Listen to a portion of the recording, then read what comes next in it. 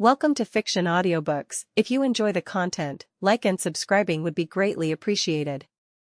If you have any recommendations for novels, comment below. Chapter 176, Chapter 168. It was a beautiful sight, the flaming wreckage of a noble phantasm fortress falling from the heavens. How ironic that my fake Leviathan took out a fortress that could almost be like Asgard if you squint hard enough. A reenactment of myth. It was possible that such an action had an effect on the actualization of the phantasm, to produce a more powerful attack.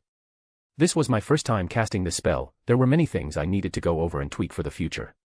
It was actually Scathack who helped me theorize this completed form in the first place, back when I was training. The others around didn't speak as we all watched the fireworks in the distance. The moment the fortress hit the ground, a colossal wave of magical energy cascaded out in every direction, enough that my hair was blown to the side. It certainly did bring a smile to my face as I pet Sir Wiggles. Well then, I guess my head isn't going to end up on a spike anymore, I said as I turned around towards Vlad. He flinched at my sudden address, maybe shocked a bit at my magical display. Perhaps we should negotiate the terms of our ceasefire, I raised my hand up and both the spear and the sword turned to point towards them. All the servants quickly regained their wits, immediately prepared for battle. I just let out a laugh, waving my hand and dismissing the spell. The massive tree, my Yggdrasil, started to wither. The sword and spear began to shrink, their presence that weighed down upon everyone was receding with the fading of the world tree. Both my spear and my sword dropped to the ground, returned to their true forms, the sword of destruction and Gibalg. I retrieved them quickly enough, and returned them to my ring. I cast one last gaze towards my tree, its entirety dissipating back into magical energy and dispersing back into the world. I'm kidding. I raised my hand up to show no hostility. I don't go back on my word. Once again, my pride would not allow it. Technically, we only agreed to allow me to bring that thing down, but it was the principle of the matter. How? Saber's master fell to his large butt, pointing at me. How is that possible? That was a noble phantasm and you destroyed it with magecraft. There shouldn't be any mysteries like that left in the world. That man was the only one to speak, but the expressions on the other mages there seemed to mirror his own. The horror on their faces, and the sheer bewilderment at what they saw. Well, his statement wasn't entirely accurate. The Queen of the Clock Tower has magecraft that's only a hair's breadth away from true magic. While she probably couldn't have done same thing as my spell, a different set of circumstances and she could have managed something similar. No, it wasn't just a spell. Siegfried spoke up. Quiet. I commanded you not to speak unless I ordered it. His master snapped at him. Yeah, Siegfried, you don't want to give away any secretive information. I also spoke up. His master turned to me, mouth agape. But I'm curious at what you have to say, Dragon Slayer. I ignored his master. That was Gungnir, the spear of the All-Father. You somehow managed to create an image of it, one that possessed the same properties, if diminished. Siegfried spoke, and his master seemed cowed by a few glares. And the sword? That's impossible in this age. The large master spat out. There had to be some other trick to it. Primordial runes. Siegfried closed his eyes, earning the undivided attention of everyone here. My lips curled up. You noticed, huh? I thought those were gone from the world. Archer muttered. You seem to have many things that should be impossible in this era, young man. Not impossible if you know where to look. I grinned. And I had the best teacher. Strange, I don't recall you being my student. Archer flashed a little smile, an obvious joking tone in his voice. I raised an eyebrow at him. You know, that really just revealed your identity. Archer just laughed. You focused solely on us servants when you had opportunities to kill a master. It's clear where you stand in this fight. I don't regret giving my identity, young warrior. He pushed his fist against his chest. I am Chiron. He said without any fanfare. Can I know the name of the one who was able to teach you? Surprisingly, the other servants didn't raise a fuss, even though they were on the same team. Though, the masters looked annoyed at him. Different mindsets beget different ideals and priorities, I suppose. Yeah, his identity made a lot of sense now. He had a little horsetail as well, no idea on his situation there since he's supposed to be a centaur, but whatever. Clearly Greek with those kind of bow skills and a tail like that, I probably would have guessed it eventually. The trainer of heroes, I guess I shouldn't be surprised he wanted to know about my teacher. Maybe his own pride as a teacher was poking through. He shrugged good-naturedly. It's as you say. The immortal witch of Dun Scaith. I answered, and it wasn't much of a secret. Besides, he appealed to my pride like that, how could I not answer in kind? There was a look of understanding that flashed across his face, accepting my answer. I'll look forward to seeing how well she taught you. Yeah, well, I don't look forward to those predictive arrows of yours. I grumbled. He laughed happily, and it was becoming difficult to dislike these servants. Master, are you planning to fight? Reiku asked. No. I proposed the ceasefire, and I will honor it for the night. I shook my head. Then perhaps we should withdraw. Reiku questioned. We'll see how this plays out.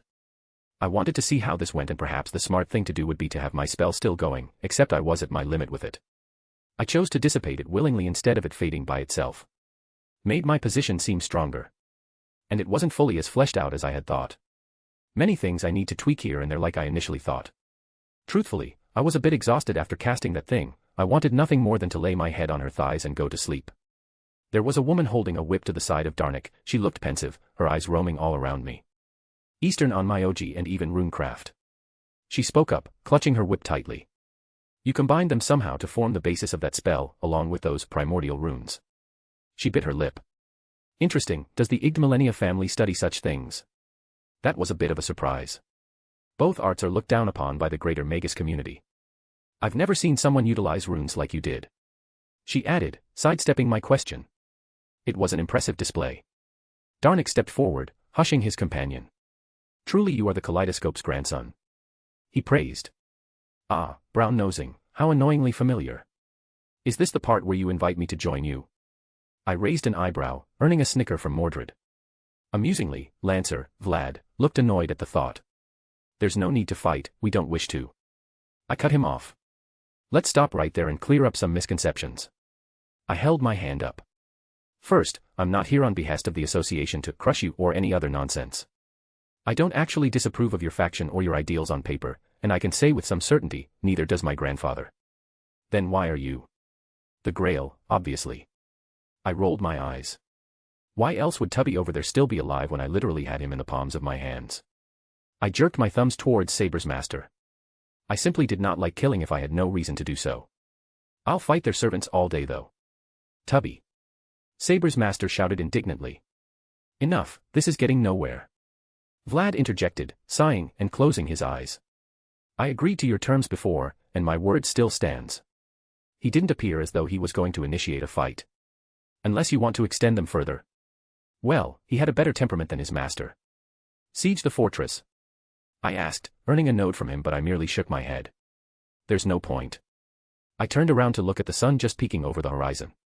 Vlad scowled but said nothing. He knew the rules and the abilities that ruler had to enforce them. Return, we're done for the night. He threw his hand to the side, commanding everyone. Oh well, it was fun while it lasted. Ryder held their hands behind their head, casually strolling by, not even concerned about what was going on. What a casual person. Still can't tell if they're a boy or girl. It's not that I cared either way, even if they wanted to identify as a neither or some other variation. I was just annoyed I couldn't figure it out. We're leaving. I looked towards Mordred and Reiku. Reiku was quiet, but she didn't speak to others unless she was forced to. Her attention was almost always on me. Mordred though, she was oddly quiet. She wouldn't hesitate to throw words at anyone here if she felt like it, but she instead opted to stand by me, menacingly, and deter the others. Well, it would be rude to stay here any longer now that the sun was coming up. With a wave of my hand, I opened a portal and they followed me through. Master Reiku immediately grabbed onto me, pushing me between her breasts. I was so worried. And you were so dashing, Mama is proud. You stupid cow, stop it.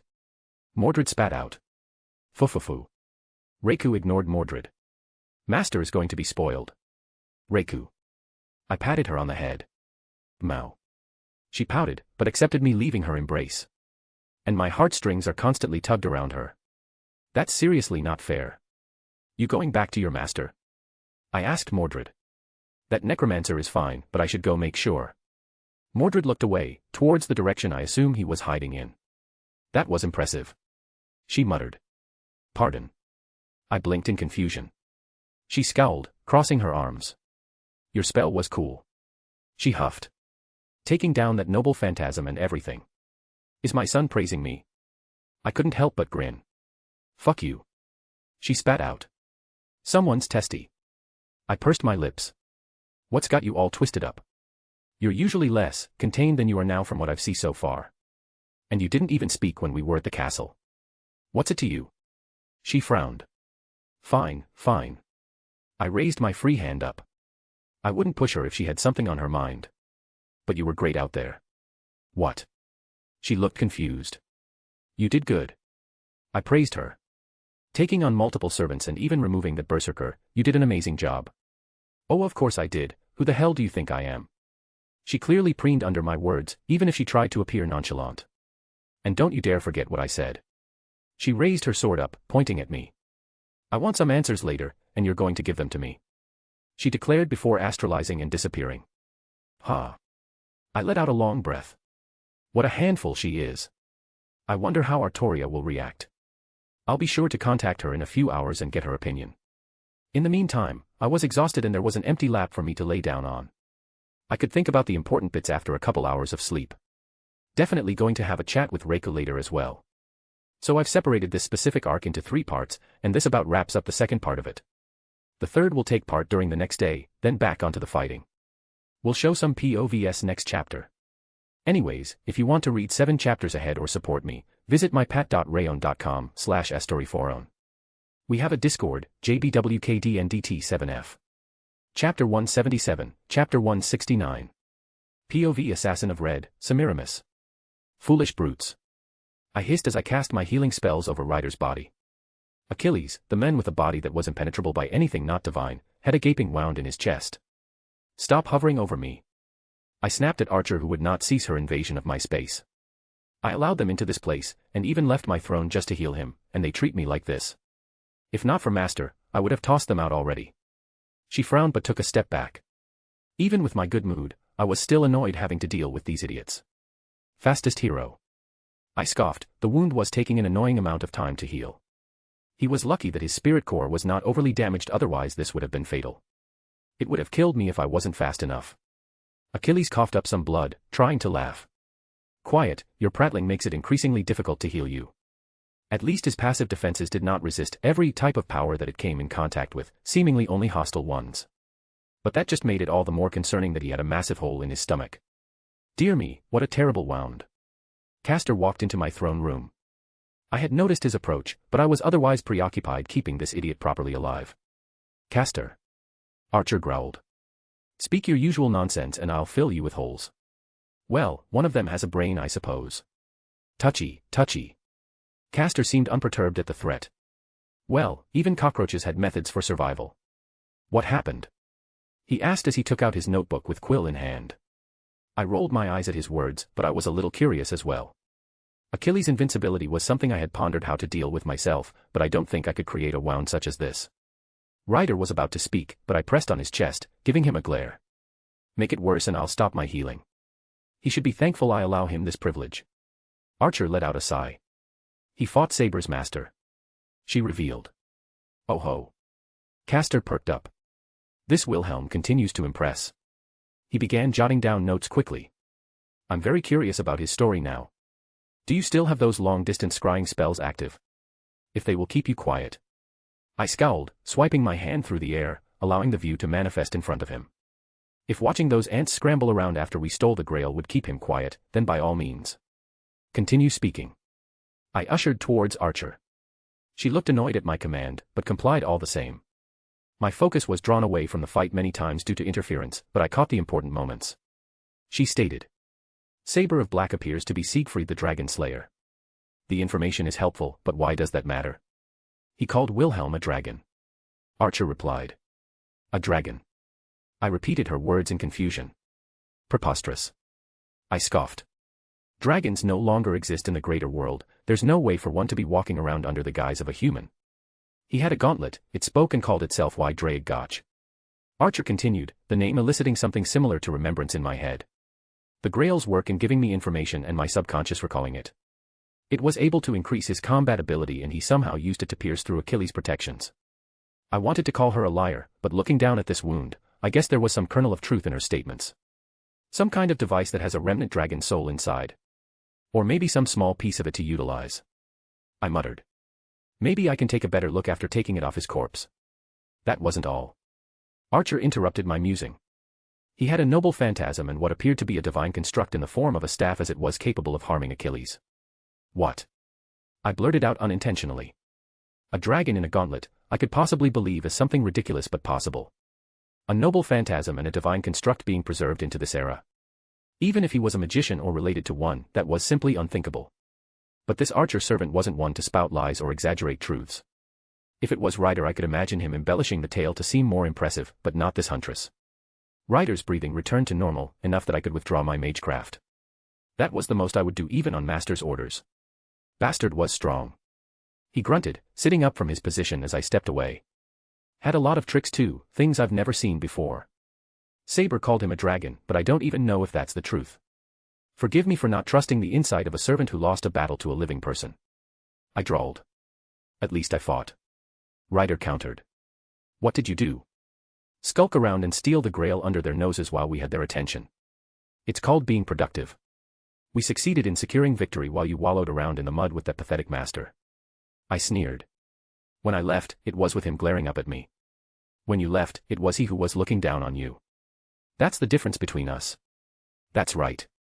There was no point in this farce of a war any longer. We have the Grail, and Master devised a way to utilize the Grail and attain a wish without the required rules to be engaged. I assisted, of course, but with this, we had won. What did you say, witch? Ryder shot to his feet, regardless of his previous wounds. I could feel my poison come to the surface. Did I stutter, or maybe he beat you a little too senseless, I'll show you a beating. He growled, spear materialized in his hand. You want to challenge me in my place of power? I couldn't help but laugh, snapping my fingers, magic circles filling the room. By all means, make a move. I goaded the demigod. These foolish men, always so easy to rile up. Stop, both of you. Archer stepped between us. We're not here to fight each other. Looking down on him, huh? Castor spoke up for the first time in several minutes now. You think he might have held a grudge? What are you talking about? I barely gave him any attention. Oh, he does not look happy. Castor began to cackle. Let him stew in his anger. It was pleasing to know he was upset after I poisoned his little rodent. He deserved far worse for what he did to my master. Yeah, don't think he's stewing unless that involves casting a giant tree over that castle. Castor looked much too interested for me to ignore him any longer. I quickly swiped my hand to bring the vision up before me. I was taken back by the massive tree that emerged from the castle, towering far above it and towards the heavens. That was not an ordinary tree. Danger. I quickly jumped to my throne, the mystic code that assisted in controlling the entirety of the gardens of Babylon. I began powering up the long-range offensive spells, targeting that overgrown shrubbery. I don't know what you're up to, but it's useless. Be reduced to ashes along with that faction. I commanded. Master didn't wish for any unnecessary bloodshed since we already acquired the Grail, but this situation called for action. For some reason, that tree gave me a foreboding feeling. The concentrated beams of ether and magical energy descended upon them like divine judgment. Still I paused when a golden light shot out, intercepting them, obliterating my magics that held them together into nothingness. And, scene. Castor snarked. In any other situation, I may have had the words to retort, but my attention was completely occupied by this magical phenomenon that was occurring below. I enhanced the visual scrying, focusing on the tree. It lit up in 9 patterns, and I realized what I was looking at. I slammed my hand on the armrest of my throne, actualizing all the defense capabilities of my noble phantasm. Shields by the dozen sprang up all around, even at the obscene cost to maintain them. It was clear he was doing something aimed at me, but it was useless. Let's see you break through my BOOM. What the hell? What's going on? The other servants shouted and panicked at the sudden attack. The garden shook, the sky dyed red, and a fiery hell burst through my gardens. Wonderful, wonderful. Castor began a mad cackle, the others braced themselves even as the gardens tilted, and began falling from the sky. I pulled up a visual image of my gardens, to see the damage. A good third of it had been entirely cut off and burned away. My hands trembled, was it rage or something else? How could my noble phantasm possibly suffer this kind of damage at the hands of a mere boy? Magical propellants were deactivated, their sequences destroyed, and altitude was dropping quickly. Defenses were down, burned away at impact. Majority of offensive capabilities were destroyed as well. I grit my teeth, expending all the magical energy I could to make sure we didn't die in a fiery crash. POV Archer of Black, Chiron, Mentor of Heroes. Damn it. Lancer slammed his fists on the table, cracking the marbled furnishing. We were made fools of. And to make matters worse, the Grail was stolen from right under our noses. He snapped his head around the room. Darnick. What happened to our defenses? How strange. The relationship between those two had seemingly been reserved and the master was being subservient to the servant. The bombs that erupted around the castle took our full attention to quench. There were lingering effects that persisted long after the initial shock. Most our defenses were brought down in the ensuing chaos. Darnik calmly explained. That damn brat did this. Gords, Saber's master, grunted, a clear distaste for that young man on his face. Who cares if he's related to the Kaleidoscope? We should have dealt with him when we had the chance. As much as I'd like him begging under me. Ryder's master gripped her whip tightly, her hands straining against the leather. Did you forget what we just saw? I've never seen runecraft like that. And that's not even considering the apparent primordial runes he used. Her head snapped to Saber. You, servant. You said you know about them, explain properly. Don't order my servant. Gords shouted. Then be a better master, you fat lard. She countered. Both of you, cease your childish bickering. Lancer slammed his fist down, conveniently forgetting his previous outburst. They were cowled immediately, despite their pride and their assumed status over their own servants, angering one they did not hold a contract with was unwise. Saber. Lancer turned to Siegfried. A proper explanation, please. The sword user had been leaning against the back wall, he perked up after being addressed. I'm sorry, but I'm not a magus. He quickly apologized. I could recognize him as the type to do so under every circumstance, even if he was not at any fault. I never had such a problem with my own students. If anything, they were a bit too prideful and unwavering in their actions. A different perspective then. Lancer added. Saber looked thoughtful for a moment before answering. It's said that Lord Odin hung himself upon the world tree, and gouged out one of his eyes as a sacrifice in a ritual to gain wisdom. This resulted in what's known as primordial runes, keys that interact with the rules of the world. Saber paused for a moment, allowing his words to sink in. If I'm not mistaken, he used them as a basis to bring about the world tree, Yggdrasil, which supported the existence of both Gungnir and Levitian from legends. It would be like calling upon Lord Zeus's thunderbolt. It wasn't the true legend, but it was a myth overcast on the catalysts he provided to structure the image. Everything was carefully thought out to bring the old age onto the modern world for a brief moment. Primordial runes were a powerful magic. They were similar to the divine words that were more prominent over in ancient Greece during my time. Written languages were not something very popular in the magical communities in my part of the world, so my knowledge was even more limited here. I'm a little glad my master was still in her room, away from this atmosphere, even if she is viewing everything through my eyes. I thought primordial runes were all gone. The only rumors I've heard about them have been broken pieces popping up every now and then. Gords clenched his fists. His teacher. I decided to speak up, drawing their attention. He said the immortal Witch of Dun Scaith was his teacher. That title was familiar, but I couldn't place it. Darnik, look at me. Scathack. I said plainly. How amusing that she raised the Irish Hercules and I'm now facing another of her students. I guess one could say she was the Irish Chiron, or perhaps I'm the Greek Scathack. It was an amusing idea. It makes sense. Lancer spoke up. The Grail gave me her information, the basics at least. She was a master of runes, and a warrior queen who taught Siu Chillin of Ireland. Shouldn't she be dead? The age of gods ended, how did he learn from her? Ryder questioned, standing happily near his master. I think many couldn't tell his gender, but maybe my teaching days gave me some insight into the matter. The legends say she retreated from the world into the land of shadows, nothing about her ever dying. I shook my head. It's probable he had gone there if he is related to the manipulator of parallel worlds. I couldn't claim to know what went into that magic, but it seemed to line up with what we know so far. Many strange things about him, from noble phantasms to divine weapons, and even a dragon. It was strange to see Achilles, another of my former students, suffer such a grievous wound at his hands. My hands itched looking at the young man, the desire to give him some instruction. Was I a bit envious of his teacher? I don't think I ever had a student who excelled in magecraft like this young man did. It would have been an interested time teaching him properly if he lived during my era. Tisk. Gords clicked his tongue. Maybe if Assassin hadn't disappeared, we could have used them to kill the bastard. Unlikely, but not impossible. Still, having the assassin servant around would have been greatly appreciated. We're already missing our caster because he's holed up in his workshop for a project I'm not privy to. But I guess we have him to thank for the golems, otherwise the dragon-tooth warriors would have been an annoyance to deal with along with the servants. And what would Assassin have done about that spell? Ryder's master snapped. It took down that huge damn fortress in the sky. She was clearly still on edge after that ordeal, I couldn't blame her. Such blatant magical sights were not common these days. Is the division that researches on Myoji still around? I want to ask them some questions. Darnik shook his head. They were sent away along with the others for the duration of the war. Archer. Lancer's voice resounded throughout the room. You lived during the Age of Gods and had interacted with Greek pantheon. Yes, I was familiar with various gods during my years. I was taught my skills by both Lady Artemis and Lord Apollo when I was younger and had spoken with several other gods throughout my long years. That spell. Lancer said quietly. What are your thoughts?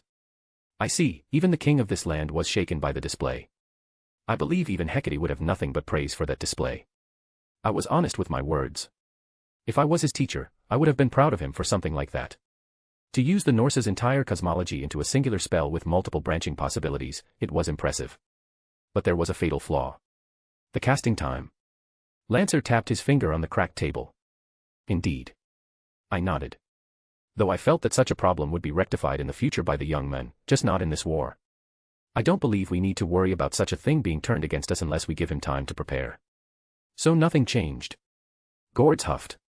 All he has to do is cast it as soon as the sun goes down, and aim at us from wherever he's hiding. We're sitting ducks. He already revealed he would not take that course of action. I held back a sigh. Gords was the type of person I disliked dealing with the most.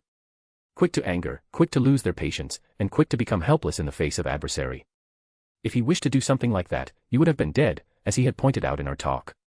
Gords pursed his lips, as if he wanted to retort, only to mumble under his breath and back down. This Wilhelm had his own pride, and I doubt he would step on it himself. We need a better plan of attack. Lancer said, his voice not loud but carried over the room. He has another servant allied with him, meaning they have 3 individuals capable of fighting us head-on. Yet, even with our numbers advantage, we can't deny we lost this night. Is he going to be our focus? I asked. No. Lancer shook his head. Retrieving the Grail takes priority. They took it for a clear reason. It's as the boy said. They could potentially use it for something or maybe bypass the restrictions somehow. He turned to look at Darnik. Darnik. In your opinion, how long would it take to crack the defenses and restrictions on the Grail in their shoes? He blinked at that questions, looking deep in thought before answering. 3 days, possibly less. But it's merely theory, even after having examined it myself for many years. We simply did not have the ability knowledge to safely do so, but a caster-class servant utilizing resources like that flying fortress. Good. Lancer looked pleased at Darnik's expertise. Then we'll be the ones attacking this coming night, the roles have been reversed. I'll fight him. Saber spoke up, standing up straight. Wilhelm. I will bet myself against him. Are you confident? Lancer stared at the Dragon Slayer. No, I cannot give my guarantee of victory. He is not like the evil dragon I slayed in my life. And my instincts are telling me that the dragon within him would easily trample Fafnir, but it's something I must, no, something I wish to do. He looked steadfast in his decision, a look in his eyes that mirrored the resolve within him. I'll leave him to you then. I couldn't help but smile. Saber was someone who I would gladly fight shoulder to shoulder with. Gord scowled at his servant's decision. You barely held your own with help, and now you want to fight him yourself.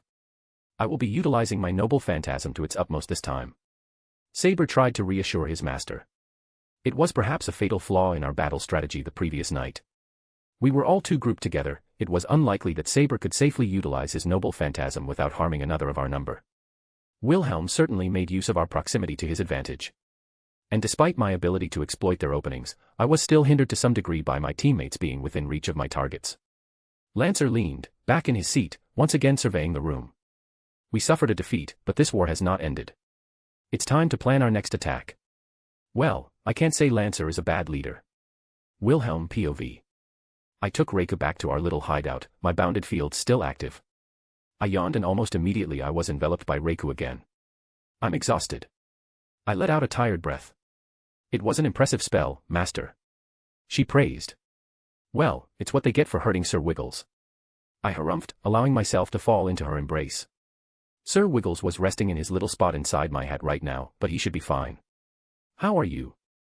I looked up into her eyes. I'm fine, Master. She gave a bright smile, but something felt off. Reiku. I poked her. What happened with the Lancer you fought? He's... Reiku paused. I will deal with him the next we meet. She stated. I looked into her eyes, and she looked away, not wanting to meet my gaze. I pursed my lips and poked her side, and she still didn't give in. Reiku, we're a team. She made a little noise, but still didn't answer. If you tell me you want to fight him, I won't tell you no. But you need to be honest with me. Karna. She said quietly. He is Karna, the Indian hero. Oh. I replied plainly, until the truth finally set in. And you're the daughter of Gozutenu, who is Indra. It started to make sense now. Heroic spirits were more than just human or mortals. They were their legends, that meant she was being affected by her half-brother's link with Karna due to sharing Indra as a father, being intertwined in the same sphere of influence.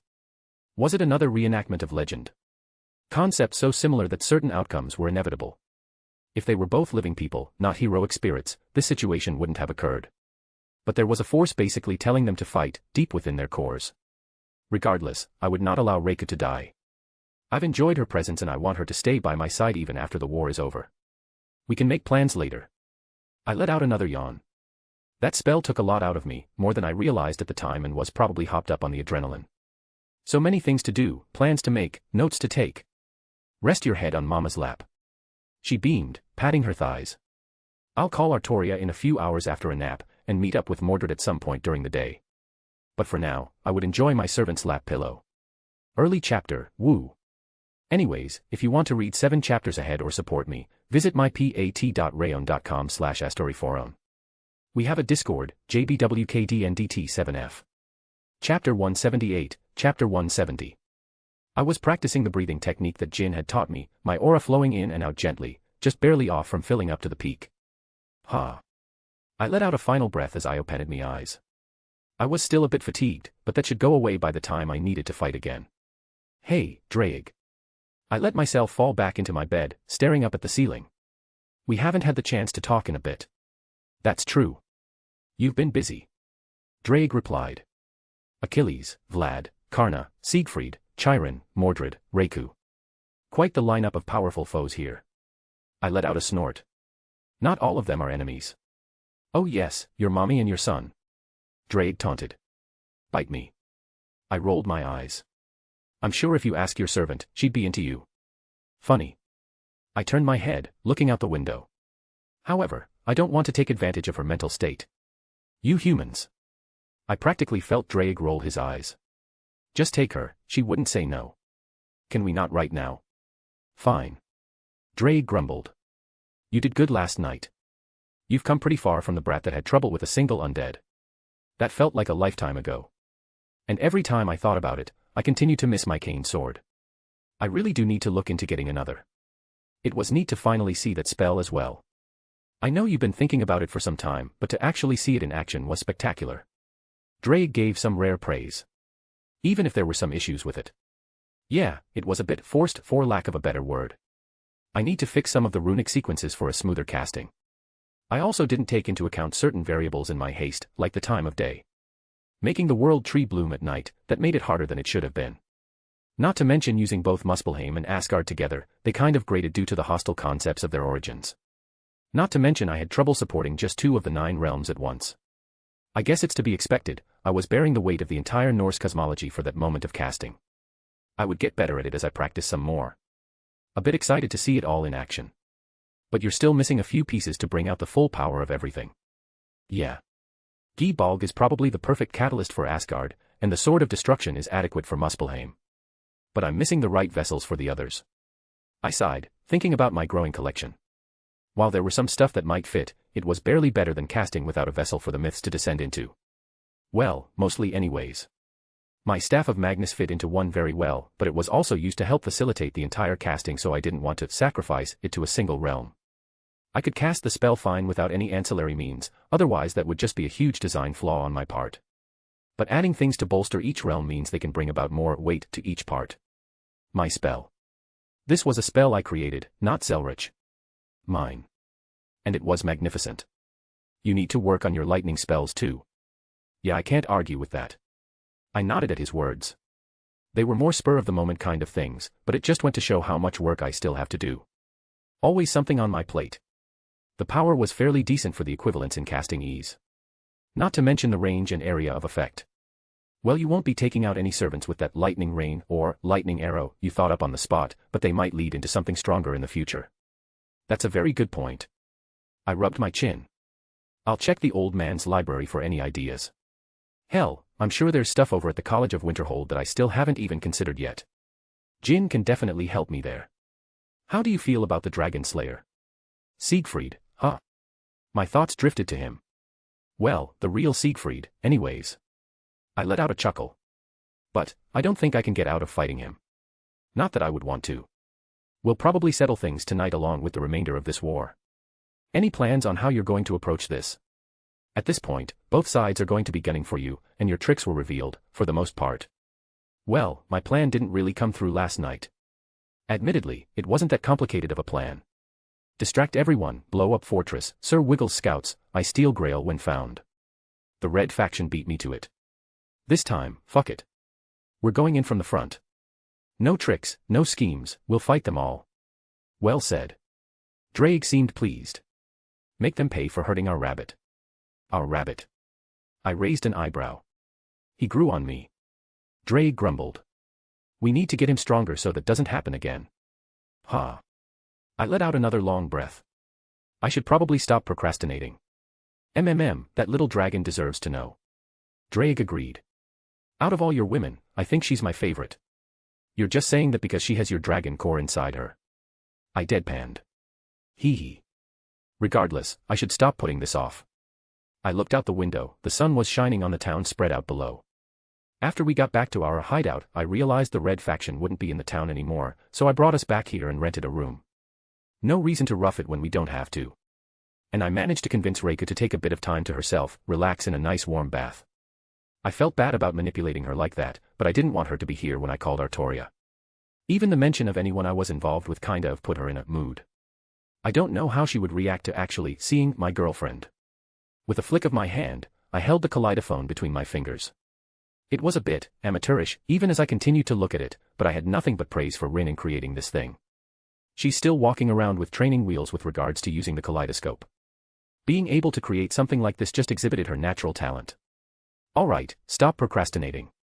It wasn't difficult to connect to Artoria's, it was very similar to calling another phone. I felt the faint fluctuations of the kaleidoscope being manipulated, pulling on my own magical energy to facilitate the process. The device flashed a few times before an image came into view. Wilhelm. Artoria appeared on the screen, her voice coming in clear. Hey there. I couldn't help but smile at seeing her face. It was hard to resist the urge to jump over to her and wrap her up. Are you okay? She sounded concerned. I am prepared for battle if you require assistance. I'm fine, really. I reassured her. But it was nice how quickly she was willing to jump in if I was having a difficult time. I just wanted to talk to you about a few things. A social call. She tilted her head, her bright smile appearing. I'm glad you are not troubled then. If you wouldn't mind, I would like to hear about how the war is going. Well, good, I guess. I don't think it will last past this next night. I replied. Have you figured out the other servants' identities? She inquired. Some heavy hitters here. Achilles, Karna, Siegfried, to name a few. She blinked. Are you sure you do not require assistance? I am aware of those names, and they only fill me with unease. It's fine. I've already faced them all at some point. Besides, my servant is a monster herself. Herself. Artoria raised an eyebrow. Something you wish to tell me? It's complicated. She pursed her lips.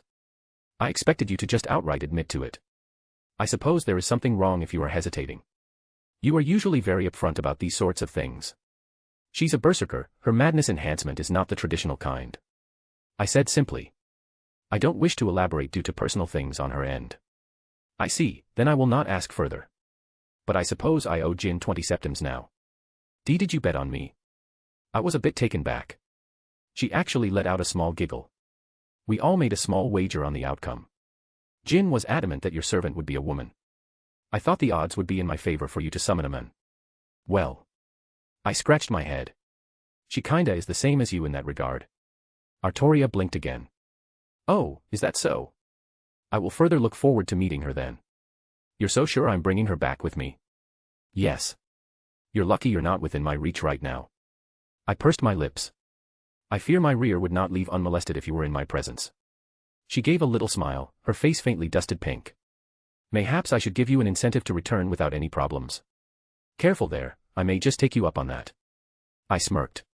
She didn't reply, instead it looked like she set the phone down, and I heard her moving around for a few moments, unable to actually see her. The visuals flashed all over the place before they settled back on Artoria, her holding the phone up to her face again. This time, she was sporting a bright red complexion and she held her hand up for me to see, a pair of panties dangling there. I raised an eyebrow. Someone's being bold. And consider me incentivized. It's great how much she's opened up since we started our relationship. Maybe this method of communication was also giving her some confidence to be a bit more forward since I wasn't immediately there. Are you ready to speak about the true reason you called me, then? Her demeanor shifted, catching me off guard.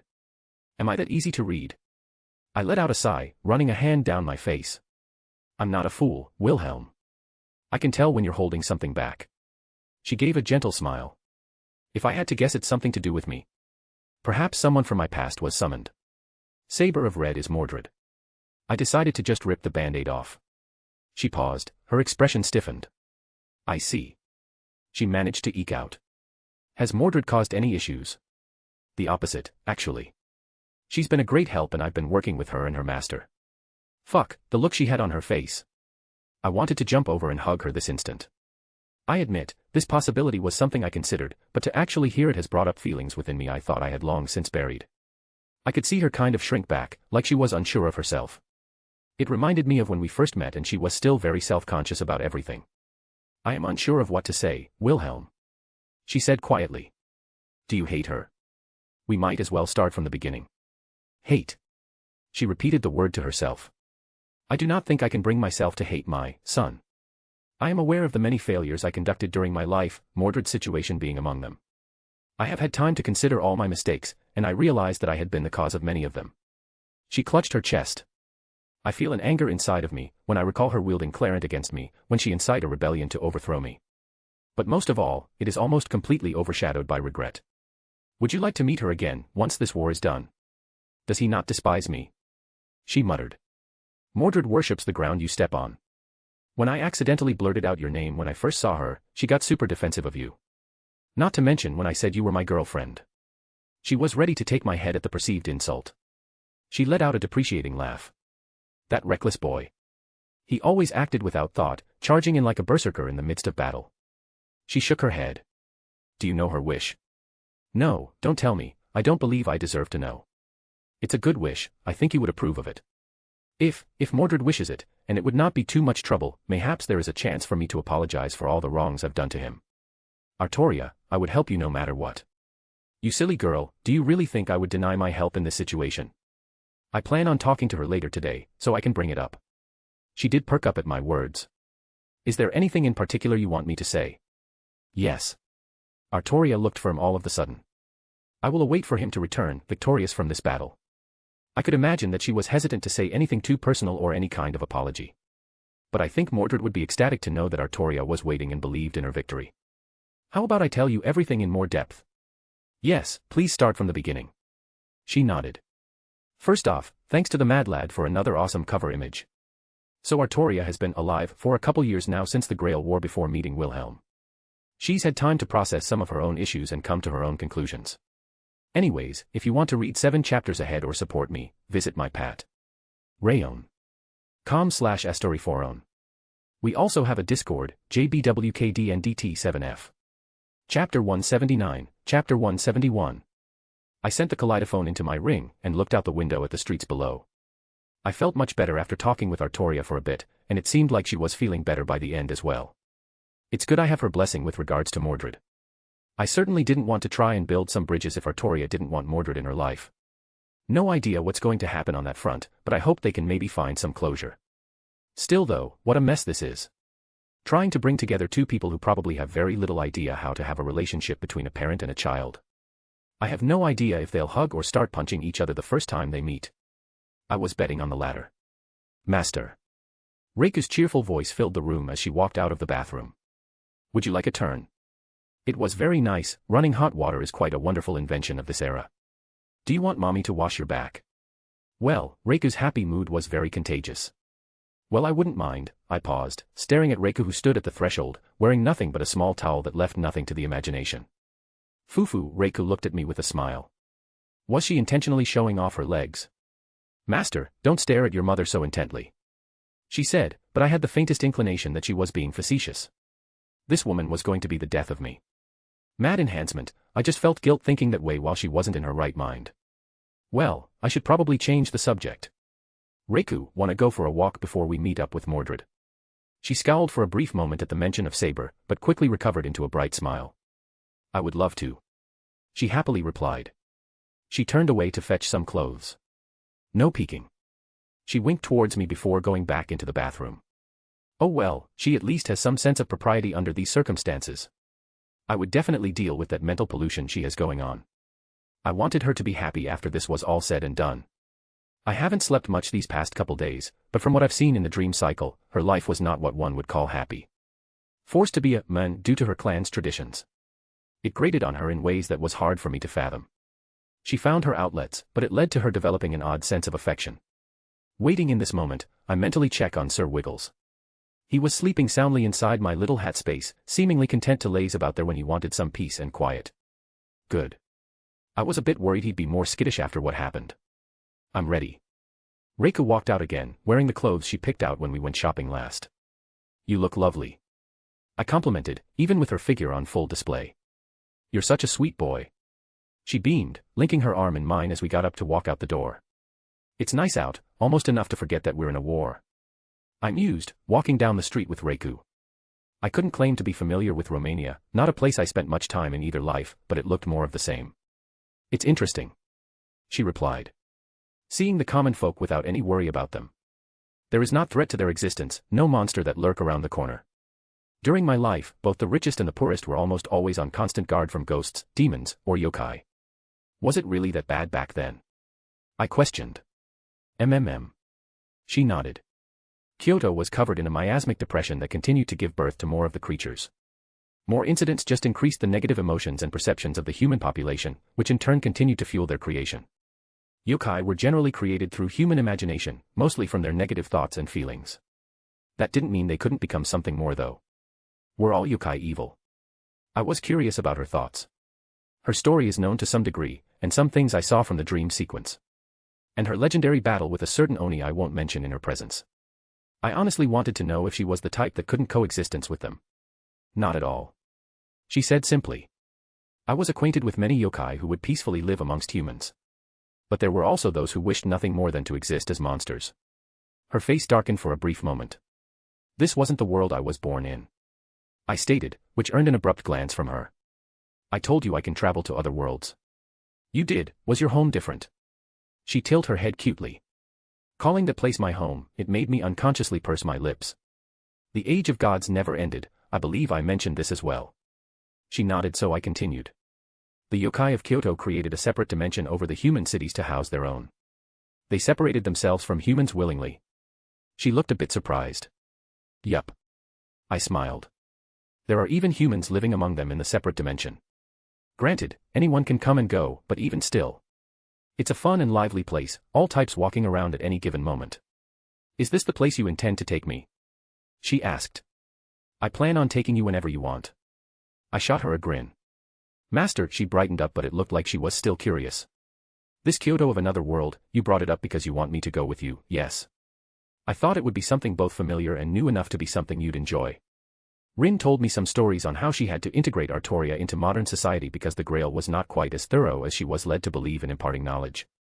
Thought I'd get a head start on that with some planning. I'm willing to follow you anywhere, Master. She smiled. Well. I wanted to gauge her reaction. You'll be able to meet my daughter. Daughter. She sputtered in surprise. My cute little daughter. I laughed at the expression she was making. It wasn't that angry look I half expected, but some kind of bewilderment. She's a yokai, a little fox you might say. But, Master. She grabbed me tight. I'm not prepared to be a grandmother. Cute. I couldn't help but pat her head. My Kuna would adore you. I reassured her. Obviously it would be after removing her madness. Want to see a picture? I whispered. She bit her lip but nodded her head. I quickly took out my phone and swiped to the pictures of her. A nine-tailed fox. Reika blurted out, surprised once again. Master, those are calamities. She looked at me with worry in her eyes. Really, you want to tell me this is a calamity? I asked as we swiped through pictures of Kuna just being her cute little self. Besides, her mom is a Miko for Amaterasu and rules over half the yokai in Japan. If anything, they are keeping everything safe. Reiku just made a confused Reiku sound. Want to hear about the time I went to Yomi? Master. Reiku whined. I'm going to faint if you keep this up. Teasing Reiku was more fun than I thought. In all seriousness, I'm actually friends with Izanami no Makoto. Her mouth hung open, gaping at me. Master, I forbid you from seeing her again. Her voice became a tone higher. Why you are not to associate with Japan's death goddess? She wagged her finger like she was scolding me. I could imagine the misconceptions she has about my Izzy as opposed to the legends of the one here. Oh look, it's Mordred. I pulled on her arm feigning ignorance. Master. She pouted, but allowed me to pull her all the same. I actually did see Mordred a bit away. I figured it was time to get our little chat out of the way. I'm sure there was a lot that needed to be said, and I wanted to pass on Artoria's words. Chapter is on the shorter end. I think I wrote this when I was running really late from work last week. I wanted to give some time with the MC and Reiku together since I've been focusing on other characters a lot. On a side note, Yelan came home, smiley face. Anyways, if you want to read 7 chapters ahead or support me, visit mypat.rayon.com/estoryforon. Chapter 180, Chapter 172. I gave Reiku a little hip bump as we walked down the street. She shot me a little smile, poking me with a cute little laugh. It really did brighten up my mood when she was happy. The area around her seemed to brighten at her upbeat demeanor. That should be them at the end of the street. I nudged her again to gain her attention, jerking my head towards that direction. She pursed her lips looking over there. From the outside, it didn't look like anyone was there, but the faint fluctuations of magical energy were hard to miss to those who could sense such things. A few bounded fields layered upon one another. If I had to guess, mostly to keep people out or stall for time if the worst happened. Master. Reiku pouted a little. Do we need to meet with them again? She latched onto my arm. Wouldn't you rather spend the day with your mother? That smoldering look in her eyes did make me hesitate, but I did need to speak with Mordred. I couldn't help but put my hand on her head. I promise we'll be able to spend lots of time together after. Mama will hold you to that. She beamed happily, but there was still a faint sense of depression in her tone. I held back a sigh. It just keeps making me feel bad that she's like this. I can see the person underneath, but her mad enhancement is doing God's know what to her mind. It was frustrating. I just shook my head in resignation. I kept telling myself this to settle my own conscience, but I'll definitely help her once we're done. Approaching the bounded field, there were no surprises, and it was obvious they were expecting us. I just did the magical equivalent of knocking on it to let us in without disrupting the spells. The part immediately in front of us pulsed, as if inviting us in. Well, no need to refuse a polite invitation. Reiku didn't speak, but followed me inside. We were greeted by the sight of both Kairi and Mordred sitting at the table of a little cafe, completely devoid of people. Well, not completely devoid, there appeared to be a barista inside and a server who was sitting down due to the lack of customers. Kairi gave a little gesture of greeting, and I noticed his lack of sunglasses, even though it was very bright outside compared to the last time we met during the night. It wasn't very important, but I was nonetheless a bit curious. Mordred looked at me strangely, and I raised an eyebrow as she almost mechanically played with a cat in her arms. And she was sporting some modern-day clothes. I wanted to comment on how cute it was, but I was going to try and keep the teasing to a minimum for now. She didn't immediately react with any kind of disgust or annoyance when seeing me, so I thought that was progress. Impressive bounded field. I decided to speak first. You couldn't even tell there was a cafe from the outside. Using the idea of a mirage over the standard illusion would probably throw most magi for a loop the first time they saw it. Something I picked up doing a job in Egypt. He said nonchalantly and gestured towards the open seats across from him and Mordred. Nice little spot you found. I decided to be a gentleman and pulled out Reiku's chair for her. The smile she gave could melt ice. I joined her quickly enough, taking a glance all over. 3 escape routes, backs to the wall. I tapped the table, pulsing a little bit of magical energy. Oh, an interesting method of reinforcement. And perfect to use as a quick shield. He didn't seem at all nonplussed by my discoveries. You can never be too careful, he said simply. With all the things going on these days, a bit of paranoia is healthy. He reached into his leather jacket, pulling out a newspaper and tossing it onto the table. The look he gave me basically said to give it a glance. I mentally shrugged, picked it up and read the title. I furrowed my brow as I processed it for a moment. The Return of Jack the Ripper. I repeated the heading out loud, setting it down, and tapped on the table in thought. You must have some certainty if you're showing me this. You don't seem the type to make assumptions. I was contacted by my employers at the Mages Association. A priest in Bucharest reported it up the chain, and since there was a Grail war going on nearby. Damn it. I pulled my hand down my face. I haven't met either of the assassins yet. I let out a sigh. Too many coincidences then. Bucharest is the capital of Romania if I'm not mistaken, and it shouldn't be too far away. Well, I could get close enough with a portal by eyeballing it regardless. Yeah. Even Kyrie let out a sigh. The higher-ups told me to take care of it. It's drawing too much unwanted attention. What horrible timing. I pursed my lips. I doubt the war will still be going by noon tomorrow. Kyrie didn't reply but gave a "what can you do" gesture. Ruler's probably aware too. I grunted in annoyance. If we don't deal with it, it's entirely possible she puts the war on hold until it's dealt with. Rulers had that kind of authority with command seals to back it up. I had no doubt her skills included some kind of revelation or clairvoyance that would alert her to disruptions to the war. Who knows if the real Big G was sending her missives, or the counterforce was acting through her in some capacity.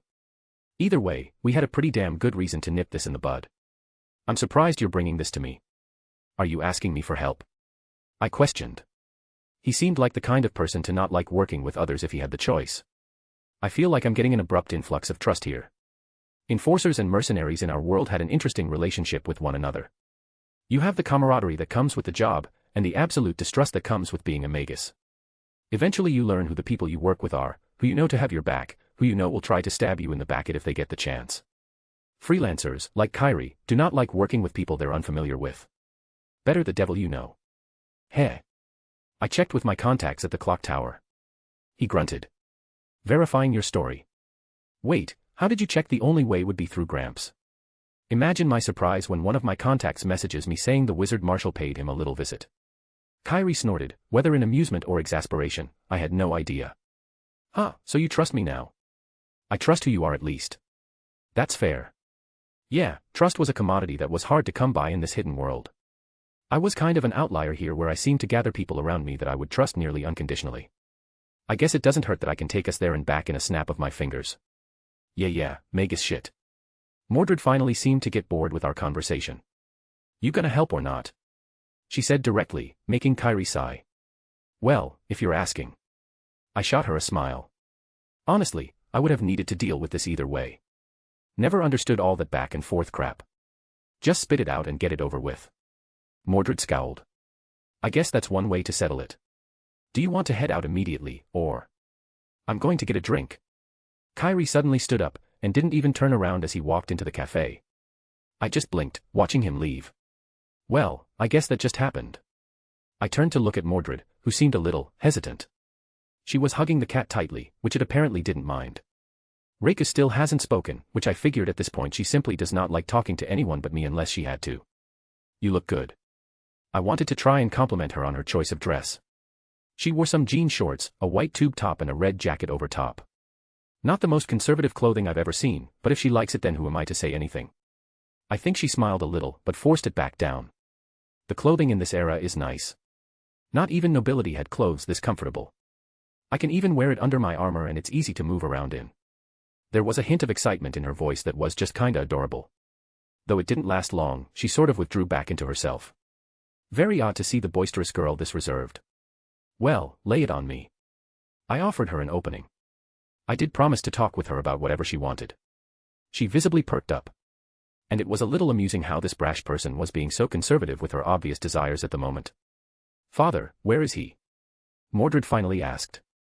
I wanted to tease her, but I knew now would be an inappropriate time. She's in another world at the moment. She's running around with Rin, her master and friend while they do whatever it is she's wanting to do for her studies. Another world. Mordred mumbled. So I wouldn't be able to meet him even if I won. Says who? I commented, breaking her from her thoughts. I'm here, aren't I? I can take you there if that's what you want. She frowned. And what do you want in return? She looked a bit serious. I think her only examples of magi were her mother, Merlin, and now Kyrie. All of which no doubt emphasized the benefits out of every interaction. Do you plan on attacking her when you meet? I asked. Mordred scoffed. I'm not going to go berserk. There was a joke to be made there, but I held back. Then I don't mind taking you anywhere you want. I tried my best to reassure her. If you want a new start somewhere, I know plenty of places you could thrive. If you wanted to go meet Artoria. Would father even wish to see me? Mordred said quietly, bringing the cat up to sort of hide her face. I rebelled and killed him. I ended his perfect kingdom and his legacy. It was funny in a sad way how they both said the same thing. I spoke with Artoria earlier. I replied. She looked at me intently again. I explained everything that was going on and all the servants who were summoned. So father knows I'm here then? It was a rhetorical question on her part. Did he tell you to stay away? Nothing of the sort. I denied. She was interested in how you've been doing. And at the end, she asked me to pass on a message. A message, from father. Mordred didn't really seem to know how to react to that. It was something along the lines of, if you desire, I'll be waiting for you after you win. I smiled. Mordred looked, surprised at the message. Father really said that. There was a trembling in her voice. Father doesn't despise me. He actually wants to see me and believes I'll win. Fucking hell. What had Mordred been through that those few words would elicit such a reaction? We got a few more minutes to kill, want to hear some stories about Artoria in the meantime? I offered. Father's exploits. Mordred seemed quick to calm down, back to her usual haughtiness. Sure, I guess. She tried her best to sound uninterested, but the way her eyes sparkled gave away her true feelings. It was hard to resist the urge to pat her head. Non-canon Omake. Wilhelm Attorney at Law Round 2 Part 2. The judge slammed his gavel down, quieting the courtroom. This court is now in session. There was a lot of build-up between when I first came and now, but I wasn't really paying attention. I'm sure it wasn't anything important. I took out my phone and started going through my pictures. Hey. Loki whispered, elbowing me. What? Pay attention. He hissed. Yeah. I ignored him, still scrolling through some pictures to pass the time. Hey. He hissed again, elbowing me a little harder. Wanna see? I grinned. What in the 9 realms is so damn interesting that you're ignoring my trial? He whispered with a little bit of venom in his voice. I tilt my phone over for him to see. He rolled his eyes. How uncouth. He said dryly. Yes, it's a naked woman, very humorous. From last night. I smirked. Do you want a trophy? He scoffed, glancing down again. Though, she does look familiar. Do you have one of her face? Nah, just a few shots like this, or if you want to see something more intimate. Absolutely not. He scowled. Mr. Schweinorg. The judge's voice overtook the room. Are we boring you? I cleared my throat, putting my phone away. No, Your Honor. Then why do you have your phone out in my courtroom? He raised an eyebrow. Well, Your Honor. I straightened my tie. I'm already having to work from scraps here to build a defense. I needed some access to the internet. You wouldn't want this case to be retried because of my incompetence, right? His narrowed his eyes. And how exactly was this helping your case? He raised his gavel up towards me. It involved Loki's mom. I replied without hesitation. What? Loki stood up, slamming his hands on the table. Loki Odinson, sit down. The judge yelled as all the guards raised their weapons. There was a fury in his eyes, and I couldn't for the life of me place it. But he sat down all the same, promising death with his glare. I wonder who he hates so much. I will tentatively allow this, Mr. Schweinorg. The judge grunted. Do not abuse this privilege. Any other time, I would have you in contempt for such a thing. I'm going to kill you. His whispered words like knives into my ear. Someone got up on the wrong side of the bed. I hummed. You know who also. One more word. Loki interrupted. One more, I dare you. I don't like being threatened. Your Honor, I would like to call Loki Odinson to the stand. I stood up, pointing at my client. What? Loki blinked. I wasn't prepared for this. Aren't we supposed to have a back and forth about what questions you're asking? You'll do fine, I promise. I pat him on the shoulder with a smile. I am not filled with confidence. He drawled. That's strange, I'm usually a pretty good liar. I appeared thoughtful. He started walking towards the stand then stopped. Wait, what? Go. I shoot him forward. Loki growled but still moved towards the witness chair. Loki Odinson. The judge asked as he placed his hand on a Bible. Which was odd to ask a Norse god to do. Do you swear to tell the truth, the whole truth, and nothing but the whole truth, so help you God? I swear to tell the truth in my name, yes. He said dryly. The judge let out a sigh. That's fine. The defense may proceed. I happily jumped to my feet. Loki Odinson. I grinned, looking at him. Is it true you once? I did not have intercourse with a horse. He slammed his fist on the bench, cracking it. The courtroom got silent. What? The judge questioned. Can we ignore that very strange outburst from my client? I asked. Proceed. The judge rubbed the bridge of his nose. And Mr. Odinson, no more outburst like that. As I was saying. I clapped my hands. Loki Odinson, is it true you once coveted the throne of Asgard? Of course. Loki said without hesitation. It is mine by right. His eyes darted towards Thor, who watched from the corner. And I would have been a much better king than my oaf of a brother. Interesting. I nodded my head. Then why come to Earth? Is there something here you wanted? Loki visibly scoffed. Of course not, what would a god like me want from this ball of dirt? So these, I swept my hand around the room. Humans are beneath you. You didn't intend on conquering Earth to build up an army and take Asgard. You mortals trying to siege Asgard. Loki actually laughed. I guess meat shields would be beneficial to any army I roused. The people in the courtroom got angry, even the jury looked rather put off by his statements. I glanced at the prosecution, who seemed just baffled at my line of questioning. I straightened my tie again. He was trying to play chess while I was over here playing Mario Party. And everyone knows that Mario Party is complete and utter bullshit. So if I'm getting this straight, you attacked Earth for the hell of it. I am a god. Stepping on ants is not something I do for fun, just a hazard of my existence. He turned up his nose. Uh-huh. I nodded. And why did you come to Earth? Pardon. Loki Odinson, why did you come to Earth in the first place? He looked blank for a moment. I do not need to reveal my intentions to this group of primates. I will not be judged by you mortals. Again, everyone turned to him with complete contempt. Wonderful. I replied.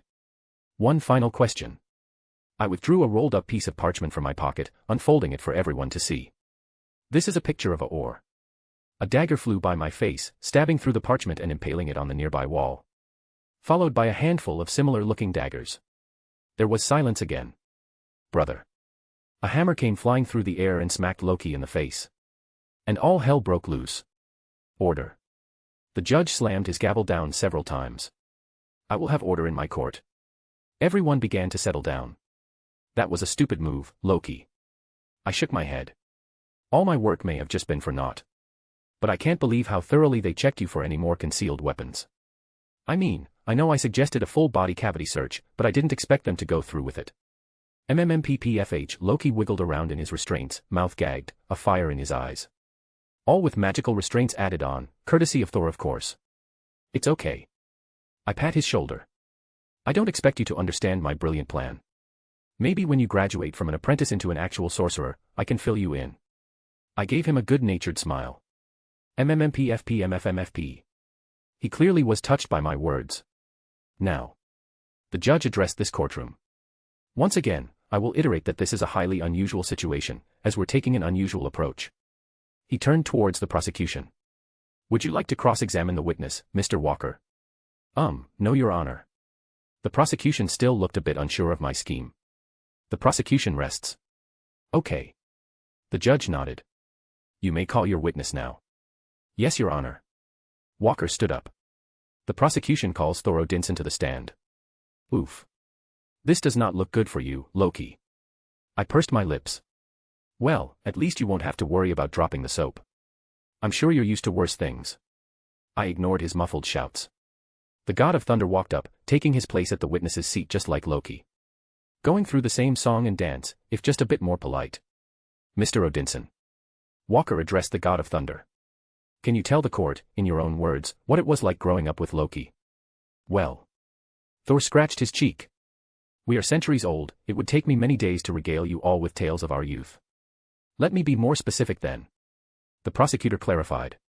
Did your brother ever do anything mean? Mean. Thor looked surprised by the question. And I could tell he had no idea what was going on, as this was probably his first look at our legal system. Yes, I do remember one particular instance. When we were children, there was this time and Loki transformed himself into a snake. I, loving snakes as I do, went to inspect the creature in my arms. Holding it close to me, he transformed back and went, Naya, before stabbing me with his knife. All eyes turned to Loki, who looked rather proud of himself. Walker looked happy as well at Thor's words. And were there similar incidents during your childhood? Thor looked thoughtful. I remember quite a few. He smiled. There was the time he tried to drown me. The time he pushed me in front of a galloping horse. The time he tripped me off a waterfall. Oh, and there was the time he shot me in the arse with an arrow. Objection, Your Honor. I called out. Under what grounds? The judge asked. Under the grounds that this is bad for my defense. The judge looked unamused. Proceed. He said dryly, looking back towards the prosecution. Sorry, Loki, I tried. I shrugged. I'm sure his muffled screams were words of encouragement. I just kind of ignored the next hour or so of testimony by Thor. Instead, I took out my phone again and began playing on it while Sir Wiggles handled this part. He would keep me abreast of any important turn of events. Hey Loki. I nudged my client when a question popped into my head. If you were able to magically conceal some knives on you, why did you just escape during the chaos with your magic since it wasn't sealed away? He turned his head to look at me, then slammed it on the table. I pat his shoulder again. It's okay. We all made those kinds of mistakes when we were at that level. You have nothing to be ashamed of. When you become a master, you'll be able to look back and laugh at this. MMMPPPPPFFFF, he cried out. I was proud of him. He was already able to laugh so hard at the situation that he began to cry. Defense. The judge called out. Yes, Your Honor. I perked up. It's your turn to cross-examine the witness. He gestured to Thor. Of course. I smiled, getting up from my seat again. I walked up, leaning against the witness chair. Thor Odinson. I greet politely. Big fan. Oh, it's nice to meet fans. Thor gave a smile reminiscent of Thorum. Indeed. I nodded. I'm a bit of a sorcerer myself. I even have a lightning spell that I named after you. I was only gushing a tiny bit. A spell named after me. Thor looked surprised. I am flattered. Well, just needed to get that out of my system. I ran a hand through my hair. Well, how about a question, eh? I gave a small chuckle, one shared by him. Thor Odin, would you please tell us, in your own words, how you would describe your brother? Describe Loki. Thor questioned again. Well, I suppose cunning would be the best description. Even when we went of foolish quests and might have otherwise met our ends, Loki often saved us by his cunning mind. Cunning. I repeated, a bit louder, turning towards the jury. The man who had been stabbed by his brother as a child called him cunning. I gestured to the god of thunder. And Thor. I continued. What part of his plan in taking over the world was cunning? I don't quite understand. Thor seemed lost. His plan for conquering the earth. Can you please point out the cunningness of it? To get an alien army to attack a single city, to target a single group of people and focus so intently on them that they were able to defeat said army. Which part of this plan was cunning? How about a more recent example? What cunning man would openly mock the very people we're going to judge him? Objection, Your Honor. The prosecutor jumped up. He's leading the witness. The judge turned to me. Schweinorg. I'll be more direct with my questions. I waved it off. Thor, how would you go about conquering the planet? Me. He looked thoughtful. As just a thought, I would besiege your industries of produce. Your planet does not have access to resources outside your race. You have no alliances, no talks with other species. Your people have yet to truly leave your own atmosphere. We are a long-lived race, we could simply wait you out while removing your sources of sustenance. There were murmurs amongst the crowd. Schweinorg, you better be going somewhere with this. The judge grumbled. I am Your Honor, I would like to request a little leeway here. The judge let out a sigh. I'll allow it. Good. I nodded. As I was saying. Based on your words, we can accept that Loki's plan was not the most brilliant one he's ever come up with. I would say, no. Thor agreed. So a plan to conquer an entire planet, an entire species was, rushed. Half-hearted. Does this sound like the normal Loki to you? I asked Thor again. When you say it like that, I agree that Loki's actions are out of the norm. He shot a look at his brother. It's almost like, I turned to the jury again. He wasn't in his right mind. I declared. As if he was being controlled. I slammed my hand down on the bench. Object, Your Honor, speculation. The prosecution rose up again. Sustained. The judge agreed. Rephrase that, Schweinorg, or move on. Very well. I straightened my tie. It's public knowledge that Loki had a scepter that could control people's minds. So, Thor Odinson, are you aware of where he procured such an item? I am not. Thor admitted. So it's unlikely he just picked it off the street. He hummed. If his own brother, whom had been stabbed by him in the past, admits that Loki was acting out of character, is it so hard to put two and two together here? Objection. The prosecutor rose again. It's been noted that the staff has to amplify certain emotions to successfully control someone. Yes, we all read the report for the trial. I waved him off. I will better explain. I turned to Thor again. Thunder God. You mentioned that Loki would oftentimes bully you children, yes. That is an adequate way of putting it. He nodded. Pulling your hair, making fun of you, pulling pranks to get a laugh. Aye, those were common occurrences. He unconsciously reached for his hair. So, he had been seeking your attention, has he not? I turned towards the jury once again. Loki Odinson is someone who sought Thor's attention ever since they were young, I declared. And has that ever changed since growing up? Nay. Thor confirmed. These have become common occurrences throughout Asgard and no one questioned them anymore. Very interesting. Mr. Schweinorg, this is your last warning, you are getting off topic. The judge spoke up. Your Honor, I am truly working towards something here. Last warning. He said again before ushering for me to continue. I nodded at his meaning, my goodwill was running short.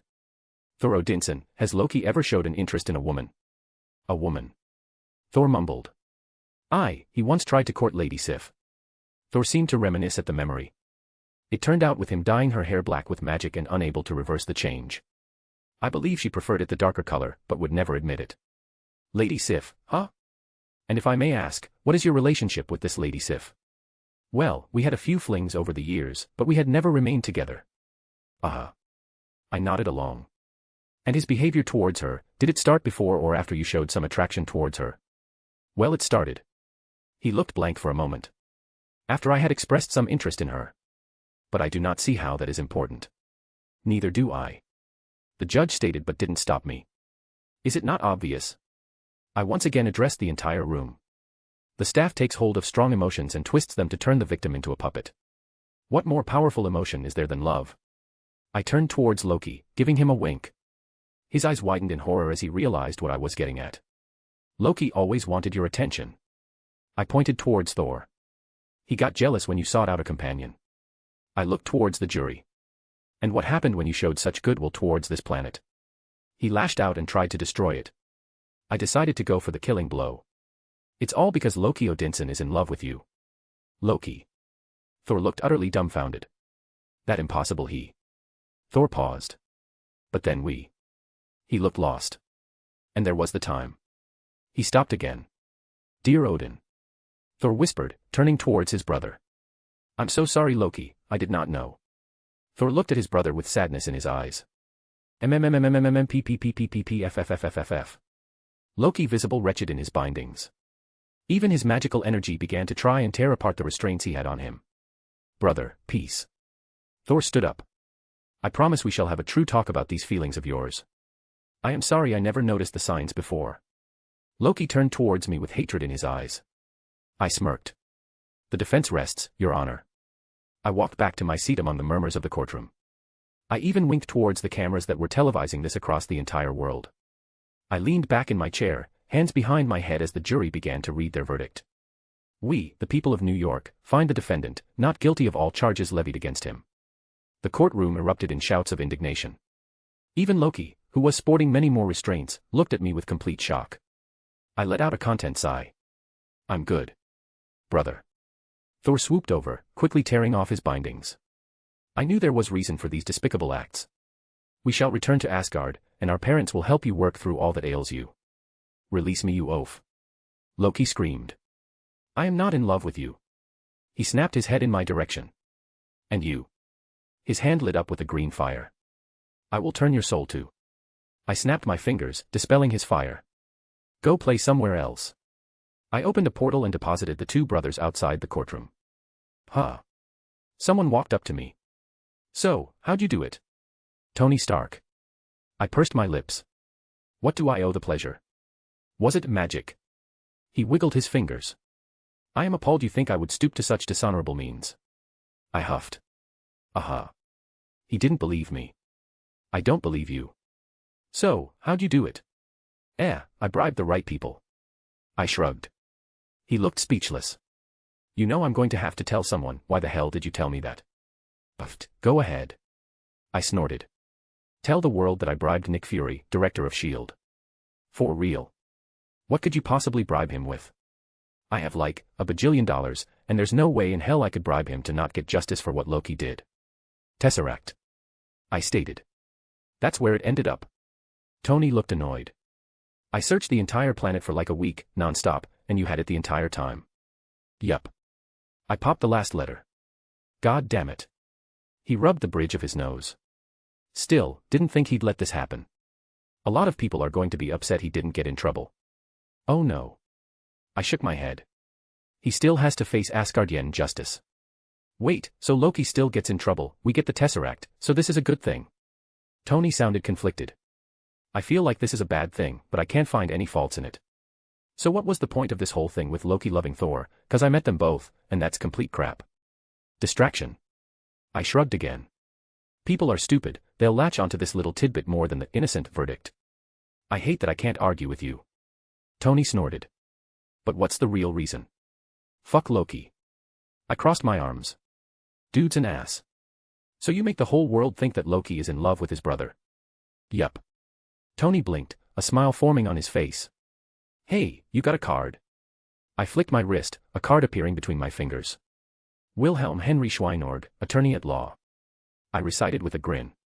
Sorry about no chapter yesterday. For those of you not on my Discord, I strained my wrist pretty bad. It was swollen and hurting enough that I had to go to an urgent care place. Doing better now, lots of icing and making sure not to aggravate it anymore. So, wanted to finish part 2 of the trial, and it kind of got away from me. Anyways, if you want to read 7 chapters ahead or support me, visit mypat.rayon.com/astriaforone. Chapter 181, Chapter 173. Still a strange feeling. Kyrie noted walking out of the portal I created. Really? I took a glance around to make sure we were unseen. I guess I'm just used to it at this point. A portal wasn't as simple as tearing a hole open in space and walking through. There was a reason I required some heavy calculations before I had Mirage created. So, it isn't strange that someone feels the effects the first few times. Nothing disorientating, but there is certainly a sense of strangeness when utilizing the instantaneous movement. There was the manipulation of both the X and Y axis to achieve this result, so one's body is pulled along these lines then forced to reaffirm itself on the world line correctly at a different location. Anyways, you got a plan? I asked him. He was the freelancer, and had more experience doing this sort of thing. Go check with the local police, see what they've found so far. He replied, taking out his sunglasses and putting them on. At the very least, having the locations of all the killings will help us find some sort of pattern. I nodded. I'd rather get this dealt with quickly, so it didn't drag on for when the sun went down. It was left unsaid that a bit of hypnosis would be involved. While such things are usually distasteful to use on mundane people without a good reason, Buthus would certainly qualify as an exception. Frankly, I prefer methods like bribing opposed to altering someone's mental state, albeit only temporary. God, this is going to be so boring. Mordred scowled, arms up behind her head as she walked next to us. Reiku was also walking next to me, astralized. She did not like spending time with other people and I didn't want to force her. There's always a chance a fight will break out. I shrugged. Yeah, but it's an assassin. She whined. They're just going to rely on tricks or run away. The little pout she gave was adorable in its own way. It was nice she had regained her usual demeanor, if with a little bit of a pep in her step. She looked happy after learning Artoria was waiting at the end of this war. Not always. I replied. In Artoria's war, the assassin was actually Sasaki Kojiro, a swordsman. Well, a bit more complicated than that, but I figured I'd let Artoria tell this story when they meet. I had only told Mordred about some of the adventures we had together as to not overstep. Really? Mordred perked up. He's strong. Artoria admitted he was superior to her in swordsmanship. I nodded. Fought him myself, he's very skilled, even learned a thing or two from him. What? Mordred blurted out. How'd he manage that? Father was the best. She got a little quiet. Besides that damn adulterer. She added quietly. Well, you'll just have to meet him. He's still around and always welcoming a good fight. I laughed. Speaking of learning. Kyrie spoke up. You said you learned from Scathach. The immortal witch. Mordred spoke her thoughts aloud. Her legends are pretty badass. Yeah, I went to the Land of Shadows to learn from her. I briefly explained. I was lucky that a route was still available with my magic. It wasn't that much of a secret, I already announced it regardless and I was in no way ashamed of it. Though I'm curious, who's asking? I raised an eyebrow. Kyrie didn't look perturbed at my accusation. You think you can throw around that kind of power last night and not have people ask questions? I think most other folks are going to be eyeing your primordial runes. A magecraft from the age of gods that shouldn't exist anymore. It's not like they can be just learned. I shrugged. Even Scathack had to pass them down to me in a special way. Any that are discovered nowadays are just superficial at best without the prerequisite teachings. But on a side note, I glanced at him. How much money did you make? He smirked. More than I should have. Nice. I grinned. I didn't really care if he sold public information like that. Besides, it's not like this world would be one I came back to, or if I did it would be very sporadic and without any major purpose. Huh, so this is the country's capital. Mordred looked at the city coming into view as we walked down a long road. My portal took us a little bit outside the city limits in the countryside to avoid any eyes. Is this how every city in this era looks? More or less. I replied. I guess it's nice enough. She stared at it intently. Can't compare to Camelot. Buffed, as if. Mordred scoffed. But Altice, the normal towns don't spell like piss and shit. Mordred gagged. The only good thing the flowery bastard ever did was sort out the plumbing for Camelot so people didn't shit in the streets. You. I blurted out. You're telling me. It was fucking horrible going from our pristine city to a random village somewhere and it smelled so fucking bad. The stables in Camelot smelt better than most other cities. Never been brought up in conversation with Artoria before. It was an amusing thought. Ha. Mordred let out a snort. That's because the flowery bastard used his magecraft to filter it and father made sure to keep him nearby. I could honestly see her doing that. Well, let's go get started. I'd like to get this done sooner rather than later. This is more than I expected. I eyed a bulletin board with a map of the city and several locations marked up. Kyrie walked over to where I was. He had just got finished talking to the Romanian police, spouting some bullshit about being some special investigators or something. I didn't really care to pay much attention. A slight shift in cognitive function, and they were led to believe are obviously fake identities. There are 8 cases so far. Kyrie lit up a cigarette and took a quick drag. The police haven't been able to find a pattern. Probably because the servant can astralize to go unnoticed and cover obscene distances in little time. I rubbed my chin. Hell, for all we know, if this really is Jack the Ripper, he could have an ability that makes him faceless since his identity was never revealed. Not to mention he most likely has the highest level of presence concealment considering how popular his story is, and evading capture. Kyrie grunted in agreement. I checked for any prostitute deaths days and weeks leading up to this killing spree, nothing on that front. Ah, to facilitate the summoning, smart. I nodded. Creating the conditions to better summon a specific servant, presenting the corpses of some prostitutes would probably increase the likelihood of summoning the killer with the right catalyst. The best conditions would have been to summon him in London. I tapped my chin. If this servant belonged to the Red faction, then chances are good that's what occurred, but that priest called that woman assassin, so I'm not so sure. Any news on similar things happening over there? Haven't heard anything, but 1 or 2 instances wouldn't raise any flags. Kyrie shook his head. It's more likely it was the Igdmillennia family since they became hostile to the Mages Association. That was the more obvious conclusion, but I wanted to check regardless. There's no way the clock tower would allow that family to perform the ritual in the middle of their territory like that. The obvious answer would be to check out the slums, but... I looked over the map. There aren't any killing in the area. They mostly happen in the upper-scale neighborhoods, which kind of goes against the supposed killer's usual MO. The master is a magus. Kyrie snorted. You think he'd allow himself to live in the slums? That's a good point. I conceded. But you're focusing on the master's preferences and not the servant's. You think the master would concede this to his servant? Kyrie didn't sound too convinced. In my experience, most magi are too arrogant to allow something like that. Again, I couldn't argue his point. I'll agree that this is a valid train of thought, but we're talking about a possible deranged killer. I pointed out. It's possible he's not as deranged as I would assume, and someone of noble origins with a disgusting hobby, but my gut is telling me to check out the slums. Well, slums isn't probably the right word. The poorer neighborhoods where you can find women soliciting themselves on the corners. How about we split up? You check where you want, I'll go down south and follow my instincts. I offered, glancing towards Mordred. I'm sure your berserker can handle an assassin. Worse comes to worse, make a big signal and I come running over.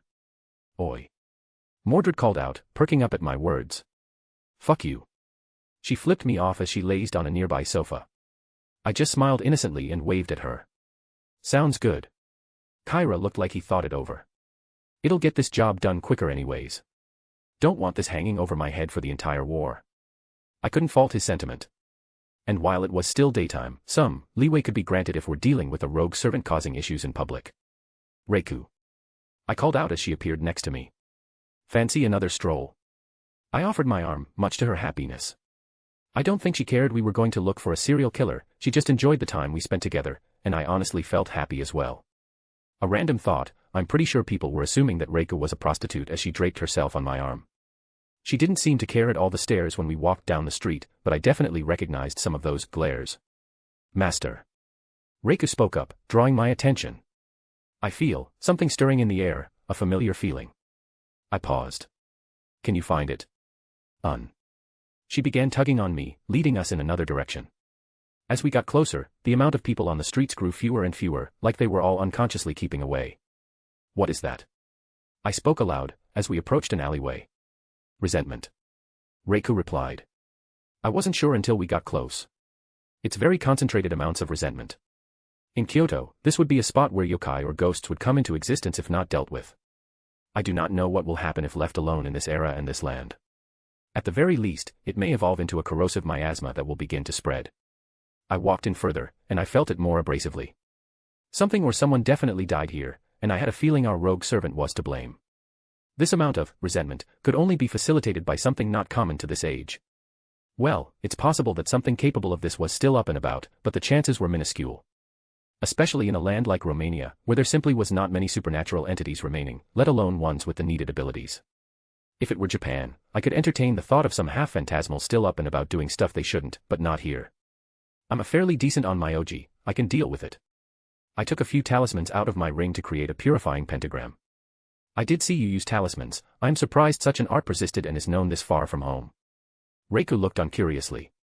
I was not proficient in the arts myself, but I knew many who could make use of the esoteric abilities. It was often easier to have things purified than to simply fight them. Not exactly my forte here, but this wasn't supported by any powerful entity, merely an exertion of unnatural phenomena. Besides, what I did to that Hydra back in Kyoto was much more complicated than this. With a flick of my wrists, my talisman shot out to the corners of the alleyway and began to glow in a faint light, washing away this feeling. Reiku perked up, turning her head to the side. Master, a servant approaches. She got herself ready for battle before shifting slightly with a look of disdain on her face. My apologies, it's just an insect, allow me to go squash it. Reiku was about to head over, but I stopped her. I raised an eyebrow as I saw who came over from around the corner, she even paused to look at me in surprise. Wilhelm. A certain saintess called out. Well, if it isn't the penniless saintess. I greeted with a smile. That little eye twitch appeared immediately. Do you need to address me like that? She sighed. Yes. I said without hesitation, giving her another look. She was wearing the clothes I bought her before, more conservative with some jeans and a long jacket. Is something the matter? She caught my gaze. Just a bit sad. I shook my head. She nodded. Yes, this feeling does weigh on my heart. She looked around. No. I clarified. I meant I was sad I couldn't watch you walk around in booty shorts anymore. What? Jean blurted out in embarrassment, her face turning bright red. Did her clairvoyance or revelations lead her here? Or was the counter-force guiding her to take care of this threat that could cause issues? Anyways. I changed the subject. Want to help me catch a serial killer? A wild saintess appears, MC uses bully, it's super effective. Wrist is hurting a little bit, I don't think it'll be a problem, but figured I'd give a heads up in case something happens by tomorrow and I can't write.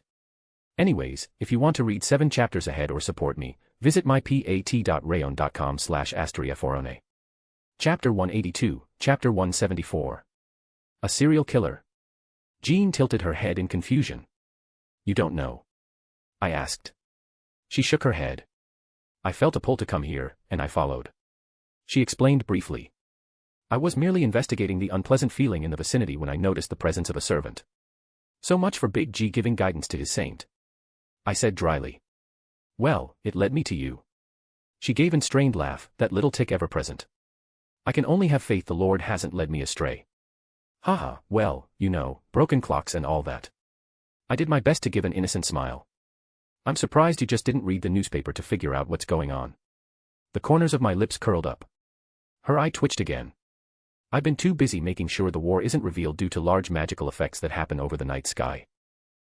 I guess you would be able to usher the Grail's effects to certain areas to mitigate damage as a ruler.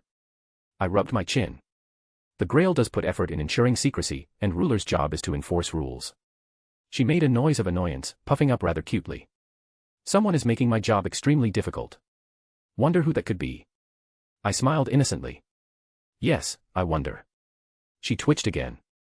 This was fun, I wish I could do this all day. I'm curious, why didn't you assume I had a hand in what was going on here? You clearly know something is wrong, the obvious ickiness in the alley, and I'm here trying to get rid of the evidence. Her strained expression quickly shifted into a genuine smile. The thought never crossed my mind, I think you're a good person. I blinked at the frankness of her response. A saintess calling me a good person, my ancestors are rolling in their graves. I shook my head. It could just be a ruse, a mask I put on in public. I trust my judgment. She just continued to smile. Even when you had the opportunity to kill other masters, you refrained yourself and focused on their servants. When you were at the castle of the Black Faction, you could have turned that eyesore on them in that moment, possibly removing the Black Faction from the war, yet you chose not to. So you were watching. I chuckled, before pausing. Wait, what do you mean eyesore? That was the most impressive piece of thaumaturgy I've ever created. It was built upon several different schools of magecraft. Eyesore. What are you talking about? She clearly feigned ignorance. This is the best saintess. Penniless saintess jokes. I pursed my lips. How about writing them down for me so I can enjoy them later, She twitched again. Master. Reiku grabbed our attention.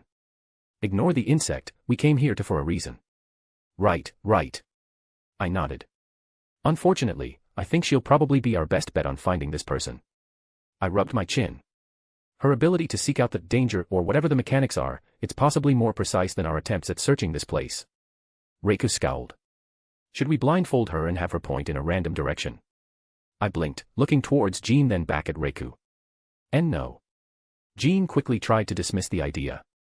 My lips curled up again as I stared at the saintess. Reiku, you're brilliant. It doesn't work like that. Jean squeaked out.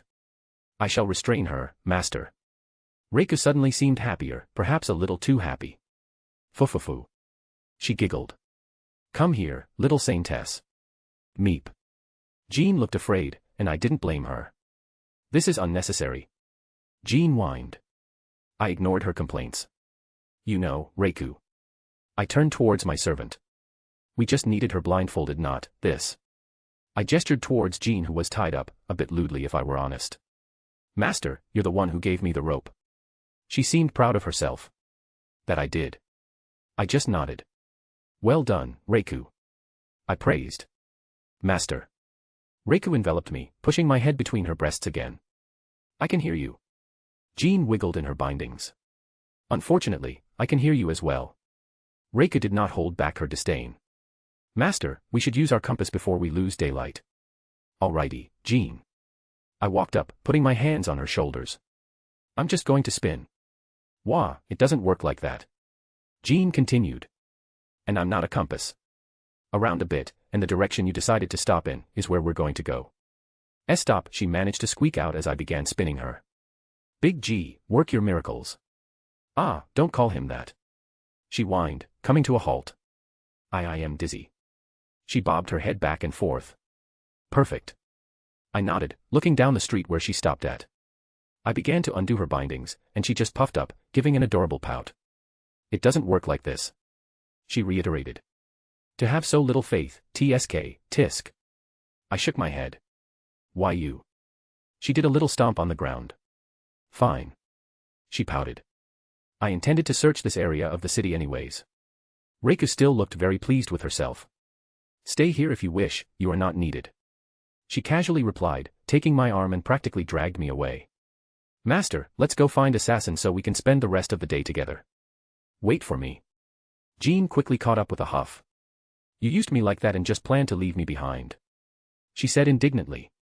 You didn't even tell me who we're looking for. Jack the Ripper. I stated. Jean's cute demeanor shifted to something serious. The serial killer from London. She repeated, almost mechanically. I see, this may be troublesome. Yup. Their legends taken on so many forms over the years, they could have a wide array of abilities that correspond to being a good killer. It would really be an annoying opponent, but it would be best to remove them from play now. Interestingly enough, they haven't targeted any innocents yet. You said there had been mentions in the newspaper. She looked at me in confusion. I went to the police station to get a better look at everything that's happened. I began to explain. So far, the victims were a handful of child traffickers, a serial rapist, a wife beater, and a gang leader. There are more, but you get the idea. They were all killed in the same style as Jack the Ripper, even if his victim pool had extended beyond prostitutes. Perhaps his master had a better reign on him than I anticipated. I see. She said quietly. Even so, we can't allow them to run around and kill like this. I agree. I nodded. While I had no complaints about the victims, it's not like this could keep going on. It had already grabbed the attention of the Mages Association. This wasn't my world, but I'm here and should clean up the messes around me out of courtesy. Master. Reika stopped, eyes darting around. I sensed something familiar ahead. I turned towards Jean, raising an eyebrow. It could be anything. She said sheepishly. It's similar to the resentment from before. Reika did not hold back. And this place is noticeably empty. I muttered. In fact, I had a feeling in the back of my head telling me to just go away. Strange indeed. Almost as if on K, a strange fog began rolling in, and we all brought our guards up. The sun was completely blocked in a matter of moments, the fog enveloping every corner of this street. Master. Reika turned to me out of concern. I noticed, don't worry. I reassured her, my aura flaring. This fog or whatever it was poisonous. I could feel it slowly eating away at my aura reserves. A glowing pair of eyes was seen not that far in front of us. Go away. A voice called out amongst the fog. I again turned to Jean, she glanced at me then turned away, refusing to meet my gaze. Assassin servant. Jean quickly donned her servant armaments, flag standard in her hand. You will cease this attack at once. I am ruler and I'm here to investigate the killings going on. The assassin servant didn't answer, but disappeared into the surrounding fog. Did you expect that to work? Shush. She puffed up again.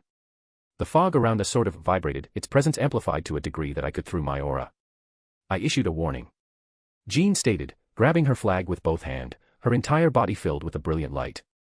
I unconsciously took a few steps away, recognizing the threat this light posed to me. She looked at me strangely as I reeled back from it but didn't pay it any more mind. Ha! She slammed her flag down, the light shooting off in every direction. I put up a shield along with my aura to mitigate the corrosive power from touching me. The fog dispersed and a figure came into view. We said to go away. The servant held a dagger in her hand. Yes, her. But more importantly, it was a child. One that was wearing something very revealing for someone who appeared to be younger than my daughter, but a child nonetheless. Even Jean was caught off guard by the servant as we were all expecting an old man or some sort. Whoa. I held my hands up. Let's not fight. The assassin paused, staring at me. Leave us alone, we're not going to let you hurt Mommy. She disappeared, the fog around her sort of enveloping her form. A moment later, she was stabbing towards me in particular. I guess she noticed I was a master in this situation. Well, assassins specialize in removing masters since their stats are usually lower than the other classes. Reika swung her sword, deflecting a dagger that was aiming for my back. It wasn't beyond my means to block myself, but Reika was my servant and she would prefer to handle this on her own if possible. Disgusting thing. Reika surprisingly showed no fondness for the child servant. How many ghosts are you possessed by? I blinked at her words, staring at the assassin again who skirted away after the first clash. I see, that's why this resentment was so strong. Are you even a servant or an amalgamation of specters? Reika spat out. We will not allow Mommy to be hurt. She didn't waver, holding her dagger up. I let out a sigh, putting my hand on Reika's shoulder. Let's not fight. Reika shot me a look, but didn't dismiss my words. The assassin didn't budge, still ready to attack. It didn't look like she was trying to win but scare us off. I suppose she didn't feel confident in being able to take us all on, especially since Jean dispersed that fog so easily. I can guess she relied on it for her stealthier maneuvers. My name is Wilhelm Henry Schweinorg. I took a step forward, introducing myself. Can you tell me your name? We are assassin. She said simply. I think she was a bit confused at what I was doing. Can I ask that you don't attack me? I promise I don't intend to hurt you or your mommy. Lies. She frowned.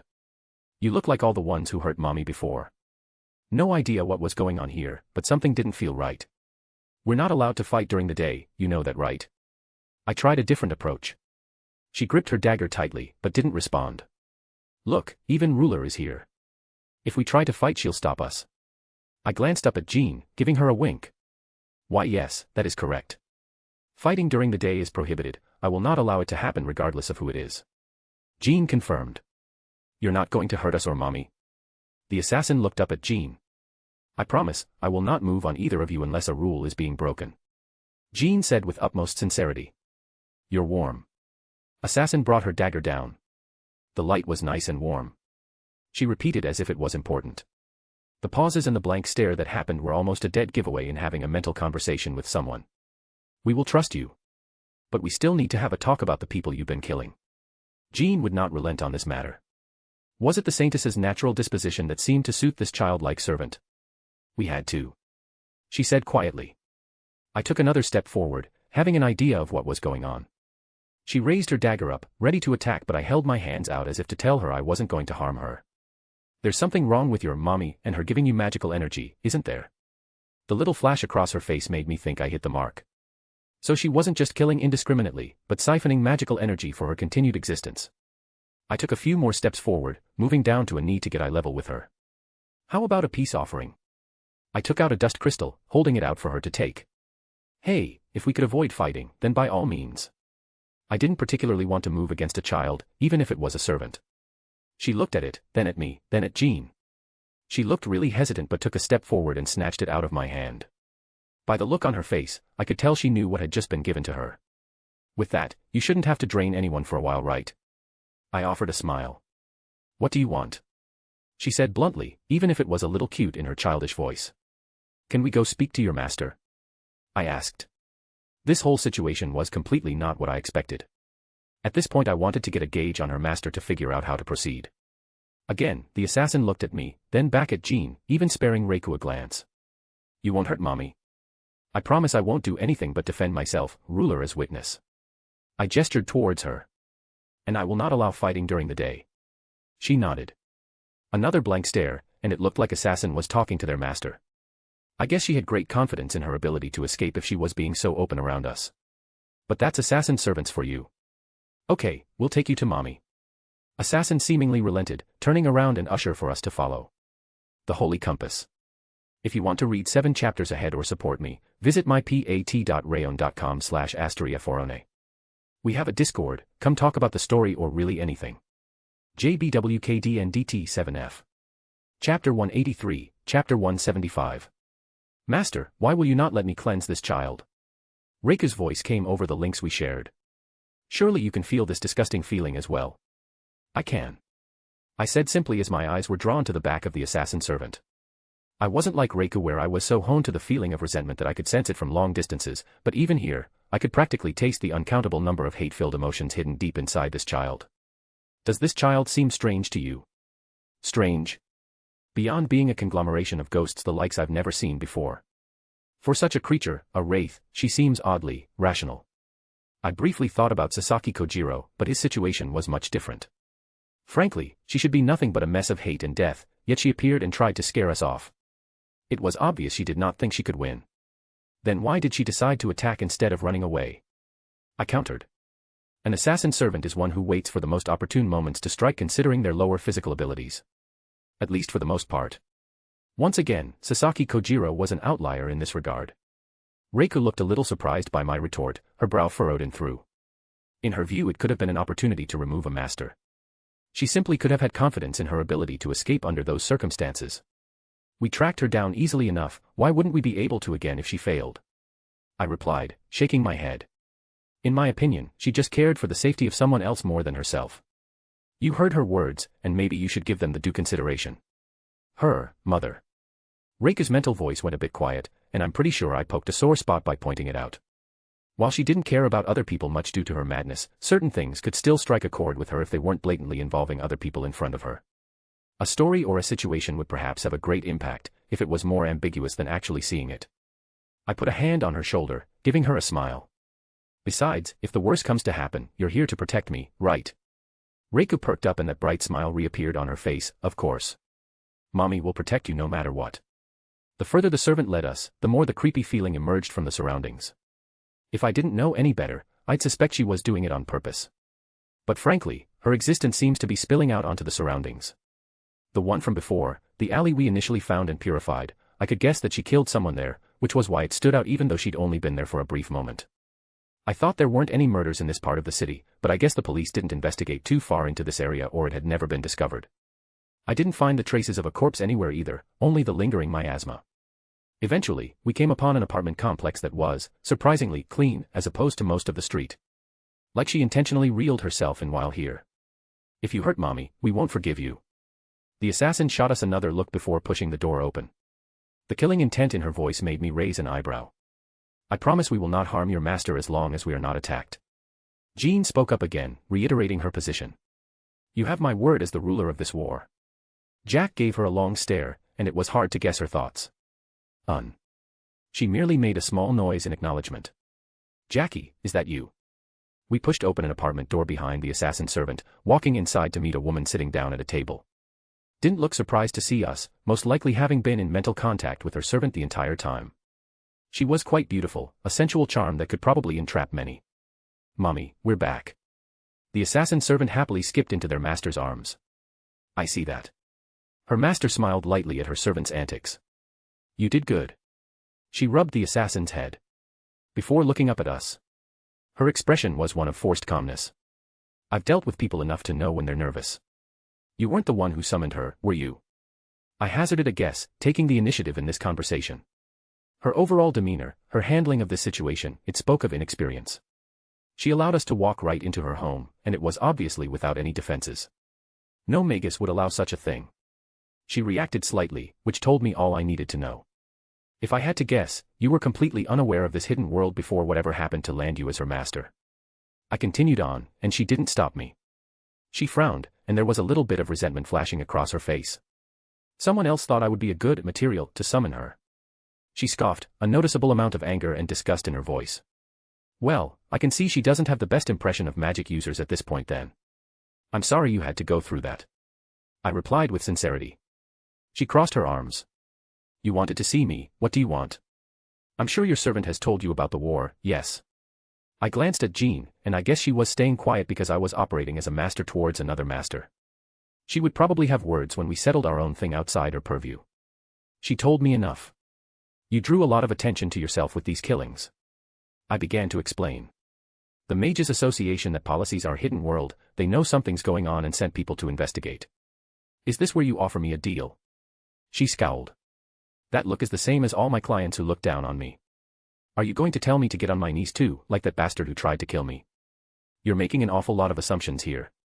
Ha. She blurted out an annoyed laugh. I know your type, magic or not. You see me as beneath you and still come here wanting something.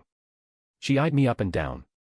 Silver spoon in your mouth, never having to want for anything, and I'm just a damn prostitute. She might not be the sanest at the moment. Well, her whole world had probably been turned upside down and she's just lashing out for the moment. I usually would be a bit understanding, but I was a little annoyed by her accusations. My mother was a prostitute, and I hold no shame towards that. I said dryly, breaking her from that little triad she was going on. I would ask that you stop making assumptions about my life. It's understandable that you're on edge, having entered this world recently. But if you continue as you are, you're going to get yourself killed. Don't threaten Mommy. The assassin practically exploded with killing intent directed on me.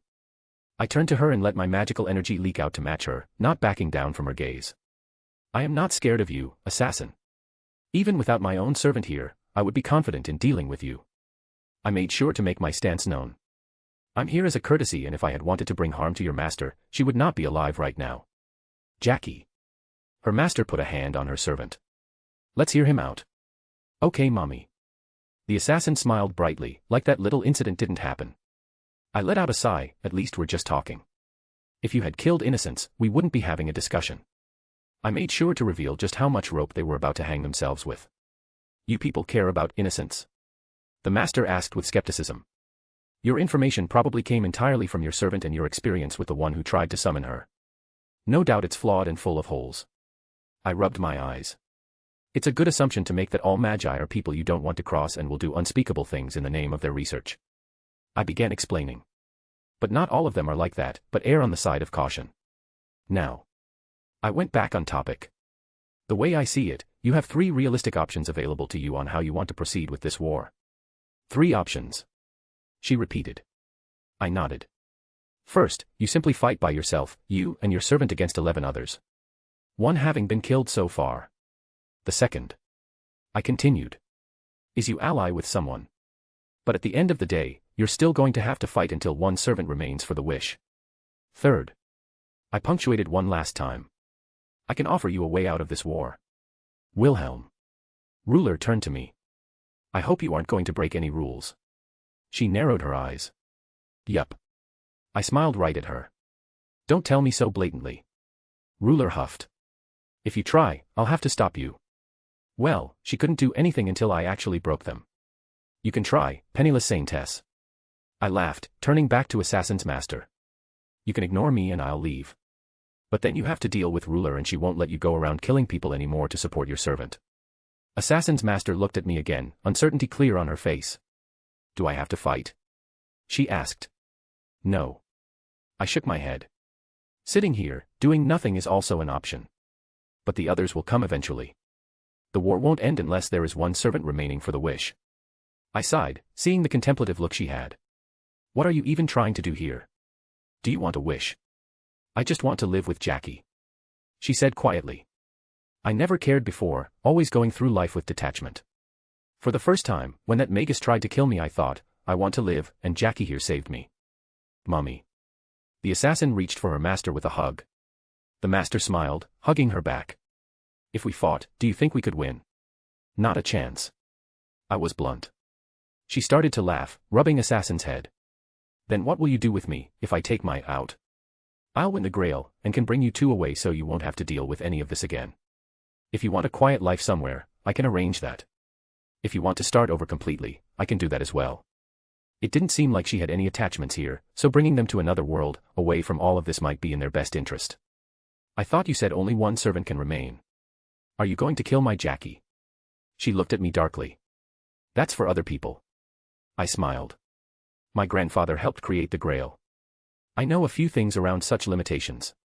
I can only ask that you trust me not to harm you in the end. I shrugged. There wasn't much else I could do. Trust. She laughed. It's basically blackmail. That's true. I nodded. But at least it's not malicious. I can put more faith in you wanting less competition than actually wanting to help someone like me. She let out a long sigh. What do we have to lose? I never did ask your name. I stated. Reika Rikudu, she said bluntly. So you are Japanese as well. I muttered. Wilhelm Henry Schweinorg. I introduced myself.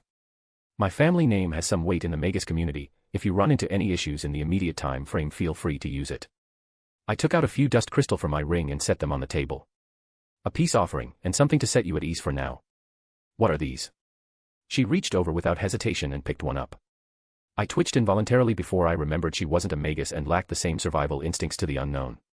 Crystallized magical energy, your servant should be able to run on them for a while, so please don't go killing, otherwise other people won't sit still regardless of my input. I replied. She set it down, probably not completely understanding except that it would be good for her assassin. Why? She finally asked. Why what? Why are you being so helpful? I'm nobody. She looked down. You said you don't care about Jackie, so why are you even going through the effort when no one else ever has? You didn't ask for this. It really wasn't fair to her. Is it hard to believe I can sympathize with you? Maybe more than I should. I knew I was drawing parallels to my own upbringing, but I couldn't help it. I turned to Ruler. Do you have anything to add? She shook her head. If it happens again, I will return, but I am content for now. Reiku. I asked through our link. I have nothing to say, Master. I do not believe it is wise to let this thing remain, but I am conflicted. As a mother, I wish this woman to have the same happiness that I do. Well, she was rationalizing it somehow. As long as she doesn't react violently, I'll leave it alone for now. I'll come around when everything is settled. I said towards Reika. The assassin walked over, tugging on my sleeve. She looked up, smiling cutely. If you lied to Mommy, we'll cut you open and pull out your insides. Well, okay then. The day before the final night is wrapping up.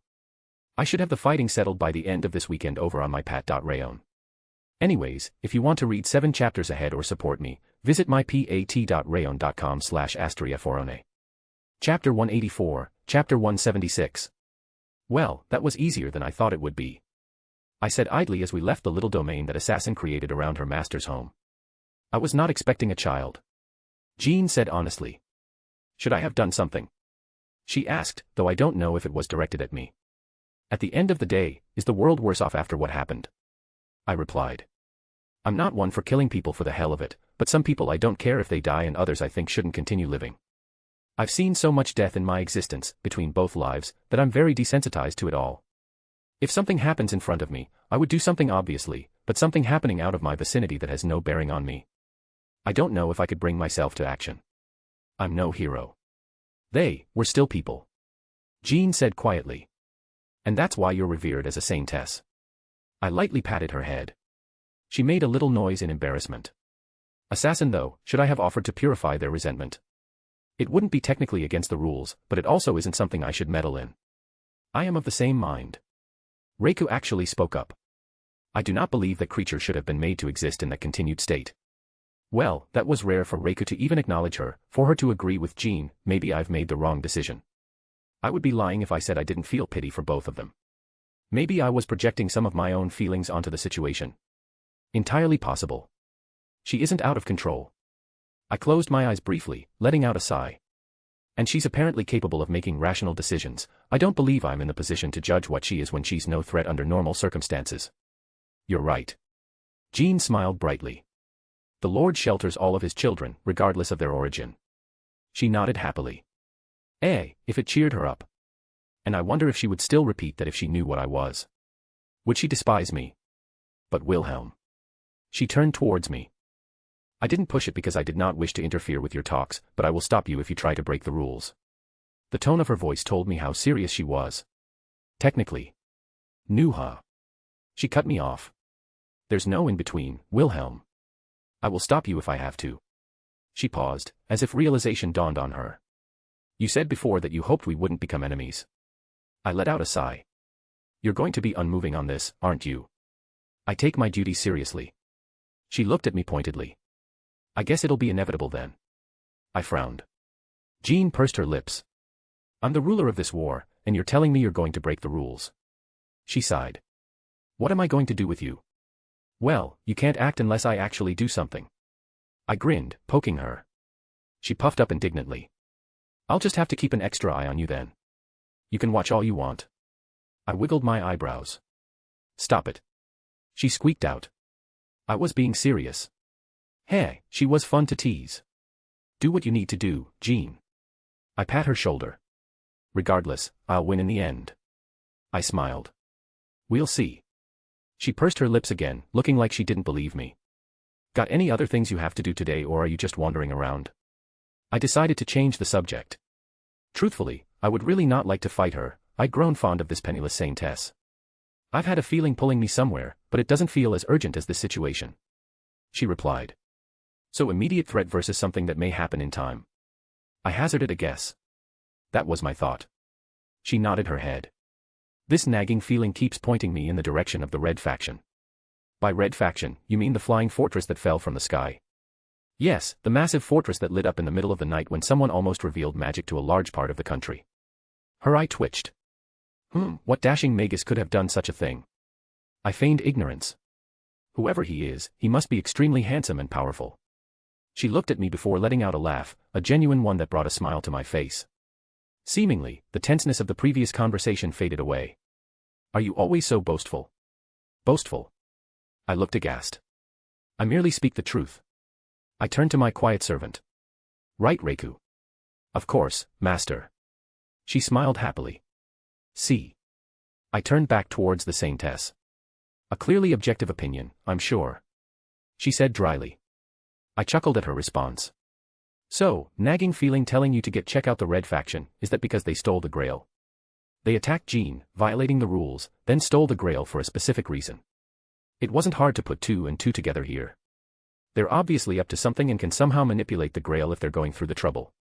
Hell, Medea pulled some shenanigans with the Grail back home and she had a lot less resources than these people seem to have. It intensified briefly, but I've had this feeling since I've manifested now. She shook her head in response. I just have not had the opportunity to seek them out since, well, being attacked as soon as you got here. I finished for her. Yes, that.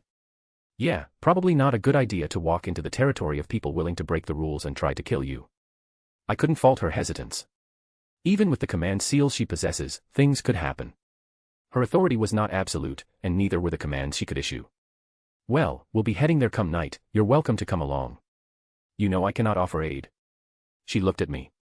That's fine, you make a good shield even if you just stand there. I gave her a thumbs up. I'm not a shield.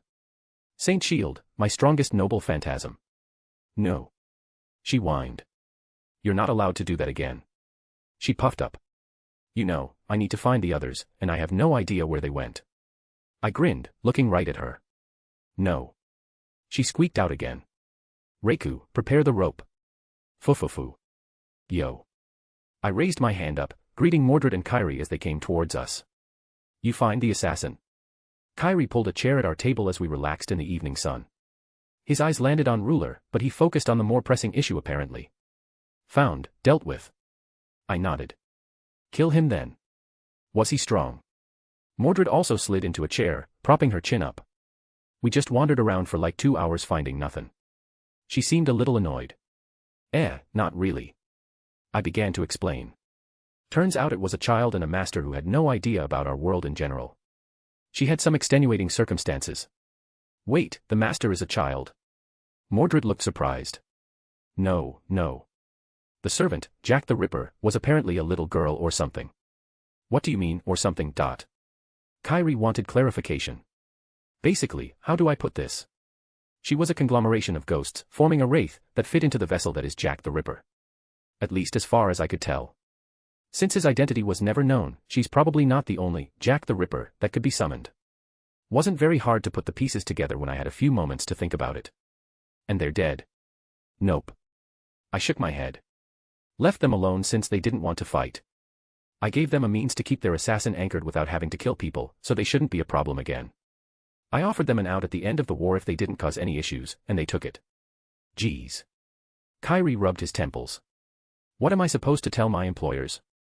Tell them I can go have a talk with them personally if they're upset. Kyrie snorted, but I think he took that to heart. Whatever. At the very least, one less assassin that will try to stab us in the back. I offered as a consolation. Yeah, I hate dealing with those types, so it's fine with me. Besides, I don't want to have to kill a kid and a master who didn't even know what she was doing in the first place. Mordred didn't seem to care. Alright, now that that's settled, introductions. I clapped my hands. This is Ruler, I gestured towards Jean. She's joining our team. I'm not. She said curtly. Ruler, this is Mordred, my son. I gestured towards the Knight of Rebellion. I'm not. Mordred gave an almost identical response. Good, now that's settled. Yeah, no. Mordred interjected. I should clarify I am not aiding you in the upcoming battle. Jean replied. Aren't rulers supposed to be neutral? Mordred asked. We are. She nodded, I am merely spending my time idly. She explained. Or until Wilhelm decides to start breaking the rules. She added on with a rather dry tone. Oh shit, does that mean I can fight her? Mordred turned to me a little excited. I want a real fight, that berserker didn't really match up. She paused, giving Ruler a once-over. Hang on. Why does she kinda look like father? Pardon. Jean seemed confused. Yeah, now that I look at her, she does kind of look like Artoria. I rubbed my chin. Curious. Hey, are they related? Are we related? Mordred asked me. Unlikely. I shook my head. How so? I mean, she doesn't look that far off. She's French. Ah, got it. Mordred nodded as if that was a good enough explanation. What's that supposed to mean? Jean huffed. I snorted, holding back my laughter, even earning a small little chuckle from Mordred. Taking the piss out of the French, it was an English pastime. I may not be English myself, either now or in my past life, but I've lived there long enough to pick up certain things. Taking a moment to settle down, I looked towards Kyrie. Do you have any thoughts about tonight? Kyrie, who had a small smile on his face watching us, took off his sunglasses and rubbed his eyes. I'll be coming with. He stated. I can't stay out of it forever, especially with what remains of that fortress. No idea if they'll be able to mess with our connection with that thing. That's a fair point. That flying fortress could have possibly interfered with the master-servant link depending on its ability if they went inside. Hell yeah. Mordred pumped her fist. Well, she's certainly excited. Any plans on how you want to go about it? He took a pack of cigarettes out of his pocket, lighting one up and taking a smoke. Is there any point now? Again, that's fair. I nodded. By now, my capabilities are known, as are our servants in some regard. It's either going to be a scramble to get the Grail, or an all-out fight to finish everything. Either way, this war will end tonight. Simplest method is usually the best. Kyrie nodded. We were just unlucky they got the Grail before us last night. Yeah, I didn't think the Red faction would be after the Grail as well like that. Oh well, nothing I could do at this point. The best course of action would just be a direct attack. I can't say I'm not a little bit excited. I was sure I had a wide grin on my face. Non-canon Omake, get out of my universe. Doctor Who. I had the vague recollection that I wasn't supposed to come to this reality, but I couldn't quite remember why. I looked around, and it was just a normal Earth, with normal people walking around. No one even gave me a second glance as I stood to the side. Strange. Turning to the side, I noticed something that seemed to mess with my perception. It was easily enough to dismiss the passive filter it seemed to house around it, to see what lay beneath. Is that a police box? Do they even have those anymore? Almost immediately the door to it opened and someone jumped out, turning and staring right at me. No. He declared, pointing right at me. No, no, no. Get out of my universe. He stomped over to me. And I recalled why I didn't come here anymore in my past life. Well, hey there, Big Chin. Big Chin. He huffed. My chin isn't big. It kinda is. A woman flanked him, a redhead.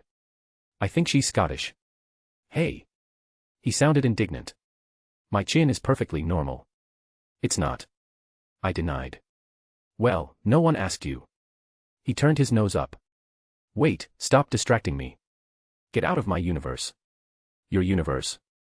I scoffed. I don't see your name on it. Oh, how mature. He rolled his eyes. What, the guy dressed like he's going to go on Sesame Street is talking about maturity? You're like one of those hipsters that intentionally tries to dress like the quintessential dork. Shows what you know. He pulled on his bow tie. Bow ties are cool.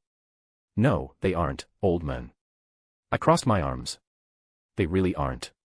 The girl beside him agreed. I turned towards her. Hello there. I gave a charming.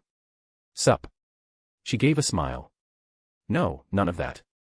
He stepped between us. Get out of my universe. You agreed to our deal. Shoo, shoo, he gestured for me to leave. I'm not Zelretch. I deadpanned. I'm his grandson. Oh, my mistake. He fixed his bow tie. Nice to meet you. Now, get out of my universe. Doctor, who is he? She asked. Someone who doesn't belong here. Bitch, I'm more human than you are, how about you get off my planet?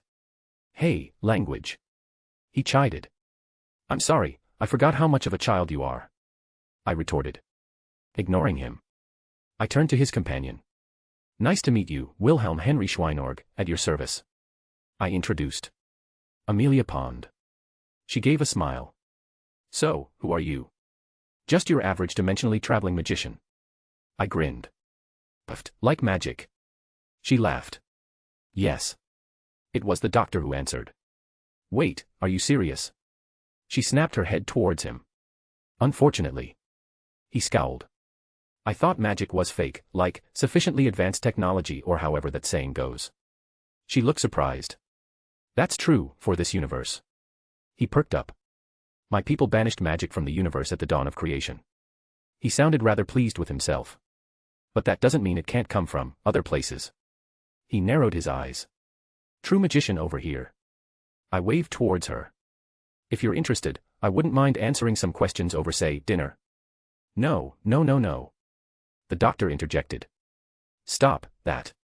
What, flirting? My lips curled up. I'm sorry, is it such a foreign concept to you? Am I offending your delicate sensibilities? As if. I'll have you know I'm married. He looked rather proud. I don't believe you. I said immediately. Ha, you're just jealous. He straightened his bow tie again. Boys, are you really doing this? Amelia tried to interject. I have a harem. I countered. And that's an immediate no to the dinner. She added. Yeah, well, I've kissed the Queen of England. He gave a smug smile.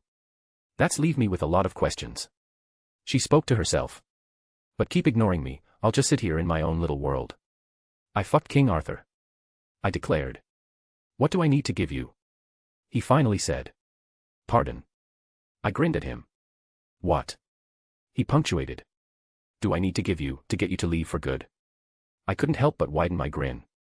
And that's how I got my hands on a sonic screwdriver. I held up the little device as it made a buzzing sound. Wilhelm. Zelretch clasped his hands on my shoulders. I have never been so proud of you as I am right now.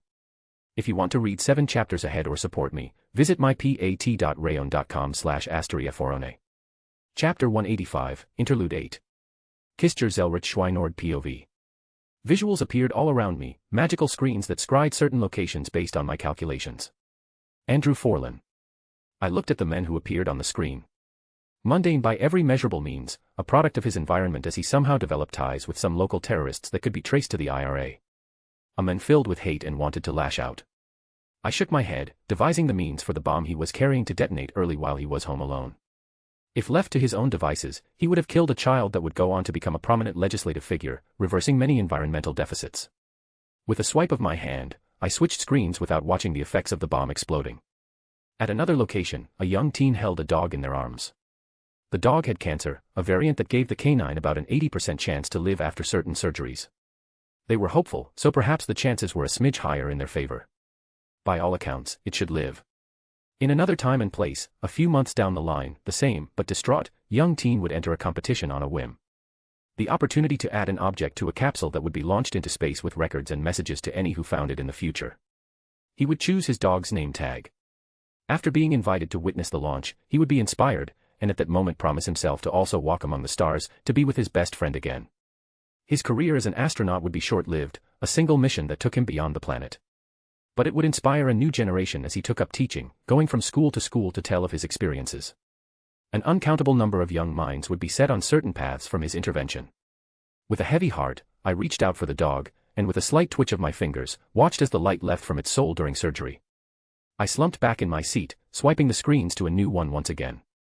A woman walking down the street, a flip of my hand and she tripped, getting hit by a bicycle, causing her to become paralyzed from the waist down. Across the world, an older gentleman momentarily got distracted with a snap of my fingers. The car he was working on now had a small flaw that would become disastrous for a certain someone who would buy in about 10 years down the line. Children running around without supervision, and a speeding car coming down the street. A boat that sunk at sea, and a single survivor cast adrift. It was all too easy to divert his rescue to another direction. I let out a sigh, closing my eyes briefly. So much death and suffering. How often do I question if these little actions of mine will make a difference? I just continue to do what I can to make sure the world kept on spinning. The more that pushes humanity forward, the higher the chance that the counterforce will continue to support this iteration of reality. Even so, all my actions are like tiny grains of sand that I'm trying to build into a desert. I took a moment to reorientate myself before opening my eyes once again, and I couldn't help but smile as I looked upon the latest scenario before me. It had become increasingly uncommon that I could actually save people to the betterment of humanity's continued existence. It just seems that there are many people who should not grow old or continue to exist in the world. Let's see, I need this gentleman to be about 4 seconds late for his meeting. Quickly untying his shoe should do the trick. He won't get hit by a truck and die, thus his grandson will go on to discover an alloy that will be quite useful to the world in the future and increases our chances against the spider by 0.003% if my calculations are correct. The scales skew just ever so slightly more in our favor. A welcome surprise. Perhaps I should take a break. I muttered to myself. It was rare I had a small win like this without any negative side effects. How is my wonderful grandson doing? I hummed to myself, picking out the world line he had gone to. As much as he inherited from me due to his circumstances, he still lacks quite a bit. It was entirely unlikely he would even know I took a glance his way. Fufufu, mommy is going to spoil you. I blinked, then quickly shut off the viewing. I let out another sigh as I ran a hand down my face. Damn it, Wilhelm. I muttered, yet my smile wouldn't fade away. Oh, to be young again. Back when I had more freedom, I do miss some of my past paramours. I wonder if he even remembers them with his fragmented memories. Ah. I blinked again in realization. I wondered if Wilhelm would be willing to run an errand for me. I have that old letter I wanted to give, but I could never find the opportunity to leave after getting wrapped up in my own business. Lucretia. I let the name flow out of my mouth, bringing with it somber memories. Just one of many regrets. Many of which are no longer alive. Maybe that's why I enjoyed my grandson bringing home so many granddaughters. They certainly do liven the place up. And by the looks of it, he'll be adding another to their number. I'm glad Wilhelm wasn't like me and is not shy about taking in the ones who make him happy. It took me too many centuries to realize how lonely it had been to reach this point. To look back and see no one standing behind me. I was close to breaking the method that I used to send my memories through a reincarnation cycle. How amusing that I was trying to reverse engineer my own work. It was an enjoyable experience if nothing else. Every method so far had ended in failure when I've done my experiments, but it's obvious I succeed at some point in the future, even if they're fragmented as they were when Wilhelm received them. Let's check on Rin. I muttered again, finding the world line she was in. The world of Nirn and this land of Skyrim, as they called it. I've only peered over there a few times, but since she was in possession of Ruby, I could lock onto that easily enough to just peek at her general direction. Why are you backing away? I got it this time. Rin's voice was displayed along with her dirted face and matted hair.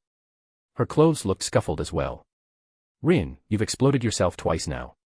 Artoria replied with a dry tone. I didn't explode myself. She countered. Rin, there are literally scorch marks underneath you. Ignore those. She huffed. Please don't tell Will, he'll never let me live this down.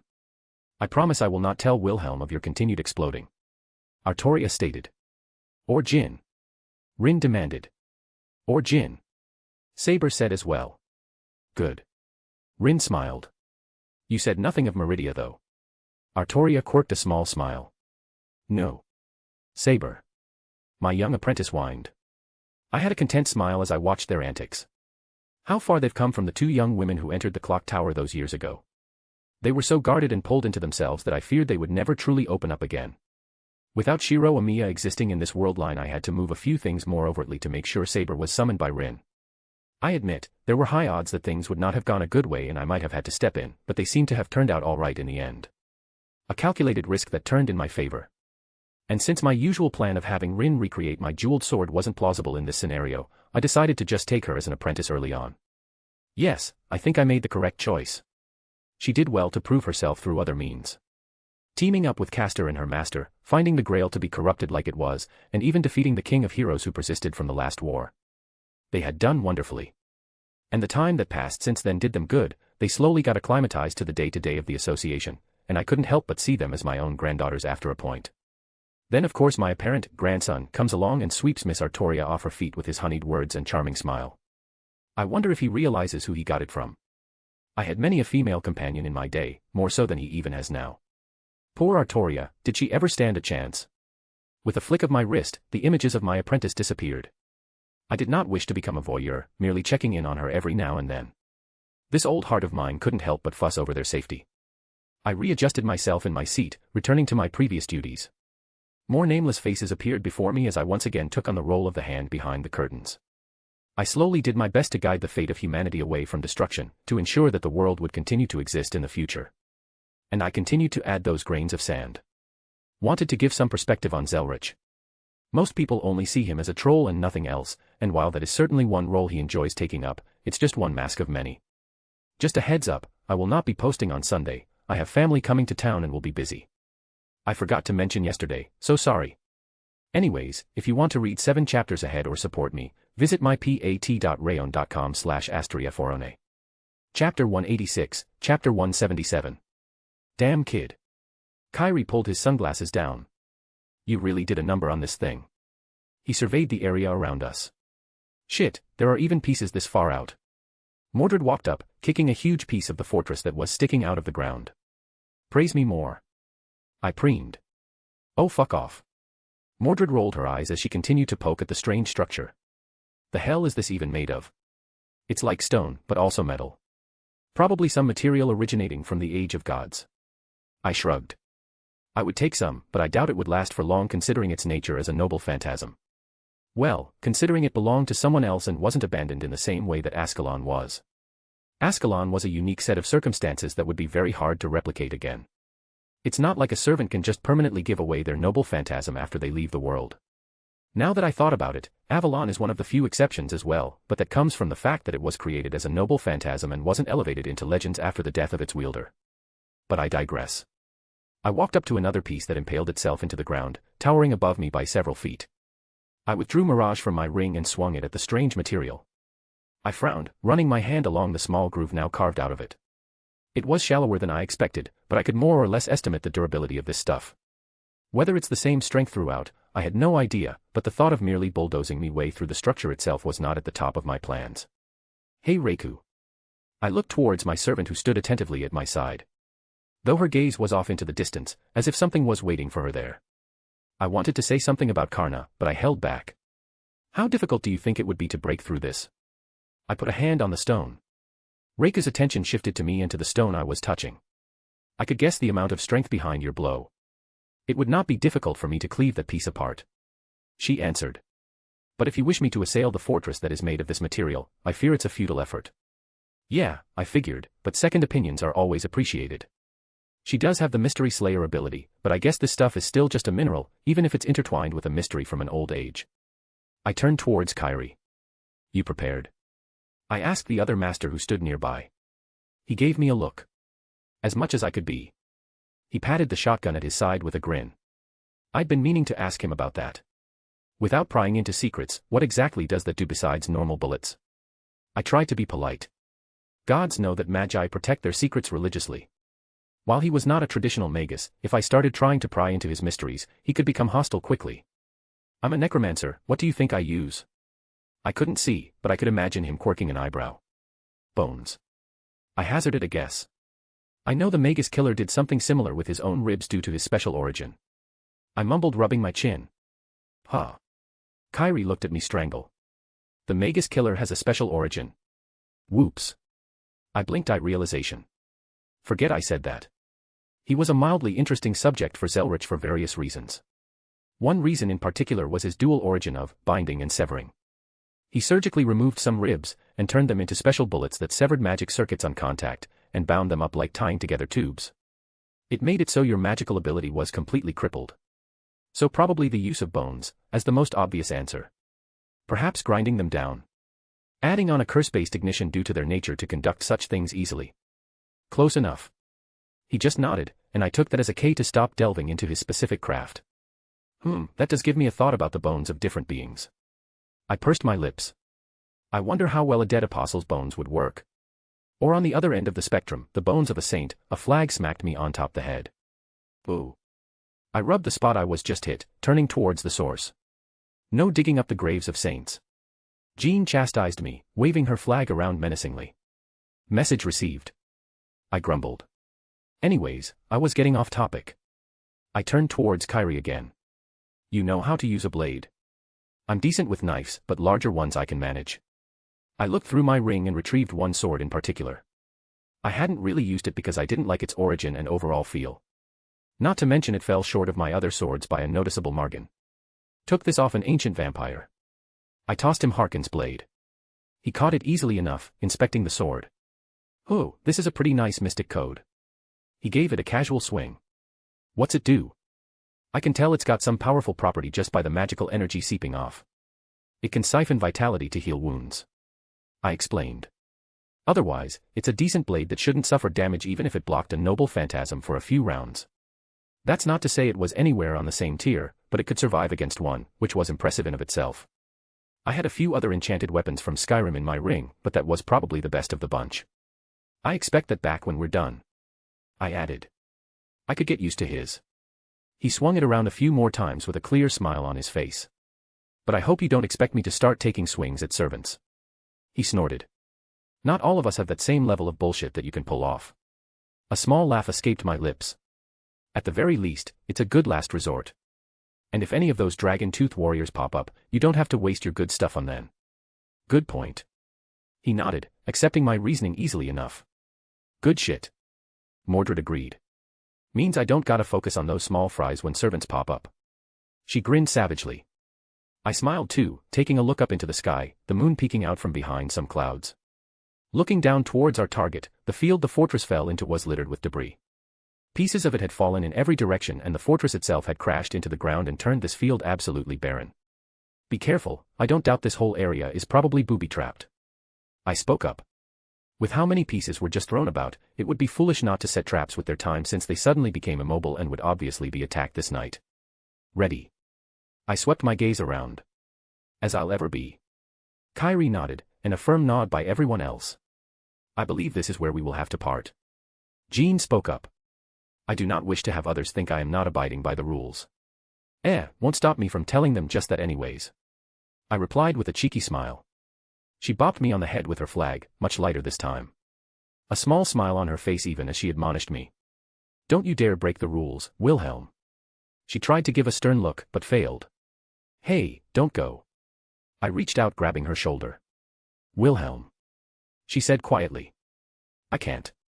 I like my meat shields in bullet-blocking distance. She gave me a very dry look. I couldn't help but laugh before pulling her into a hug, earning a little eep from her. No matter what happens, I'll think of you as a friend. Yeah, I've gotten rather attached to this penniless saintess. Wilhelm. She said quietly, accepting the hug. Thank you. The smile she gave me seemed to bright up the night. We broke away after another moment, a little sad look she gave me. I will take my leave. She looked at everyone. Thank you for taking care of me all this time. She lightly bowed her head in thanks. Without another word, she turned and headed off towards the fortress in a different direction. Well, she had her duties and wouldn't budge from them. Not much I could do in these circumstances, and forcing anything on her would just lead to resentment. Shall we head out as well? I smiled towards Reiku. I am ready for battle, master. Reiku took on an even look, one that truly displayed her alertness. Finally. Mordred punched her palm, summoning up her armor. This is gonna be great. We started moving towards the fortress in the distance, passing several large slabs of stone that jutted up from the ground. Watching each piece and looking for any signs of traps or the like. With my bows and arrows, I respectfully asked for the divine protection of the moon goddess Artemis and the sun god Apollon. Foreign words echoed throughout the surroundings carrying far more than volume implied. Words that carried weight to them as we all seemingly moved at the same time. Instinct-driven, we may not have known exactly what was coming, but it was dangerous. I offer thee this calamity. Phoebus catastrophe. Not far away, twin arrows shot towards the sky, and a bright light shined in the heavens as an uncountable number of arrows fell down like the wrath of God. I think I wrote this chapter when I wasn't feeling too well, so it's a little shorter than my normal ones. But here begins the final leg of this arc. Just a reminder, no chapter tomorrow, or later today depending on your time zone. If you want to read 7 chapters ahead or support me, visit mypat.rayon.com/asteriaforone. We have a Discord, JBWKDNDT7F. Chapter 187, Chapter 178. Arrows, like beams of light, cascaded from the sky. The first had missed us, sundering the ground and carving out a crater. We all had moved almost immediately. The feeling of a noble phantasm activating was known to all of us at this point. Even Kyrie looked to do something, taking a skeletal hand out of his jacket. It looked ancient at a glance, possibly a trump card on his part. I pulled him back, taking out my staff of Magnus, and slammed it on the ground. Shield of Asgard. I spoke the aria, actualizing the dozens of runes that flew out at my movement. At this point, I was pretty experienced with this particular spell. Both Mordred and Reiku became enveloped in their respective mana bursts, their lightning auras as they shot up to intercept the arrows. I could feel my shield being barraged, the strain of each arrow as they collided with my strongest defense spell. I was confident though, this spell had held up against Lancer's noble phantasm, and that thing took out a mountain. I would guess that each of these arrows was probably less than 1/100th of Lancer's attack. The only issues was, they didn't seem to be stopping. It would be a foolish endeavor to try and count them, as they fell down like rain. No cracks formed in my spell, supported by the divine staff, and my runes, but I could feel the continued impacts even as Mordred and Reiku took some of the brunt. Master. Reiku slammed onto the ground next to us, looking over me. Are you okay? I'm good. I nodded as the arrows finally ceased their torrent. I noticed, not too far away, Archer jumping across some particularly large pieces of the fortress and going in a certain direction. And I did not believe I was the only one. Fucking bitch. Mordred spat out, hefting her sword up in annoyance. Uses her noble phantasm and runs away as soon as she can.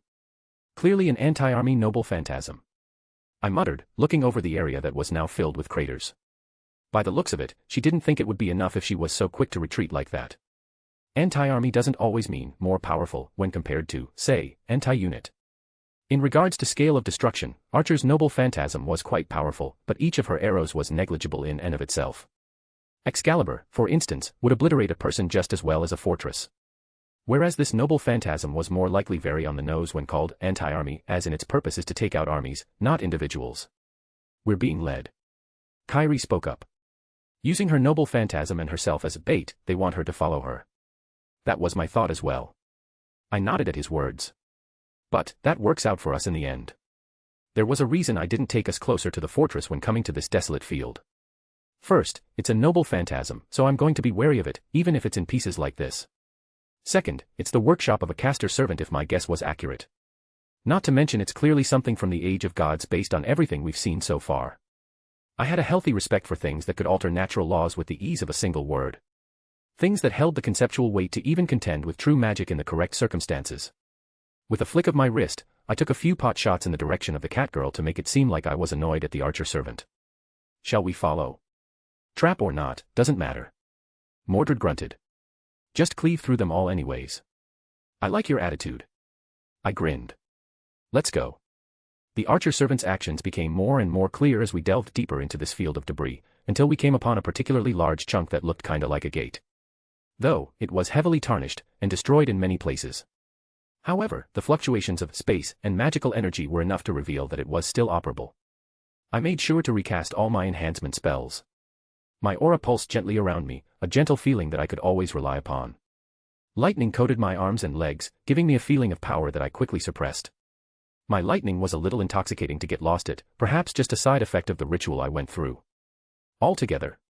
I offered. Yeah.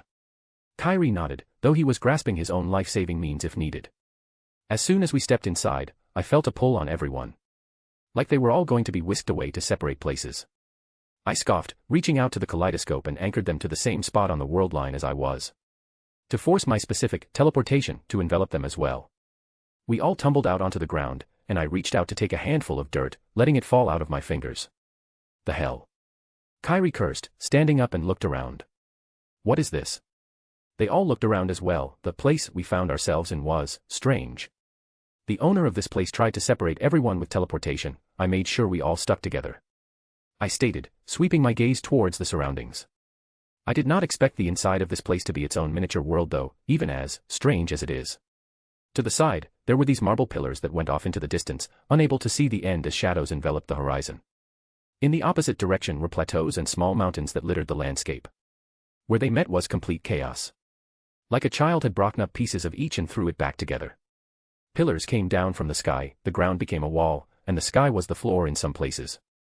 It was all jumbled up. I'm probably to blame for this. My spell having destroyed a portion of the fortress, as well as the owner probably trying their best to keep it all together in the end. Master. Reiku suddenly shouted, drawing her sword. It wasn't just her, Mordred too reacted quickly to grab her master. I took out Mirage as a green blur shot towards me. Reiku lashed out with her sword, only for a familiar shield to block it. My eyes widened as Achilles drove his chariot right into me, shield easily deflecting Reiku's attack. The speed and force of it made my aura shudder under the weight. I forced my aura out at its maximum, shielding me fully as even the horses that pulled the chariot looked ready to trample me. I hadn't gotten a good look at them before, but they were definitely not normal horses. I slashed my sword, pushing myself to the side to avoid the worst of it. It only took half a breath to regain my footing as his chariot jutted around in the sky like a flash of light.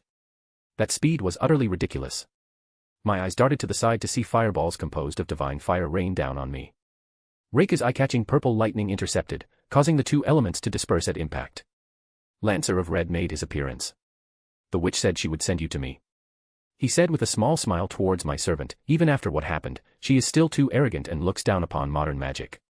He eyes gazed at me briefly before shaking his head. Ah, so they were sending us to specially prepared traps then. Makes sense and was probably what I would do in that situation as well. Well, I do enjoy ruining other people's plans. I joked, I still trying to follow Achilles as he stared down at me in the sky. Oi, gold ass. Mordred raised her sword. You forgetting about us? She clearly did not like being ignored in situations like this. We did not. He replied almost good-naturedly. You were supposed to be sent to another battlefield. As soon as the words left his mouth, the space around us trembled, several more figures teleported in. Honorless Core. Vlad's voice echoed out in the surroundings.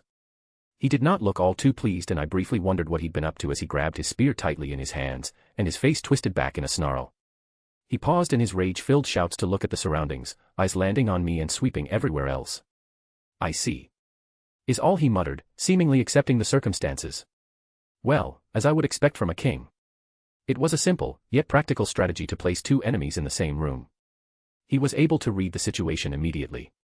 He wasn't alone either, his whole entourage was here. There was a small silence that was broken by Achilles, surprisingly enough. "Teacher." His voice sounded a mix of surprise and shame. "Achilles." Chiron gave a sad smile. The look they shared, it was clear they had many, many things they wished to say to one another, yet neither took the opportunity to do so. "You raised a good student, Chiron. And Atlanta, if I'm not mistaken." He glanced to the side and I noticed the archer skulking in the shadows. She didn't hesitate to pop out onto a nearby pillar that jutted out of the air in an awkward manner. "Chiron, it's been a while." She greeted with a rather polite tone. "It has." He nodded. "I had not seen you since." "Please don't mention that idiot." She scowled. "Of course." He held his hands up in appeasement. "I know how my other student is a sore spot." She seemed grateful. "The only person I could think of was Jason, but I fear I'm missing some context here." "Atlanta, huh?" That makes sense, even if her legend wasn't quite accurate about the whole cat girl thing, though I guess it's supposed to be a lion girl. Well, Greeks were into some weird shit. And like that, all identities are revealed, except for you, Pinky. I glanced at Black's rider. Though I still have yet to see either side's caster. That did give me a small bit of worry. "Oh, I'm Astolfo." The rider servant beamed, making everyone pause and stare at them. "Damn it, rider." Vlad facepalmed. "Master."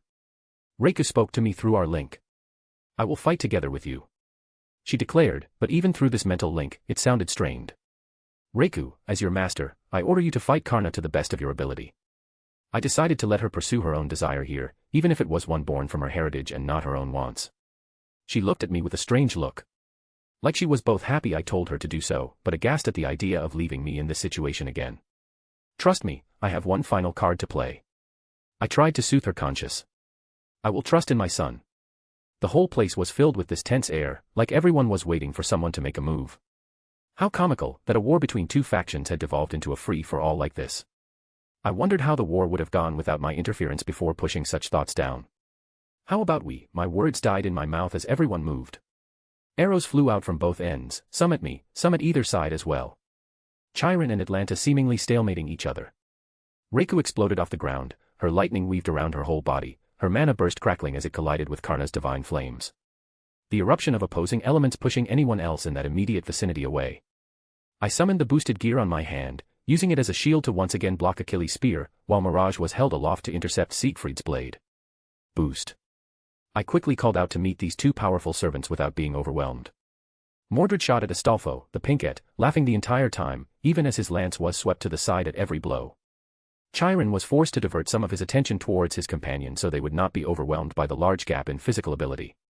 My other swords flashed out at both Achilles and Siegfried. They disengaged, deflecting them with relative ease, only for Vlad to jump in, swinging down his spear on top me. I swung up Mirage to intercept, bracing myself for the force, but I was surprised at how easily I managed to block before realization set in. "This isn't your territory." I grinned. "Your enhancement only works when you're in your territory." My back foot slid out, and I gathered magical energy into my sword. I deflected his spear to the side and made a move to follow up. 100 birds. My sword phantoms manifested. The impaler snarled, swiping his hand to bring out his own stakes. There were much less, and their power was greatly diminished, but it was enough to tear apart my attacks. The magical constructs that took on the concept of stakes had pierced through them. Achilles' shield swung at my head in that brief moment, the weight behind it once again felt like the world was going to collide with me. All the while Siegfried swiped his sword at me with gathered power. His Dragon Slayer sword practically shouting for my blood. Each of the blows made my knees buckle under the sheer force, even as I blocked them. I was ready for his shield this time, and my boosted gear didn't suffer any damage as I withstood the force. Even still, I felt the ripples of power through my aura. Enough. I spat out. Fuss Roda. I bellowed out, the invisible force rippled into my surroundings, knocking them back to give me a moment's respite. They were certainly coming at me with full force, and if this was to be the last battle, it would be remiss of me to not answer in kind. "Drake." I called out, the gem on my gauntlet lighting up. "Let's end this." Finally. The dragon's voice was filled with absolute glee. The fluctuations of aura around me pulsed and I could feel my presence enlarge, my existence stepping to a higher level. I grabbed the attention of the whole chaotic battlefield as my power began to skyrocket. What is this? Vlad choked out. His dragon aspect is being amplified. Siegfried gripped his sword tight, readying himself. I grinned viciously at his words. Welsh dragon balance breaker. We spoke as one and the world was dyed in a crimson light. And we're back. So, the countdown on the servant numbers begins. It won't be much longer now until the war is wrapped up. The current schedule for the story is wrapping up Apocrypha, small Campione arc, long DXD arc. If you want to read 7 chapters ahead or support me, visit mypat.rayon.com/asteriaforone. Chapter 188, Chapter 179. I opened my eyes, the condensed energy around me dispersed with a twitch of my finger. I created the boosting ability after Albion created his dividing. I didn't have a way to counter it when he first revealed it. Before, we had been relatively even with his corrosive poison that could melt souls, and my great fire that could burn souls into nothingness. I would have died if we didn't smash into the Indian Pantheon's realm during our battle and got separated. I looked down at my hand, I smiled lightly, flexing my muscles to get a feel for the armor around me. The shape was much different than the first time I activated the balance breaker's scale mail. Gone was the unwieldy protrusions, and spikes that sprang out at every angle. I was not donned in the armor of a brawler, it had been streamlined and slimmed down to fit my fighting style. The look on his face when he took a chunk out of my strength with his dividing, only for me to boost and add it back again. Drake's voice sounded very smug. To the foolish, they may think I could have just pre-boosted, then sought out Albion for our battle, to win easily, but you know the truth. There's only so much power our bodies could handle without going through a sort of metamorphosis. There's a reason why no gods had sought out my gauntlet in the many incarnations of my wielders. A god can not simply double their strength on a whim, their forms would explode at the power increase. The scale mail was sleek, hugging my body tightly. All the way from the helmet that wrapped around my head, down to the greaves that enveloped my feet. I could feel an extra appendage, a scaled tail that lightly swayed behind me. And I could also feel, with but a thought, I could bring forth my dragon wings if needed. They were much better than my devil wings, able to propel me faster through the air, able to handle the strain of this armor. I could feel my draconic heart begin to beat faster in my chest, synchronizing with the scale mail. Drake let out a laugh. That damn god. Drake cursed, even if his tone was jovial. In the hands of a mortal creature, a human or such, my power becomes something to punch above one's weight class. I've never had a wielder slay a god before, but the potential was always there. He began to cackle like mad, and then something like you got their hands on it. You added a bunch of things that made you more, but you kept all the potential inside that little body of yours. You're not at your peak like a god, your vessel isn't full. The gauntlet is just training wheels. I flexed my hand again. To borrow a small piece of Drake's power. I looked up at my opponents, these heroes of legend. With a thought my swords floated around me again, all ready at my whim. Ha! You understand then, as expected. Drake sounded so happy. My previous wielders, I was their crutch, their whole plan for fighting. For the first time, I'm turned into a trump card. I was annoyed at first, but this feeling isn't bad either. Drake's boisterous laugh sounded like roars in my soul. Dragon Slayer. I turned towards Siegfried. Demigod. I looked towards Achilles. And King. My gaze landed on Vlad. Come. I gestured with my hand. There was perhaps an unspoken agreement between all parties here. They all moved at once, almost unnaturally in sync with one another. Their years of fighting experience allowing them to meld into the other's movements without hindrance. Arrows flew between them, from 2 different directions. They were ignored by the servants, as it was clear I was the true target. Boost. I called out, looking straight at them. Boost. Boost. Boost. I finished with a roar as I burst forth from my spot, the air around utterly exploded, the sound barrier ruptured several times over. Mirage in my hand, its tip slammed into Achilles' stomach. His body arched back, blood spitting out of his mouth even if his skin hadn't been pierced. The ground cratered at the impact and I reached down with my free hand, gripping his neck. I snapped my head to the side, moving slightly to the left to avoid a dangerous sword passing by me. Siegfried sliced through the air, flicking his sword to turn it into a horizontal slash. I tossed Achilles to the side to focus on the Dragon Slayer aiming for my head. I moved Mirage up to block, having no trouble contending with his physical strength. If anything, his arms trembled trying to push through my guard when I was merely using one arm versus this two. Still, the fact that I'm basically overlaid in Draeg's power, his sword's danger just increased further, even if it didn't touch me. Its conceptual advantage over anything remotely dragon, and I may as well have been Draeg himself within its sphere of influence. His sword blurred with surprising speed, each slash was one that contained untold hours of practice. Precise and deadly, aiming for every weakness of my body. My own sword connected with his, each time a shockwave emanated out. On each exchange, it was obvious he was on the losing end. His sword continuously lost ground to the point where I started drawing blood from his body before he could regain his guard. Small cuts began to appear, blood dripping down his arms and stomach. "You healed up nicely." I still couldn't help but grin, noticing that the wound I gave him the previous night was all but gone. Siegfried himself smiled, even as he strained as I pushed back on him, lightly leaning into his guard to put a little pressure. His footing pushed into the dirt in an attempt to hold his ground. The magecraft of the Igdmalenia family is impressive. He grit out and with a shout, called forth a burst of magical energy and pushed my sword back briefly. "Dragon!" he shouted. "There is no hatred between us, but I will take you down." I guess it was obvious where this was going. "Then come, Dragon Slayer." I laughed. "O sword, let thee be filled." Siegfried pulled down on the hilt of his sword, revealing a strange jewel embedded within. Suddenly, a massive pillar of energy burst out, reaching to the sky. His magical energy exploded, and I'm fairly sure a command seal was used. "Is that?" I couldn't help but widen my eyes. Why is this feeling familiar? "What is that stuff?" "True ether," I said quietly. "The stuff gods are made out of." My grin threatened to split my face. "You crazy bastard, your noble phantasm channels true ether from the age of gods." His sword, it could probably even stalemate Excalibur at its base. "The evil dragon shall fall." He didn't respond, but the look on his face told me I hit the nail on the head. "Brat, meet him. I want you in against him. Don't have to tell me." I gripped Mirage tight. Beginning dimensional refraction. I began pulling on magical energy from an uncountable number of parallel worlds. The numerous magic circles encircled my sword, amplifying and actualizing my intent. The spell sequence linked up with my true magic. The immense power pouring in and converting into ether and shaping to my will. "Do you think I don't exist?" Vlad's angry voice rose above the chaos. Khazikli Bey. This fake world was covered in a malevolent aura as stakes once again burst of the ground everywhere. It was much more diminished compared to before and the sense of danger was much lower. "Do you think mere stakes can penetrate the scales of why Draig Gotch?" Draig's arrogant voice roared out for all to hear. The stakes shot out at my armor, only to shatter on impact. Perhaps if we were still outside, I would have to be worried, but right at this moment, the armor held true. And the world will reach the twilight. Siegfried's presence reached its peak, the weight of true ether, his noble phantasm comprised of the concept of dragon slaying filled the entire world. "Fall, Bamung." He swung his sword down. "Ether cannon." I swung my sword up to meet his, my regular ether versus his true ether. The collision of concepts and power erupted at the focal point, blowing away everything.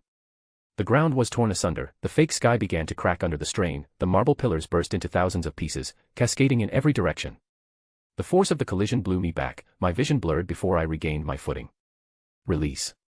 I breathed out, letting my boosts fall off. The weight of the added power fell off my shoulders, giving me a moment to catch my breath. I looked back at where I was a moment before, then down at myself. "What a scary bastard." Draig laughed.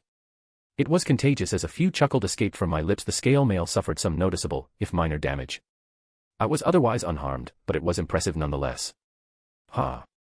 I breathed out again, watching a figure stand up amongst the turned-up clouds of dirt. Siegfried looked worse for wear, taking a bigger hit than I did. Blood dripped down his body, and he looked like he struggled to move. He stabbed his sword into the ground, using it to support himself. I gripped Mirage tight as our eyes met again. We both shared the same smile, even as his body wobbled to stand firm, he pulled his sword up and faced me. "Come." He shouted without any hesitation. "Boost." I called out, pumping myself up again, burst forward. Our swords connected, and he was lifted off his feet, tumbling across the ground, before skidding to a stop to regain his proper footing. He swung with renewed strength, blood flying off his hands, ignoring his wounds to meet my attacks. Boost, boost, boost. I returned to the state I was in before, dodging around his attempts to cleave me in twain. As our blades clashed, he was getting sloppier, enough that he had holes in his guard that were easy to exploit. I wanted to give him a proper send-off. I'll end this with one last technique. I stepped back amongst his flurry of slashes, pulling on the kaleidoscope. He deserved at least this much respect from me. I held Mirage to the side, and pulled myself through the world line to attack. He looked at me, that same smile never leaving his face as his guard was raised in anticipation. Swallow returns. I moved, and blood flowed from Siegfried's mouth. My sword went through his back, out his chest. His great sword fell to the ground as he touched the bloody blade sticking out of him. He turned his head to me, that serene smile never leaving his face. It was a good fight. He managed to get out as I dislodged my blade. It was out of respect I went for his weak spot. Siegfried the Dragon Slayer, who bathed in the blood of Fafnir. The only spot that wasn't as tough as a dragon's scales was where a leaf fell on his back during the bathing. The respect that he was strong enough that I targeted his weakness. Well done, Dragon Slayer. Your blade had managed to reach me. Dreyeg gave rare praise towards the defeated servant. Despite being relatively unharmed, he still managed to damage the scale mail. To be praised by a dragon. Siegfried let out a bloodied laugh. His body slumped to the ground, it was obvious he was almost done. His body began to dissipate and flow back into the world. Damn it, Saber. Vlad stepped over, grabbing his arm that looked a little hurt in the aftershock of our battle. Sorry, Lancer. Siegfried apologized before finally disappearing. The Impaler scowled, looking down at the spot where Saber once was. You make it hard to hate you when you smile at me like that. He scoffed before turning to me. I sighed, watching him go. I felt strange after beating him. I was happy, but at the same time, I didn't want him to go. It was like there was some form of kinship between us that was hard to describe. I pushed those thoughts down for now and faced the Lancer servant, pointing my blade at him. I don't suppose you would like to rethink an alliance? Vlad asked me, looking over almost lazily. Seriously? I couldn't help but blurt out. Do you really think I'd agree at this point? My thoughts were a bit disarrayed at the moment, and his words only served to increase my annoyance. No. He grinned. I just required a few more moments. He said with a cheeky smile. Darnick. He shouted, do it. The already strained miniature world inside this fortress became even more strained as I felt the space fluctuations. An absolute massive amount of magical energy filled the gaps of the cracks that formed in the dimension's foundations. The sheer amount of magical energy that was being thrown around, I could only assume that there were several command seals working in unison to make this happen. Because something was teleporting into this small world, that which resided within a noble phantasm. A pillar of light descended, a massive figure towered over everything in the vicinity. Behold, my greatest creation. A voice I hadn't recognized, and a person that was completely foreign, stood atop this new monstrosity. A servant I had yet to meet, and by process of elimination, it was Caster of Black. Golem Keter Mocketh, the newcomer declared. Welcome my Adam into the world. The thing, the golem, roared, and the world shook. First one down is Siegfried after bodying Achilles and nozzling Vlad. Caster makes his first appeared, and he'll be explained next chapter. But he opens with his noble phantasm.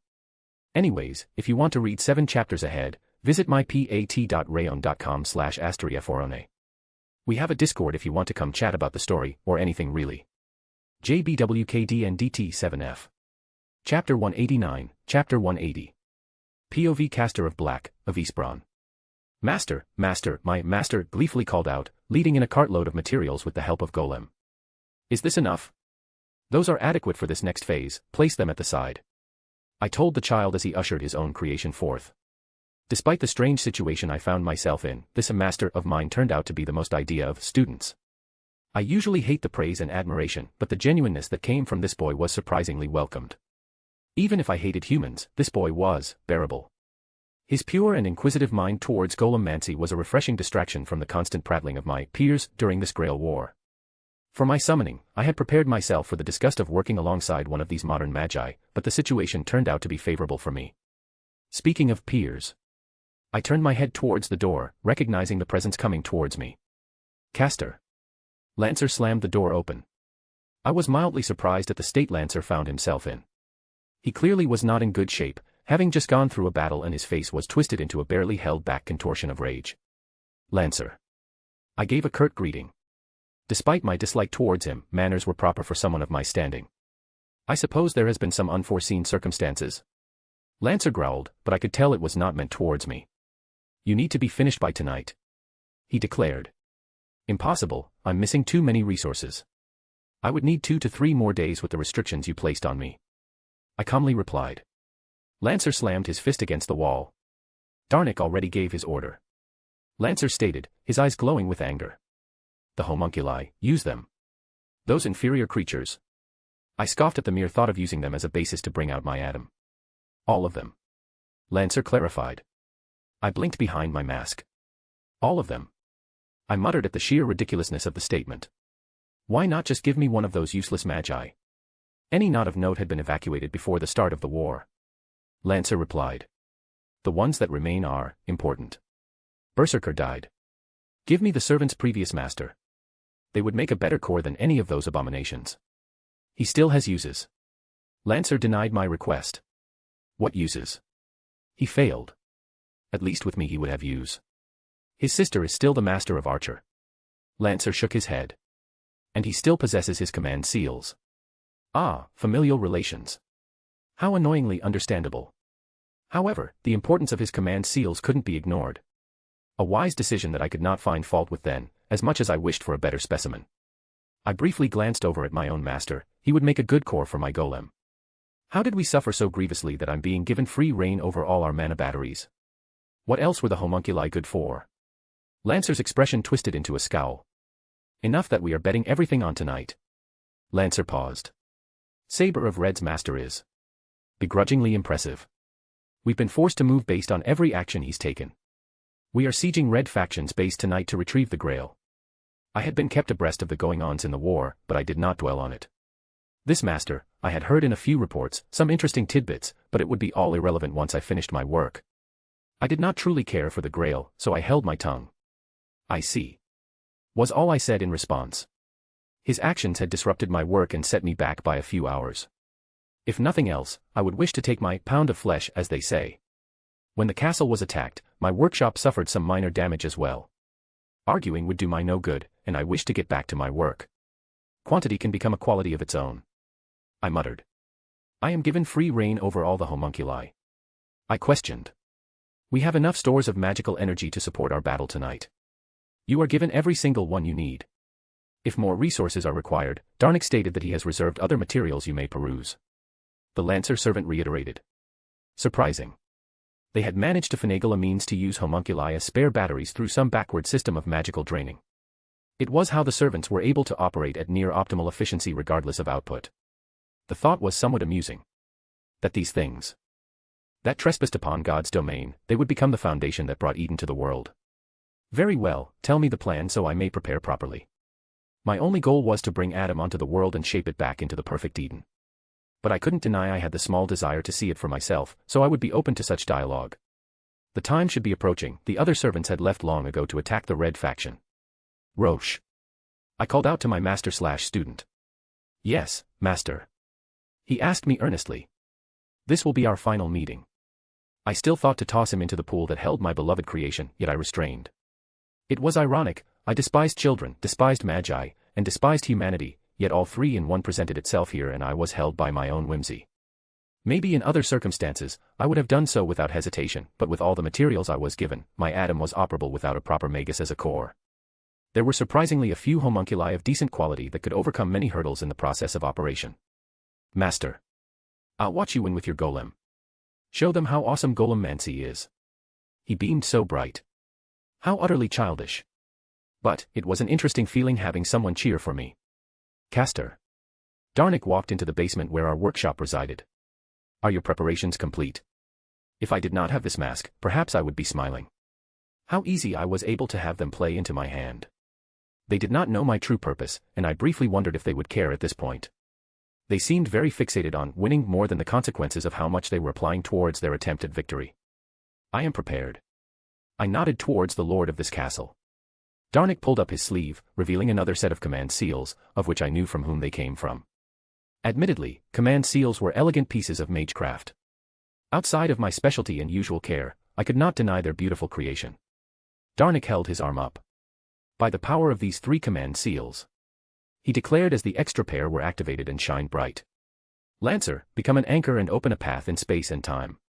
From what I understood of the situation so far, the fortress that they were fighting in was its own miniature world, created from something originating from the Age of Gods. If the fortress in question hadn't suffered such damage, I do not know if this plan would have worked even with so many command seals being used to support the operation. Roche. I called out to my master. Begin. Yes, master. He nodded, holding his own arm up. By the power of these 2 command seals, Castor, overturn time and space and bring your golem to Lancer. 3 command seals to create a bridge, and 2 more to border true magic and teleport me with my noble phantasm over. My vision was overcome with a cornucopia of color, the instantaneous movement through the world line that was the domain of the kaleidoscope. How humorous that the magic we emulated was something controlled by one of the masters present. I opened my eyes and the world around me changed. The strange phenomenon did not take me off guard as I was told of what to expect. I felt prideful as I stood on the shoulder of my golem. I was not one for theatrics, but this particular case was the exception among exceptions. Behold my greatest creation, I declared for all to see. Golem Keter mocketh, welcome my Adam into the world. As if wanting to announce himself, my Adam roared towards all that could hear.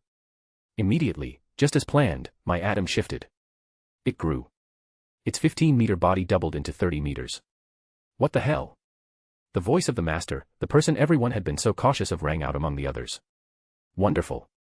Lancer laughed with glee at the turn of events. Caster, destroy them. Humph, dare to order me and my Adam. I guess your usefulness has yet to run its course. Our goals were aligned for now and nothing else. Adam. I waved my hand out, ordering the recreation of the primordial human. Responding to my command, the golem raised its mighty fist and smashed it towards the master. Boost, boost, boost. The words did not quite register as the master's presence seemed to skyrocket once again. Adam's fist swung down, and to my utter shock, it was stopped in place. What? I questioned. Adam, is that what you called this? The master laughed. This is very ironic and I don't feel like explaining why. Adam's body stiffened as he began to be pushed back, his legs trembled at a shout of effort from the master, and Adam stumbled back in a show of sheer strength. Impossible. I shouted. My Adam steadied himself, sweeping his massive arm towards the man clad in a red armor. Dragon shot. His palm opened up, discharging an accumulation of power at the arm coming at him, utterly destroying it. Adam's hand was disintegrated. Using draconic power as the basis instead of that a pay idiot's idea. The armored master muttered, but I ignored his ramblings. Not bad. You think you've won? I mocked his arrogant attitude. Behold Adam's greatness. I declared as Adam stood up fully, even with part of his hand missing. At a visible speed, its hand was regrown as if it was never destroyed. Adam, I cackled, ordering it again. Its mouth opened and he roared towards the insect below. Its voice more than just a shout of anger, it carried magical properties that vibrated the very air. The ground was torn apart, the master dodging like the pathetic creature he is. It didn't matter, Adam turned his head, following along as the landscape was reduced to nothingness. POV Wilhelm. I shot in the opposite direction of this thing's shout. Its sonic attack did catch me by surprise. Not to mention the strength behind it. It grew, then its aura seemingly multiplied at the increased size. And that regeneration speed was impressive. I glanced at the ground, each step the golem took, life began springing up. Foliage, flower, and plants of all manner immediately bloomed where it passed by the ground, even in this fake world. The hell? I muttered. Caster, control your golem. Lancer shouted in annoyance, having to dodge too, which I held back a chuckle at. Oi, you bastard. Mordred's familiar voice reached my ears as her red lightning slammed into the thing's back. I almost had that pink-haired ass and you suddenly shoot this shit at me. Die. Her lightning burst out in all directions, Clarent pushing into its body. Begone, annoyance. Caster swiped his hand, and the golem's body distorted, pushing Mordred out. Tisk.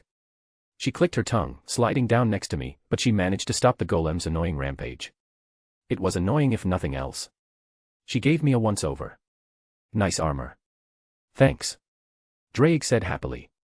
A dragon just thanked me. Mordred muttered. Shelving that for later. Yeah, should probably focus on that golem. I continued to look at the ground where it stepped until realization dawned on me. Fucking hell, it's rewriting the texture of the world. What? Mordred turned to me in confusion. So you noticed. Caster seemed proud. My Adam will turn the entire world back into Eden, laughed. Caster's a loon, I am thoroughly surprised. The sarcasm dripping from her mouth. Caster, stop your nonsense. Lancer growled towards his teammate. Destroy these fools and we will secure the Grail. I never cared for the Grail. Caster scoffed. This was my purpose, my dream. My Adam will finally turn this wretched world into God's paradise. You ungrateful cur. Lancer hissed, summoning up stakes and shooting them towards the golem. Pitiful. Caster countered as the golem opened its mouth again, making Lancer bolt to cover. Humph, as expected. Flee, cower, hide in your holes. Those unworthy will face his judgment in the end anyways. All right, that's enough. I summoned my swords around me. Whatever this thing was doing, it needed to be destroyed. If left unchecked, who knew how it would alter the world if taken outside? Arrogant child. Castor now turned towards me, his monster also bearing down in my direction. A dragon you may be, but you are nothing compared to my Adam. Destroy his body, destroy me, it does not matter. My Adam will stand back up and continue on regardless. That's annoying actually. I couldn't help but laugh again. The irony just keeps piling up. I guess it's something of fate that I'm the one who is going to destroy your Adam. My sword of destruction hovered in front of me, my aura flared, feeding into it as my power of destruction erupted all around the blade. It shot off towards the golem, impaling it in the chest as the destructive power lashed out in all directions. Like lightning, it crackled, jutting out and lashing at anything it could, taking chunks out of the golem's chest. What? No. It doesn't matter. Castor seemed unperturbed. Your tricks are just that. In the face of Adam's invincibility, your efforts are meaningless. He ordered the creature to attack again, its massive fist slamming into the ground and sundering the earth. Mordred was forced to retreat a little bit, lest she get caught up. Hey, bastard, want me to use my noble phantasm? Your sword, whatever it's doing, isn't really doing much. Mordred called out. Yeah, this thing was regenerating at a very impressive fate. My power of destruction was destroying the parts it was connected it, but more growths just burst out to take its place. Some kind of conceptual immortality perhaps. Just watch. I smiled towards my son. Boost, boost, boost. I pulled on Draeg's power a few more times, and my legs began to tremble as my body was forced to cope with the absurd increase. I was pushing beyond the limits I could handle, but I wasn't going to truly fight this way. Being in Balance Breaker, it made using Draeg's abilities much easier. When in just gauntlet form, this was magnitudes harder to use. I held up my hand, aiming at my power of destruction that was being discharged from my sword. Transfer. All the boosts I accumulated burst out onto the destructive force. The golem was suddenly hidden by a tidal wave of my power, my bloodline enveloped the majority of its body. Aha! Castor let out a scream as even he was caught in the attack. The transfer ability, it isn't only limited to transferring boosts to other people. It can transfer my boosts to anything, including concepts. While in Balance Breaker, it just made it much, much easier to do with Draeg's added presence around me. The golem began to disintegrate from the chest outward, its pieces dropping to the ground and dispersing into nothingness. Even Castor's body began to break down and was devoured by my power of destruction. What is this malevolent power? Castor cried out, falling on his knees and watching his supposed greatest work be turned to ash. I calmly walked up to him, my sword of destruction flying into my hand. You wanted to bring your Adam into the world. I guess it was only natural that a devil stopped you. I said quietly, just for him to hear before swinging my sword through his neck. His body collapsed and dissipated back into world. Castor is down, and MC shows off Draeg's abilities a bit. Anyways, if you want to read 7 chapters ahead or support me, visit mypat.rayon.com/astriaforone. Chapter 190, Chapter 181. Chiron POV. Castor was defeated. I hesitated to step in, opting to watch the fight from afar to better gauge Wilhelm while he was in this state. This draconic power that he was using. It was strange, not the strangest thing I've ever seen, but truly a strange sight. It may as well have been a noble phantasm. It certainly was as strong as one if looking at its purely destructive potential. Achilles, I turned towards my student. How about it? The corners of my lips curled up slightly. Damn. He scratched his head. Kid's a monster. My student admitted. Arrogant as he often was, he could recognize the situation when needed. As much as I want to fight him alone, yeah, we'll need to work together. He let out a small laugh. This war had turned out to be so interesting. I expected a true war once I was summoned, 2 sides pitted against each other, every tactic deployed to gain the upper hand on the battlefield. Somehow, it turned into a large brawl between servants, my master safe behind the castle's walls. And the cause of this had just killed off one of my teammates. Flippant as he'd been acting, he managed to warp the war solely around himself. Even when the Red faction, whom he also pitted himself against, stole the Grail, here we are scheming to take him down. No wonder Achilles had been so aggressive towards him, they're so much alike. I suppose it helps that Wilhelm is the type of person who knew how to get under another's skin. Calling my student Siegfried. I had a good laugh when I found that out. Especially since Siegfried was on my team, he found the joke amusing as well. I let out a sigh thinking of Saber. I made a small prayer to the gods to honor his death. The Norse deities were foreign to me, but I hoped they would hear of his honor, regardless of the era. But he died with a smile on his face, what more could a warrior ask for? And you, Atlanta? I asked the chaste huntress. Her ears twitched, registering my words. I'll follow your plans. She nodded. But do you think only the 3 of us will be able to handle him? She questioned. It was a fair thing to ask. If we were still living people, I would be confident in any of us facing him alone, but as servants, we were very much diminished from our primes. I'll have Lancer and Rider attack the Berserker next to him, I stated. I believe us three will be able to win if we work together. Achilles kicked his spear off the ground and back into his hands. All right, I'll follow your lead, teacher. Very well. I smiled towards them. Castor and his golem were defeated, it's time to move. I never had a chance to meet Castor in person, but I can't say he left a good impression after his little reveal.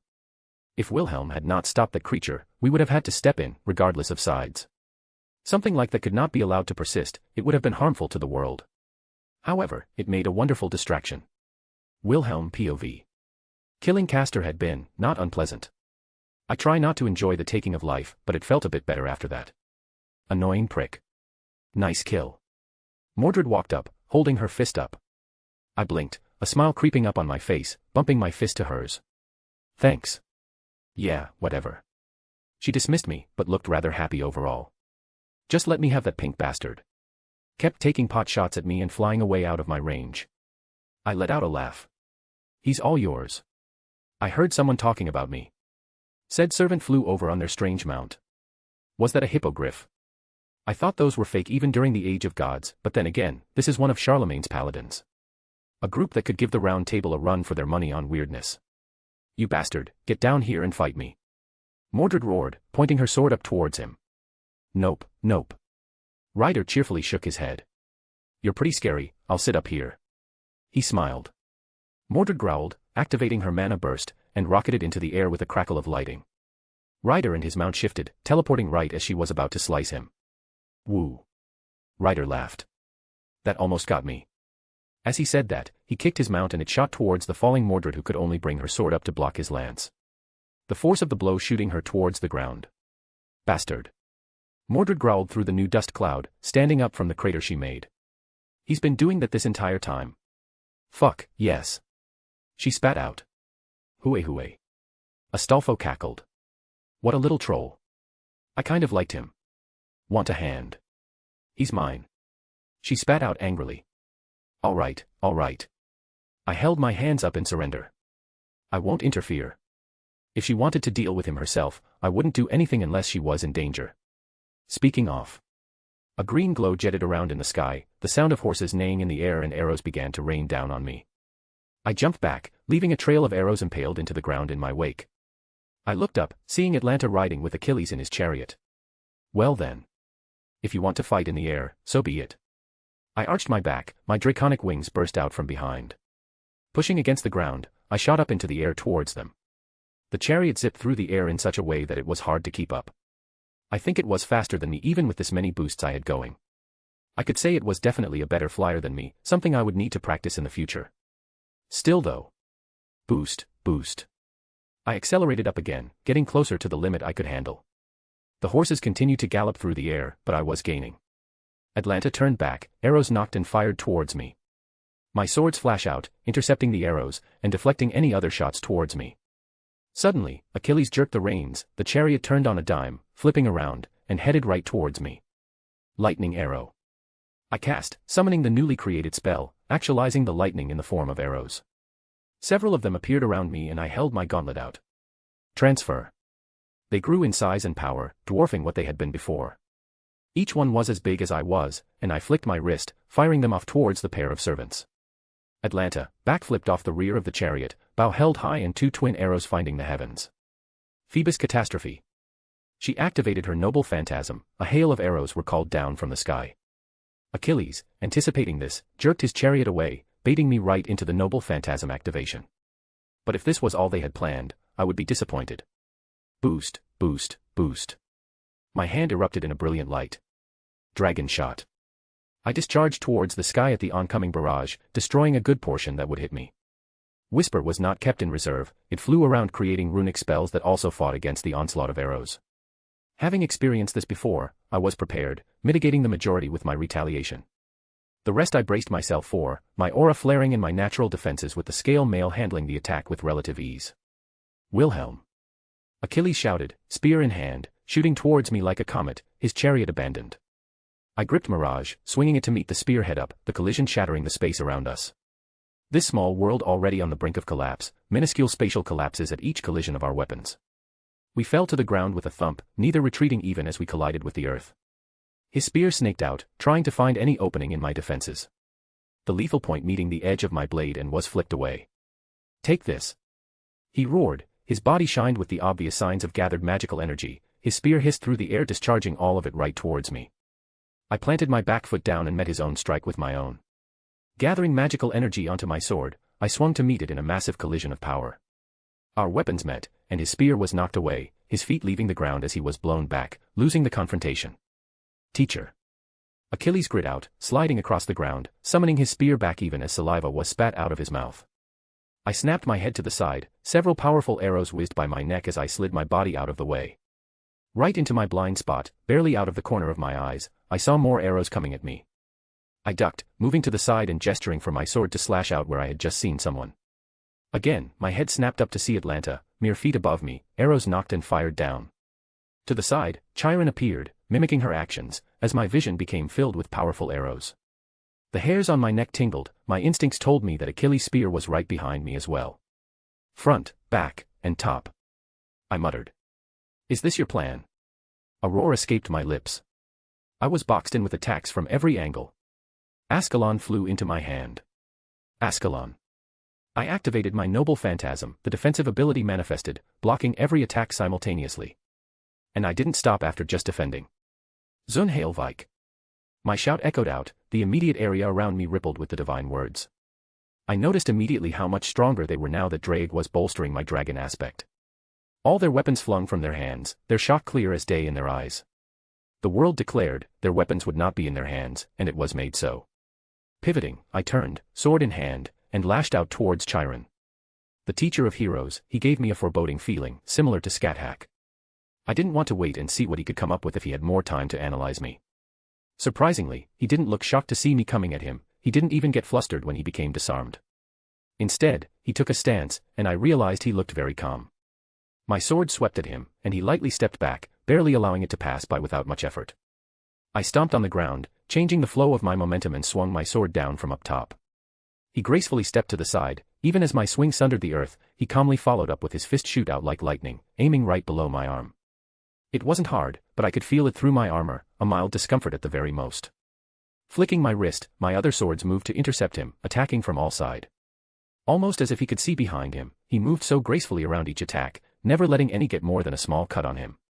"Are you surprised?" He smiled towards me, dodging another beheading strike. "I have taught longer than this land had been a country." He laughed, sweeping his wrist to deflecting a swing from me to the side. My strength at this point dwarfed his, but he was using the most minimal amount of power necessary to counter my every attack. Among my students was Heracles. He spoke, knee shooting up. I slammed my elbow down to counter it, and he rode on the momentum, falling low to the ground and spinning his body to sweep his leg towards me. When he was a child, and throughout his life, I was his mentor. He continued to speak, even as sweat poured down his brow, and minor cuts began to add up, staining his clothes red. "You are strong, there is no doubt. In pure might, I am not your match at all. Even your speed makes the hairs on my neck stand up. But, at his peak, you are still far off from his physical abilities." He had fond smile on his face as our exchanges continued. "And I'll tell you a secret, even then, when he was but all but a god in name, I was still his sparring partner." His smile turned somewhat vicious. His leg swung up, and slammed down on the ground, rupturing the earth. Clouds of dust were kicked up, obscuring my vision, but I saw a light pierce through, a spear that aimed for my head. I raised my arm up to block and the spear of hero killing met my dragon scales. Atlanta reappeared, coming underneath with her reacquired bow. The amount of power she was holding in the arrow she had knocked, I questioned if it was comprised of a command seal. And to my other side, Chiron burst through right towards me and my eyes widened seeing what he held, Achilles' shield, and it swung right at me. Did he predict all of this and plan for it? What great teamwork. If they weren't trying to take my life right now, I would have applauded them. It was humbling in a way to be on the receiving end of this. But I was playing for keeps. Theme Zegron. The same trick that first dragon pulled on me.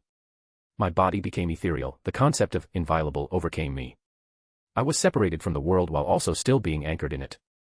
If it were an activation of a noble phantasm, I would not have trusted this. The focal point of a legend, used and pointed right at me, I felt like it could overcome the concepts that shielded me. That shield, it was no doubt a divine construct, and if my recollection of legends was correct, it was said to contain a world inside. But, this ability separated me from the material world. The spear slipped through my body, arrows flew helplessly through my stomach. And a shield, it swung true, but did not touch me. I rematerialized, arms snapped out, grabbing Atlanta, and Achilles tossing them to the side with my floating sword shooting at them for added measure, leaving only one behind. The closest sword entered my hand and pierced right through Chiron's chest. Blood began to flow from the Harrow's mouth as he looked down at the wound, touching my blade. Well done. He gave a gentle smile, one filled with a surprising amount of warmth in it. I did not expect that trick at the end. He coughed out some blood, shield falling out of his grasp. I slowly pulled my sword out as he stumbled onto his back. It's as you say, just a trick. I could just smile bitterly. Don't dismiss yourself. It's a wonderful ability that you used at the perfect time. His tone was jovial if admonishing me a little bit. I'm a little bit jealous of your teacher. Ha. I let out a small laugh. I think she'd like you. That or we'd fight each other due to our different methods of teaching. He laughed along with me, shifting slightly. I gripped my sword tightly but he raised a single arm up. Don't worry, you hit my spiritual core, I'm almost done. I sighed, sword lowered. Anything you want to say? I won't interfere if you want to say something to Achilles. You're a good kid. He continued to smile bright. But I already said what I needed to say to him. Any more would just fill each of us with more regrets. I do have one request for you if you don't mind. Speak. I said quietly. My master, she is confined to a wheelchair due to her magic circuits taking away her ability to walk. Chiron slowly explained. I think you would have means to heal her without taking away her future as a magus. I closed my eyes, letting out a breath. Consider it done. Thank you. He nodded, eyes slowly closing. If you'd listen to the last words of an old teacher like me, I'd like to give you a lesson. Pardon. He slowly raised his finger up into the air, shaking as it was.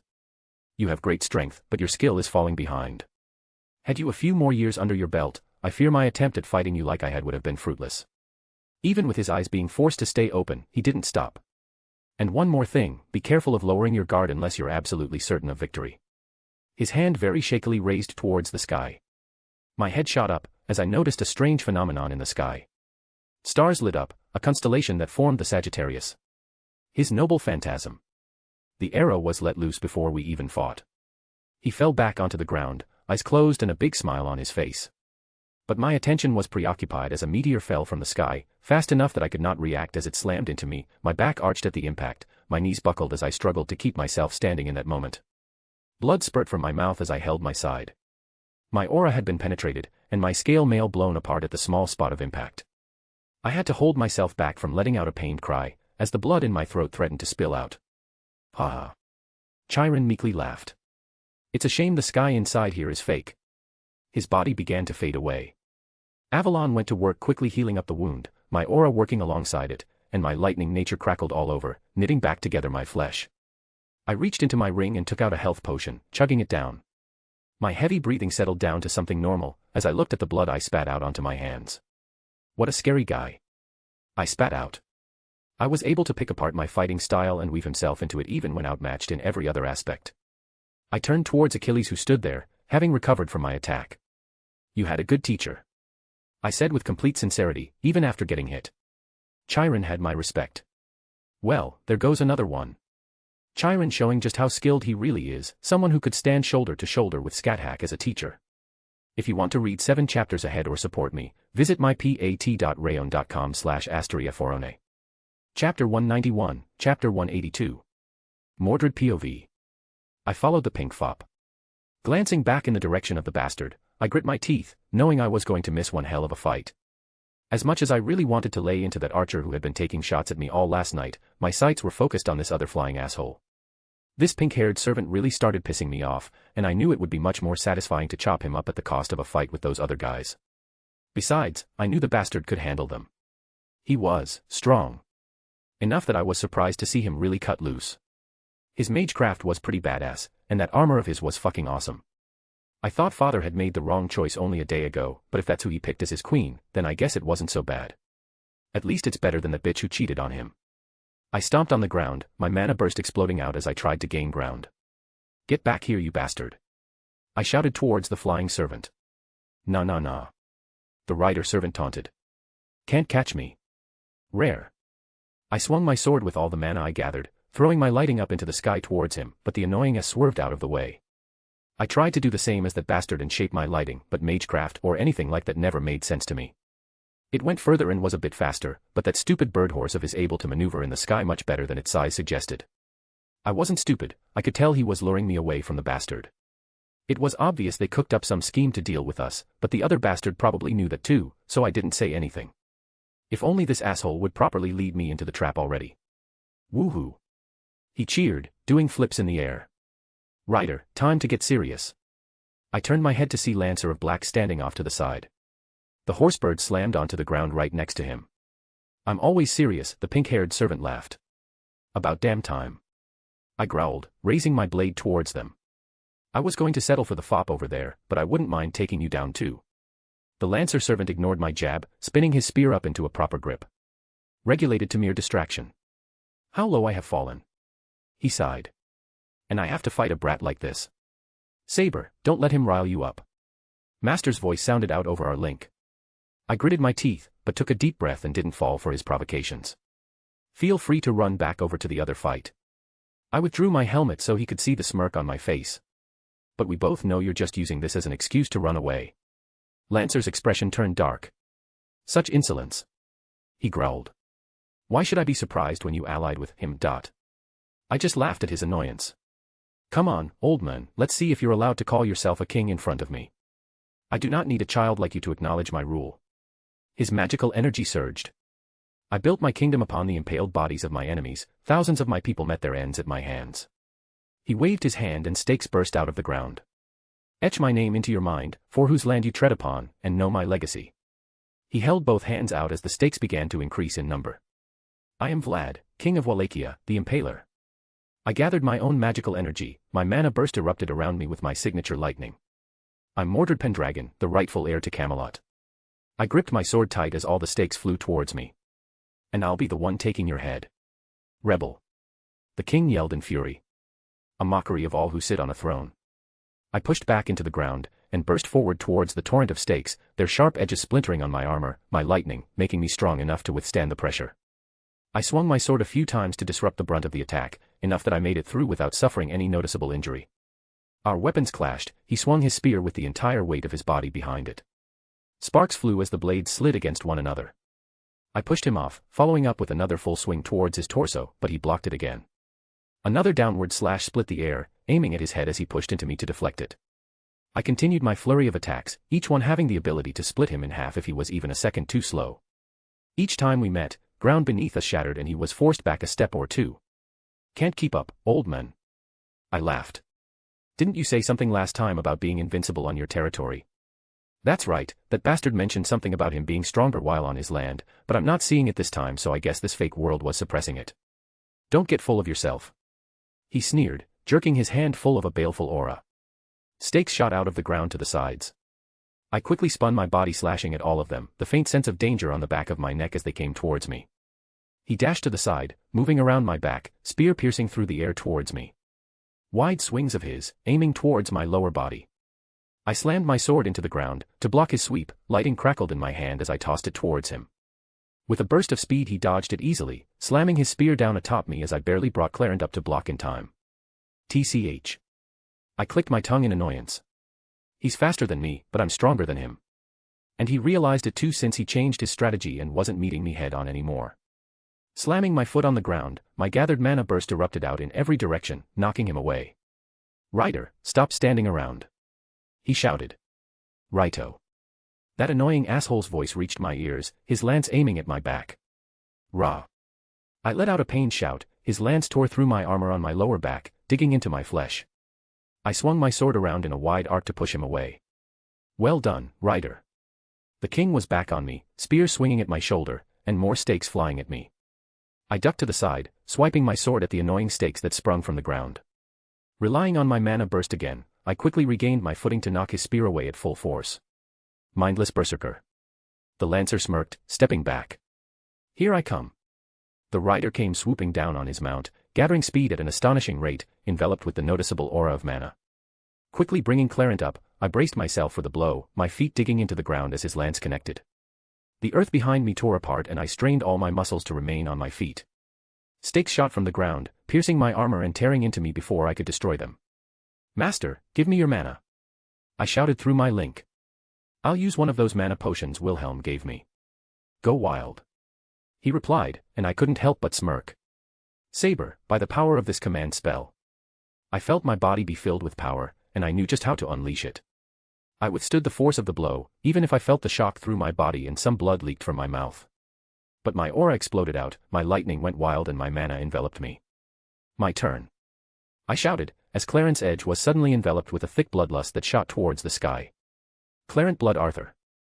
I swung my noble phantasm out, the pillar of energy, of hate and anger chopped down right on top of Ryder. Oh no, I'm in danger. That stupid smile of his didn't leave his face. The ground ruptured completely, displacing large swathes of earth as the explosion blew out in every direction. My head snapped to the side, at the spark of energy that revealed where Ryder teleported to. That was a Klaus. He stopped, looking down at his mount, surprised as he started to lose altitude. And I met his eyes, my empty hand still extended out with Clarent lodged in the neck of his beast. The body of his mount slammed to the ground, and Ryder stumbled to his feet. I erupted in a mana burst again, knowing I was probably putting a strain on the necromancer, but I knew I had to finish this fight. I swiped my hand through the air, Clarent returning back to me with another burst of lightning, my feet already kicking off the ground towards him, and I swung down at the pink-haired servant. He tried to dodge out of the way, but my blade slashed down through his chest, blood erupting at the motion. He dropped his lance, falling to the ground. Finally got you. I grinned savagely, Clarent flipped upside down, an edge pointing towards his heart. Haha, you sure did. He laughed again. Well, it was fun while it lasted. I blinked, confused at his response. You are a strange person. I muttered, and pushed my blade down. He split blood from his mouth. Let's play again sometime. He said cheerfully, despite the fact that my sword was lodged into his heart. His body began to dissipate, I watched the mana flow up into the sky. Yeah, it was pretty fun I guess, even if you were kinda annoying. I turned towards my last opponent, Lancer, who walked towards me, blood dripping down his body. He escaped a direct hit from my noble phantasm, but it was clear he got caught up in the blast. He looked upset, but still maintained his dignity, letting out a sigh. I'm the last one then. He muttered, looking up at the drifting particles of mana that was Ryder. Rebel, what's your wish on the Grail? He asked. I thought for a moment before answering. I want a chance to pull the sword from the stone and prove my worthiness. Lancer looked at me for a moment before he began to break down into laughter. He threw his head back, his boisterous laugh filling the tense atmosphere. Ha ha ha ha ha ha, his hand gripped his face tight, and I finally realized something was wrong. It was strained, and he looked like he was in pain. Haewa. He growled, his eyes changing color. Darnick, what are you doing? He swung his body around crazily. The hell? I muttered, watching his writhing body. I told you I would not use this noble phantasm. He roared, spear dropping to the side. I am a king, not this bloodthirst abomination. His ears began to elongate, his skin turned a pale color and his mouth filled with fangs. My knowledge of him entered my mind from the Grail, the legend associated with Vlad the Impaler, the vampire Dracula. Rebel, his distorted voice reached my ears. End me. He shook, hands turning into claws as he clearly fought against the transformation. His asshole of a master probably used a command seal. His new claws dug into his own flesh. I am not this thing, I am not Dracula. I bit my lips, bringing my sword up as I walked over to him. He looked at me with pleading eyes. This isn't how I wanted it to go. Even if he was my enemy, and I wanted to take his head, but not like this. It just felt wrong. His breathing became erratic. I am a king. I did what I did and will not say a word to how history judged me. He stood up, legs shaking. But I will not be turned into this disgusting monster. His shout distorted the air around me. His hand reached out, shaking, and he had to steady it with his other. It grasped at the edge of my sword, and he ignored it as it cut into his palm, bringing it up to his neck. He looked defeated like this. Grant me a king's death. I took a deep breath, putting strength into my arm, and brought my sword to press against his flesh. Yeah, this is how a king should act. I didn't like him, but I couldn't help but respect him like this. You're Vlad, king of Wallachia, and that's how I'll remember you. Closing my eyes, I swiped my sword. Hearing the thump of his body falling to the ground, I looked up towards the sky, watching as new motes of mana drifted up into the air. Why are my winds always so bitter? Wilhelm POV. I'll take your teachings to heart, Chiron. Sorry. I said quietly towards Achilles. I didn't even realize I said it until the words left my mouth. Achilles, despite the atmosphere, just laughed. Gods, did you just apologize for killing someone who was trying to take your life? He slapped his forehead, letting out a bellow. And I could tell you were being sincere. He shook his head, regaining his composure. Kind of just slipped out. A melancholic smile formed on his face. Don't spit on his memory. You fought and defeated him in a fight, take pride in that. Yeah. I regained my wits.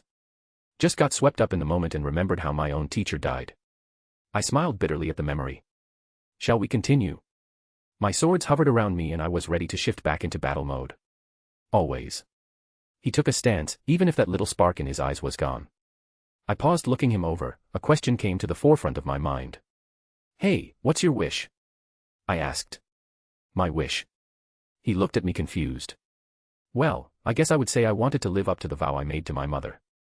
He slammed his closed fist to his chest. To live like a hero and die like a hero. He declared proudly. But honestly, I just came to fight. He chuckled. What about you, chaste huntress? I turned my head up towards Atlanta, who already had arrows pulled against her bowstring. She slowly lowered her weapon, giving me a once-over. I want to bring salvation to all the children of the world. I want them to all know care and love. That was not what I expected. The Grail can't grant that wish. I replied. Atlanta, surprisingly, didn't dispute me or get annoyed at my statement. She knows. Achilles muttered. She knows it's an impossible dream, but still fights for it. There was no way for the Grail to be able to do something about that. What would it do? Send all the children without families to single adults? Clones adults and give them to the children? It would bring havoc to the world. To be honest, I lost my will to fight them. After killing Chiron, I just don't want to kill them anymore. My desire for the Grail hadn't changed, but maybe there's an alternative. All right, I'm done. I stood up straight, letting go of my sword. What? Achilles looked at me strangely. I'm done, I don't want to fight anymore. That isn't how this works. Achilles shouted towards me. Grab your weapon and fight me. I want a hero's fight, I will live or die like a hero. Okay, then live like one. I countered. Listen you. Achilles, hush. Atlanta jumped down. What are you saying? She seems more open to persuasion. In another time, in another place. There was another Grail war and some of the participants stuck around even after the Grail was dismantled. Atlanta let out a sigh. The dead don't belong among the living. We had our time, our era passed. Tell that to Medea, who's engaged to her master. I raised an eyebrow. What? Atlanta blurted out after hearing my words. While my knowledge on their relationship wasn't very detailed, I knew that they certainly shared a bond of some kind. It's sweet, I even got myself a wedding invitation. I smiled. She actually made the clothes I'm wearing, she's very skilled. And she started her own business selling to other people. Of course she would abuse her summons like that. Atlanta facepalmed. But still, married. I intend to bring my servant away, and I already promised Assassin of Blackened. Not to mention my companion fighting over yonder. I jerked my thumb in the direction of Mordred's presence. So, what's two more? Sis, you really considering this? Achilles looked towards her. She admittedly looked a little sheepish. Her ears fell down a little bit under his gaze. Little Medea getting married. She said quietly. Gods damn it. Achilles muttered. And what's in it for me, huh? Well, I won't spank you anymore, for one. All right, let's go you asshole. He flipped me the bird. Fine, fine. I rolled my eyes. Well, there'll be plenty of fights in the future. I offered, and he did perk up a little bit. Not to mention the other servants still up and about that wouldn't mind the occasional spar. And did I mention my birth world, the age of gods never ended. Lots to do there for someone with your skills. I began my sales pitch. Is there really a harm in living a second life? Fuck you. Achilles spat out, but it was less anger at my suggestions and more the fact that we both knew I had enticed him. Sis, what do you think? I'll follow you on this one. Atlanta looked at him, then back at me. I haven't heard from my master since my summoning. I vowed to fight on his behalf, but I don't think he's even alive anymore. The fact that we're having this conversation probably means the priest did something for sure. Yeah, me too. Achilles muttered. Interesting. I'm not afraid to fall in battle against an honorable foe, Achilles. She shot him a glance again. But. Fine. Achilles cut her off, letting out a sigh. What's the worst that could happen? At the very least, I could get another good fight before fading. The corners of my lips curled up. Good, now let's discuss terms. I would quickly finish this up and go check on Reiku. By the drain on my magical energy, I could tell her battle was heating up. If only Vlad decided to morb, this war would have been 1 day ago. Anyways, if you want to read 7 chapters ahead or support me, visit mypat.rayon.com/astriaforone. Chapter 192, Chapter 183. POV Lancer of Red, Karna. Wonderful! I exclaimed, clashing with my foe. Her sword was deadly, sharp and precise with each movement. My spear, which stabbed through the air dozens of times in a single breath, was met with a speed that perhaps surpassed mine, and a technique I couldn't help but admire. My flames clashed with her lightning at each interval, her divine lightning that was so much like my brother's. Oh Agni! I activated my mana burst once again during this fight, only to be met by her own body being enveloped in lighting to ward me off. The ground beneath us turned molten, and the air crackled with sharp wisps of lightning, our weapons pushing away each other, neither giving an inch. I gathered power into my eye, the authority of the sun, inherited by my father, and compressed it before firing it off. A beam of pure destruction tore through the surroundings, the very air burning away at the touch. Unexpectedly, my opponent met it head-on. Sword in hand, lighting wreathed around her, she braced herself with her blade and blocked it. The sunlight fighting against her sword, but somehow, she managed to hold strong. My opponent, the sister of my brother, she stepped forward and cut through my attack. An attack/power I had some manner of confidence in. She didn't stop, didn't relish in her small win, but instead attacked me once again. She was overpowering me in pure strength, breaking my guard. Her sword flashed out, digging into my chest. I reeled back quickly enough, a movement that barely mitigated a deep wound, even with my armor. Yes, my armor that should negate roughly 90% of each blow was overcome, ignored for lack of a better term. No, that wasn't entirely accurate, my armor provided resistance, but it was noticeably less than it should be. Not to mention that she blocked my attack from before, somehow diffusing the accumulated weight behind the blow. I shouldn't be surprised at this point, she had taken my arm previously. It did not faze me, neither of us would back down at such wounds like these. I planted my front foot firmly, gathering enough power, and thrusted my spear with the explosive power of my flames behind me. Knowing she couldn't properly evade or block, she instead grabbed hold of the shaft. My spear dug into her stomach, but she resisted the worst of it with a grit of her teeth, her hand burning as she gripped my divine spear. Ha! She swung her sword with one hand, discharging her lightning from above. I decided to take a step back, having won this small exchange. It was just in time too, as an invisible force rippled across the battlefield. A sonic attack carved out swathes of land in the distance, some even coming our way. We both noticed the danger, jumping out of the way before the ground we were just standing on had disappeared. It was a momentary lapse in our battle, both of us looking at the strange creature that could be seen in the distance. My opponent, even more so, looked at the creature, recognizing the one who fought it. I could have attacked, in this moment that she let her guard down, but I held my spear back. That was not the win I wished to have. Is it wise to ignore me in our battle? I spoke up, to grab her attention once more. I could see that she was hesitant to ignore what was happening with her master. It spoke of her character that she worried, so I did not fault her on this. How strange it was to see a berserker so lucid, to think so rationally. It was, a small jest that I found amusing.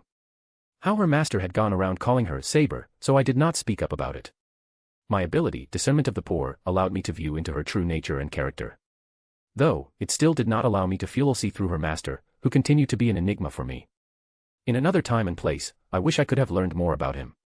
To fight him, not as enemies, but maybe a friendly duel.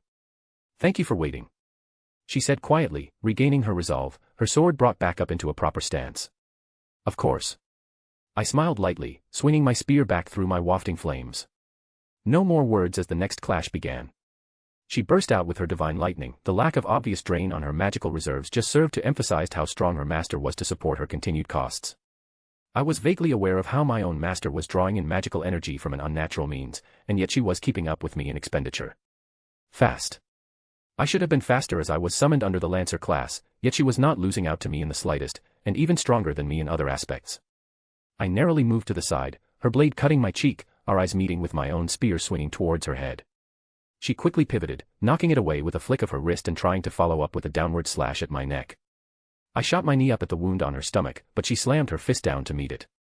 I instead went low, sweeping at her legs, but she instead opted to trade, blade once again aiming for my neck. Realizing I would lose on this exchange, I had my flames erupt between us, knocking us both back.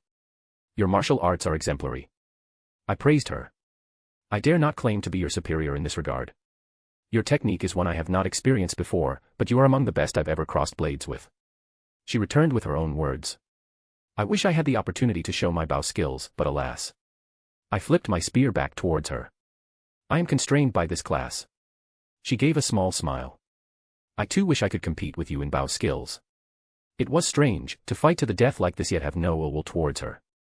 Even if I kept projecting my half-brother upon her, it was not out of spite or anger. I waved my hand, my divine flames condensing and firing out. She swung her sword, discharging bolts of her divine lightning to intercept. And again, we began another clash. Wilhelm POV. Achilles and Atlanta had complied with the terms I set out. And they even opted to abandon this fortress and head back to the town we first met. I wanted them to be far away, just in case the priest tried to use them for anything. If he tried to use a command seal to teleport them over, I was confident in being able to disrupt it with my expertise on space manipulation. I bit my lip, looking in the direction of where Mordred went. I knew she could handle herself fine, but I was oddly finding myself worrying about her. I gave Kyrie a few things that should skew any fight in their favor, but both Lancer of Black and Rider of Black were noticeably absent. Well, I would trust my new son. They had a full set of command seals as well, that wasn't anything to scoff at. I only had a rough estimate of how far Reiku and Karna moved away. In usual circumstances, I would need some special calculations to navigate this small world since it was a facet of someone's noble phantasm, but since it's in such disarray, I didn't feel like I would be hindered, especially if I only had to eyeball everything at this distance. Gripping Mirage, I slashed my sword through the air. I was about to jump through until I noticed the sky changed colors. A sense of danger washed over me, and it was coming from the direction of Reiku. Without a second thought, I quickly went through, the scenery around me changing in an instant. The ground had turned to lava in many places, and there were craters littering the ground. Master. I heard Reiku's voice not far away. She did not look in the best of shape, she was even wounded in several places. Reiku. I said softly. You're hurt. Master, I'm fine. She quickly dismissed me. Please escape, Master. She tried to urge me. Master of Minamoto no Reiku. Karna's voice boomed. He hovered a little bit in front of my servant. You've come. He stated, meeting my gaze. You have appeared at an opportune moment. Your servant fought valiantly, but I will end this with my strongest attack. The armor around his body was burned away. His armor, that I could deduce was divine in origin, completely disintegrated. I shall require a blow that brings complete annihilation. He declared, raising his arms up, and the already strained sky cracked and shattered. Master. Reiku shouted towards me. Please, flee. I do not know if I can handle this, and I don't wish you to fall because of my ineptitude. I looked at her, then at Karna who made my hairs stand up on the back of my neck. Yet, you'll stay here and fight to the end.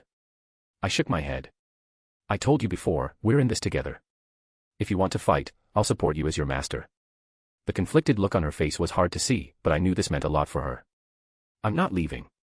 I crossed my arms. So you just have to do your best to protect me. Master. Her eyes softened.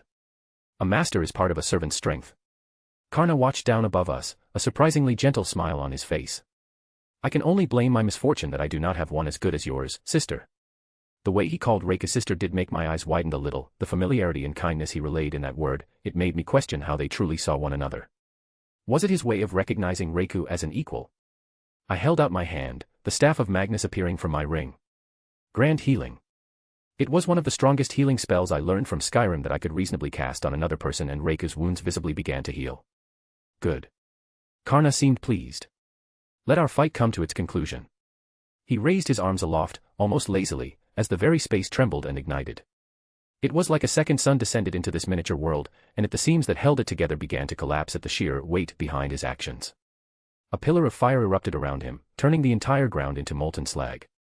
Rivers of lava cascading out in every direction. The fire's conglomerate, combined into an appearance of an eye, one that gazed down upon all living beings and judged them. Perhaps I'm mistaken, but it looked like it cast its gaze upon Reiku for just a second longer before exploding into a red hue that overtook the other phenomena that blanketed the fake sky. The flames and light combined, a weapon descended into Karna's hand.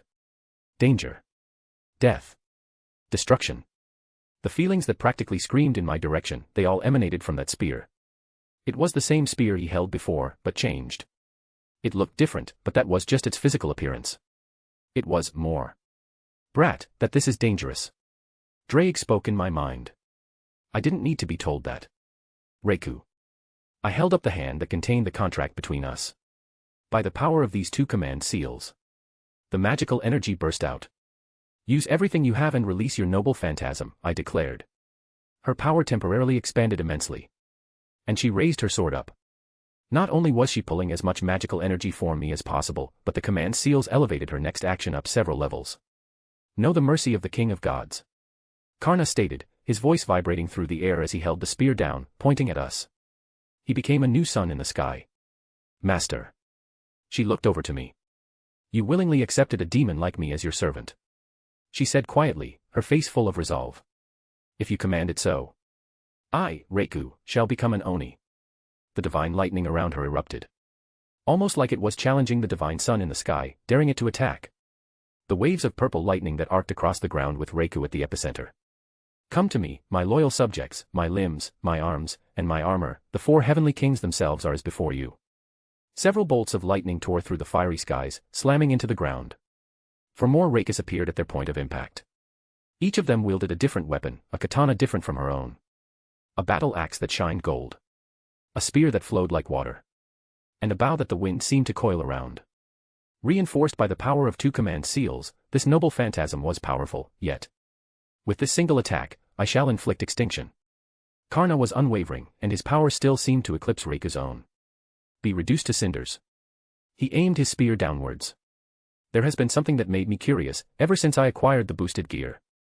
Looking over at Reiku who seemed ready to engage, to meet the attack head-on. What would happen if I boosted a noble phantasm? I said quietly, raising my hand towards the clones of my servant. Drake began to cackle like mad.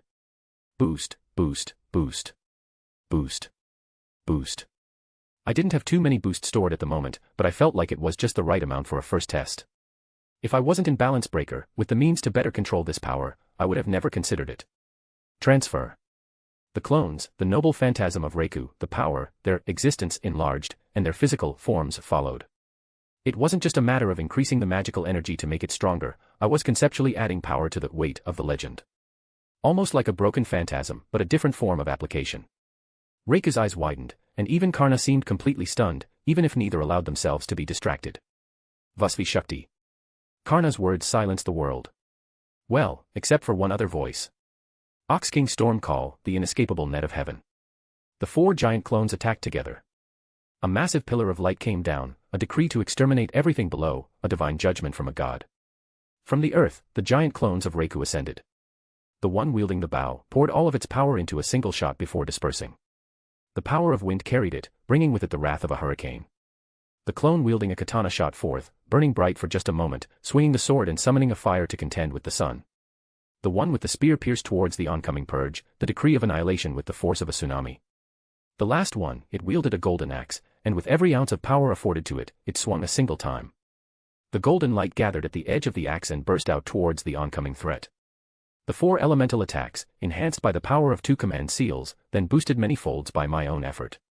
Reiku raised her blade up high, and all the lightning she gathered crackled around her. That familiar purple lighting that jolted in every direction, pulsing with divinity. The power gathered was immense, the very air crackled with residual static for hundreds of yards all around. Seemingly turning into the divine lightning itself, she took hold of it all and shot towards the sky. The spear that felt like it could fell gods was met in equal footing. Perhaps it was because Karna could not wield its full potential, or it was because of my interference, but Reiku's lightning tore into the attack the help of her clones. I had to summon a shield to protect me just from the collision of power and subsequent eruption that was created at the focal point. The 2 noble phantasms stalemated and dispersed one another. Both Reiku and Karna fell from the sky, slamming into the ground. Both were looking worse for wear, standing up shakily. Karna, who was the first to act, had placed his hand onto the ground. Thorns of fire burst from the air, filling the space as they jabbed out towards Reiku. I waved my staff, shooting off lightning arrows to intercept. Reiku glanced back at me for the briefest of moments, before charging at Lancer. Karna tried to bring up his flames again, but they looked haggard, almost forcibly exerted instead of the ease he manipulated them from before. Reiku's sword swung through them with ease, the flame dispersing at the touch of her blade. Karna brought up his spear to block, but it was clear he was on the back foot.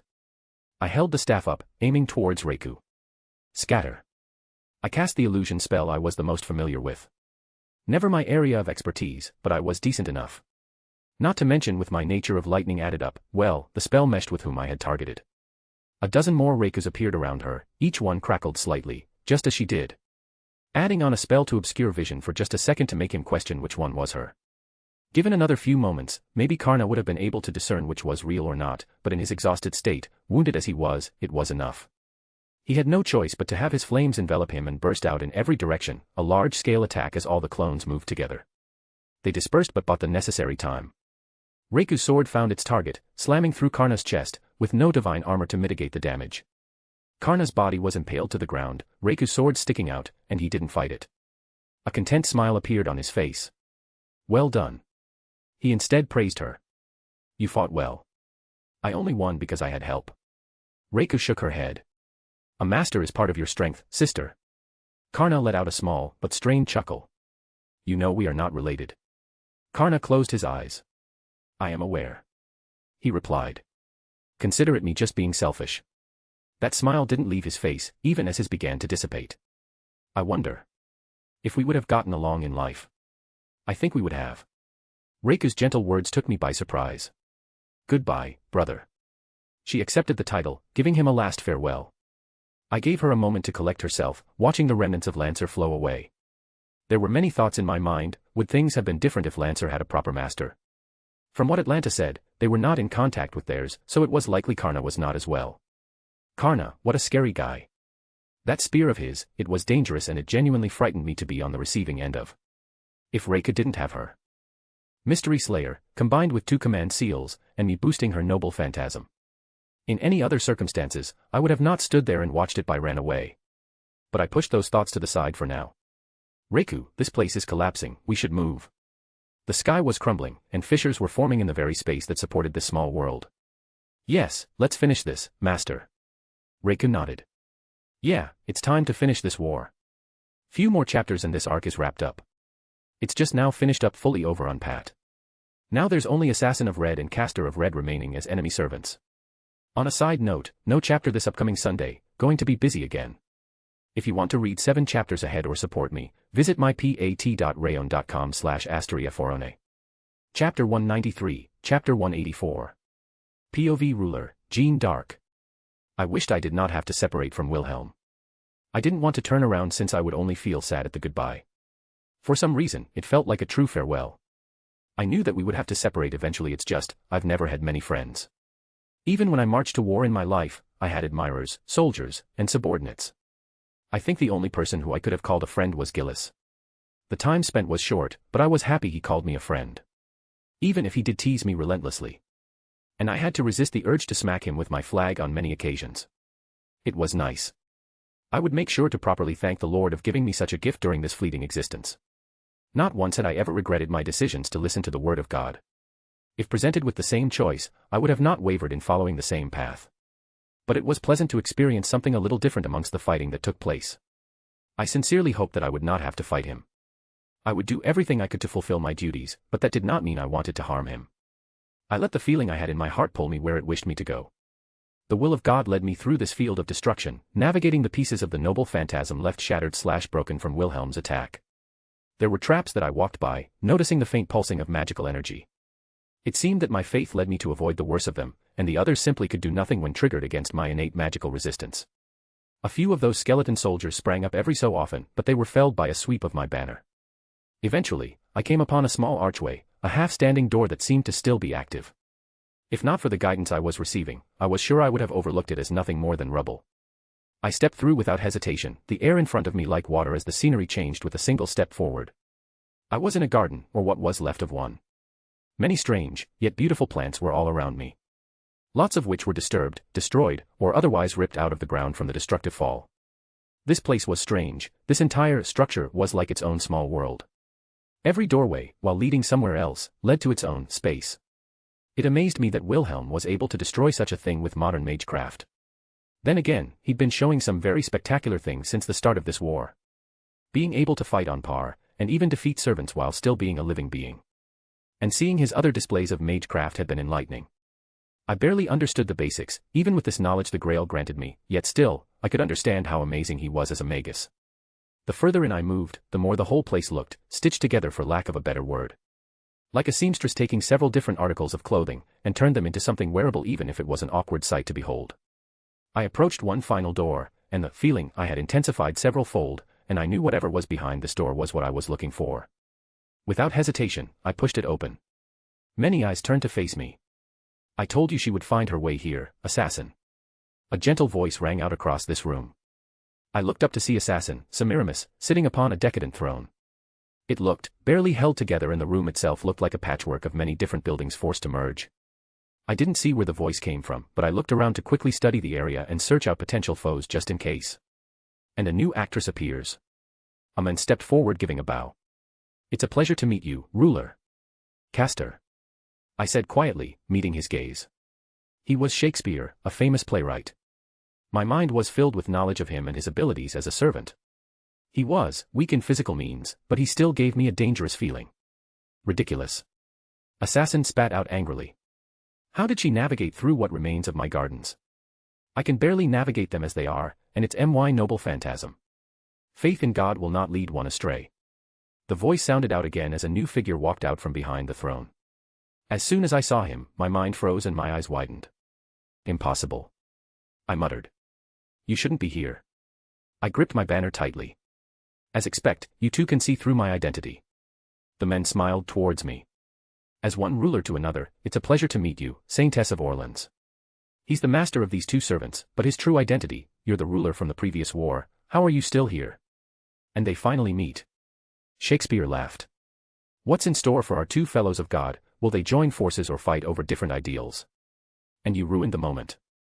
Assassin deadpanned. Despite the tone of their words, the atmosphere was tense as if a fight would break out at any moment. I flipped my banner into a position to better defend. My instincts were telling me that this would end in no other way but a fight. Oh well. The other, ruler, shrugged his shoulders. I guess you won't even listen to what I have to say. He held his hand out and summoned an armament into it, a katana of some strength.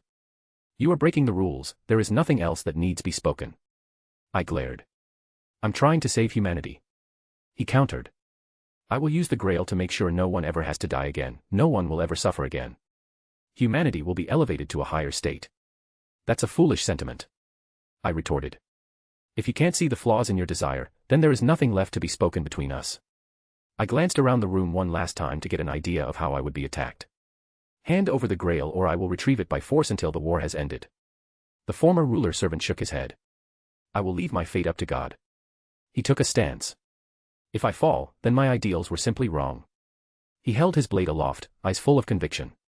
And I knew he would not be persuaded. Wilhelm POV. Mordred, Kyrie. I practically slid to a stop in front of them. We need to get out of here. You think? Mordred sassed, gesturing to the literal holes in the sky. I rolled my eyes, swiping my sword through the air. All right, in you lot go. I pushed them through quickly without hearing any back sass. Reika didn't argue as she hurriedly stepped through as well before I followed. I let out a breath as I looked up and saw a more sturdy sky above us, even if it was still a fake one. Should be fine here. I took a moment to catch my breath. Good, I just need a second. Mordred found a large piece of rubble and collapsed onto it, sword stabbing into the ground. Yeah, that sounded good too. I allowed myself to slump down against the same huge chunk of stone. Everyone good? I'll live. Mordred waved me off. Tired as fuck, but I managed to take out two. She seemed proud, but there was a slight melancholic undertone. Well done. I gave her praise. She didn't say anything, but she did perk up a little bit. Master, you're wounded. Reika decided to give me a once-over. Her eyes trailed down to the hole in my armor where Chiron got me. Yeah. My hand brushed over the spot. I'm good now, healed it up fine. I replied. Reika pursed her lips, clearly upset at my being hurt, but didn't speak again, just continuing to fuss over me. I reached out and took her hand, gaining a bright smile from her. With a thought, I began casting a healing spell. It was much easier to actualize when I was in physical contact with someone than casting from a distance. Kyrie. I grabbed the other Magi's attention. You good? I asked. He didn't look untouched. Yeah. He nodded, taking out a cigarette. Almost got hit by some stray attacks, but I'm good. You don't last long in my job without some healing spells under your belt. He grinned. Those mana potions are great though. He shot me a thumbs up.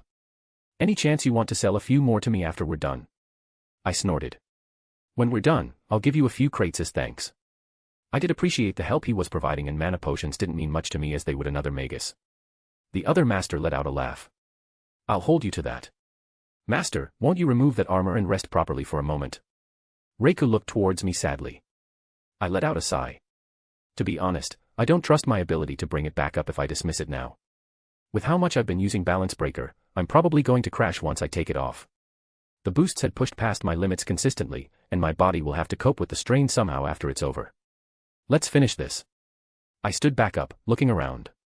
Let's fucking go. Mordred jumped off her seat, shattering the ground. Her armor was not looking good and she had some wounds, but that grin of hers was ever present. I walked over, putting my hand on her head with a grin. The hell are you? She was about to get annoyed until my hand burst out in a healing light. Ass. She muttered, but accepted it. Later, tell me how your fight went. I smiled towards her. Fine. She grunted, a little happy it seemed.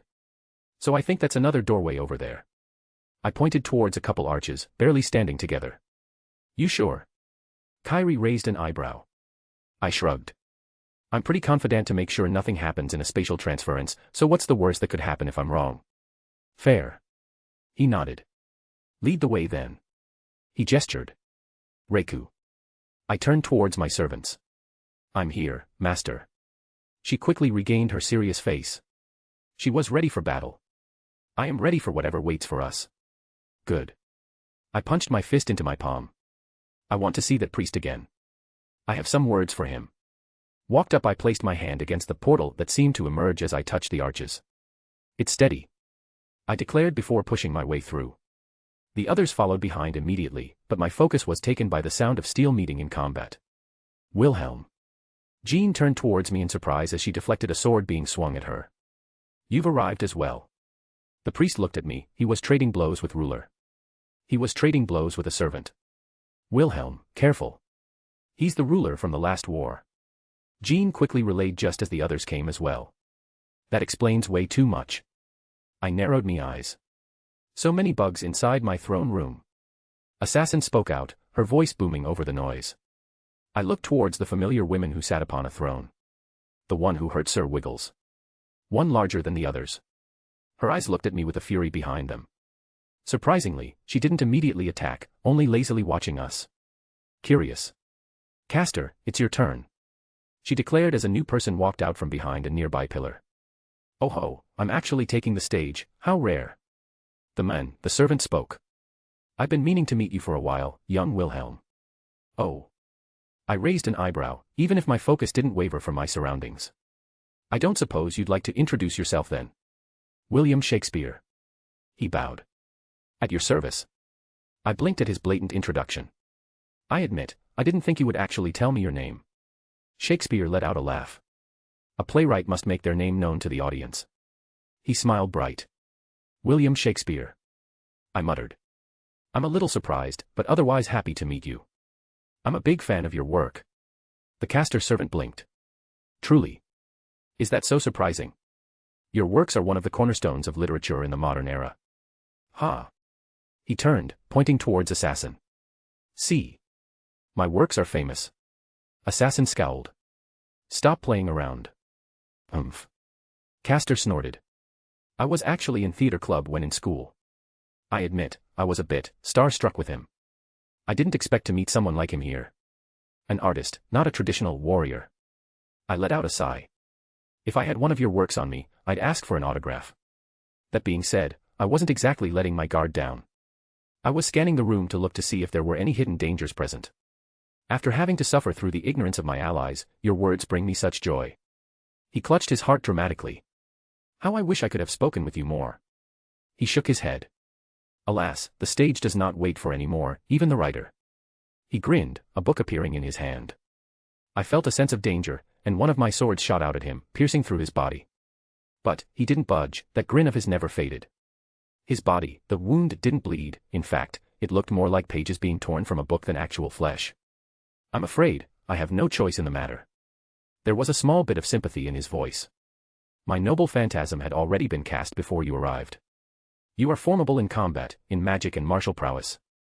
I am a weak servant, only sufficient to wield a pen. But, they say the pen is mightier than the sword. Shall we put those words to the test? His arms outstretched, the area around us began to change.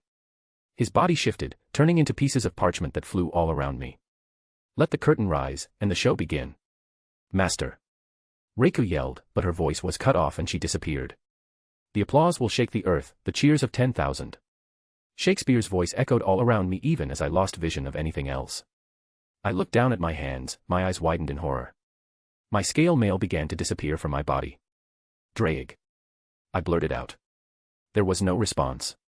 The parchment began to conglomerate, turn into a physical form. Behold, the title of my noble phantasm, first folio. My attention was no longer on the voice of Shakespeare, but on the figure that appeared, manifested from his noble phantasm. Red hair that matched mine. Eyes that matched mine. And a voice that made my breathing pick up. Hello, son. And Shakespeare makes his grand entrance. The weakest servant for the war is oddly one of the worst matchups for Wilhelm.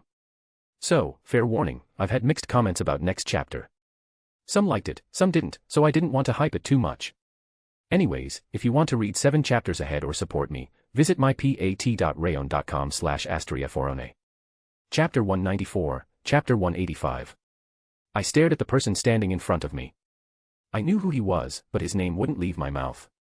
I felt my arms tremble and my hands balled into fists. No, this is impossible. I whispered. Is it? The person, the thing, replied. You should be the authority on what is or is not impossible, right? I raised my hand and pointed at him warily. You aren't real. I declared. A figment of my imagination. I took a deep breath, steadying myself, gaining a smirk. Shakespeare's noble phantasm is unlikely one to do any kind of physical or magical damage. It's against his nature, and his words were enough for him in the past. I began to voice my thoughts, distracting myself from the person who was in front of me. The reason I can't hear Drake, why I can't feel my aura. I paused, trying to call up a spell to actualize, even trying to pull on the kaleidoscope, all to no avail. In normal circumstances, I would have been panicking if everything of mine had been so thoroughly sealed away like this by an enemy, but my mind raced, going into overdrive before I saw through this noble phantasm. It's a mental attack. I sneered at him. Or rather, it attacks one's heart. This isn't real, I'm not real, you aren't real. It uses my own circumstances to create this world around us. I waved my hand. Not a true world, but a projection of my mental state, of my heart. I walked to the edge, smacking that side with no reaction. I'm projecting myself into this overlaid domain created by his noble phantasm. It's why I can't draw upon my magic, because I'm not truly here while also being here. I'm in my own self-contained world that doesn't actually change anything about the greater world. I looked back over to him, to the fake person who I never wished to meet. That's it, isn't it? I grinned. Well, I can praise Shakespeare for casting his noble phantasm before we even appeared, setting it up like so. I scowled, crossing my arms. Why did his noble phantasm summon you of all people? If he's trying to get a rise out of me, wouldn't my mom work better? Hell, what about one of my girls? Please, we both know you wouldn't take it seriously if it was one of them. My fake father scoffed. If it was one of your, he air quoted, girls, then you would probably just flirt with them regardless of what they said or did. Yeah, I'd probably do exactly that. And if it was my mom, well, I wouldn't mind seeing her again. I mused out loud. You really do like to hear yourself talk. The fake version of my father glanced back at me, almost appearing uninterested that I was able to understand the whole situation so easily.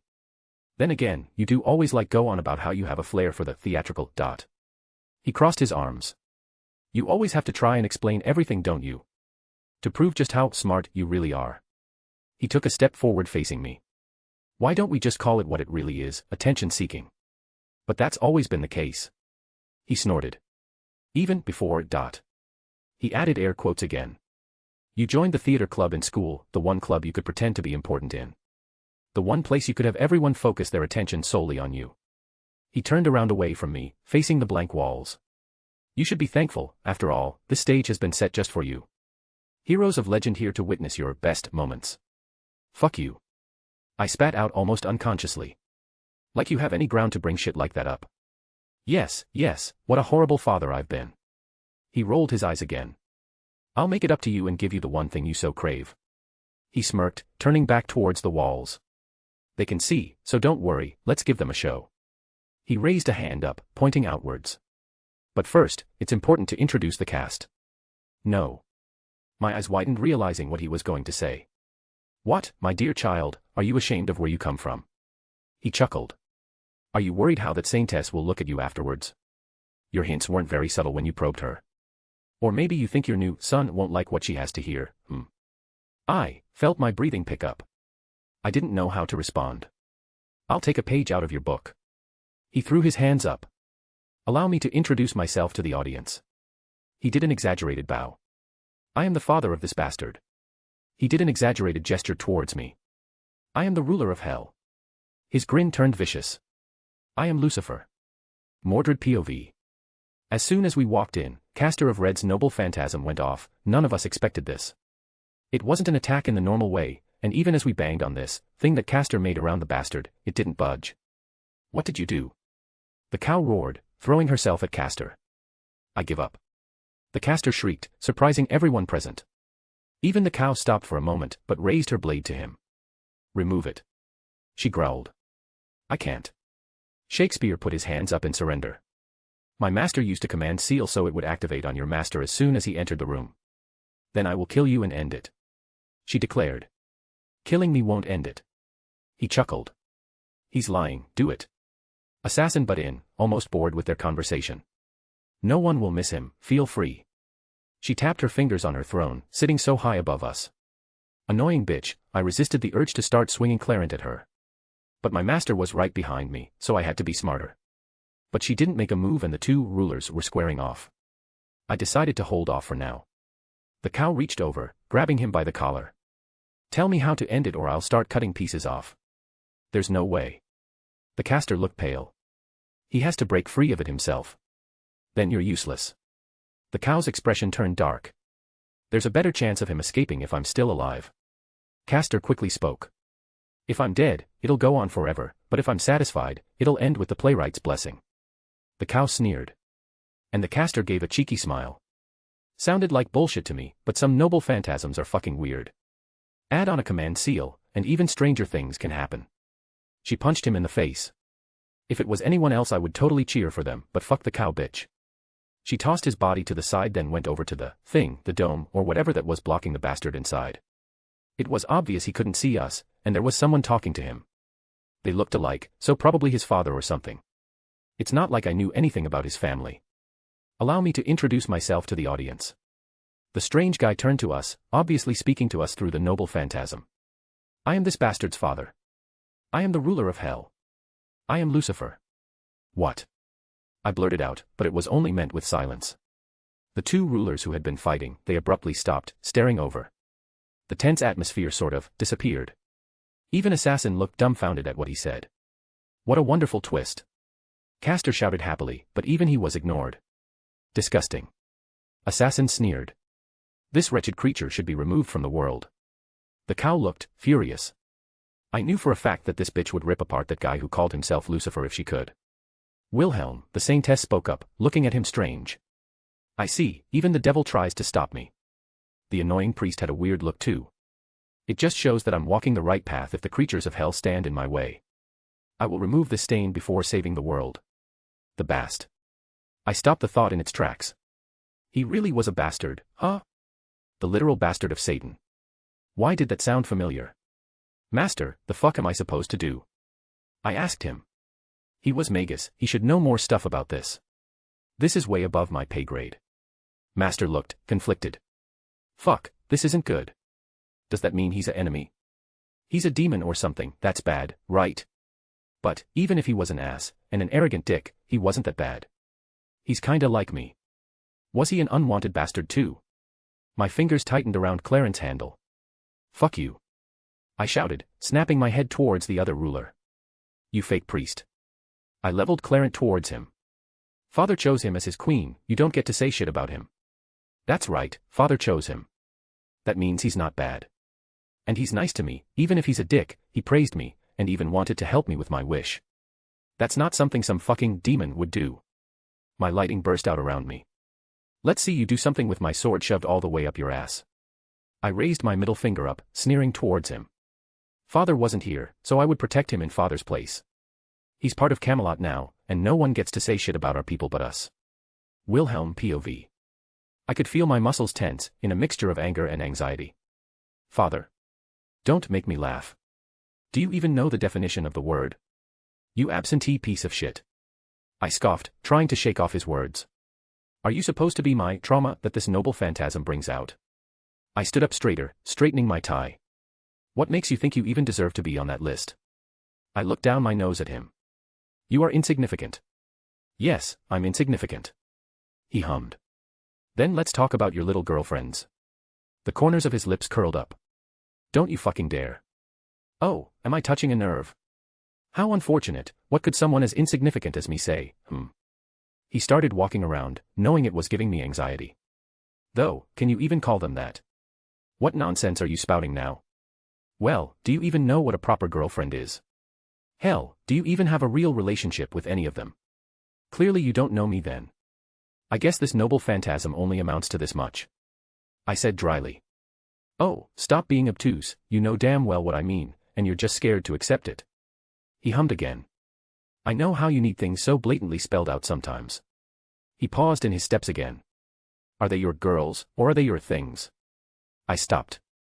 You have no idea what you're talking about. You so crave attention in all of its forms. He mocked. Face it, they're your little emotional support puppets for whenever you're feeling lonely. You're so terrified of being alone that you try to surround yourself with people to fawn over you. Bullshit. I shouted, throw my arm out. I care about them, I love them. He laughed. My breathing hitched. So, when was the last time you said that to any of them? Love is something built over time. I said quietly. Aha. He mockingly nodded. Apparently love is something built up over time, yet you're so quick to attach yourself to them. Should we talk about Kunu? I fucking dare you. I uncharacteristically threw myself at him, but something stopped me from touching him. A sort of barrier wouldn't let me even grab at his clothes. Consider that nerve touched. He smiled mirthfully. Well, I wouldn't want to say anything bad about my precious granddaughter, would I? He lightly poked me, initiating the same barrier around me, almost forcing me on my butt. But let's talk about the real reason you haven't said it. The truth you refuse to acknowledge. No, it's obvious what you're going. I took a deep breath, calming myself down. Was this noble phantasm instigating everything, making my emotions flare more easily? I'm ashamed I let myself be led by the nose for so long. So what, do I just confront the worst parts of myself? All my insecurities are being pulled into the light. I waved my hands around. Songratu, fucking, lations. I have some issues because my early life was not ideal thanks to some cunt who wouldn't be arsed to give two shits beyond throwing a child into the corner and forgetting about him. Do you want a medal for pointing that out? Or is it just fun to expose all my personal matters in public? He didn't seem fazed at all, practically ignoring me. And you self-deprecate in an attempt to shift the conversation, because you're scared, you know what I'm going to say. Well then. I gestured towards him with a sneer. Go on, regale us with your explanations of why I'm such a mess. He shook his head with a fake sadness. It's because you know they don't love you. Bullshit. I spat out immediately. Meridia. He spoke pointedly. Do you really think you matter at all to her? How old is she? She could be called ancient when this world was born. Do you think an entity like that cares at all about a speck of dust like you? Of course she does. I countered. Because you both fucked. He laughed. Face it, you're a passing amusement to her. Something she'll forget in a few thousand years when you're no longer an interest to something like her. He continued without a break. Artoria, let's talk about her. You were the first man ever to show her a romantic interest, of course she would get attached. But do you really think she'll stick around once she gets more confidence in herself, when she realizes that she's actually a good catch? And Jin. Do I really need to even talk about her? You were her only lifeline out of her literal prison, of course she would care for you, she wouldn't want to be stuffed back into her lamp for eternity on a dying world. Why you're misrepresenting everything. Am I? He raised an eyebrow. Am I really? Of course. I snorted, but for some reason I felt a pain in my chest. Okay. He nodded. Okay. I repeated in confusion. Let's agree to disagree. He nodded towards me with a chuckle. For your sake, I won't even mention Kunu. The way he teased it probably did more to rouse my anger than if he actually said anything. Come. I wouldn't let him get to me. I was better than this, I don't lose my cool over some stupid words. I'm well aware I have issues, this is nothing new. How about we move on to the whole reason you're participating in this war? He smirked. And I suddenly felt a pit in my stomach. I'm curious, why are you fighting? He asked. Don't be an idiot, you know why. I needed to find a way to get out of this thing. No, no. He shook his head. I get why you're here, you're after the Grail. He began to clarify. But, why are you fighting? Because you have to. He scoffed. Please, we both know you had 1,000 different ways to get a hold of the Grail without actually going through this whole song and dance. You just keep lying to yourself, over and over. He continued to mock. But don't worry, dear old dad is here with some therapy. You're fighting to prove yourself, because you know my words are true. He snapped his fingers, revealing a scene, an image that I wanted to forget, one I tried hard to suppress. It was Scathach, with my sword through her heart. And we move on to your last paramour, your mentor, and the woman you killed. Love. Don't make me laugh. Your actions speak loud enough, and the reason is obvious. He snapped his fingers again, another screen appeared, a memory of mine. It was of Scathach, the moment she asked me to kill her. My breathing picked up erratically. It's because she chose death over staying with you. I felt something break inside of me, my legs went limp, barely catching myself from falling to the ground with my hands. I looked down and something splashed down onto the ground below me. I hesitantly moved my hand up to wipe away something wet running down my cheek. Was I crying? A few more drops of water hit the ground. Oh. I clutched my chest. Why was it hurting so much? It wasn't just physical pain, I felt like something deeper was seeping into me. Like a crack formed in my armor and a jab went straight to my heart. That was easier than expected. His voice still reached my ears. But I guess I shouldn't expect much from a child who just runs away from all his problems. I ran a hand over my eyes, wiping away the wetness. Almost instinctively, the same hand went through my hair, a tic I developed whenever I was anxious. I paused when I felt what was binding my hair into a ponytail. The familiar feeling between my fingers.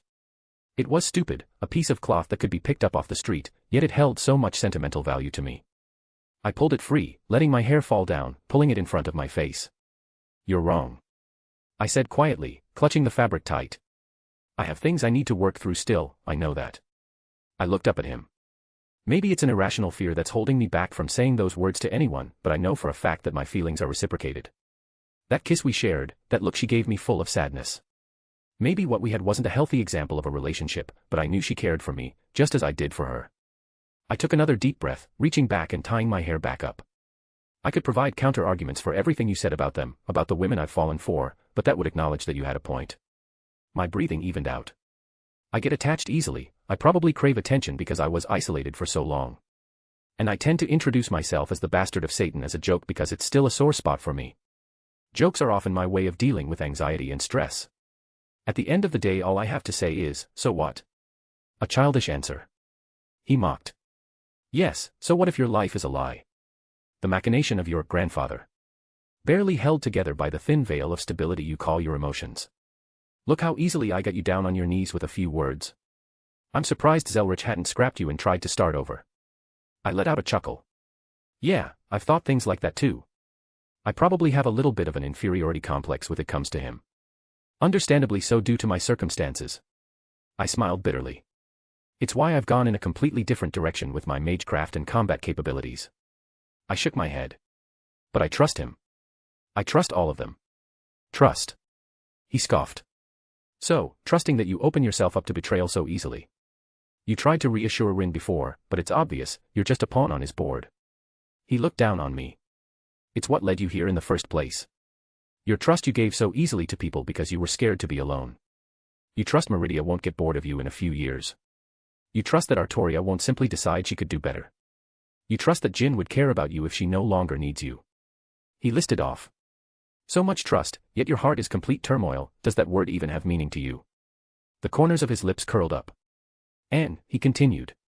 You trust that Scathach will even want to see you again. So much trust, yet your heart is complete turmoil, does that word even have meaning to you? The corners of his lips curled up. That last one hit hard, possessing many more grains of truth than his other comments. I know I'm a contradiction. So easily giving trust to people, yet also being so wary of them that I keep so many secrets to myself. So scared of being alone again. But you're right, I can't keep going on like this, so the decision is a simple one. I lifted my head up, looking him straight in the eyes, then slammed my head onto the ground. My body shuddered at the impact, my vision slightly blurry and I felt a warm sensation start flowing down my face. What are you doing? He blurted out. I'll put it all on the line then. I chuckled. Even with the ones outside here. I'll admit, I was worried how they would see me. The part of me that desires their attention and affection, but I'll trust them. I won't let my insecurities lead me by the nose anymore. I lifted my head up and slammed it on the ground again. Again, my body jerked at the sudden tremor that ran through my body, the pain that pulsed through my head. I figured it out. I can't harm you, you can't harm me, and we can't damage the surroundings, so I'll hurt myself. A mental projection I am, but I also represent myself as a whole. This pain, this damage I'm doing to myself, I have no doubt it's actually happening to me. You're insane, you're just going to kill yourself. Who said anything about killing myself? This is a mental world forced out through me, even if without my input. I just need to not be conscious, and it should go away, right? This noble phantasm is meant to destroy someone, not physically, but mentally and emotionally. Well, why would they care if the same person decides to hurt themselves? It's the same outcome either way. You, the others outside will kill you, you'll be completely at their mercy. You're a devil, do you think any of them will care about your friendship after this? I began to cackle, even as red filled my vision. That's right, I'll have nothing left but trust in the people I gathered around me. I trust Mordred, I trust Kyrie, I trust Jean, and I certainly trust Reiku. So, let's roll the dice, shall we? I raised my head up again and slammed it on the ground, creating a new ringing sound in my ears. You're going to die.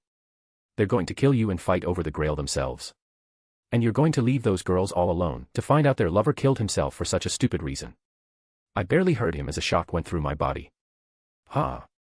I spat out some blood that ran into my mouth. You're contradicting yourself now. I rocked side to side before slamming my head down again, shattering the stones beneath me. You're going to disappoint Zelretch. He hissed. I let out another laugh, slamming my head down again. Meridia. Slam. Artoria. Slam. Jin. Slam. Kunu's going to lose another father. That made me pause. My head was throbbing in pain, and I think I cracked my skull. I could barely hear him at this point over the buzzing my ears. Kunu is going to have a much better father than I ever had. I shakily raised my middle finger at him with a smirk, before reeling my head back one last time and hitting it against the stone ground. My vision began to fade, and I felt my consciousness slipping. It's my win, I said quietly as I heard the shouts of my comrades rushing towards me. A noble phantasm that targets someone's heart. Pretty damn dangerous for anyone who has any kind of regrets, insecurities, traumas, or bad experiences. If you want to read 7 chapters ahead or support me, visit mypat.rayon.com/asteriaforone. Scathatch is finally back. Chapter 195, Chapter 186. POV Ruler, Jean Dark. Wilhelm. I couldn't help but shout as he stumbled out of Castor's noble phantasm. Saber had already jumped towards Assassin, who kept her at bay with various long-ranged spells. Master. His servant was already on him as soon as the invisible walls faded. She scooped him up, immediately dodging to the side as magical attacks carved through the ground. I was distracted, only barely noticing several objects fly by my head. I recognized the weapon, armament of the church used to hunt things heretical to our teachings. Blades that carried within them the holy sacraments to purge unholy entities.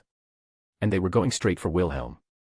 Wilhelm's servant tried to awkwardly wield her blade to defend, until a loud explosive sound rang out.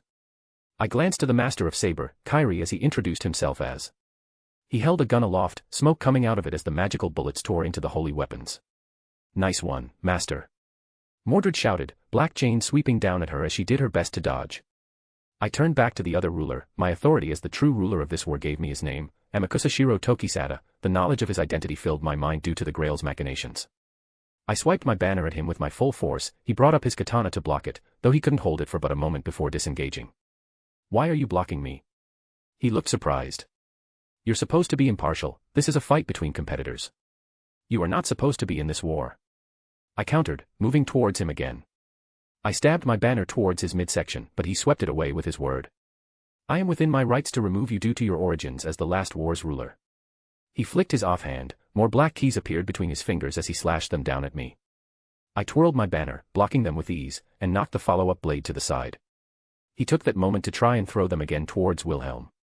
I slammed my banner down, the holy light enveloped me as I gathered it and thrust forward, shattering the black keys before they could gain any meaningful distance. Why? He looked utterly dumbfounded. You're protecting him. He's a demon. Shiro shouted. You follow the Lord's teachings, he's our enemy. He's my friend. I swung my banner, Hitting him in the stomach, blood flowed out his mouth as he got rocketed towards a nearby pillar. He doesn't deserve condemnation for being born what he is. I slammed my banner down, looking at him get up, wiping the blood trailing down the corner of his mouth. He was nice to me. Even with his relentless teasing, it never held any malice or malicious intent. He helped me when I was in need, and made sure I was taken care of. He even called me a friend, so what if he wasn't fully human? He asked me before if I would think any less of him if I found out he was a demon. In hindsight, I could remember him looking a little sheepish when asking me that question, but my answer had not changed. I'm trying to save the world, and you're protecting a defiler of it.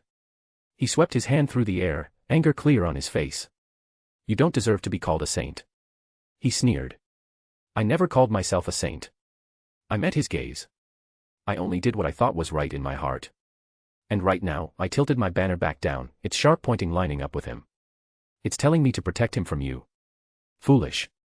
He growled, turning towards Assassin who still sat on her throne. Assassin, he shouted, as if a command for action. I grew bored of this anyways. Assassin raised her hand as Mordred could not approach with the various spells falling down on her and those black chains constricting her every movement. My poison will liquefy your insides. Die in the most painful manner possible. At various spots around the room, gas began to burst out. Friendly fire. Friendly fire. Caster shouted, but was otherwise ignored. The areas that looked like they were patchworked together were devoid of the poisonous gases, but there was still enough that the place began to visibly fill.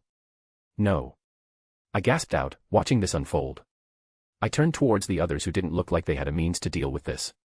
My noble phantasm should be able to protect them if you wanted to remove me from the war, then please stay with me until the end then. Shiro gave a deceptively kind smile, sword in hand, blocking my way back.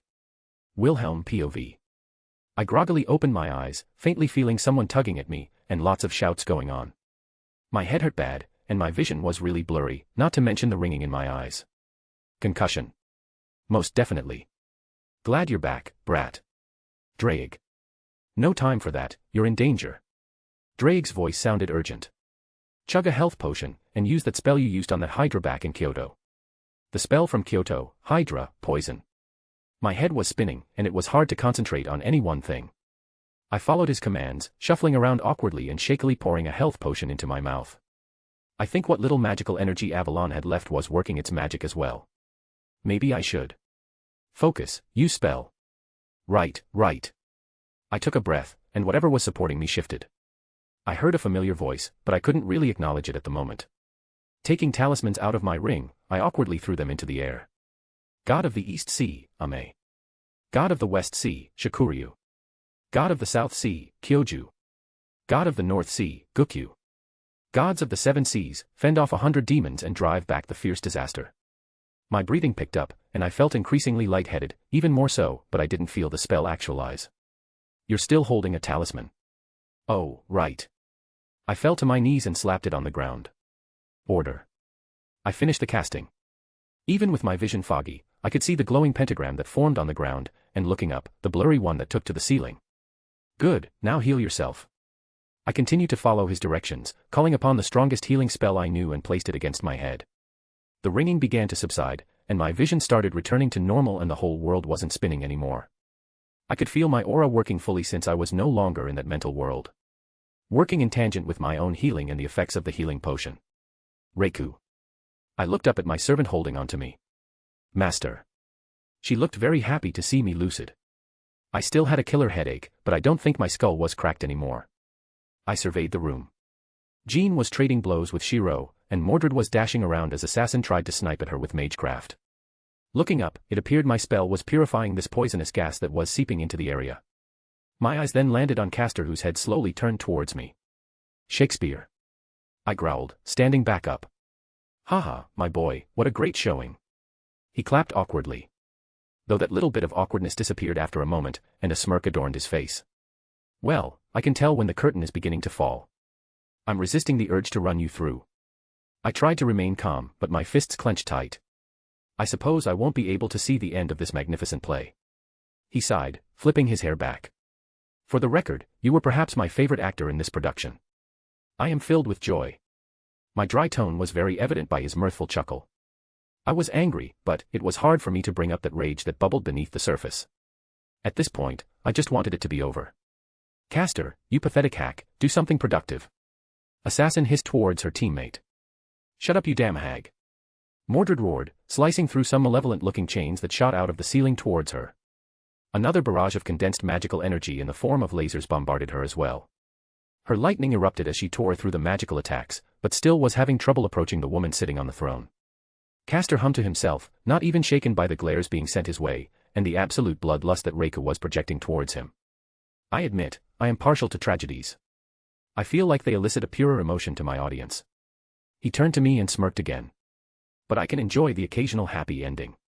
He sent me a wink, taking out a quill. I raised an eyebrow, but my instincts were telling me not to do anything. That I wasn't the target of his mischief. My ability, Enchant, allows me to add properties to personal items. He weirdly began to explain. A playwright knows how to bring out the story in everything. He grinned, writing something, etching words into the stone of the throne room. But, who says they all have to be beneficial? He flicked his quill to the side, ink flying off. Almost immediately, the whole area shook, crack forming in the walls, on the ceiling, and even fissuring the ground. The word that appeared was easy to read. Shatter. A simple word to bring down a ruler. How fitting for this man. Caster. Assassin slammed her hands on her throne, a massive magic circle appeared above her head. The air shuddered as it discharged down at her own teammate. He didn't fret, nor even try to dodge out of the way. A gift, to a fan. His smile was somewhat warm as he looked at me once more. Now, the curtain certainly begins to fall, and it's time for my final bow. It was an exaggerated movement, his bow to the audience, as the beam of power tore through the area he had been standing, eviscerating him on the spot. Damn it, Shakespeare, how am I supposed to continue hating you after doing something like that? I shook my head as pieces of the place began to fall down from above. This patchwork room that looked barely held together by Assassin's will, it was unraveling at the seams. My lips curled up. This is your place of power, the reason you won't leave your throne isn't because of your arrogance. It's because you can't. Not only is it where you're at your strongest, but you have to stay there to keep this place together. I turned towards Assassin. What Shakespeare did, it diminished her in a way, her link to this place was lessened as destruction engulfed it. That meant, she was weakened, even more than she was by having to hold this place together like she had been before. One last, fuck you, from the famous playwright himself. She sneered towards me but didn't speak, her attacks towards Mordred picked up exponentially. Kyrie. I spoke towards the men who had been standing nearby, almost protectively. Got a command seal left. He smirked, raising his hand up revealing 2 more. Ready when you are. I took out the staff of Magnus from my ring, slamming it onto the ground. Mordred. I called out, slamming my staff down to create a shield around both me and Kyrie for extra defense. Assassin's eyes widened, perhaps sensing the danger. Master. She called out. Assassin, by the power of this command spell, defeat your opponents. Shiro called out while still fighting off Jean. The magical energy around her burst forth, her fingers pushed together in a massive magical circle speared at the top of the ceiling, shattering my pentagram that had been dealing with the lingering poison. She laughed wildly. Within my throne room, I can even summon one of the children of Tiamat. She declared, a huge figure burst through the magic circle, seemingly appearing from an ancient age. Basmu. The snake-like creature that burst out roared at everyone. Liquid dripped from its body, disintegrating everything it touched. Debris falling all around us, the snake's eyes locked right onto us and swept down. Reiku, as your master, I order you. I swiped my hand through the air. Use as much magical energy as possible and release your noble phantasm. She drew as much as she could through our link, and used the reserve she had left, her purple lightning crackled around her. Ox King Storm Call, the inescapable net of heaven. She called out, lighting bolts falling from the sky, and those clones of hers appearing once more. They all leapt up into the air, their divine lighting tearing into the creature made of that poisonous liquid. It roared in fury, in pain and anguish as Reiku's noble phantasm made quick work of it.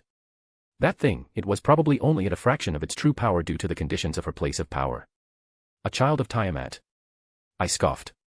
Maybe so, but it was lessened to such a degree, it probably wouldn't even qualify as a divine beast. I held my staff up. Kyrie. I called out. Saber. He shouted, holding his hand up. By the power of this command seal, slay the king. Mordred's aura magnified exponentially. A conceptual alignment with her own legend of slaying a king.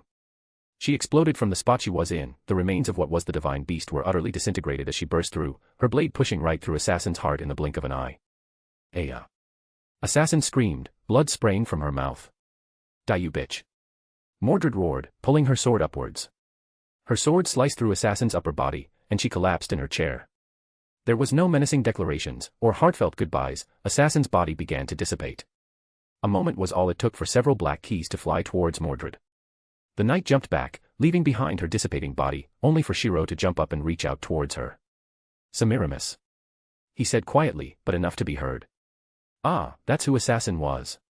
It makes sense now." "It's over, Shiro," Jean declared, walking up to us. "Why?" He looked up, watching her motes of mana disappear. "I'm trying to save everyone. Why are you all trying to stop me?" His gaze swept the room, landing on me. "You." He singled me out. "It's your fault. It's the machinations of evil that are standing in my way." "My fault?" I snorted. "Do you even know what saving the world means? Are you just going to wish on the Grail and hope for the best? I would stop them from dying." He shouted. "A world where everyone is happy, everyone is good, and everyone is perfect. There won't be any death, no destruction."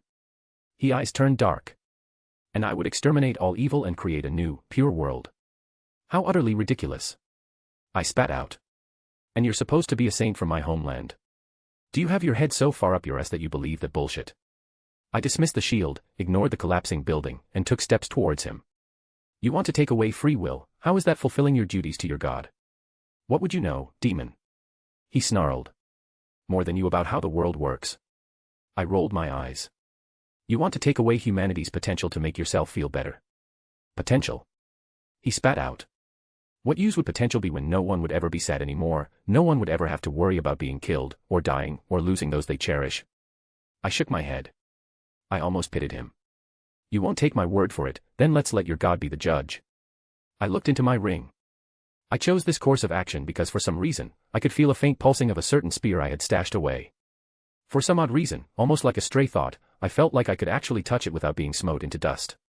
I summoned the divine spear out of my ring. What? Shiro shielded his eyes, an action mimicked by the others as well. It was warm. The light of the spear I held in my hand. It wasn't hurting me, but I could also feel that if I tried to use it, that would quickly change. No, it wasn't supposed to be used by me right now. I turned towards Jean, who looked at me with befuddlement. "You lot can settle this between yourselves." I tossed it towards the Saintess.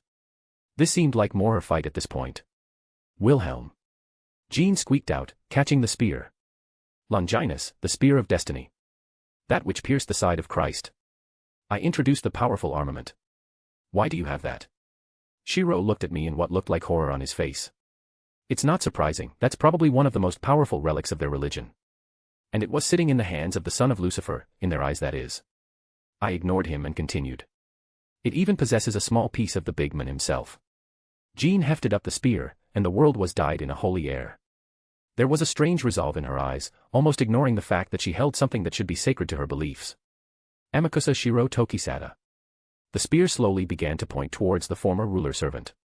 Her words were soft, yet they held a certain authority to them. The room shook more than it had before, the ceiling was ripped off in a gust of wind, and the sky outside becoming ever so clear. I had wondered why this place still persisted, but I didn't have time to create a concrete theory. Perhaps just due to the residual power that was running this ridiculous noble phantasm, and it had yet to run its course. My thoughts were quickly cut away as I noticed the phenomenon in the sky. The clouds above began to swirl around us. It felt like a higher presence descended upon the entire area. Oh shit. Was the piece of the Abrahamic God inside the spear resonating with his counterpart in this world? Uh-oh. A massive pillar of light slammed down from the heavens, encompassing both the saints, the ruler servants who walked behind the banner of the same God. This light, it stopped a fraction of an inch in front of me, almost like it was being considerate of my unique nature. As the light began to fade away, Jean stood there, standing upright with the spear at her side, and Shiro was on his knees, looking up at the sky. "Was I really wrong?" he asked quietly. "I just wanted to save people from suffering." His head slumped down and his body broke down into motes of mana, drifting into the wind. Jean watched him drift away, a somber look on her face. "Your heart was in the right place, Shiro. Rest now. Leave it to Jean to look at the best in people, even when they try to kill you and doom the world." I wonder what happened in that moment of literal divine intervention. Actually, I don't want to know. I'm done, this has been a trying few days. At this point, I just wanted to summon the woman I love, and hug her until my arms fall off. Now where the hell was that grail? Canon Omake, Fight Club. Artoria POV. I don't understand, why do these Super Sentai not simply use their large machine to step on this enemy? Would it not cause them much less problems, and the city would suffer far less? Stop trying to analyze it, it's a show meant to just turn off your brain and enjoy. Rin huffed, draping herself over the sofa. She had a particular tough workout through my own efforts, so I allowed her this time of respite. These people know nothing of true martial arts or fighting. I frowned, watching them jump around and make some very disastrous attacks that left them open for many different counters. It's a show, they're actors. Rin replied. Mayhaps they should study their craft better. Some time properly spent learning their roles would do them well. I knew I was nitpicking, but I guess it was hard to separate the idea I had of actors and what this era considers as such. Suddenly, the door burst open. I smiled seeing Wilhelm walk in with Izanami at his side. It always made me feel good when he had such a genuine smile on his face. I feel like it is not often that he can simply play without any overt responsibilities hanging over his head. The way they were laughing and whispering to each other, it was nice. I don't think they even noticed as lost in their own little world. Did you get the stuff? I heard Izanami's light whisper. Yeah, it was hard to get protection in the proper size. Wilhelm replied. Especially with the workout it's going to be getting. Quality matters, otherwise it just feels strange and uncomfortable. Izanami's voice disappeared upstairs. Rin turned to me. So, did you hear what they heard? I did. I nodded. And you're not going to be suspicious? She quirked an eyebrow. If Wilhelm wishes to finally make a move on Izanami, I would not say anything. I replied. I enjoyed Izanami's friendship and I would not be remiss if they sought something more. Honestly, I thought they were already in a relationship a few times now. Seriously? Not just the least bit curious. Rin tried to goad me. Mayhaps, just a little bit. I admitted. But I don't believe. Let's go eavesdrop. Rin stood up. Rin. I blurted out as she was already walking upstairs. What? If Schweinorg is going to boink while we're literally down here and in earshot, he deserves to get a little embarrassed. That's not untrue, I suppose. It is rather rude if he wishes to engage in something intimate while we are right here. Maybe just a little peek. I whispered. I wished to see if they truly crossed that line of friendship into something else. Jin had made a wager on it and I would not lose out this time. We quietly snuck up to the door they entered, pressing against it. You have the batteries. Izanami's voice echoed out. Yeah, got some extra just in case. Wilhelm replied. Make sure you get the video camera set up at a good angle. I want to make sure all the good parts get in this. Yes, I believe we will gather many views with this. Izanami seemed to agree with him. Just make sure to blur our faces, I would die of embarrassment if someone I know saw me doing this for the world to see. I felt my cheeks turn warm, and I saw Rin also turn a bright shade of red. This debauchery. I cannot allow this to stand, I must intervene. Flaunting something like this for the whole world to see. That is going to for Wilhelm. I stood up straight, and quickly pushed the door open. I expected something lewd, clothes thrown on the ground and sensitive areas exposed. Instead, I had several pairs of eyes now on me. What is this? I squeaked out in confusion and my own built-up embarrassment. Wilhelm and Izanami shared a look. He made me do it. She quickly replied. Forced me, blackmail. You traitor. I couldn't stop him. She's lying, it was all her idea. What the hell is this? Rin finally worked past her shock as I too evaluate the scene before me. It was Sir Wiggles, standing upon his hind legs with his front paws in boxing gloves. He had a pair of little shorts around his waist, and there was a makeshift arena around him with some strange device sitting opposite. Are you making your rabbit box a Roomba? Rin asked in complete shock. No. Wilhelm wasn't very convincing with his reply. Alright, so I'll just say I read everyone's comments about last chapter and accept the good and bad. This is my first story, I've said it before, learning experiences all around. Mistakes will be had, and I'll do my best to learn from them. A reminder, I will not be posting this Sunday. Anyways, if you want to read 7 chapters ahead or support me, visit mypat.rayon.com/astriaforone. Chapter 196, Chapter 187. I was tired, no, that wasn't a strong enough word. Even fatigue didn't quite hit the mark. Physically and mentally, I was damn well exhausted. In another situation, I would have gleefully make notes about how the boosted gear felt after being utilized for so long, and the side effects of such a burden on my body. But at the moment, I wanted to just lay my head down and go to sleep. Preferably between my teacher's thighs. I miss my scat hack. Are you sure this is the right way? I turned towards Jean who was, sorta leading us, but not really. It was more like she was headed towards the Grail and we were just following along because, technically, she wasn't allowed to help us. My words broke the awkward silence that closed in around us. Are you questioning my ability now? She looked at me dryly. Not before you tied me up and used me like a compass. That doesn't sound like something I'd do. I smiled at her. I'm glad she wasn't treating me any different. I couldn't deny that I had thoughts like that, worry that perhaps she wouldn't like me when my origins was revealed. I held back a sigh at the thought. I knew if I continued down this mental path, I would lose myself in it when I needed to be more focused on the moment. Maybe you should find a therapist or something. I almost wanted to scoff at his response. Not because I looked down on getting some mental health help, but who would be able to deal with this hot mess. Find some random shrink. Hey doc, I'm a half-human/devil hybrid. Oh, and I'm part dragon too because I got one in my soul and gave up my heart to him. Did I mention I'm also the reincarnation of the man I call grandfather? By the way, I killed the woman I fell for, and I'm dating the female version of King Arthur. Also, I banged an eldritch goddess. Don't get snippy with me, it was just a suggestion. I took a breath, and let myself calm down. Sorry, just kind of wound up with no outlet at the moment. You're right, I shouldn't keep pushing everything down and try to ignore things. But, thoughts for later. At the risk of sounding like I'm procrastinating, I really do need to focus on other things at the moment. We're here. Jean stated, pushing open two large doors that led inside what appeared to be a workshop. Southwest this place managed to survive. I muttered. How long will this structure remain since Assassin is gone? Things should be settled by the war's end. Jean replied, as if a fact.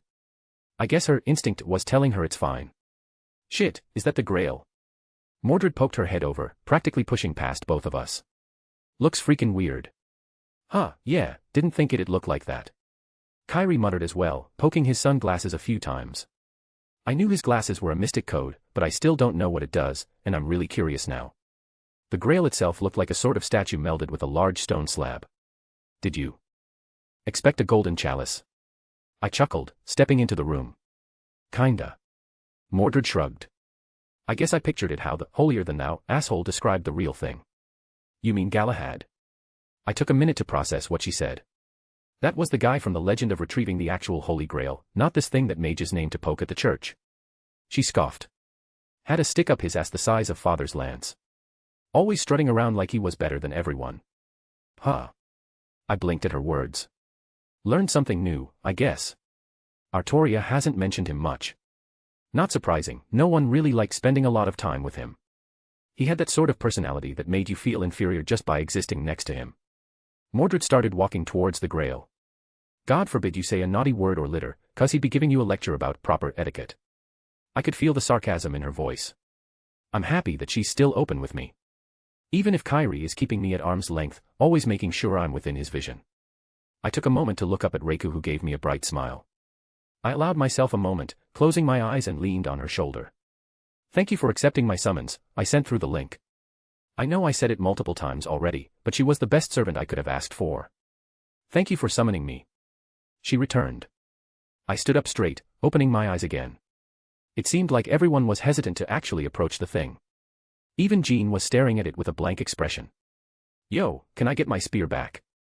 I said, breaking Jean from her strange trance. She instinctively hugged it closer to herself. Where exactly did you get this? Her tone sounded rather accusatory. Stole it. I grinned without a hint of shame.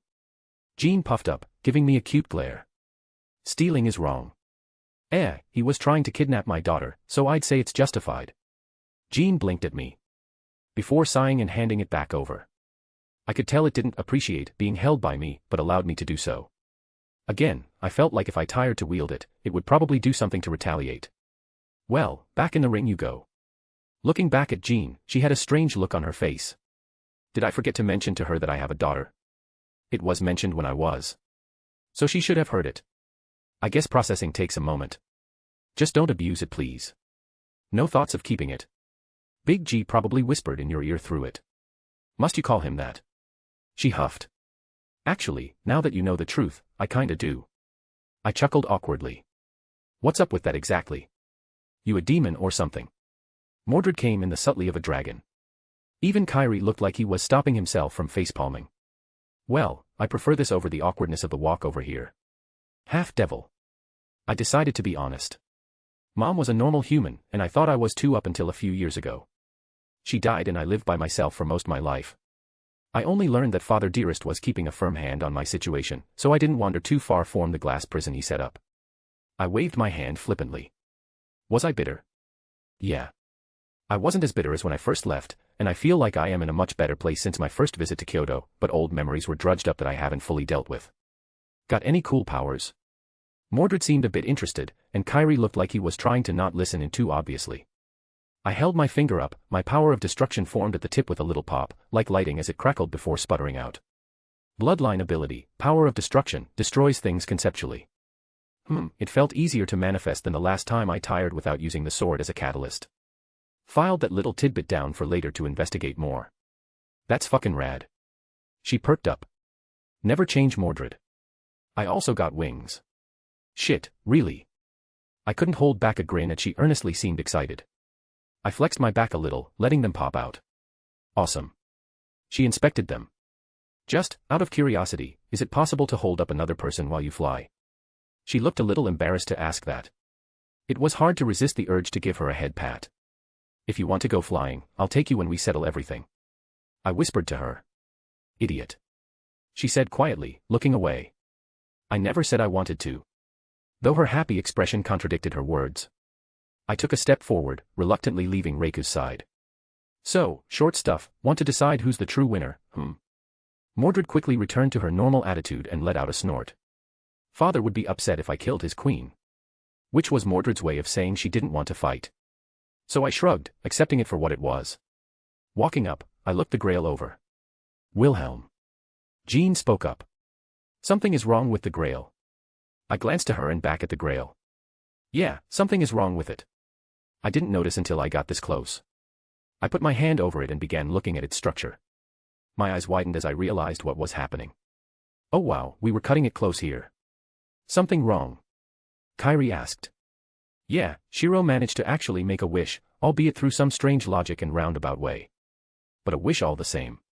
How? I thought someone had to be the winner. Mordred looked confused. Technically, no. I scratched my cheek. It's little more than a big mana battery if you want to get down to it. Its main purpose, the inception of its creation, was to punch a hole to the root using the path that servants come when summoned. It utilizes a very complex and finicky magecraft known as wishcraft to shape the mana into wishes.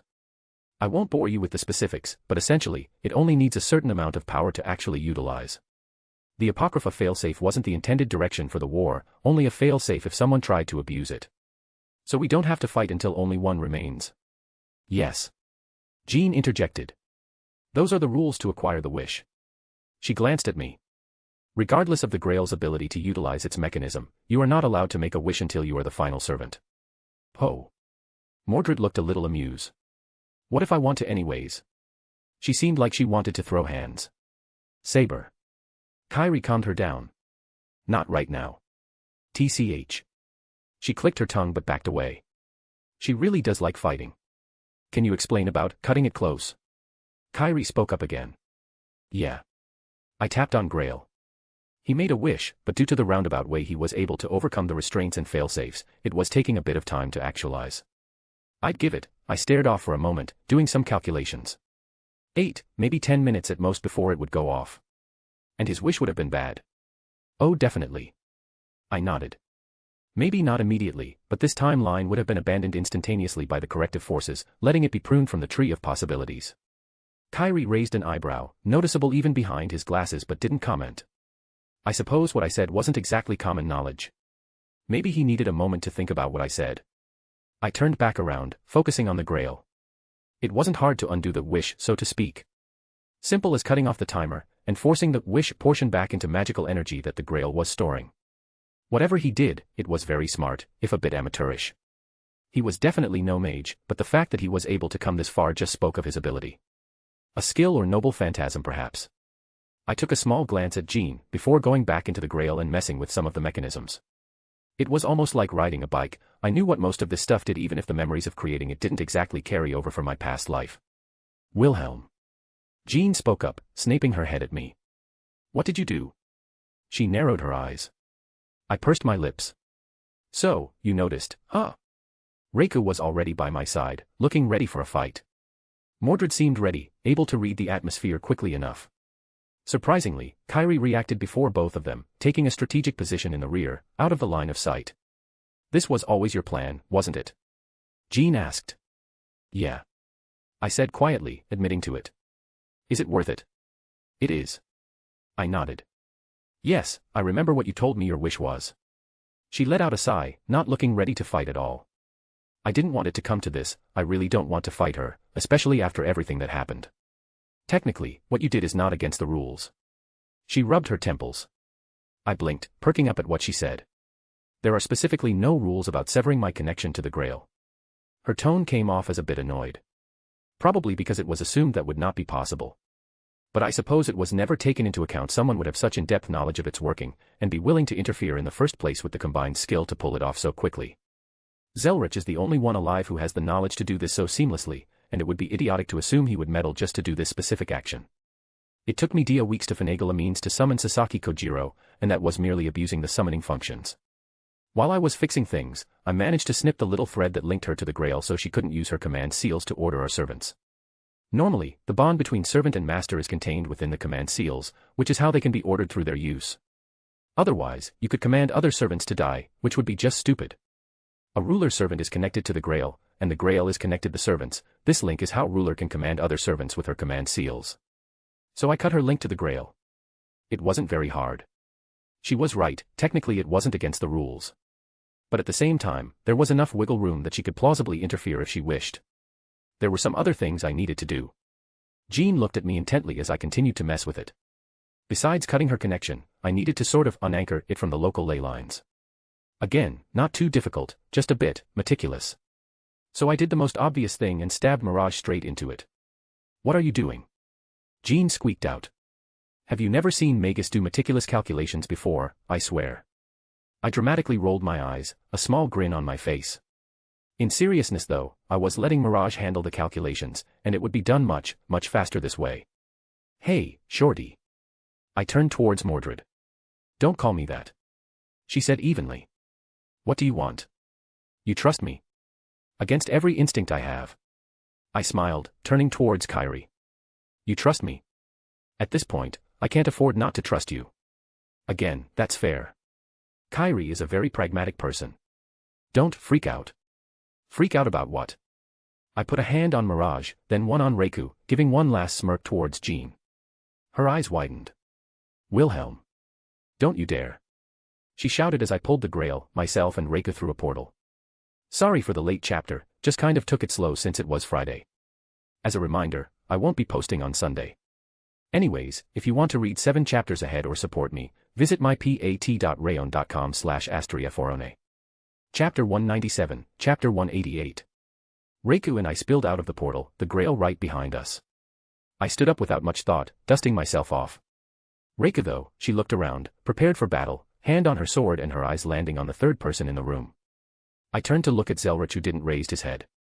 Instead, he calmly flipped to the next page of the book he was reading. Wilhelm. He spoke softly, still not rising to meet my gaze. Did you bring a holy Grail into my study? I looked at back the large device, then back at him. No. He slowly raised his head, giving me a deadpanned look. I think he bought it. Thanks, Drake. Drake made me do it. I quickly thought up a plausible excuse. Oh, fuck you. Yes, I'm sure. He drawled. Nailed it. I did a little fist pump. It's times like this that I remember why I hate you.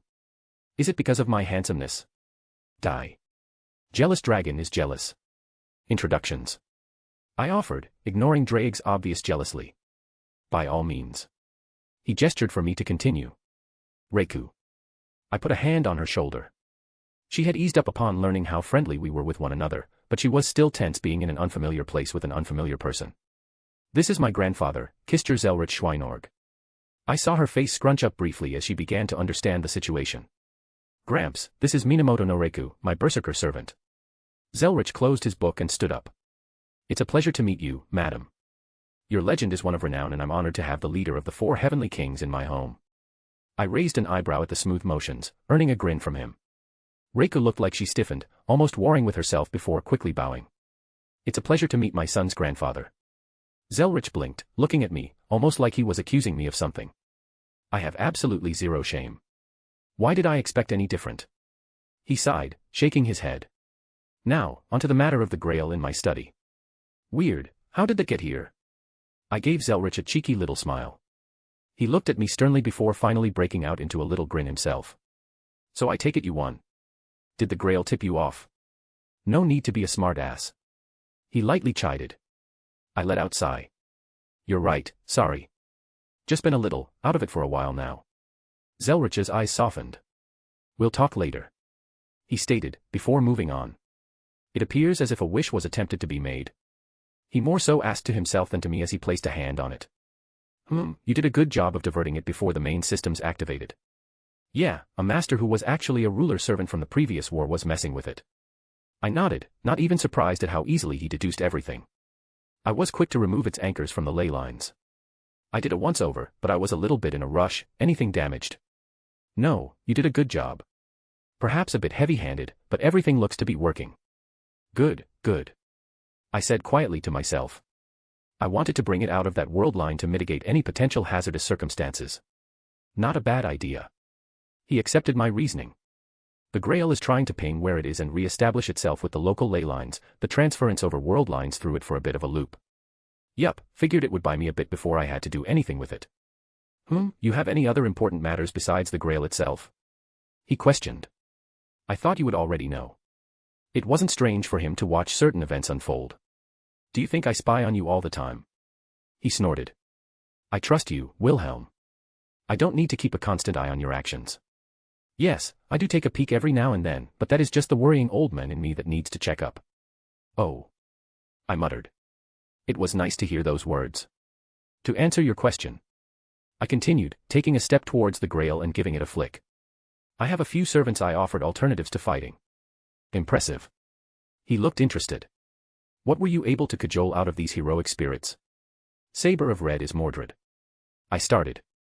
Well, that's an easy one to guess. He let out a chuckle. Does Artoria know? Of course. Good lad. He nodded in approval. I take it she's going to be sticking around. Yup. I smiled bright, walking about over my own servant. Of course, Reika here is staying with me. I wrapped my hands around her, giving her a nice hug. Master. She beamed at me, always welcoming any kind of affection. She turned to the old man. If it isn't any trouble, grandfather. I think both me and Zelretch were amused by her suddenly calling him grandfather. But he didn't mind it, so I didn't correct her. Honestly, I think she was referring to him like that for my benefit. Of course. He laughed. To have another granddaughter added, it's always a happy occasion. As the words left his mouth, he noticed the small reaction Reiku had, then gave me another look. Yes, Reiku, Berserker, I made sure to emphasize her class. Has been absolutely wonderful, and I am forever thankful for her answering my summons. Zelretch could catch the obvious cue. I see. Well, I wasn't exactly subtle. These others, tell me of your thoughts and their identities. I mentioned Mordred, she's an obvious case. He nodded, so I continued. Then we have Achilles and Atlanta. Greek heroes, not surprising. Achilles would be a powerful foe, and Atlanta is renowned as well. He rubbed his chin. And they opted to stick around. Yup. I may have dropped Medea's existence to the Huntress. Not a bad idea, but you should go speak with the witch before you just drop them on her lap. I'm not that inconsiderate. I scoffed. And I'd like to remain on Medea's good side.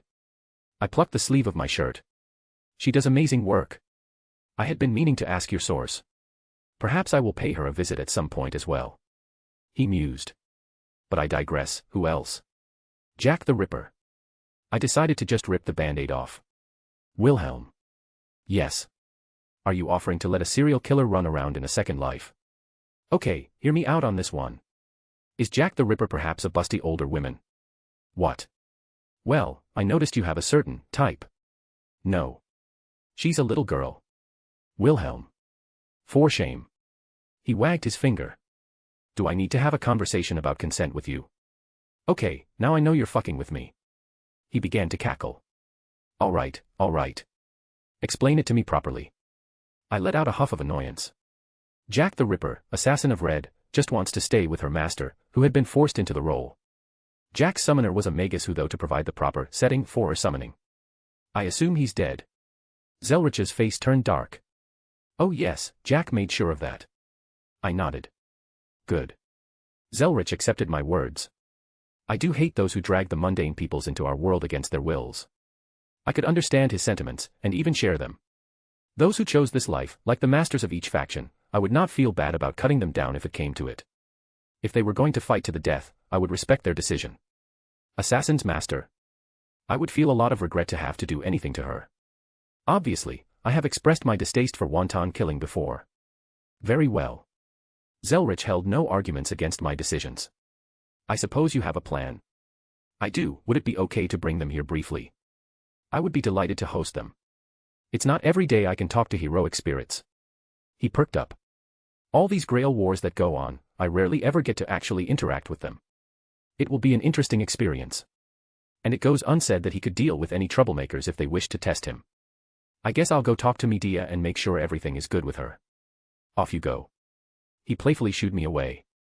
But, I wouldn't mind having Reika keep me company. I would love to have a talk with my newest granddaughter. He sent me a quick wink. I understood his intention. He wanted a better grasp of her mad enhancement. Reiku. I said sweetly. Master. She perked up happily. How about keeping my grandfather company?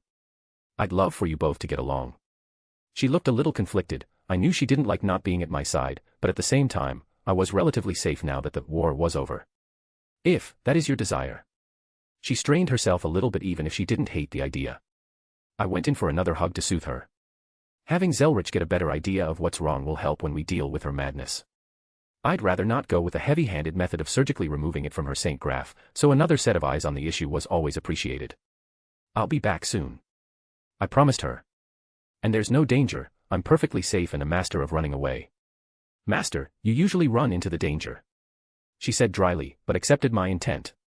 I'll be back soon, okay. Please summon me if you run into any problems. Of course. I smiled towards her before ripping open a portal to Fuyuki. Well, well. And here I thought I was forgotten. Assassin lazily sat on the steps of the temple entrance. I noticed him as soon as I stepped out of my portal. Sorry, who are you again? Funny. He actually had a light smile on his face. Stop by for a spar. I don't see that little lion with you anywhere. Unfortunately, here on a little bit of business. Ah. He decided to lay down, almost ignoring me. Not interested then, the witch is inside if you need her. Well, it may involve you too if you want. A good fight or alcohol involved. Kinda sorta. I gave the gesture to go along with it. Fought in a Grail war in another world, a few of the servants might be coming over here to stay. He perked up immediately. More servants you say? Any of them like fighting? Oh yeah, a couple of them would love to fight all day with you. Sasaki let out a laugh. How exciting. What are you their names? Wait. He stopped himself. I don't want to ruin the fun, let it be a surprise. He stood back up, almost jittery. Really, the only thing that would make this day better would be if someone gave me some sake. Hint, hint. He added. I rolled my eyes, talking out a bottle and tossing it to him. I'll go see Medea, take care. I waved him off as I started up the steps. I'll need to start thinking up strategies for other servants now. I heard him mutter as he sat back down, sword in one hand, and sake in the other. Well, as long as he's happy. I always did like this temple. It was a nice little spot in human society that still carried a sense of mystery about it, especially in this modern city. Come for another request, brat. Medea was leaning against the door to the temple. Maybe I came here to pay respects. You don't own the temple. She pursed her lips, let out an amused snort. You need something, spit it out. Need is a strong word. So is patience. It's quickly devolving into annoyance. Someone's high-strung. Yes, well, I was spending a nice evening with my husband when I felt fluctuations of space at the temple. I blinked in response. Oh, did I? Yes. She said dryly. Now, spit it out. Shit. Now I feel bad. I scratched my head. No decent person wants to be a cock-block. Long story short, fought in a war, some servants are going to stick around here. One of them knows you. She paused and the air around her turned very cold, threateningly so. Wilhelm. She said very sharply, even without a sarcastic nickname attached. If you bring that blonde buffoon. Atlanta. I decided to nip that right in the bud. I was vaguely aware of Medea's life, and I was in no way going to mention Jason around her. Just as quickly as the tension came, it all but evaporated. "Big sis," she muttered, quickly getting lost in her own thoughts. "I didn't want to just drop that on you. I decided to not beat around the bush. If you're uncomfortable, I can find somewhere else to put them." She slowly turned to me. "Why are you being so considerate?" I was a little caught off guard. Why wouldn't I be? I thought we were. Perhaps not friends, but friendly. Maybe a little more than acquaintances. "I'm still expecting that invite to your wedding," I said with a chuckle.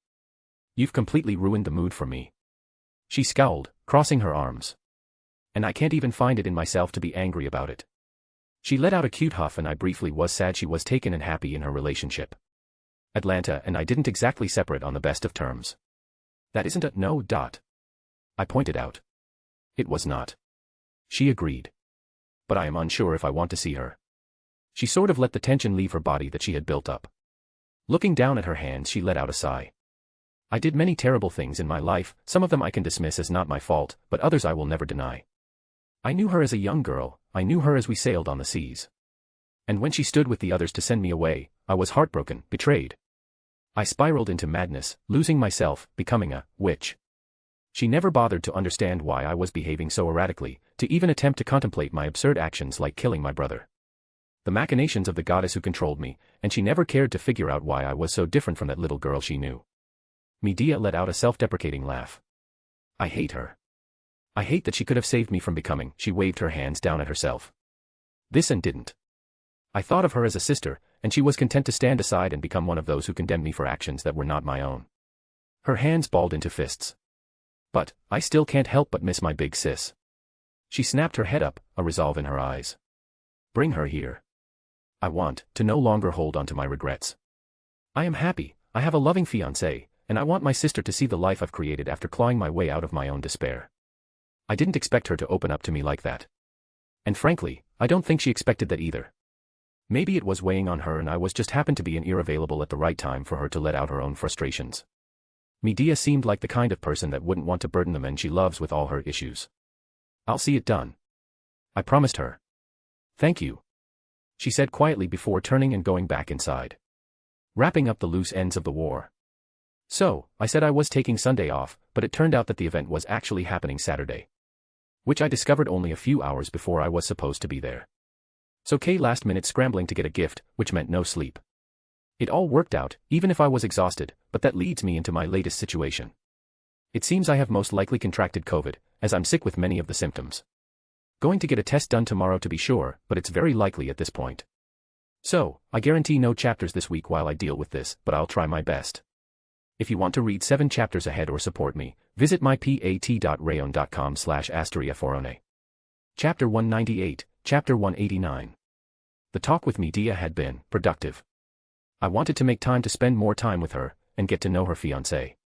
I felt like I would get along with her well, maybe even become true friends in the future. I don't know if I'm one to say this, but she needed more friends. Well, part of that problem might be solved when her old companion came knockin'. And despite everything, Achilles was an alright guy. In general, I think their presence in this world would be beneficial. I also doubted they would be against the fight that is on the horizon in several decades. I decided to dismiss the idle thoughts as the Igdamillennia castle came into view. Structure that had clearly weathered many dangers and was destroyed in various places. A chuckle almost escaped my lips as I noticed some of the elemental effects were still persistent after this long.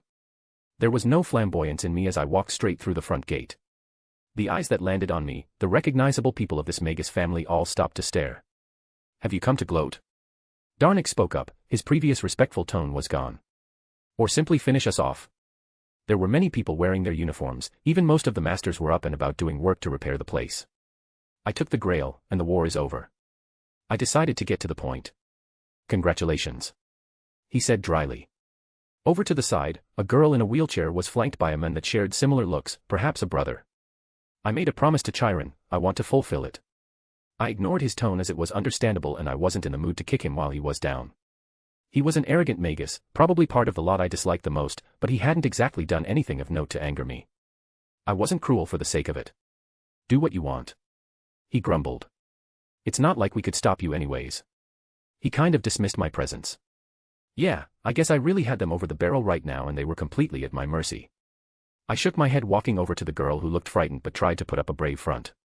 You saw it through him, right? I asked her. I did. She nodded hesitantly. Can you really heal me? The last part was very quiet.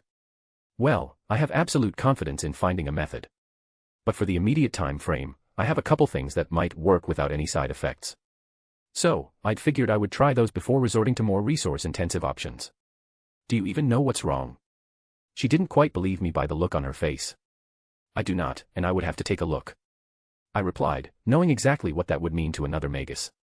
Truthfully, no Magus would allow another to do something like this unless they absolutely trusted them. It would be too easy for me to slip something inside her without her knowing if I was given free rein to inspect her physical ailments so deeply. She furrowed her brow before letting out a sigh. I couldn't stop you even if I wanted. And, Chiron trusted you to help me. I smiled lightly at the mention of his name. Chiron was a good man. Yes, he was. She whispered. Very well. She held out her arm to me. Please take a look. I gently grasped her arm with both my hands and closed my eyes to begin pulsing my magical energy inside, casting structural grasp and forcing an image of her lower body. Oh. My eyes suddenly shot open. That is unfortunate, I'm sorry you've had to suffer through this. I was genuine in my sympathy.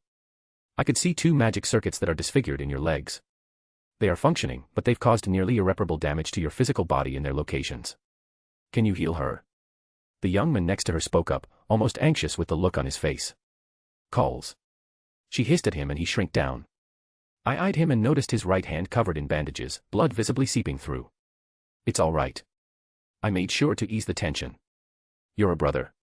I asked. Yes, and Mr. Schweinorg. He stuttered. A former master? I questioned him. Yes, sir. He straightened up as if standing at attention. I was the master of Berserker. Oh. I perked up. If you don't mind me asking, what was her identity? She was wearing a wedding dress of god Sake. But her lightning intrigued me and I couldn't guess her identity. She was Frankenstein's monster. He said sheepishly. How fascinating. I rubbed my chin. That explained some things about her strange dressing. I searched my ring and withdrew a health potion. Here. I offered it to him. What? He looked down in surprise. For your wound. It's a health potion, it should be enough to remove any lingering damage. I sort of pushed it into his hand. By the looks of it, you had your remaining command seals torn off, huh? I wanted to help the family even if I wasn't a good master. He blurted out, and it sounded rather rehearsed. Part of me wondered if it was quite as consensual as he said. Calls, thank him. The young lady hissed at him again. Thank you, sir. He quickly stood up straight again. I waved him off. Don't mention it. Well, I guess from their perspective, this is a rather valuable product. Unfortunately, such a thing won't work on you, young lady. I tapped my chin again. It's mainly for healing surface damage, with some minor ability to deal with internals. So it's hopeless. She shrunk down. I never said that. I poked her forehead, much to her char gain. I said a healing potion would be fruitless. I have many other means available to me. My healing spells wouldn't interact with the magic circuits in the way I wished either, since it's a metaphysical organ. Oh well, I don't think Artoria would chastise me for using her sheath like this. I decided to bring out Avalon from my chest as it had a little bit of her magical energy remaining. Its soft and warm glow filled the courtyard, drawing the attention of everyone who wasn't already staring. Avalon, the hallowed scabbard of Excalibur. I introduced. They practically worshipped it with their eyes. We really never had a chance, did we? The young woman softly spoke. I chuckled, pushing it into her own chest. Its effects worked best when conceptually inside someone. It should fix the circuits that were malformed without damage to either her use of her legs nor the circuits themselves. She glowed slightly, tears began falling from her eyes. It doesn't hurt anymore. Oh, you poor girl, how long had you lived with this pain? Fiore. Darnik walked up. How do you feel? He asked with a little bit of interest. I think I can feel my toes. And ever so slightly, her feet moved. Darnik even held a small smile. I suppose there is one good thing that came out of this. He shook his head. Perhaps we can evacuate you somewhere to escape and carry on the family name. I pushed against her stomach again, withdrawing the noble phantasm, taking it back into myself. It was practically dry now and wouldn't function. However, I think it was a good use of its last bit of power. Getting a bit ahead of yourself there, don't you think, Darnik? I stood up. Even if you are not here to destroy us, the Mages Association won't allow us to continue. Our only leverage were the servants in the face of their overwhelming might.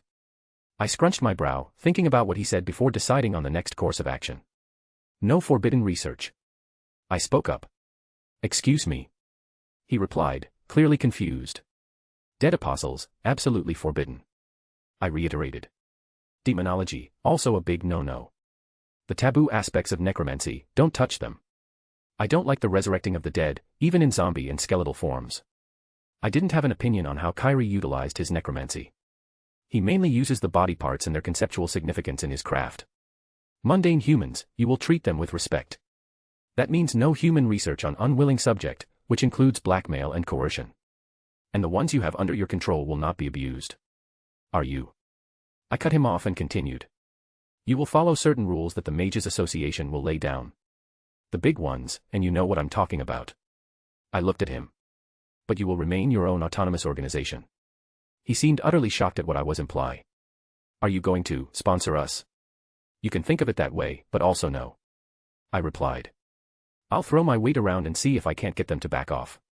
It would be a bit annoying, but I had respect for the black servants who fought their battles. There will be concessions, but I'll leave you to iron out those details when they inevitably come to negotiate. Darnick let out a self-depreciating laugh. Negotiate? You mean they come lay down terms to push us under them? He shook his head. We have nothing to offer. Our resources had been thoroughly burned through, and what remains would have to be used on repairs and rebuilding. I held my hand out, letting piles of gold flow out onto the ground. Seeing their situation, I felt like I had a good idea. They stared at the small hill of gold. Darnick took a deep breath, seemingly deep in thought. That should be enough to get us on our feet at a minimum. However, money is not an intrinsic valuable commodity to the association, especially if they're going to be making an example out of us. I wasn't done. I smirked, setting down several small crates of dust. There were a couple with crystal variety, but most of it was in a powdered form. Crystallized mana. I began to explain. From a different world line. It's less dense than the stuff that occasionally pops up on the market, but quality is not an issue. Dranic literally shook as he reached towards it, picking up a crystal in his hand. It was comical that he practically forewent the normal procedure of checking for traps. What do you want? Pardon.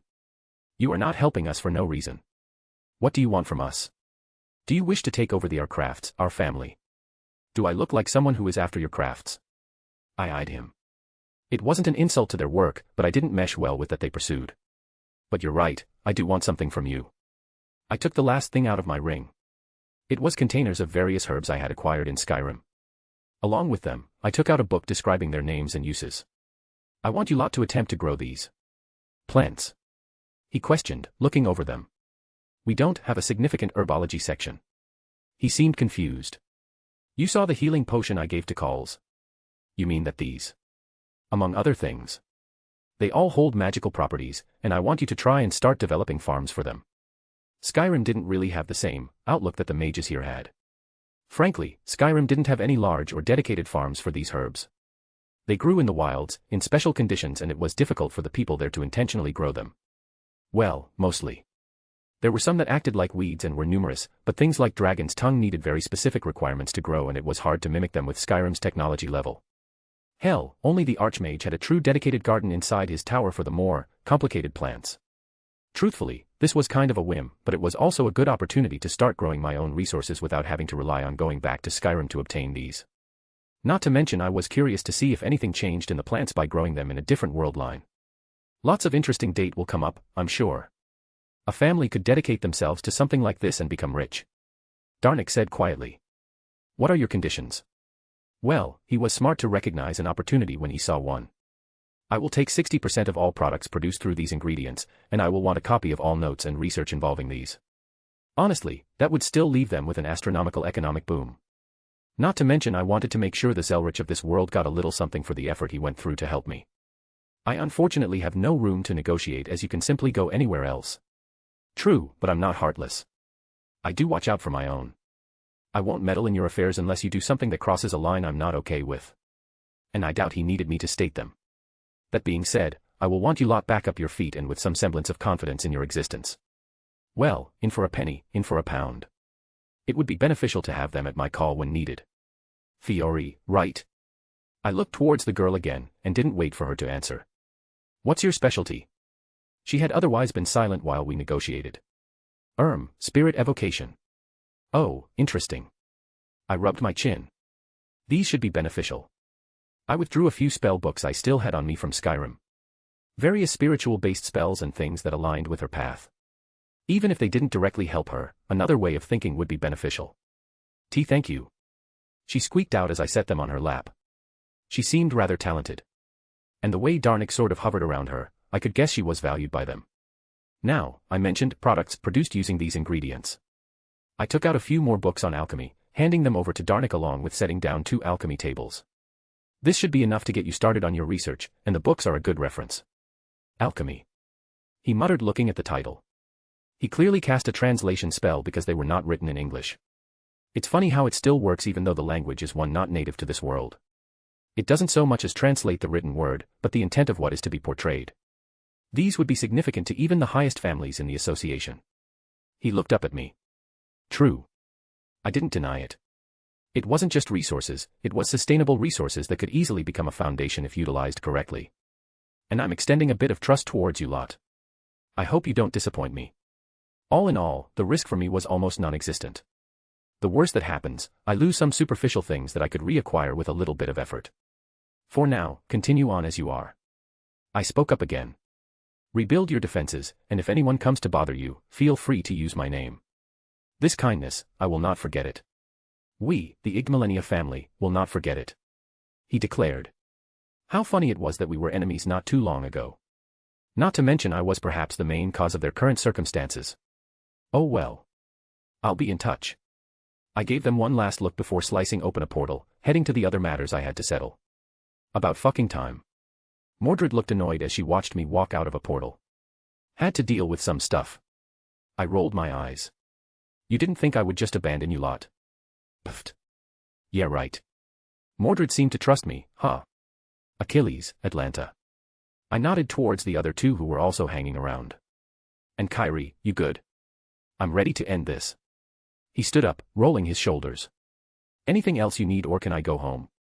Kinda, sorta. Gramps was fine with entertaining you all for a little bit as I finish up everything. Mordred looked bored with the idea. I don't want to sit in a dusty old. He'll probably have snacks. Bitchin', let's go. She really is Artoria's son. The Wizard Marshal. Kyrie repeated. You want to bring me to meet the Wizard Marshal? Is there a problem? There's a reason people are scared of him, you know. I'm aware, but he is acting as a host, you don't need to worry unless you do something to really make him upset. Against my better judgment, I guess I'll go. Kyrie sighed. Though I feel like I don't have a choice. Well, you could choose not to accept his request. So no choice. Pretty much. I didn't even deny it. Us too. Achilles spoke up. Yup. Whatever. Achilles didn't really seem to care. Wouldn't mind tasting something good from this era, see how it compares. My asshole of a master didn't even bother to feed me or even give me any wine. He'll get along great with Sasaki. I glanced at Atlanta, who was quiet. I also spoke with Medea, she's expecting you at some point. Her ears stood up before flattening. I see. Was all she spoke, but she emoted enough with just her physical features. Excitement, fear, anxiety. I could relate. I felt all those things too when thinking about Scat-Hack. How much longer would it be? A couple hours. She was almost right in front of me so that I could practically touch her again, yet I felt this overwhelming anxiety in my chest. The words of my fake father wouldn't leave the back of my mind. I didn't want to keep burying all this crap, but it truly was not the time. All right, boys and girls, let's get a move on. I quickly opened a portal to Zelretch's workshop. I'll only say to be polite. I looked them over. Well, Mordred could probably get a bit of leeway due to her relations. But the others, he wouldn't accept any kind of disrespect unless he likes them to a certain degree. Yeah, whatever. I want something to eat, I'm starving. Mordred ignored me, walking through without a second thought. He won't hold me responsible for what Saber does, will he? Kyrie looked at me with a pleading look. He's not a monster, just don't be stupid. I rolled my eyes again, watching him go through. He did have a reputation, and a well-earned one. However, he wasn't wantonly cruel or willing to fuck with people for the hell of it. While it may be beyond most people's comprehension as to why, he does do things for a reason. Granted, that reason wasn't always a good one for them. Sometimes you just need to release some stress by fucking with a stuck-up asshole. Let's go, sis. I want to meet Medea. I heard a lot about her when I was a brat. Achilles casual strut through. Don't call me that. Atlanta hissed, following him through, giving me one last glance. Thank you, for everything. She quickly spoke before disappearing. Ah, I forgot to ask them about Jean. I suppose I'll leave her for last. Well, one last person to deal with. Once again, I opened another portal taking me to the Romania capital. Finally, I popped out on a deserted street in the capital. The malevolent aura still permeated every aspect of this road. Almost immediately, the mist appeared and coalesced as Assassin made her appearance. I didn't speak, merely staring down at her as she looked at me weirdly. Mommy's waiting. She said bluntly, turning around to lead me inside. Pushing through the door, I saw the same women sitting at the same table. You came back. Did you think I wouldn't? I said as I raised an eyebrow. Yes. She said bluntly. Are you here to kill me? Is that why you're here? You're not the first person to ask me that today. I sighed. No. I said firmly. I'm not here to harm you in any ways. I looked towards Assassin who was dripping with bloodlust. And you need to calm down. I swear, I think she bared her teeth at me. Assassin's master, Reika, stared at me incredulously before letting out a laugh. You were actually telling the truth. She said in disbelief. Or is it one of those times where it's only technically true? The word of the agreement. Am I being put in a prison somewhere to rot away while you experiment on me or something? And she just keeps riling up her servant with her own words. I'm not going to harm you. I said softly. I said I would give you an out, so an out you will get. If nothing else, you can trust that I have my own pride and I don't go back on my word. I guess that's the best I can get. She looked defeated, like she was expecting the next shoe to drop. What are you going to do with me then? You can't live a mundane life anymore. I was blunt and did not beat around the bush.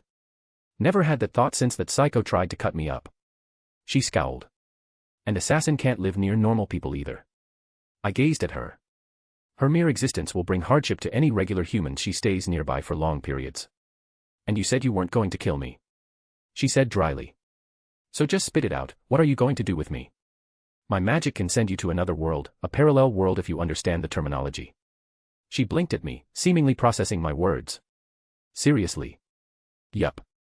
I replied. It's the world of my birth, and there, the age of gods hasn't ending.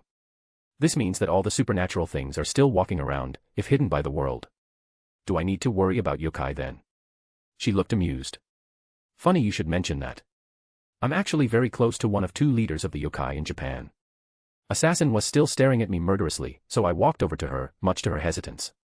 I could see the blade she was holding behind her back. I knelt down, open palm with a piece of candy in my palm. She looked at me, then the piece of candy, then to her master. She wanted it. Mommy.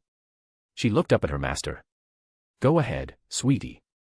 She gave her servant a gentle smile. With that, Jack snatched it out of my hand quickly, stuffing it in her mouth. Her murderous look didn't abate, but there was something else now, like an acceptance. Well, I guess that works. It was kinda cute as well. You were talking about yokai. Reika spoke up. Right. I nodded. Yasaka, she's a nine-tailed fox. I looked at her to gauge her reaction. I'm not even surprised anymore. She sighed. Just give it to me straight. They have their own separate dimension over Kyoto, it houses various yokai, ghosts, demons, and even humans. It's somewhere you both can live without any issues. And we'll be safe. Relatively speaking. I shrugged. I can't account for any idiots who stir up trouble, but generally people won't come looking for you. I won't lie and tell you there won't be any danger. Not that long ago there was a bunch of terrorists who attacked Kyoto and there was a bit of a body count. It was handled, but things like that still happen from time to time. Can I learn magic? She suddenly asked. I tapped my chin in thought. It's possible. The system there, it's different than here. I don't know what you've been told, but here we have a pseudo-organ that allows us to cast spells. There, it operates off a different paradigm. I can't say yes or no, but it's a possibility. And we'll be safe then. No one wanting to dissect me or Jackie. She asked this again, but I guess she wanted more assurance. I can call in some favors to watch over you. I can say that you will probably be one of the most protected people in Kyoto. Not to mention, I can provide you with resources so you can live leisurely. She bit her lips, and I couldn't blame her reactions. She was still very much trying to rationalize everything she'd stepped into at this point. Izanami no Mikoto. I wanted to reassure, because despite everything, I really did sympathize with her situation. What? I'm friends with Izanami, I can ask her to keep an eye on you. Her mouth opened, staring at me before she broke out in laughs. The goddess of death. She managed to squeak out. Mom always prayed when I was younger, but I never cared for that crap. Now you're telling me SHE will watch over me. You have Jack the Ripper as your daughter. I deadpanned. She snorted, laughing again. This whole thing is so fucking ridiculous. Sorry, you shouldn't have been forced into this situation. I hate that I believe you're being sincere. I hate that I can't even bring myself to despise you like that other bastard. And I hate that I don't have control of my own life. There are other ways besides magic. Other ways to get strong and you can have access to them. She lazily brought her eyes up to meet mine, practically defeated. I don't have a choice. She sighed. But at least, I don't entirely hate this decision being forced on me. Anything you need to grab. My grandfather will host you until everything is ready to move. It's better to get away from this place before anyone starts poking their nose around. I explained. I have nothing of value in my life except Jackie.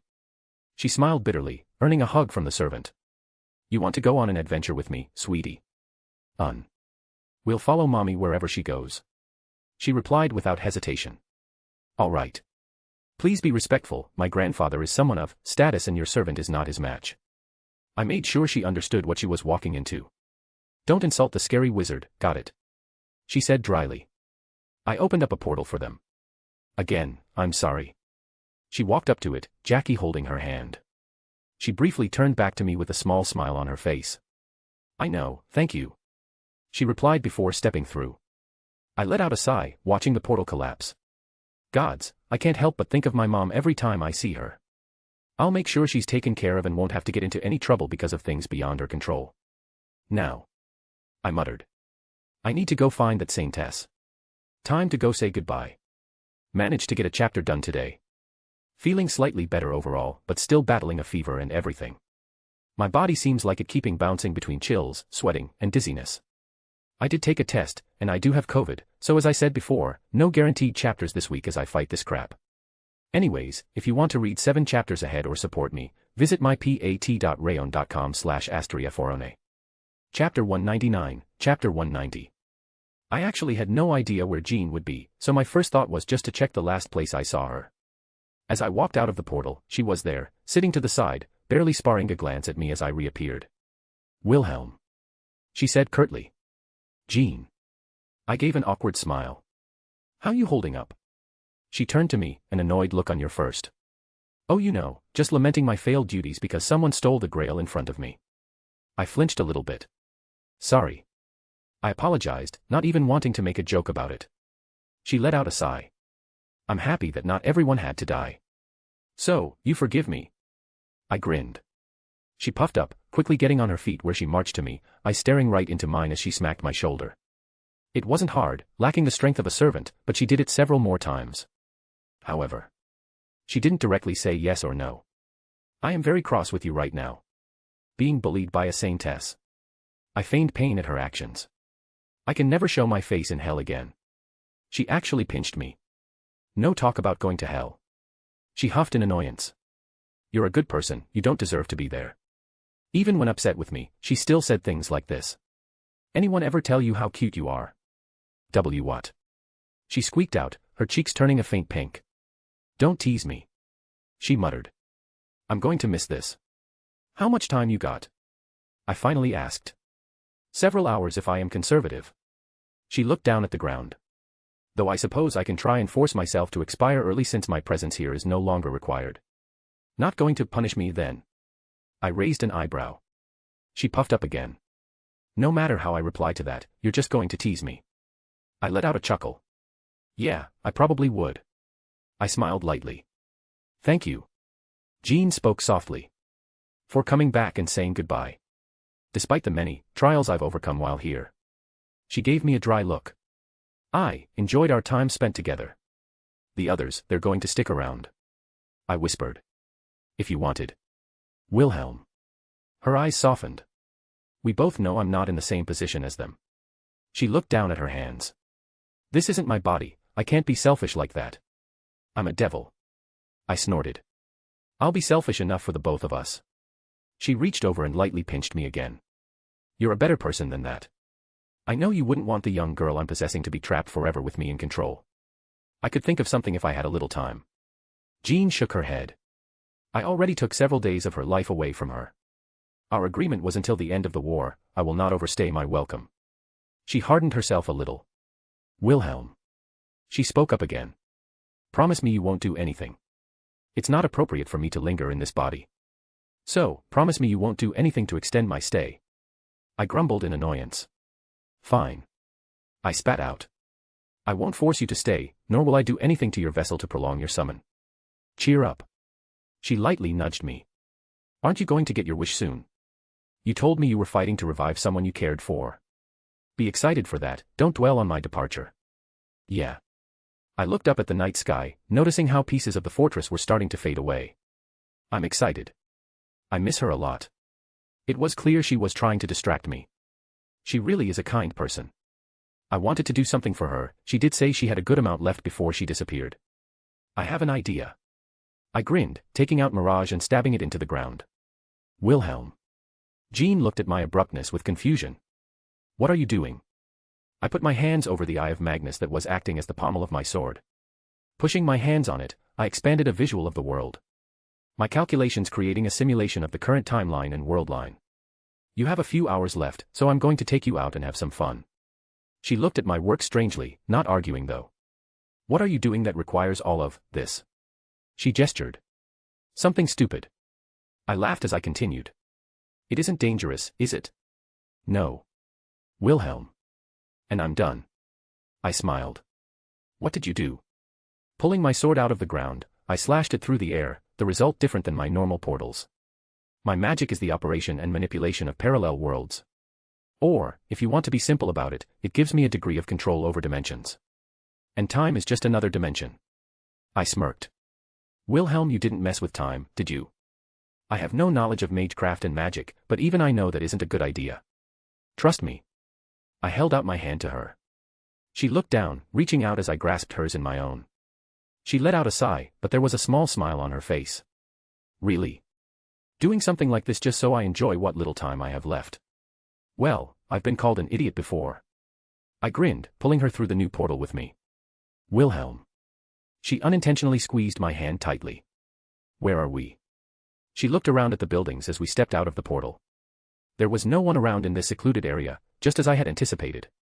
I gave her the warmest smile I could. Welcome home, Jean.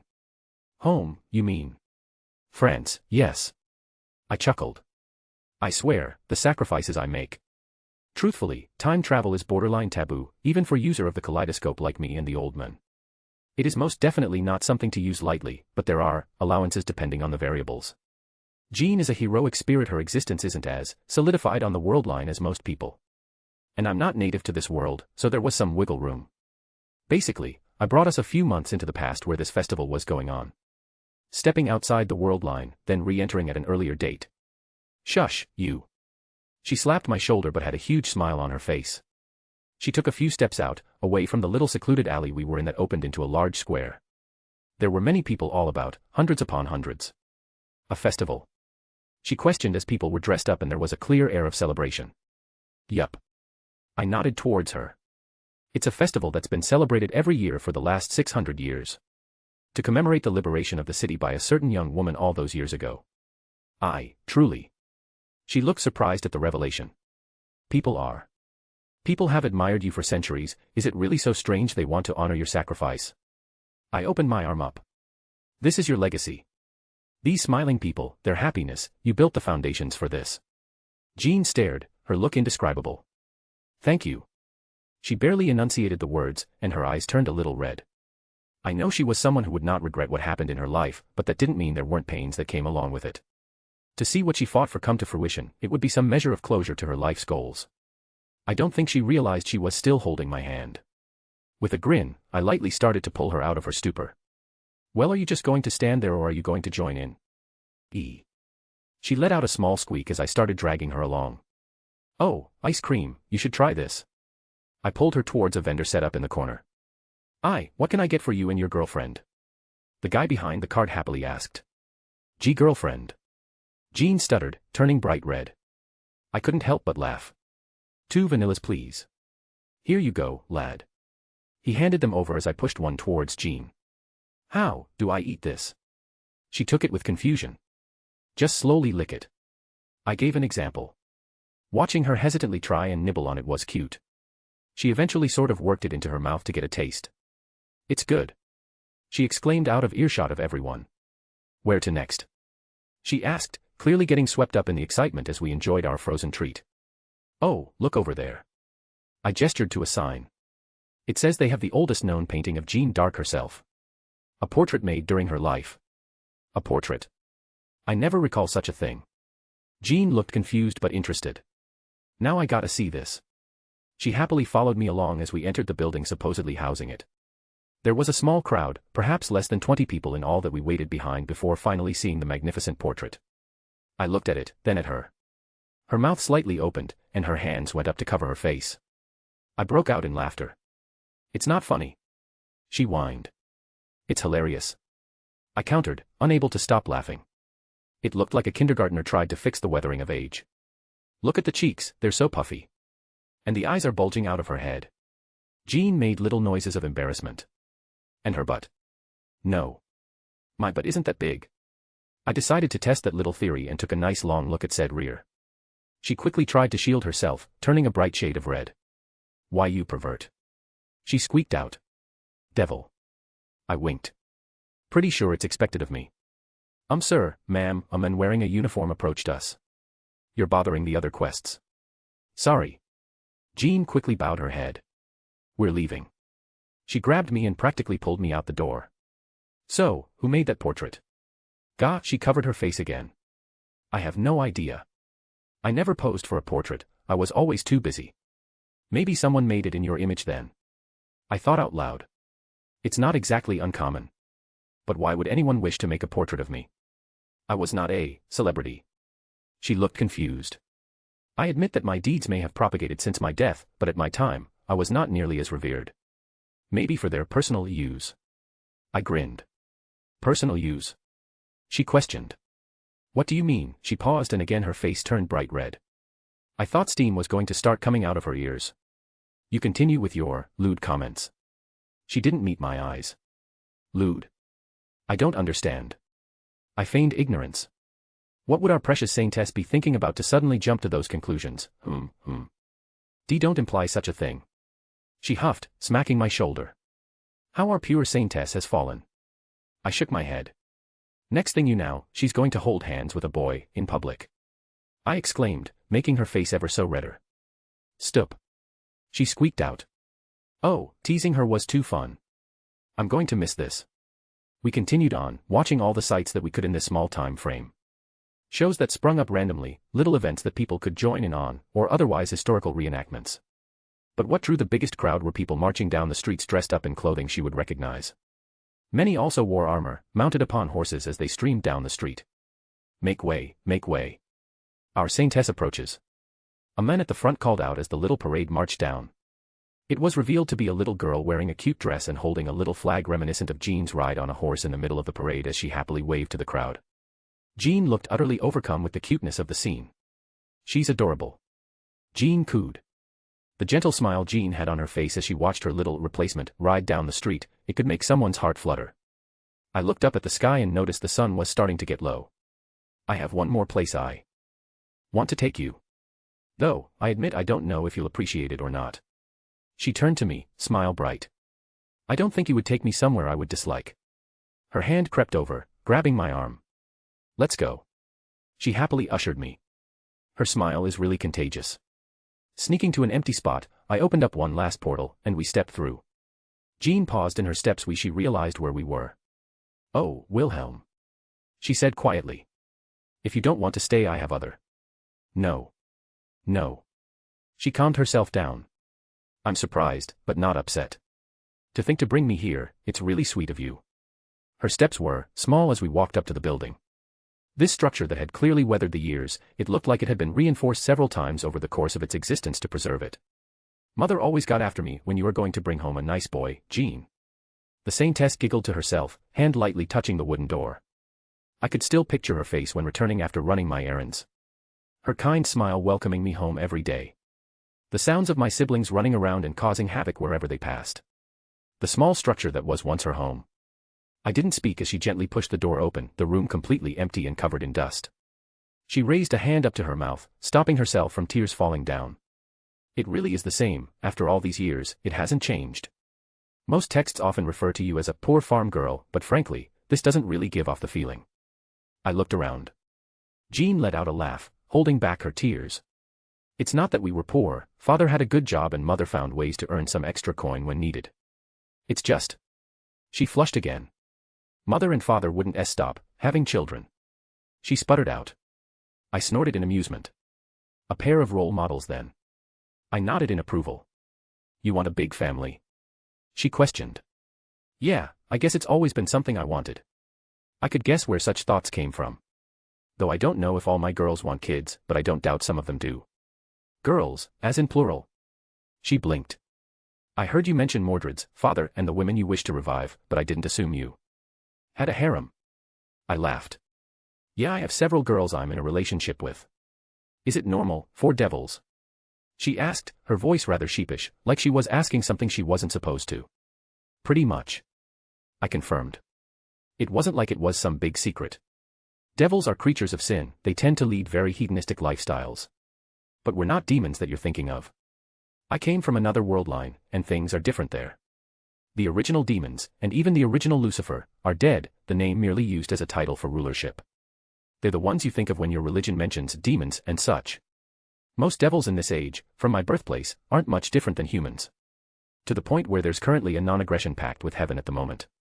Jean blinked, processing that information. Heaven is active in your world. As in, angels come down to earth regularly. Yup. I'm jealous. She puffed up. The offer is still open. I smirked. Imagine meeting the archangels. Stop trying to tempt me, you. The corners of her lips curled up. Devil, she let out a giggle at her own little joke, one that I couldn't help but mimic. How strange that I'm friends with a saintess. I mused out loud. How strange that the son of the devil is my friend.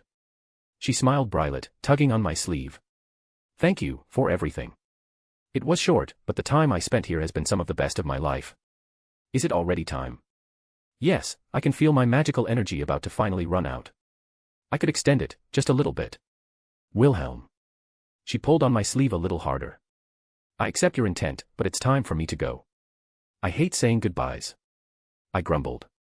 If the Lord wills it, this won't be a final goodbye. I'm pretty sure I'm out of his favor.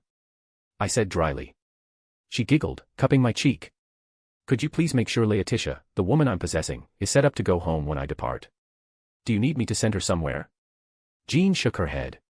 No, I have a feeling she'll know where to go instinctively, but the Grail was supposed to give her a little gift for her work. I'll make sure she's compensated. I waved that concern off. It was my fault, so I would clean up my own mess. She should be able to subsume these memories of yours over the past few days after she wakes up, so I suppose I won't need to be here and explain anything to her. That's correct. I just want her to be taken care of and given a thanks for her faith in me and accepting our contract. And of course make sure she's in her correct time before I depart. Her body began to glow blue, motes of mana visibly flowing off her. Ah, I thought I had a few more moments. She said quietly. I suppose this is where we part. She stood up on her toes and quickly placed a kiss on my cheek, much to my surprise. Thank you for the wonderful time, Wilhelm. Her body burst into light, and the accumulated mana flowed off for good. Her body went limp as I quickly caught it, laying it gently on the ground. Goodbye, Jean. I whispered as a final send-off. And there goes the penniless saintess. Just a reminder, I did spoil Fate/Grand Order a while ago. Hint hint. If you want to read 7 chapters ahead or support me, visit mypat.rayon.com/AsteriaForone. We have a Discord, JBWKDNDT7F. Chapter 200, Chapter 191.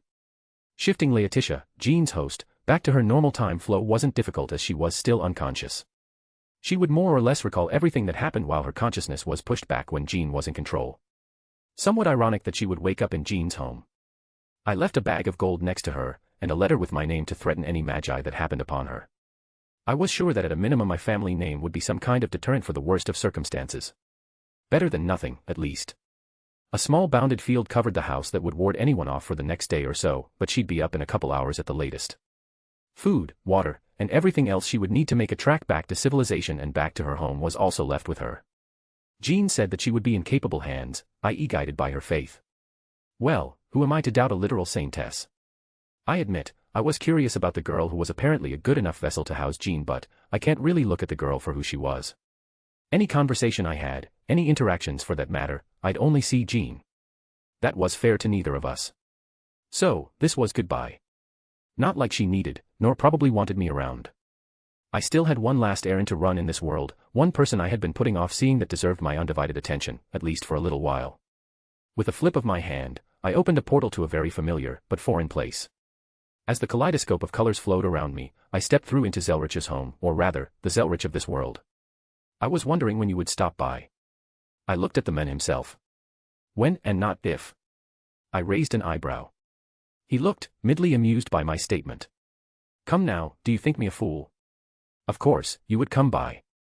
He closed a book he had in his hand, setting it on a table. There was a moment of silence as we stared at one another. And I noticed, in his gaze, it lacked that affection that my Zelretch showed. Thanks for the help. Might as well start off with being polite. I really do appreciate it. He waved me off with a small smile. It was an interesting few days. I enjoyed some new and refreshing data I was able to mull over, and I didn't have to offer much but my own time. Then do I apologize for throwing more stuff in your lap now? Well, that would be the polite thing to do. He said with a chuckle. Yes, using my name when you aligned yourself with that freelancer. To be fair, it's my name too. That is fair. He nodded. But you're using that as an excuse for the circumstance. He lightly chided. Yeah. I sighed. And then my solution for the Igdamillennia faction. But, I believe the pros severely outweigh the cons here. Indeed. He gave a small smile.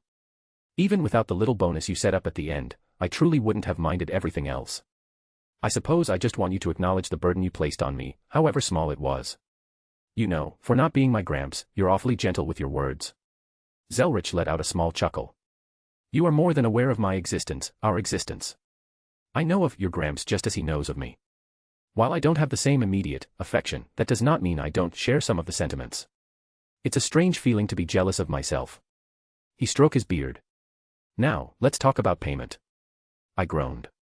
Just, take half and let's call it a day. I didn't even want to bother bartering. He was speaking of the resources that would be produced by the Igdamillennia family. I had no doubts that Zelretch would find some use from them. How boring, but I guess you are reaching your endpoint after everything that's happened. He accepted easily enough. I suggest a small vacation. Hawaii is wonderful this time of the year. And I'll take care of settling everything on the Mage Association's end. While you could no doubt throw around your weight, as you put it, I would rather not cause any larger issues to deal with later. I suppose it doesn't matter who does it, thank you. That being said, Hawaii does sound wonderful actually. I actually gave that some thought. Sitting on the beach with my girls, just relaxing. But I do have some important matters to attend to. If this Zelretch wanted to smooth everything between the Igdamillennia and the Mages Association, then I would let him. It would be cleaner than me coming and throwing my hat into the political arena. Right, your wayward lover whom you need to summon from the throne. He nodded. Scat hack, quite a woman you picked up there. That she is. I couldn't help but smile. Then I shall not keep you. He stood up. I appreciated you coming by and I would not be troubled if you stopped by more often. Well, I would be checking up on the Igdamillennia family from time to time, so it wouldn't be something out of the way to do. Thank you, for everything. I expressed my genuine thanks. Oh pish-pash. He harumphed. We're practically family. Good point. I nodded. Hug. I held out my arms. Pardon. Hug time. I smiled at him. He snorted with a small smile on his face. With a roll of his eyes, he opened his arms. Get over here, you brat. I stepped back into an almost identical spot, but this room was much more crowded than the one I had just left. Several eyes glanced my way, but otherwise everyone kept going on their business. So Chiron had me tied up, hanging from a tree. Achilles was waving his arms around with a laugh, a drink in his hand. And he's like, Achilles, did you eat my last apple? Oh gods, I know exactly where this is going. Atlanta, who had a very distraught assassin in her lap, face-palmed. Seriously, the murderous little psycho was looking helpless as Atlanta gave her head pats. I think she was more confused than anything and had no idea how to react. Zelretch, who had been enjoying the story, ushered him on. Oh boy, what did he do? Zelretch joined in with a laugh. You're about to get your ass beat. Mordred snickered, standing to the side, listening intently. Well, that early hit really upset my stomach, and being upside down didn't help. Achilles could barely hold it together. I opened my mouth to say something cheeky, and it just all sprayed out on his face. They both erupted in laughter. Kyrie looked amused, but at the same time he looked like he was trying to make himself as small as possible, and not to touch anything. Assassin's Master happily sat nearby, enjoying the peace if her expression was anything to go by. You get everything settled? Gramps finally addressed me. I did. I gave a curt nod. If you're feeling up to it, how about you help me with my wish? Shit, you finally using the Grail. What are you even wishing for? Mordred spoke up. I'm curious too. Atlanta was the one who agreed. Meh. Achilles shrugged. Don't really care. You'll see after I'm done. I said with a grin. Boo. Mordred huffed. Whatever, I hope it's something good. If you're wishing for the root or some other stupid shit, I'm going to kick your ass and take it back. My magic already opens a path to the root if I were so inclined. I shook my head. No, I'm wishing for something more important. Well, get to it then, stop making us wait. Mordred replied, as impatient as ever. Well, let's not keep them waiting. Zelretch put a hand on my shoulder. Besides, Reiku has been guarding it since you left. He began leading me to another room where he deposited the Grail, away from the little festivities. Reiku perked up, already knowing I had returned. Master, you're back. She looked happy, yet at the same time she had that strange look on her face. I shot a quick glance at Zelretch. What are your thoughts on that? I asked him quietly. Deal with that after you make your wish. It would give us a better idea of what we're looking at and what we have at our disposal. He replied. I nodded, accepting his words. He was smart enough to know my concerns easily enough. Reiku's mad enhancement wasn't an easy problem to fix. But I had a couple ideas, and I'm sure Zelretch had some of his own. I walked up and gave Reiku a quick hug. You didn't have to guard the Grail. I'm your servant. She preened a little under the physical affection. This is what you desired, so I will make sure no one steals it. So, what's the plan? I asked him, staring at the spell circles that covered the ground. It's as you would expect, we're going to perform a summoning, but we're hijacking the wish component to facilitate the summons as opposed to the normal summoning function. Zelretch explained. We completely bypass the true wish that it's supposed to grant by doing this. Can probably do something with it later after it takes some time to recharge. I rubbed my chin. Despite my description of the Grail being a huge mana battery, you can't just shove mana into it and recharge it that way. The mechanisms are intricate, and using the system strains them severely. It was one of the main reasons that the Grail War was supposed to be 60 years apart. Half of it was the collection of magical energy, the other half was so it didn't burn itself out by being used too soon. Indeed. And I took the liberty of carving the summoning circles, a little something I had bouncing around my head. It's different than the normal one, obviously, but it should trigger the correct sequences for what we're trying to accomplish. Yeah, it's not so much a normal summon as trying to pull as much of her from the throne as possible. It was almost like 4 different circles all intersecting at a single point. Well, all it needs is a catalyst and to simply make a wish. Zelretch gestured for me to go forward. I rubbed my ring, mentally looking at the spear that laid inside. Something wrong, Wilhelm. I bit my lip, remembering what was said to me by him. I'm nervous. I said quietly. I can't stop having this thought in my head, what if she isn't happy to see me? Oh Wilhelm. Zelretch pat me on the shoulder. We both know that's complete bullshit. I blinked at his very blunt dismissal. We haven't spoken about what happened, but something clearly did. He started again. Something that shook you enough to give you doubts. But whatever it is, remember what you told me her last words were to you. For whatever happened, did that change the last moments you spent together? I know it's probably irrational. I sighed, slumping my shoulders. Doesn't make this pit in my stomach go away. But you're right, there's no use dwelling on it. If I gave in to these thoughts, I'd regret it for the rest of my life. I didn't want to let those depressing feelings take hold. I wasn't special for having doubts, everyone did, it was a facet of life. I flicked my hand to the side, G-Balg appearing in my grasp. I walked forward, stabbing it into the center of the summoning circle. The Grail glowed, as I approached, as if ushering me to continue. A wish that instead of actualizing the wishcraft matrix to shape the massive amounts of magical energy, it looped around into the summon systems, but still supported the features inherent to the wishcraft mechanisms. A wish, without using the wish. I wish. I held my hand up towards the summoning circles. I wish for my scat hack back. The accumulated magical energy gathered and erupted at the focal point, blinding everyone in the room. The sheer force made me brace myself as I felt time and space shudder to facilitate my desire, my wish. Through the blown-up dust, and the shimmering glow of power, I squinted my eyes to see a new figure standing in the middle of the circles. Red eyes met mine. I took a hesitant step forward, hand shakily reaching out as I touched her arm. The look she gave me was one of recognition. I didn't utter a word as I pulled myself into her chest and refused to let go. Even when I felt the dampness flow down my cheeks. I felt her arms wrap around me, her head pressed against mine. A faint whisper only for my ears, a gentleness to it that only made me react stronger. You silly boy. Feeling a little bit better, so I got a chapter done today. Guess who's back? If you want to read 7 chapters ahead or support me, visit mypat.rayon.com/asteriaforone. We have a Discord, JBWKDNDT7F. Chapter 201, Chapter 192. I don't know how long I stood there, holding her tight as if she would disappear if I let up for even a second. She didn't speak, nor begrudge me for this, and she made no effort to move out of my embrace. If anything, I could have sworn she pulled herself just a little bit more into my arms. I hope you remember who I am, otherwise this is going to be really awkward. It almost came out unconsciously. Sometimes, default reaction when I'm uncertain or otherwise nervous. To make light of the situation. She shifted in my arms enough that she could look me in the eyes. It was only another moment before her lips were pressed softly against mine.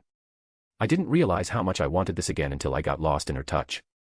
It was quick, but I could feel the emotions delivered through the kiss, only lasting another couple seconds before she pulled away. Her head lightly pushed against mine, our noses almost touching and our breath tickling each other's faces. Does that answer your question? She gave me a smile that made my heart thump loud in my chest. I think I need to be persuaded some more. I replied without a hint of shame. Her little giggle met my ears and I couldn't help but squeeze her just a little tighter. It seems you have grown more bold in my absence. I stiffened a little, looking away from her eyes at the mention of our time apart. I missed you. A barely audible whisper left my throat. You sweet boy. She went in for another kiss, just enough to dismiss the melancholic feelings.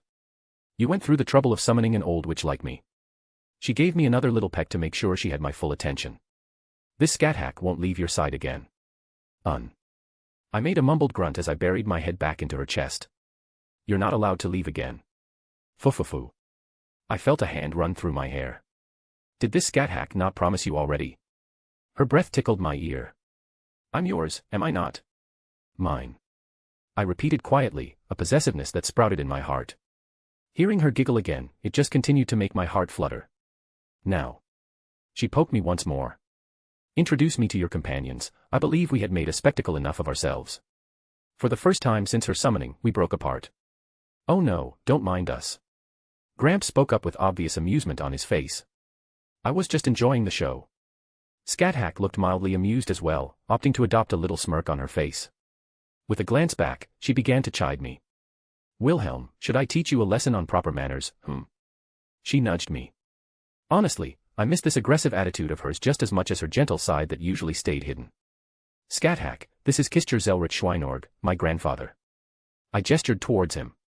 Queen of the Land of Shadows. Zelretch decided to be a little more grandiose with his greeting. I am honored to meet you, immortal witch. He did a slight bow in her direction. I remember, between the various lessons I taught him, he would mention you at length. Scat Hack tone turned slightly more polite. Lesson? You mean beatings? I tried to clarify. She turned to me with a smile on her face. Do you require another lesson so soon? I cleared my throat. Proceed. I took a step back. She still got it, Drake began to laugh in my soul. Scat Hatch clasped her hands respectively. Master of the Second, Slayer of the Crimson Moon, the honor is mine.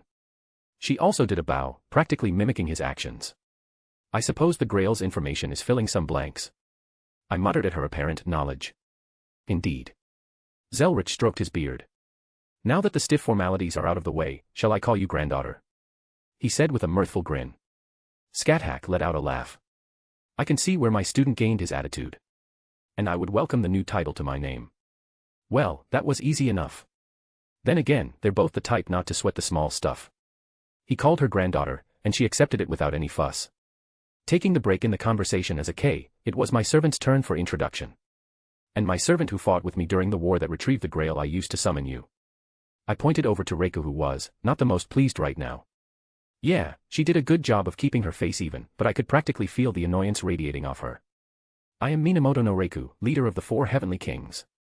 She said almost, challengingly. Scat-Hack raised an eyebrow. I am Scat-Hack, queen of the land of shadows. Daughter of Gozutenu.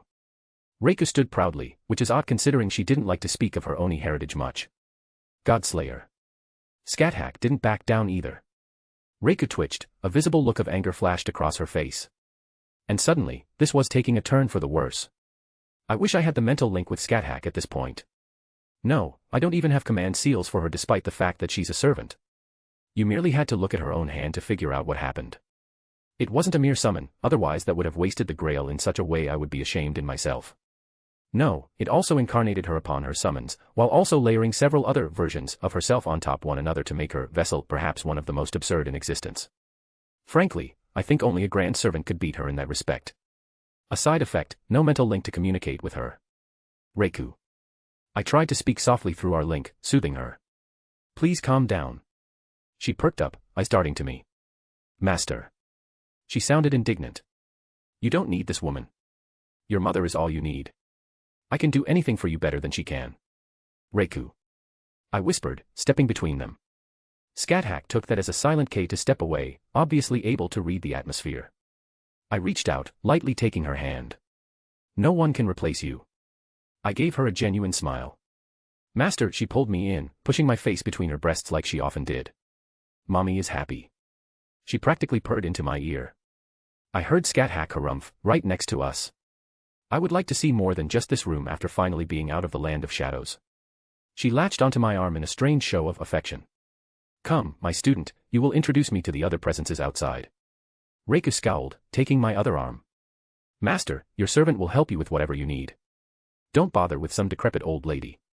Scat-Hack paused, slowly turning her head towards Reiku. Decrepit old lady am I? She repeated, a small twitch of her eye followed the words. Reiku returned a strained smile filled with anger.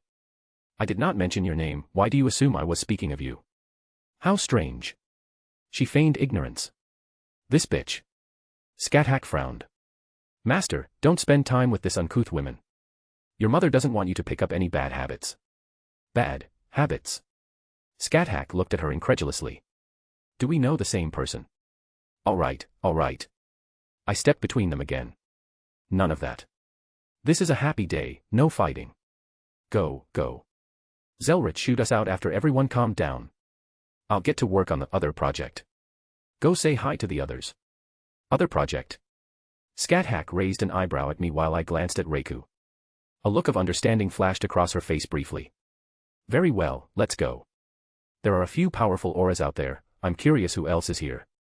Reiku did not like Scat-Hack basically pulling me along, but I think she was holding her tongue for my sake. And my teacher unceremoniously pushed the door open to see everyone sitting around. Of course you'd wish for a girl. Mordred was the first to speak up. Seriously, I'm not even surprised. That's, honestly fair. I couldn't even bring up a counter-argument. This is Scat-Hack. I gestured to her. I'm his woman. She said blatantly and without any fanfare. I took a moment, blinking a surprise at her admittance. But then again, she wasn't someone who beats around the bush. Sup, I'm Achilles. The rider-server gave a little wave. Heard you're a pretty good teacher. Doubt you're as good as Chiron, but at least you're a treat to look at. Who? Scat-Hack slowly turned to him. I'll have to fill in some gaps in Chiron's teachings then. Ah, that tone of hers still sends a shiver down my spine. I'm ready to go, anytime anywhere. Achilles grinned. Don't mind Achilles, he only thinks with his spear. The archer spoke up. I'm Atlanta, and this is Jackie. The huntress still held the assassin close. Don't all boys. Scat-Hack chuckled. I know of you, huntress. I hope to see your archery skills sometime. The praise of a godslayer is something I'll cherish. Their conversation was tact and respectful. And this, Jackie. Scat-Hack narrowed her eyes. I've never seen such a conglomeration of ghosts that made such a coherent whole before. Tell me, child, do you wish to be purified? Assassin looked up, not even fazed by my teacher's stare. We want to stay with mommy. She glanced over to Reika, who looked to be half sleeping in the corner. Scat-Hack just smiled, shaking her head. I suppose it's not my place anymore. I'm no longer living, so protecting the world from such things is no longer my purpose. And this is my son, Mordred. I pointed towards the Knight of Treachery who was just sitting silently. Fuck you. She flipped me off. Scat-Hack cackled. I like her. Mordred grunted in acknowledgement. Heard you're a hard-ass bitch. They seemed to be sizing up one another, similar to Achilles but less lackadaisical. Wouldn't mind going a round or two when we have time. That can be arranged. My teacher nodded in satisfaction, looking over Mordred again. I have a feeling we'll get along well. Scat-Hatch finally back and introduced to everyone. Reika being competitive and Scat-Hatch going along with it because she finds it amusing. Anyways, if you want to read 7 chapters ahead or support me, visit mypat.rayon.com/astriaforone. Chapter 202, Chapter 193. It was weird, but nice, having this colorful array of people all in one room and happily conversing without any issue. Well, kind of. Of course some heads were butting, but it was mostly in good fun. Scat-Hack was certainly someone who didn't take shit from people, amused by their words and actions or not, she would return whatever verbal licks she received with interest. Maybe that's why she was sort of in this weird competition with Reiku. I know for a fact that Scat-Hack isn't one to be so blatantly affectionate in public, yet she was willing to lean into me a little more than normal, and even briefly brush up on me with her hand. It may not seem like much, but this was certainly more forward than she normally was. This was the same woman who would strip naked just to tease me, yet would hesitate to show actual affection. The little smile she sent me, for the briefest of moments when our hands touched. It really made my heart flutter. And Reiku was being extra clingy due to the summoning of Scat-Hack. Well, Zelretch was working on something, and it should be done soon. Only a little bit longer and we can fix this issue she had with her mad enhancement. Oi, bastard. Mordred said as she sort of lazily leaned back in her chair, tilting it on the back legs. What's this world of yours like, the one you were going to bring me to? Suddenly, the small conversation stopped, and all eyes were on me. Kinda curious too. Achilles spoke up. You said there was some stuff there I'd have fun with, like during my time. Alright, I may as well explain this properly. I paused for a moment, mulling over how I should begin. To start off, basically, the age of gods never ended. That isn't a perfect explanation for my birth world, but it should give you an idea of what's going on. Everyone's still around, even my mom. Achilles asked. Honestly, I don't know about your mom. I do know there was a long period of warring that happening between the supernatural communities of the world, and many factions lost some or most of their numbers. How is the world even standing? If the Olympians went to war, I can't picture humanity still surviving. The simple answer is that the gods there are, weaker than the gods you think of here. Don't ask me how or why, I can't give you a good enough explanation. Could be the reason they're still around, a trade-off if you will. And second, there were enough entities that wished to preserve the world for the most part. Like who? Scat-Hack was the one who asked this time, looking at me rather curiously. I spoke about my world during our time together, but we never really delved into it. The Abrahamic god, 4-1. He's like, real. Appears and shit. Mordred was probably the closest to what could be considered Christian in the room. It was during her time that the religion started taking off. Even Artoria believed in that specific worldview, despite never voicing her beliefs. Yup. I said simply.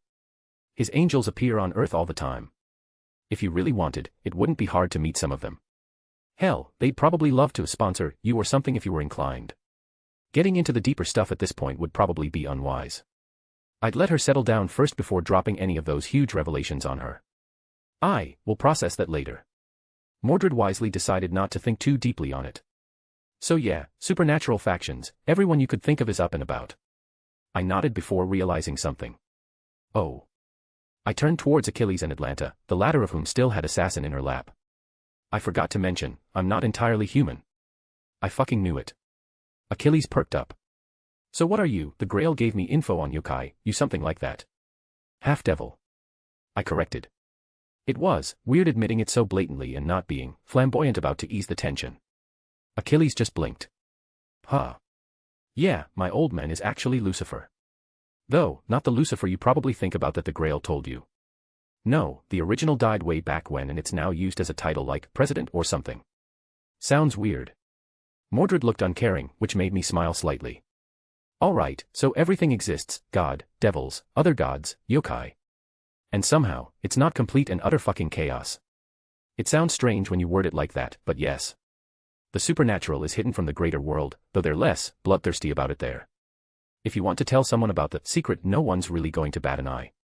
You go into the middle of the city and start shouting about everything going on behind the curtains, and you're going to get people pissed. They needed at least a minimal rundown. So you're saying there's plenty of strong people to fight? Achilles grinned. Oh, hell yes. Mordred slammed her chair down. Yup. I actually fought Okita Tsuji over there. He was reincarnated into a devil. I blinked in realization that I hadn't explained that shit. And stay away from devils trying to use something called evil pieces on you. It turns you into a devil, and you become slaves under them. Got it, tell devils to fuck off. Mordred seemed uncaring. So, where are you taking us? A small dimension overlaid atop Kyoto over there that houses a good portion of Japan's yokai. It's ruled by a nine-tailed fox by the name of Yasaka, whom I am acquainted with. God, how many women are you fucking? Mordred huffed. Language, there are children here. Atlanta chided. Please, she's probably older than I am. Mordred rolled her eyes, clearing speaking about assassin.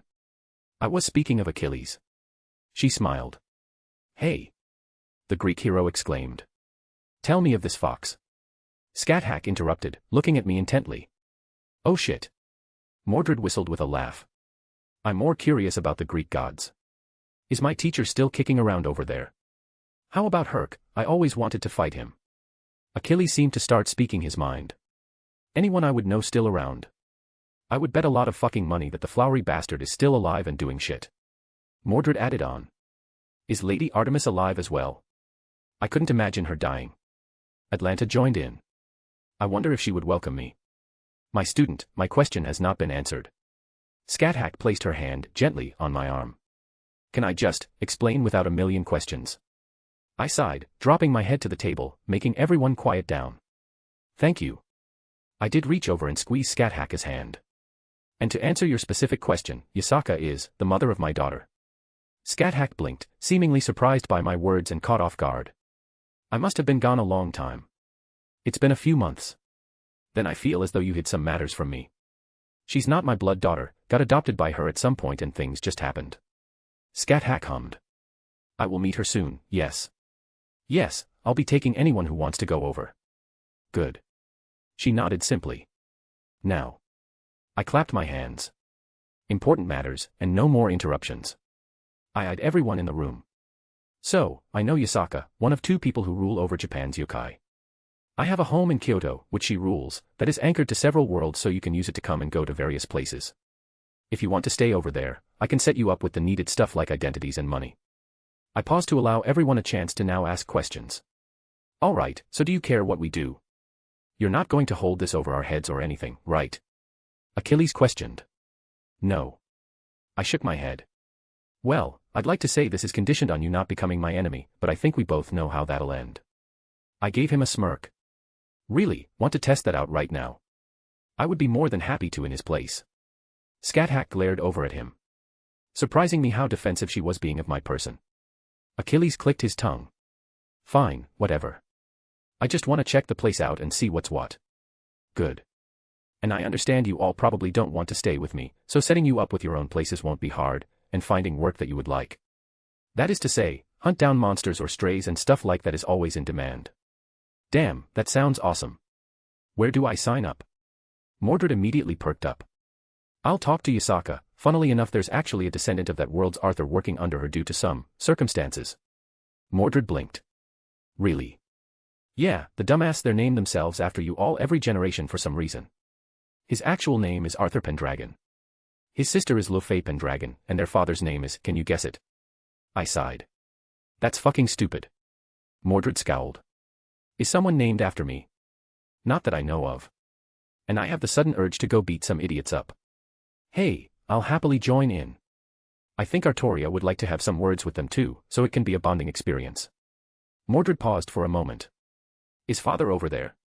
She's in another world at the moment, but she lives at my house, which you can visit. I eyed her reaction. And I assumed you would like your own place and be able to come over at your own pace. Mordred nodded slightly, but opted not to speak her mind, so I didn't push it. Alright, so, I already told Assassin and her master their options. They're going to live over there and enjoy a somewhat peaceful life. What you lot do is up to you, but if you act stupid, I'm going to get pissed. And that also means no telling anyone where you came from. I don't want to have to deal with people coming after me because of that. I have no problems as long as you don't restrict my freedom. Atlanta still rubbed Assassin's head. The latter of whom seemed to accept her new place in life. But what about Medea? You said she was here. She is in this world we're in at the moment. I confirmed. And I plan on anchoring my home over in the city she lives in at some point. That being said, she is expecting you, but I didn't give her an exact time or date. I thought both of you would like a heads up before one or the other just decided to drop in. That's considerate. Atlanta accepted my intentions. Thank you. She sent a nod my way, one of appreciation. It would probably be best that Medea knows specifically when we will meet. Yeah, dropping in on the witch of betrayal abruptly with a not-so-great history for dealing with surprises may not be the best of ideas. Kyrie, Reika. I glanced towards the two quietest people in the room. They were off in their own respective corners, trying to appear as small as possible. Anything you both want to add? Any issues you want to bring up, or any questions? I couldn't fault them at how hesitant they were being, seeing as they were both regular humans as such. It was probably a bit intimidating to even hold a conversation with these people. Yeah. Kyrie stood straighter. When am I getting paid? Mordred snorted and let out a laugh. I cracked a smile, and the mood in the room lightened up a little bit. Whenever you want. But, you want to come on over with Mordred or do you want me to send you back to your own world line? The chance to see another world with phantasmals still walking around. I may not be much of a magus anymore, but that's not an opportunity one can pass up. Kyrie for his part actually seemed genuinely interested and not just going with the flow. Yeah, master. Mordred cheered. This is gonna be awesome. I have no complaints if you are still fulfilling your end of the bargain. Reika's words were straight to the point. I just need to make sure everything is settled with Yasaka and then you're in the clear. Thank you. She said quietly, and I took that as a K to stop pressuring her with responses. Zelretch chose that moment to walk in, grabbing everyone's attention. Ah, Wilhelm. He turned towards me. I have the issue settled and we can manage that when you have some time. Also when you get back from dropping everyone off, I have some personal matters I wish to speak to you about.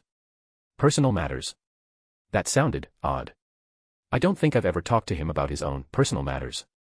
The way he worded it meant that I didn't have knowledge of them, which meant it's something I'd not gotten when receiving his memories. No problem, Gramps. I replied. It sounded like it was something important, so I wouldn't waste too much time. All right kids, anything else before we go? I think you're the youngest in the room. Achilles deadpanned. Huh. I blinked at the realization. Anyways. I flipped my hand over, letting Mirage drop into my grip. With a quick swipe, a portal opened up. Off we go. Chop chop. I clapped my hands. They all unceremoniously walked through the portal until it was just Reiku, Scathack, and I left. Ready. I offered my arms to both of them. Foo-foo. Scathack let out a small chuckle. How interesting. All manner of beasts, gods, and demons still about. I'm a little excited for this world of yours. Reiku glared at her but took my arm happily. Master, I look forward to seeing my home again. She beamed at me happily. Scathack was the one to send a small glare her way before lightly reaching out for my empty arm. Well, it seems like you have things well in hand. Zelretch just chuckled at my predicament. See you soon. He waved us off as we stepped through. Stepping through, I heard Mordred whistle, looking out across the town. Seeing is really different than hearing. She muttered as there were probably hundreds of different yokai several blocks down, all going about their daily lives. The air here does feel a lot like back in our time. Achilles knelt down, scooping up some dirt. Forgot how much more free it felt back then than the current time. He clutched his hands, looking down at himself. They all seemed to just take in the sights until Mordred grabbed my attention. Oi, bastard. She shouted. What's this thing? She knocked against the giant spike I had in front of my yard. Oh, that. I honestly had forgotten about it since it didn't travel along with my house. Fought a giant, dragon-like creature over in America. Took that as a souvenir. I doubt they'd know what Godzilla was. Like Godzilla. Kyrie was inspecting it, making me chuckle. Actually, yes. I nodded. Mai and Izzy saw it pop up. The government over there actually has a supernatural division, and they mobilized a giant robot to fight it. You're fucking with me. Kyrie looked at me incredulously. Nope. Izzy even has pictures. I shook my head with a chuckle. Izzy, is this another woman I should know about? Scathack poked me. I scratched my head. She's just a friend. Reiku puffed up. It isn't who I think it is it? Oh, and who elicits such a reaction? Scathack seemed interested. I may or may not be friends with Izanami no Mikoto. I said quietly. Interesting. Scat gained a strange gleam in her eye. Your life is weird. Mordred just blinked. Well, not one of my gods. Was Achilles' response. Anyways. I clapped my hands, changing the subject. Alright, so I need to go talk to Yasaka. I doubt you lot want to tag along. Boring. Nah, I want to go explore. I need to keep this idiot out of trouble. Atlanta jabbed her hand at Achilles. I would like to walk around. Reika's low voice reached my ears. I should keep Saber from doing anything to cause problems. Kairi scratched his cheek. We want to go with mommy. The assassin servant pouted. Herding fucking cats. Is this how Artoria felt all the time with her knights? Right. I sighed. Alrighty then. I went into my ring and took out a large amount of currency for this time and place. Thankfully, money wasn't really a factor. Reika. I walked over to her. Just to tie you over until I settle everything. I handed her a big stack of bills. Thank you. She actually smiled. Come along, Jackie. I'll treat you to some ice cream. Ice cream? The little girl asked in confusion. It's a little treat for being such a good girl. Her master leaned down, giving her a little kiss on the forehead. Oh. The little murderer practically had stars in her eyes. Use my name if you get into trouble. I raised my voice so she could see. It at least has some weight here right now. And at the very least, I'm connected to Yasaka, so that should give them some safety in the legal sense if anything arises. She raised her hand up in acknowledgement before disappearing down the street. Kairi. I hand out a good chunk of money to him as well. Consider it a gift. She did good, treat her to whatever. Hey, I'm right here. Mordred huffed in annoyance, but that little twitch at the corner of her lips really removed any thoughts of her being truly upset. Alright, if you see things on fire, assume we're in trouble. He nodded happily, almost eager to explore the area. Let's get something to eat, I'm starving. Mordred happily followed behind. I smiled watching them leave. Alright, here you go, Atlanta. I handed her quite a bit as well. I suggest getting some modern clothes. That's a good idea. She looked down at her armored gauntlets and current attire. Thanks, man. Achilles shifted slightly. You didn't have to do all this. I paused and couldn't help but smile. Nah, you deserve something good. I held out my hand to him. He smirked, grabbing it. Just don't go soft. I want a rematch eventually. The two Greek heroes sauntered off somewhere, but I knew that Atlanta would all teased keep him out of significant trouble. Now, ladies. I looked up at both Reiku and Scat. Am I to assume you both wish to follow me? Scat poked me with an eye roll. You ask questions with obvious answers. Mommy will go wherever her son goes. Reiku said without hesitation. And I didn't miss the way she shifted to her normal clothes, those that showed off her amazing legs. And I think Reiku sent Scat a smug smile when she noticed my gaze. Scat snorted, but didn't respond even as we began our walk towards Yasaka's manor. Are you okay, being out here like this, Reiku? I asked my servant. She had been taking many glances here and there, some scowls appearing as she eyed certain yokai that walked down the street. It's strange. Even back in my era, when there are a few yokai that did live among humans, it wasn't like this. She's right. Scat spoke up, agreeing with my servant. Even over in Ireland, with all the fey folk, and other monsters that walked about. There were some that did live among humans without issues, but this place has a different air about it. I feel no need to draw my blade. Reiku muttered, almost in defeat. Scat hummed. It's peaceful. It's strange that their little rivalry was kind of put on hold. A shared culture shock that both of them were experiencing. It's nice. Scat finally muttered. Yes, it's a welcome sight. Reiku seemingly agreed. They looked happy. Content maybe. It was a hard expression to describe. This should be her manner up ahead. I lightly pulled on their arms, grabbing their attention. A heads up, I plan on revealing to her our origins in this meeting. I wanted to do so soon regardless, but the time feels right. I have no issue with such a course of action. If this woman means anything to you, then having her in your confidence will not bother me. Scat seemed unconcerned. I will follow Master's wishes. Reiku smiled. It was as simple as that, huh? There are many guards. Scat eyed the surroundings. And they all have their eyes on us. Tengu. Reiku said quietly. I have never seen Southwest many in one place. Their clans mostly stayed away from me before. Don't worry, they're friendlies. I smiled towards them. Young lord. A familiar Tengu appeared in front of us with a burst of speed. Welcome back, young lord. Soma, it's good to see you again. I eyed him. And it looks like you got stronger since we last met. It's my honor to be remembered by the young lord. He bowed his head. This one has made some gains on his training in your absence. Well done. I praised him. Is Yasaka in? Yes, she is awaiting you at the same place. He stood up, head still bowed as he gestured towards the gates. She has also already been informed of your companions. Thank you, Soma. I nodded. I will head over then. Young lord, I wouldn't dare allow you to go without someone leading. Please allow me to show you the way again. He quickly tried to explain himself as he walked forward. Ah, proper manners. Very well, let's go. All these guards, they seem to be just the basic lot, yet they're all at least this level. It is impressive in its own way. Scat-Hack looked around. Your words honor me, madam. We are in fact the weakest unit. As you enter deeper, the strength increases as well. He didn't shy away from my teacher's blunt comment.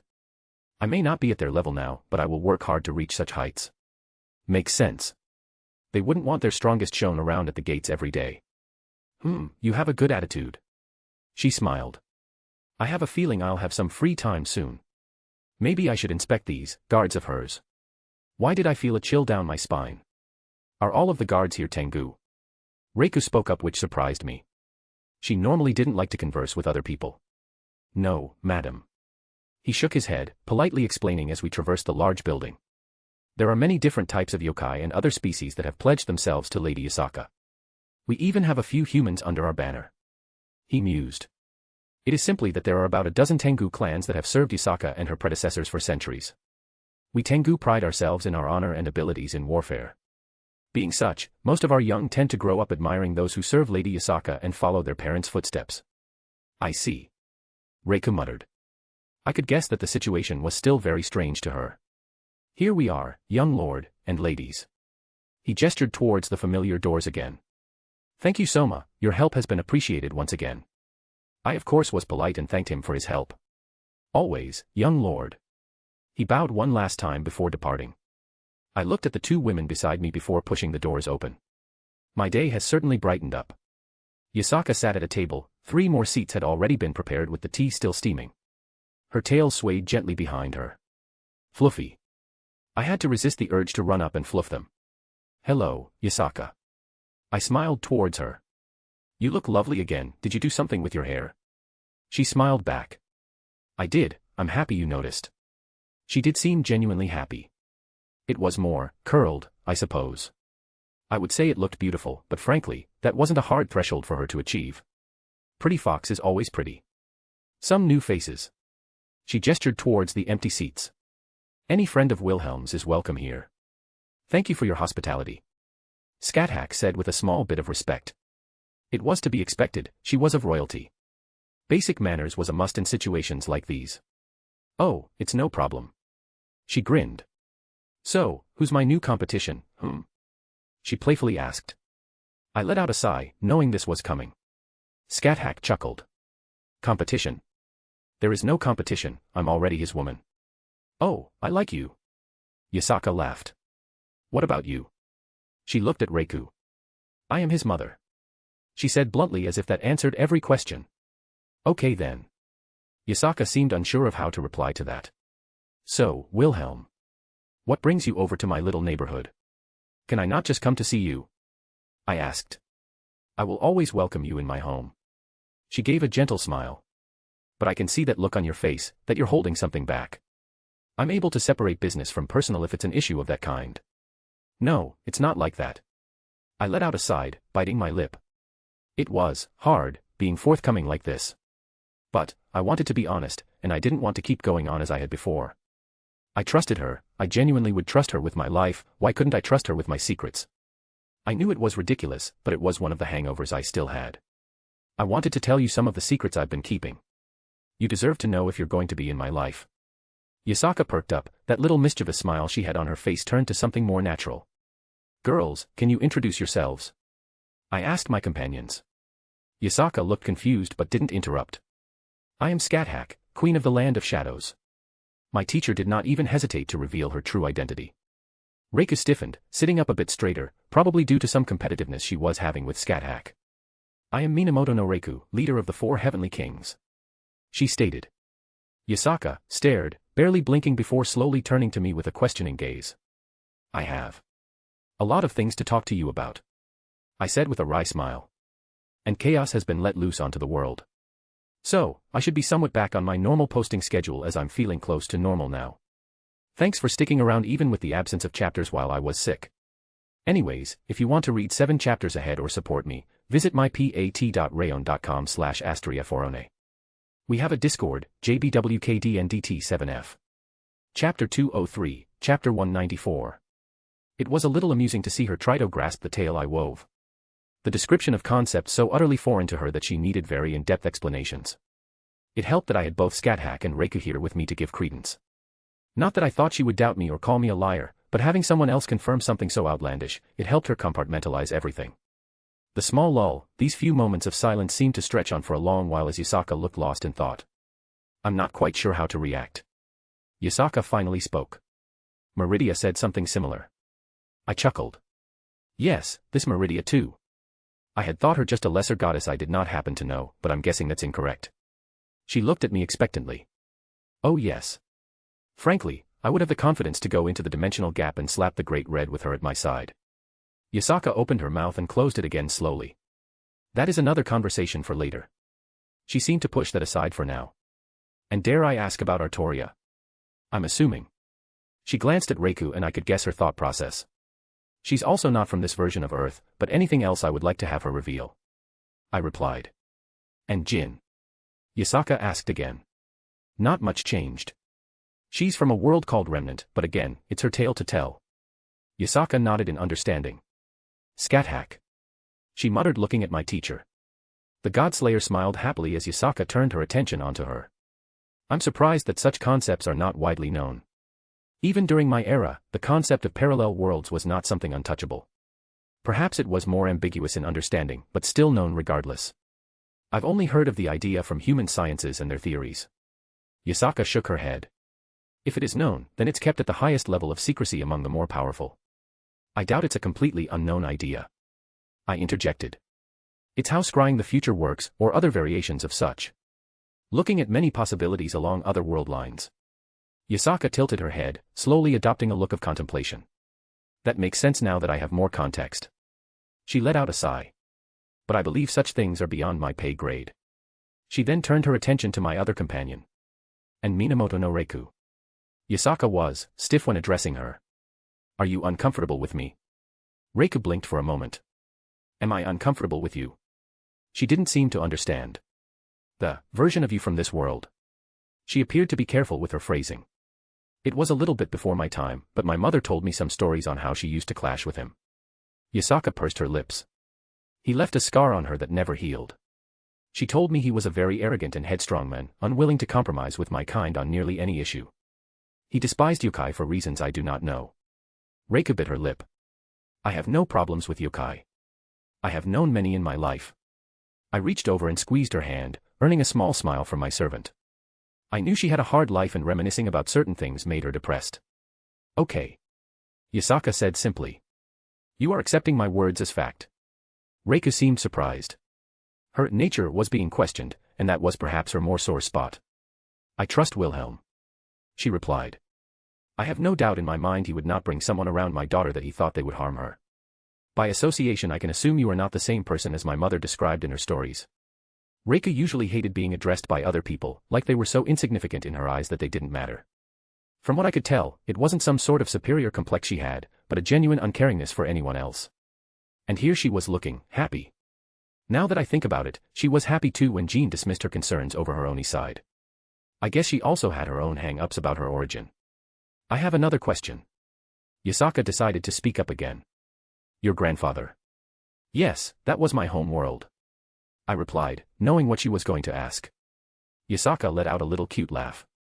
You were so worried you took my Kunu to an entirely different world. I panicked. I huffed. I knew my grandfather would take good care of her. That's adorable. Scat went to pinch my cheek with a little laugh as I took the abuse. My little student, all grown up. Oh my, I didn't even think to ask. You were the one who trained him? Yasaka inquired. Yes, he sought me out in the land of shadows and asked me to take him as my student. Scat-Hack had a gentle smile on her face as she reminisced. What wonderful days those were. It was quite fun to thoroughly beat some sense into him. She slipped into a slight smirk as she eyed me. But he grew into a good man. Oh master, you're blushing. Reiko pointed out with a mischievous smile. Something I didn't think she was capable of in this state. Though I guess it was her focusing on me more so than the others. I groaned, letting my head fall to the table. I knew letting you all meet would be a bad idea. I believe this is the perfect moment for some stories when he was under my tutelage. Scat-Hack had that tone in her voice, the one that I remembered when she wanted to mess with me. I recall the first time I had him on the ground, my foot on his chest. Can you guess what his words were? Nia let out a sound I didn't know I could make as I tried to silence her. She just laughed, holding me back. There was a good while of them talking, basically around me, but I didn't fault them for that. They were getting to know one another for lack of a better term. Reiko was still sort of outside the conversation, merely paying attention when I was involved. And I'm really hoping Gramps is done with the issue soon. And I'll definitely have to properly thank him when it's done. Yeah, and some of my more embarrassing stories being told by Scat-Hack to Yasaka, who of course will never let me live them down. Oh well. I wouldn't mind the teasing if it meant they bonded over it. But I will find Scat-Hack's weakness and exploit it ruthlessly. Unfortunately, I did have a matter to bring up, disrupting their idle chatting. I forgot about a semi-important matter before I interjected. And this isn't an attempt to shift the subject. I don't believe you, but continue. Yasaka replied without missing a beat. So, Scat-Hack and Reiko aren't the only ones here. Probably should have led with this, but I was distracted. Yasaka blinked. A more thorough explanation, please. Ah, well. I scratched my cheek. Mordred is here, checking out the area. As are Achilles, and Atlanta, and Jack the Ripper. Wilhelm. Yasaka's tone turned dry. Did you say you just released a serial killer onto my city? One whom I am even aware of as a, technically, reclusive fox spirit that lives on the complete opposite side of the world and doesn't interact much with human society outside of my immediate vicinity. Spot me here, sweetie. I turned to Scat-Hack. She gently reached her hand up and patted me cheek. Dig yourself out of your own hole, sweetie. She repeated with a little sarcasm in her tone. Reiko. I wish to remove the conglomeration of specters at our first meeting, master. Want to try again? Yasaka raised an eyebrow. Yes. I sighed. All right, so it's more like a big group of ghosts all pushed together into a vessel that could be called Jack the Ripper, but not actually Jack the Ripper because their identity was never known. So more like the idea behind their legend, if that makes sense. Yasaka looked thoughtful.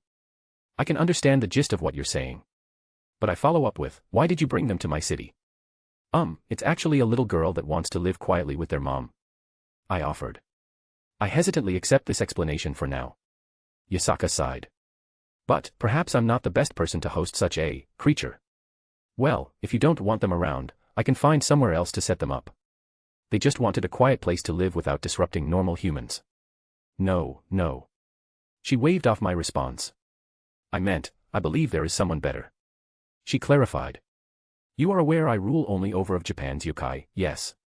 She asked, though it was more rhetorical, so she continued. Well, I guess there are technically some autonomous clans still up and about, but more or less, I rule over half of Japan's yokai. And on the other end there's that old man who deals with many more, aggressive yokai, ghosts, and demons. Honestly, I think he just likes taking in the troublemakers. It's probably why most Oni clans tend to migrate towards his territory. Oni. Reiko perked up, now paying rapt attention. Yasaka paused. Yes, though they don't get up to much trouble like in the past. That old man keeps everything contained these days. Well, it's obvious Yasaka caught on to Reiku's situation, even if she probably didn't know the details. Nurari Hyon, huh? I rubbed my chin. Nurari Hyon. Reiku's eyes shot open. Do you know him? Yasaka asked in confusion. I did not think he was that old. I remember he was around during my mother's later years, but I hadn't heard anything before that. Reiko shook her head. I had several run-ins with that man. She huffed. And he doesn't have an age. His ability to go undetected isn't constrained to living beings. He was able to slip out of the perception of the timeline if he wished. Such there is no point of speaking about age when he could be unperceivable to the passing of the years as well. Well, isn't that a frightening thought? Sounds more like a true ancestor than a mere yokai. Yasaka blinked at that. That sounds very different than the one I am used to. As strong as he is, I don't believe he's capable of a feat like that. Honestly, I don't think most gods are capable of messing around with time unless it lays within their domain. Yes, Wilhelm informed us that the deities of this world are weaker than the ones we're used to. Scathach spoke up. If I had to guess, I would say their natures are different enough that they are not allowed certain permissions to the world's underlying concepts as custodians. That was my initial thought. The trade-off being their sustainability away from the world's control. I nodded along. I'm lost, but I fear I don't want to know. Yasaka commented. Going back on topic, these people you have running around my territory. Oh, yeah. Well, my house is connected to several different worlds, and they seemed like a bunch that wouldn't mind getting their hands dirty, minus Jack the Ripper, so, if you have some monsters or strays that need killed. Yasaka seemed surprised. Actually, that would be helpful. There had been an influx of stray devils, roaming yokai and other unsavory elements popping up after what happened before. So, in the immediate time frame, I just wanted to set them up with homes somewhere. I have the money to pay and everything, but I felt it appropriate to wait for your blessing due to their status and strength. I appreciate the thought. Yasaka smiled. And while their identities could be potentially politically hazardous, I do believe their presence may outweigh any negatives. She reassured me. I have some properties here or there that are unoccupied. I'll have someone fetch the documents for them. Thank you. I replied with sincerity. Oh, think nothing of it. Her tail swayed happily. I can do something this easy for the father of my daughter without a second thought. She grinned watching both Scathach's and Reiku's reactions. The mischievous fox. Speaking of our daughter. As if right on K, the door opened and a little kitsune walked in.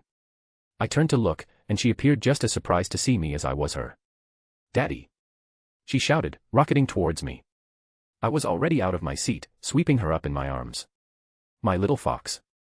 I hugged her tight. Always going straight for Daddy. Yasaka giggled, still seated. Kunu finally pulled away, but still tugged on my shirt as she pulled me towards Yasaka. Mum. Why didn't you tell me Dad was back? She whined. I just found out earlier, sweetie. She lightly poked her daughter on the nose. And behave, we have guests. Kunu blinked, looking around as her eyes landed on my companions. She looked a little sheepish as she tucked her head down a little. Hi, I'm Kunu. She said quietly. Scathach stood up, walking the few steps over before lowering herself down to Kunu's eye level. Hello, little one. My teacher was astonishingly gentle as she introduced herself to my daughter. Now that I think about it, I had never seen her interact with children before, so this was entirely new ground I was treading. Are you another one of my aunties? She hesitantly asked, seemingly accepting the idea quite easily. Scathach eyed me for a moment before looking back down at Kunu. Yes. Yes, I am. She smiled warmly towards her new niece. And I look forward to spending more time with you. How did you meet Dad? Kunu asked. Your father came to me for training a few years ago. She smiled wistfully. And for reasons I still don't understand, he wanted to take an old witch like me as his woman. Auntie, you aren't old. Kunu puffed up. You're still so pretty, like Mom. Foo-foo. Scathach gently patted her head. You are just adorable. You may call me Scathach, or Auntie if you prefer. She stated with obvious amusement in her voice. Should I be taking that as a compliment, or should you? Yasaka mused, wrapping up Kunu from behind. Reiku slowly stood up from her seat and also came over, which earned Kunu's attention as she escaped from her mom's grasp. Reiku didn't speak, opting to bite her lip like she didn't know what to say. Need help? I asked through the mental link. Master has a daughter, I don't know what to do. Am I supposed to introduce myself? Is it okay for me to hug her? Do I have her call me grandmother? Her thoughts were a little frantic. I decided to help her out. Kunu. I grabbed her attention. I'd like to introduce you to Reiku. I gestured towards my servant who was awkwardly shifting in the spot she was standing. My mom. The look on Reiku's face when I said that I honestly thought she was going to start crying. Even when she assumed the role of my mother upon her summoning, I never really acknowledged it. It felt weird to say, but it was simple words for me, and even in her madness, it seemed like a big thing for her. So why not?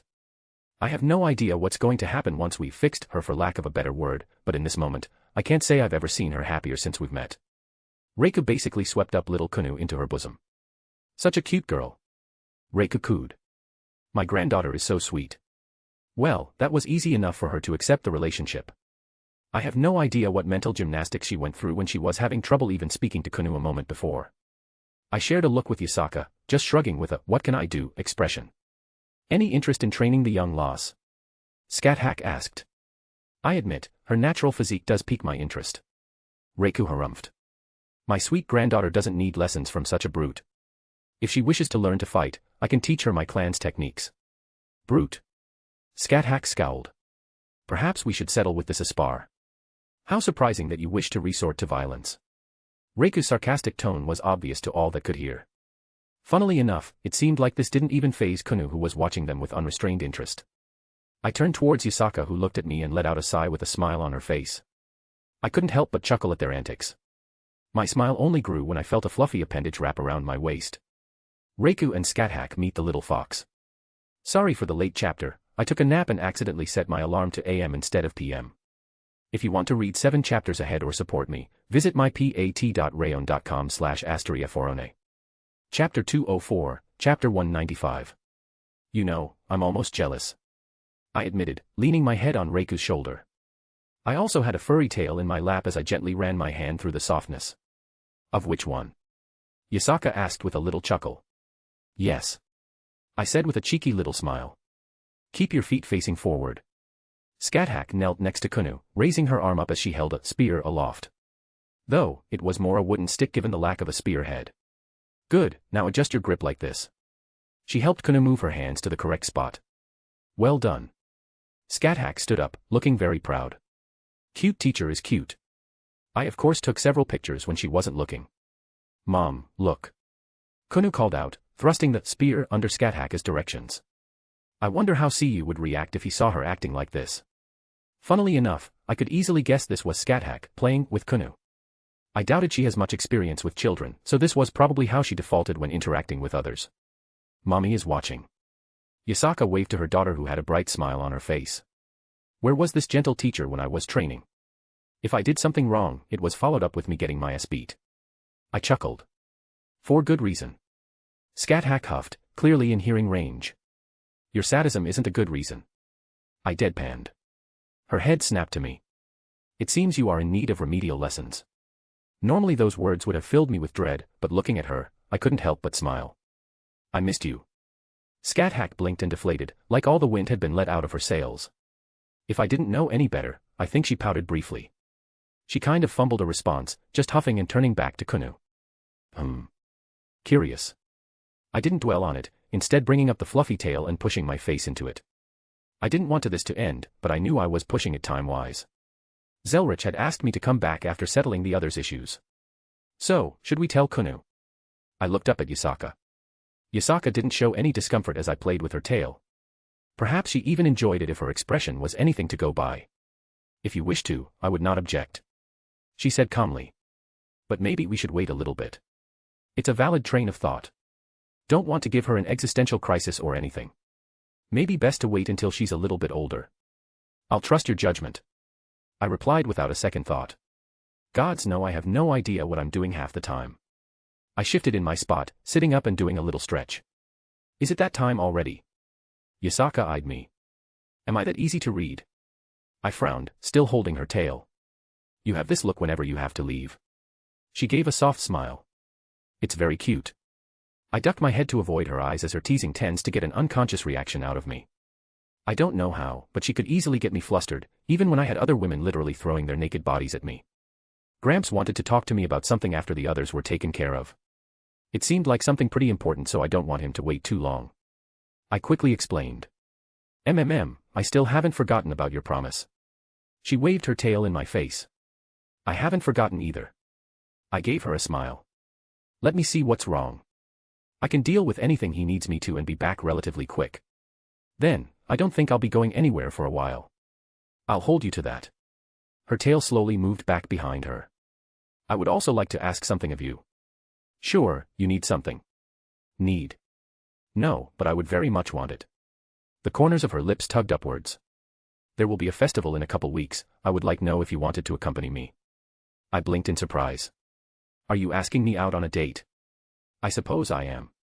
She grinned. I did say I would be pursuing you, did I not? I would love to. I felt my heartbeat pick up. She smiled gracefully, before turning towards our daughter. Kunu, sweetie. It's time to wrap it up. Daddy and your aunties have some errands to run. Kunu's ears drooped. But Mum. She whined. Sweetie, what have I told you about doing that? She lightly chided her daughter. Daddy will be back soon, he has to help grandfather out.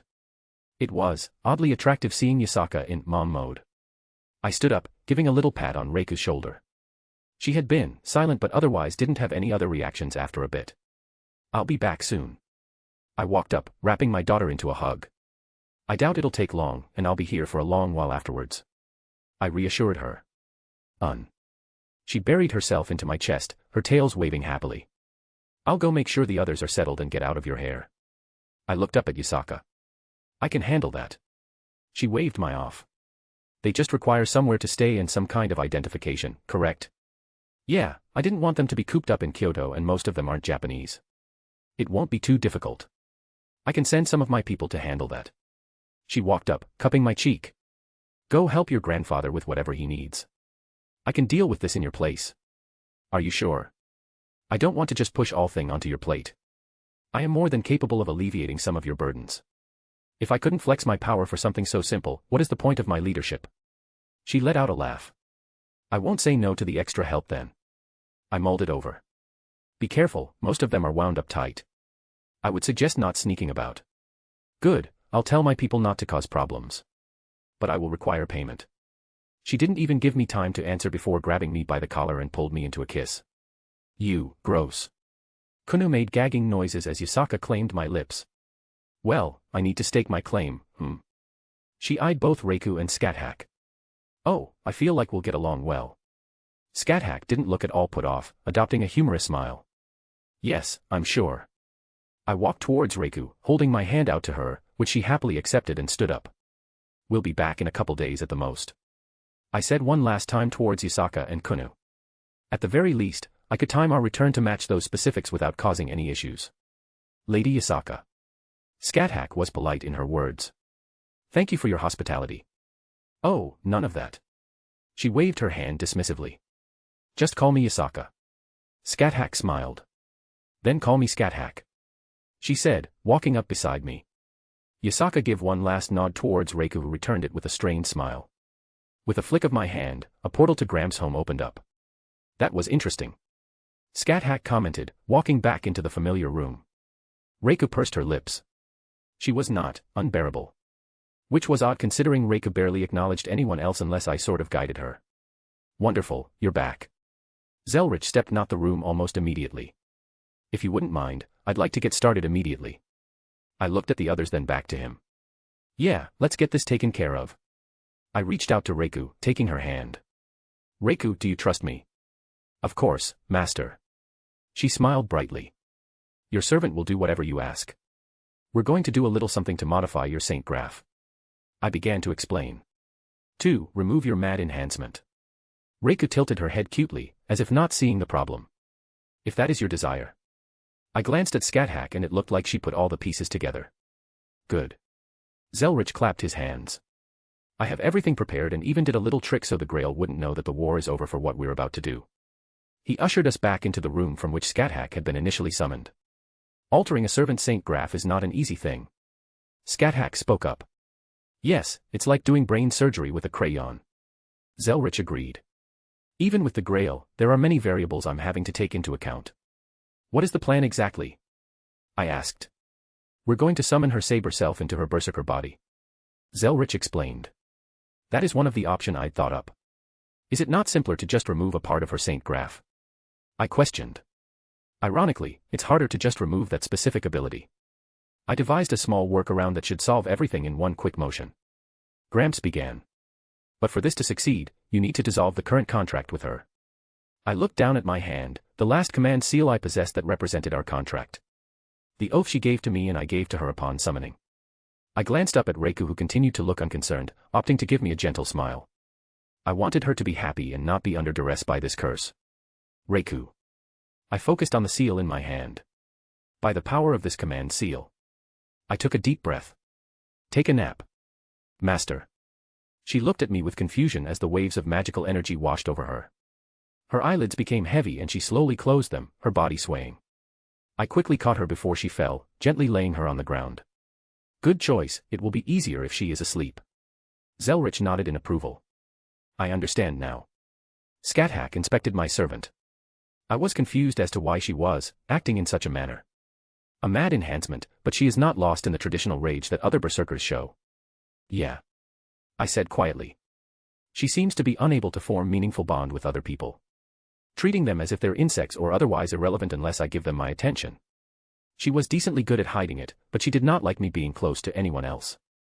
I wasn't oblivious to the signs, but at the same time, I was literally unable to do anything about it. Mad enhancement was intertwined with her existence. I could no more tell her to stop than I could tell the sun to dim its light.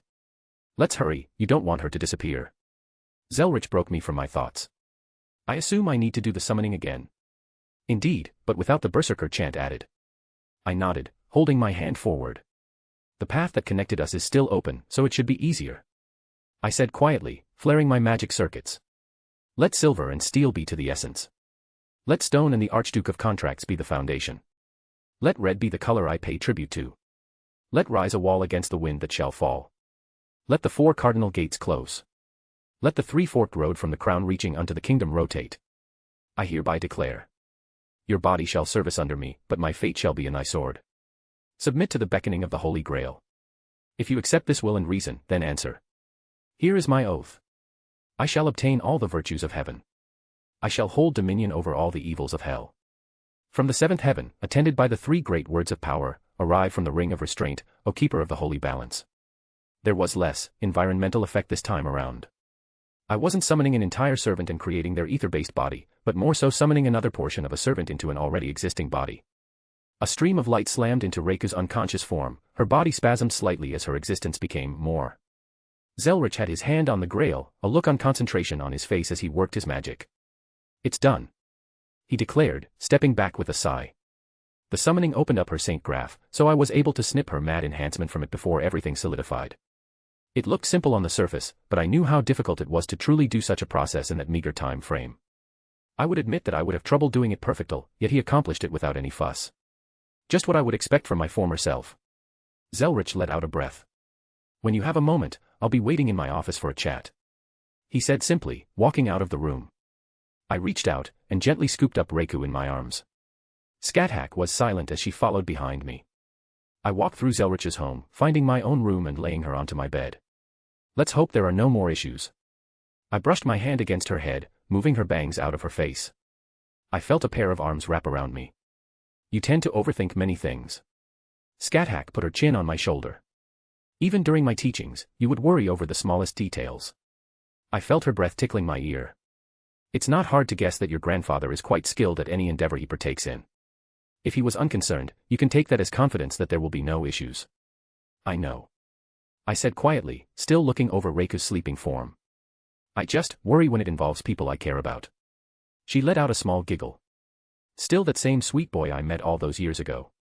She ran a hand through my hair before I felt her lips land on my cheek. Should you make your grandfather wait? No, it seemed important. I shook my head. I reached out, taking her hand in mine before turning around. Those red eyes of hers, they were just as beautiful as the first time I saw them. My free hand reached up, brushing against her cheek. I finally got you back, but I feel like I keep having things pop up that take my attention away. This Scathach is not going anywhere. She whispered, her fingers interlocking with mine. Take care of your business. I will watch over your servant, so you need not worry. Thank you. I mumbled. She squeezed my hand. I won't be outdone by that fox. At that she basically mirrored Yasaka's actions, pulling me down and placing her lips to mine. Just as quickly as she kissed me, she pulled back. Now, depart. Lest this witch decides to take more from you. She teased, giving me a go-ahead to leave. Well, I wouldn't say no. I flashed her a cheeky smile. Fufu, my student has become confident. Have you gained some experience in my absence, Are you no longer that blushing virgin that couldn't even handle seeing me naked? I will make sure to thoroughly test you, you best be prepared. Again, I couldn't help but smile, being on the receiving end of her sharp tongue. One more time before I left, I quickly wrapped my arms around her. I'm glad you're back. I said softly. Foolish boy. She huffed, but leaned in unexpectedly. I am also glad to be here. Hey Gramps. I walked into his office after a knock. Looking over the room, my eyes landing on the bottle of scotch that was open on his desk. Going to be one of those talks, huh? He smiled bitterly, pouring 2 glasses. This is more for me than for you. He was, unsarcastically melancholic. I took the seat in front, reaching out for the glass, I brought it up to my nose. Good scent, well aged. I gave it a light twirl before taking a sip. There was the pleasant burning sensation as the liquid ran down my throat. I would like to ask you if you're okay. Zelretch started off. I let out a sigh. Despite everything, having Scat-Hack back is a huge relief. He nodded, taking his own little drink. Did something happen during the war? Just got taught a lesson or 2 by Greece's greatest teacher. I snorted, remembering how he led me around by the nose. But, what really kicked me in the balls was Castor of Red's noble phantasm. A Castor, Which Castor could give you such trouble? Shakespeare. I could feel a little bit of venom in my voice. Now that's surprising. Not a tradition magus then, so he probably had some quirk that made him difficult to deal with. His noble phantasm, it wasn't something I could fight off. I want to say it targeted my heart. It didn't allow any kind of outside interference, and I couldn't even hear Drake while it was active. I couldn't use my magic because a mental world overlaid on top of me. I shook my head. I can see how such an opponent would be difficult for you to deal with. Zelretch nodded along. He dredged up a lot of things I thought I was over, or pushed down. Granted, I think many of them were small things that his noble phantasm seemed to magnify. I bit my lip. It summoned a mental projection of my father. I did not think you were particularly hung up on that bit. I'm not, or at least I don't think I am. I questioned. I can't deny that I have some resentment I've hung on to. I think it's understandable in my situation, but I haven't really given it much thought in a while. Honestly, he seemed so irrelevant to me. But seeing him face to face, it made me angry enough that I think Shakespeare's noble phantasm was able to worm its way into my heart and really twist the proverbial knife. So you think it was all hot air? No. I shook my head. I feel like there were things I had to confront about myself. While I don't think they were as blown up as his noble phantasm made them to be, they were still things I needed to acknowledge. Yeah, his noble phantasm wasn't merely saying mean things. There was an actual component that attacked my psyche, my heart and mind. If I had to guess, it made me slightly irrational in my responses. Where I would have opted to not engage and just ignore him while figuring out my situation, I chose to start arguing and saying things I would usually keep to myself. I'm good though. I fingered the rim of my glass. I accept that I'm not perfect, that I still have things I need to work through. I have my faults, and I don't deny them. That's a mature way to handle it. Zelretch seemed to give his approval. And if we're sharing, I do have my own confession to make.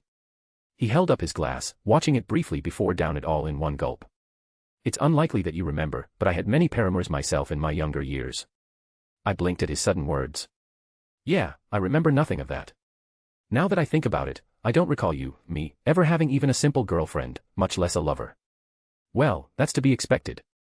He hummed. If you were to pass your memories on, would you want your intimate moments to be included? That's a fair point. I accepted. Go on. I gestured for him to continue. Most of those I knew are long gone. He sighed, and the age really showed on his face. I was foolish in my younger years. I thought I knew best, that I had to cut off all else to pursue my role, to uphold my existence. Maybe I would have never considered this if you hadn't come into my life. A small smile formed on his face. If possible, I would like you to bring a letter to a woman I used to know. She was someone I cared for deeply that I had wronged. She deserved better than what I left her with. She's still around. I questioned. Immortality or extending lifespans isn't something too difficult to achieve. But for most people, it was out of their grasp. She discovered her own way to obtain eternal youth. He chuckled. That old witch. Most people think she's a mere century or two old, but she's actually well over 1,000. He reminisced with a gentle smile on his face. Lucretia Zola. The name rolled off his tongue with a surprising amount of warmth. So you want me to just drop off the letter? I would appreciate it immensely. And perhaps if she doesn't kick you out immediately, ask her how she's been doing. Zelretch muttered. I'll of course give you payment for doing this, I think. Old man. I interrupted him. You don't have to pay me for something like this. You've helped me so much, I would be more than happy to help you in return. Thank you, Wilhelm. The look in his eyes really conveyed how much this meant to him.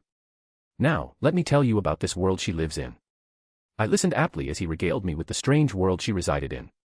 So, Reika getting settled and next arc is shaping up. If you haven't seen me spoil it or haven't guessed based on clues, it's Campione. It won't be long, like less than 15 chapters, then we're on to DXD for a while. If you want to read 7 chapters ahead or support me, visit mypat.rayon.com/asteriaforone. Chapter 205, Chapter 196. I sat on the edge of my bed, watching as Reika finally stirred in her sleep. She slightly turned and her eyes lazily opened, a content looked like she had gotten a nice rest. It was cute enough that I had to hold myself back from booping her. "Master?" she questioned, sitting up next to me. She blinked in confusion, looking around until it looked like a bolt of lightning jutted down her spine. Her tired expression shifted several times from confusion to embarrassment, until landing on something resembling horror. She trembled slightly, looking down at her hands. "It's okay." I pulled her in. "You're okay. We just got rid of the mad enhancement." I couldn't imagine what she's truly feeling right now, having such a huge shift in her mentality due to the curse of being removed. I could feel her trembling in my arms. I was. She bit her lip. "Thinking about doing horrible things," she said quietly. "How easy it would be to just kill them all so then I would be the only." She cut herself off. I blinked at her confession, not realizing how bad it actually was. I thought she merely had trouble acknowledging anyone and despised those that got close to me. But to think she had thoughts about killing those around me, even if she didn't act on them. Well, it's not like I could blame her. She had literally been in a cursed mental state. There was no harm done and everything's okay now. I reassured her. "You must despise me," she muttered. "Nonsense." I lightly poked her in the cheek in an attempt to get her eyes back on me. "I always knew my Reika was a kind and gentle woman. My opinion of you does not change due to matters beyond your control." I had seen some of her memories through the link we had shared. I knew that her previous self was not her true self. The Reiku in my dreams was a woman who did not enjoy conflict and was more passive in nature. I could see her lips quivering as she pulled me into her chest again. "My son is so kind." I guess that's just a quirk of her personality, not that I mind. But it felt less zealous as she once spoke it. "But master." Her whisper reached my ears. "Do you truly wish an Oni like me at your side? My mind is clear, and I question the selfishness of mine. My existence is one that can only bring misfortune." I pulled myself away, staring at the uncertainty all over her face. She must still feel guilty about everything. The secondary summoning that was used to alter your Saint Graph, it left a certain something out. The method used was more brute force than a normal way of summoning, it basically contracted a secondary version of yourself to your own body. "Master." She tilted her head in confusion. "You must have not noticed since you were understandably preoccupied with your new state. I held my hand out, the palm of it facing towards her, giving her a gentle smile. There were no command seals on the back of my hand. "I hereby declare," I said softly as magical energy gathered around my hand. Her eyes widened in understanding. "Your body shall serve under me, but my fate shall be in thy sword." Reika reached out, touching her hand to mine as new command seals manifested. The entire chant was not needed, it was simply one way to establish a link rather than an actual spell chant. "If you accept this will and reason, then answer." Reika smiled bright, that warm smile of hers capable of melting ice. "I, Minamoto no Reiku, accept this contract. For as long as you desire, this servant will be yours." Another faint burst of magical energy flowed out in every direction, and my new command seals pulsed, indicating the sealing of the contract. I reached out, pulling her into another hug. Walking out of the bedroom, I gently pulled Reiku along. She seemed intent on not letting me go for now, so I obliged her. Not that I really had any complaints to raise about the situation. About time. Scat sat on the couch, flicking through the TV in the corner. I noticed she was wearing some modern clothes, making my eyes linger for a few extra moments. She perked up looking at us, a little knowing smirk on her face. "You two finally fuck." The bluntness took me by surprise, and I felt Reika's hand tighten, her strength is definitely still there. Era, Reika smiled towards my teacher. "Is someone jealous?" Despite the verbal retort, I honestly didn't feel the same venom in her tone that she used previously. Honestly, it sounded more like harmless bickering. Scat quirked an eyebrow at her response. "Well, it seems you have a proper bite to you, not like before." She seemingly accepted the new situation easily enough. "Wonderful, you're all here." Zelretch stepped into the room with an abrupt portal. He swept his gaze around, lingering on Reika for an extra moment. "And it's good to see you up and about." "Thank you for everything, grandfather." Reika bowed her head. Zelretch quirked his head, giving a little nod. With a flick of his hand through the air and grabbed a letter out of wherever it was he stored such things. He held it up for me to take, and I admired the elegance in his handwriting on the cover. I took the liberty of making all the proper calculations and deciding the point to send you to. He explained. She should be in Italy still. Italy, huh? I rubbed my chin. Oh, yes. Zelretch snapped his fingers. I suppose you hadn't the time yet to visit there in this life. Why, I dare say it's a wonderful place to take a couple women on a wonderful day of sightseeing. He sent me a wink. I glanced at both Reiku and Scathach.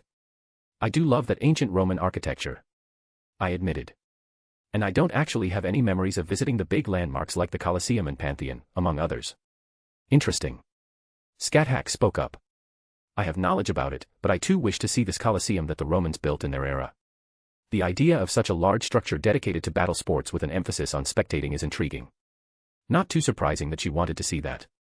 Frankly, anything fighting would catch her interest. Hell, she'd probably love going to a modern boxing match or MMA fight. It doesn't matter that she could break the sound barrier with a casual step, seeing people push themselves to their limits in a fight, it would probably still be fun for her. A mental note for later.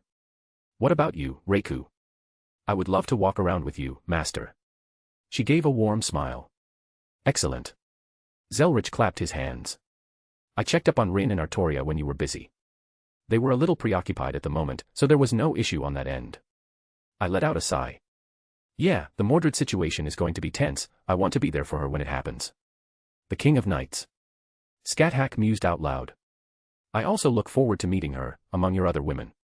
I reached for and squeezed her hand, earning a little pout from her before she returned to normal. I'll gladly introduce you to everyone when we get back. I did miss my other girls as well. It had only been a few days, but it felt more like weeks. Shall we get a move on, master? Reiku asked. I'm good to go if there's nothing else, Gramps. I told you about the dangers of this world, but they shouldn't be a problem if you're just dropping off a letter and doing some sightseeing. Dangers? Scathach and Reiku both asked. I'll tell you both when we get over there. I replied. Like he said, I have no intention of start anything, so it should be fine. It's not like a heretic god is going to descend just because I suddenly pop up. I'm sure they had much better things to do. I paused in my musing, looking up at Zelretch. Hey, Gramps. You said that this woman is a witch, right? Yes, she's perhaps the strongest human witch on the planet. Zelretch nodded with a little hint of pride. What are the chances she starts throwing spells at me once I introduce myself? Zelretch stopped, silence filling the room. Well, you have your aura. That wasn't an answer. I pointed out. Indeed, it wasn't, he laughed, waving his hand as the portal enveloped up. Have fun, and thank you. His words barely met my ears as my vision was filled with a myriad of colors. When I enter my own portals, there's usually that little brace before scenery around me changed, a warning so I don't get any sudden sensory overload. I let out an annoyed grunt as the sun shined right into my eyes. So, about these dangers your grandfather spoke of? Scathach asked with a mild amount of curiosity. Gods here still exist. But they live in a separate realm that is the myths and legends of old. They can actually descend to the human world if they rebel against their myth. I began to explain. Rebel against their myth? Scathach looked at me in confusion. Do they not subside off of human worship and remembrance? How could they act in a manner that goes against their own continued survival? Well, it isn't so cut and dry. For instance, Kronos might rebel against the idea of Zeus defeating him and descend to the mortal world, becoming a catastrophe for humanity. The way Gramps described it to me is that when a god rebels, they become something known as a heretic god. They also exist to bring disaster and fulfill their whimsies. A sun god may raise the temperature of the planet, an ocean god might flood coastal cities, etc. Is it a common occurrence? Reiku questioned. Nah, if it were, most of the world would be destroyed. Gods are mostly content to exist in their separate realm away from us. It's why Gramps didn't seem too concerned about the whole thing. Oh well. I suppose I can't hope for such a thing to happen then. Scathach just shrugged. Of course you would look forward to a fight with a god. Is that the Colosseum? Reiku pointed over in the distance. Yup. I stood there, admiring it. It really is a marvel of engineering for the time. The history alone makes it quite the national treasure. Technically, it's actually the biggest amphitheater in the world. And it wasn't just gladiatorial fights that were hosted here, they even had things such as naval battles. Fufu, you must have really read up on it. Scathach seemed amused. Yup, I loved reading about ancient history when I was in school. I smiled. I had forgotten about it since everything in my life became a bit more complicated. However, I had some small dream of visiting the places I read about, this being among the highest on my list. Master, I have a question. Reiku interjected. What's up? Where exactly is this Lucretia Zora located? I opened my mouth then slowly shut it. He didn't say. I said quietly. Damn it, Gramps, now we're going to have to look all over the city for her. I rubbed my temples. It just means we can inspect the city. Scat-Hack poked me with a small smile on her face. Your excited face was adorable. She grabbed onto my arm. Come, let us go view this structure that you wanted to see. We can seek out Zelretch's former paramour at our leisure. I was admittedly very excited. It may seem silly since I can travel various worlds, but this was more or less a childhood dream. Definitely going to take pictures. Do you think? Boom. The earth around us shook, buildings visibly vibrating in place. I quickly caught my footing and looked around. I was about to open my mouth to say something, but I suddenly saw both Scat-Hack and Reiku staring into the distance. Inside the Colosseum was a massive red boar stomping around. What the fuck? And we're in Campione. Reiku is working under what could be considered normal for her as well. If you want to read 7 chapters ahead or support me, visit mypat.rayon.com/asteriaforone. Chapter 206, Chapter 197. I was miffed. I think I was allowed to be, under these circumstances. Was it so much to ask for just a few hours of nothing happening, just enjoying spending time with Reiku and Scat-Hack? I believe that beast to be divine in origin, Master. Reiku spoke up. It's a bit far away, but the taste in the air is one I remember from divine beasts. Scat-Hack also confirmed. It's not an inconsequential one at that. This boar is mighty and would have been a foe I'll happily raise my spear towards. Joy. I scowled. And the fact that people aren't pointing and shouting monster in the direction of the Colosseum means that there's some kind of perception filter targeting mundane people. I let my annoyance drop down, letting it all out in a sigh. Before we could even move again, the boar disappeared. Just as quickly as it sprung up on the skyline, it had dispersed like it had never existed. The only evidence was the slowly falling walls of the ancient structure, and the cascading bellow of dirt and dust that blew out in every direction. I'm not angry. I said quietly. Master. I'm not angry. I'm not angry. I hummed to myself. I'm a little angry. Scat-Hack reached out and pinched my cheek, breaking me from my internal seething.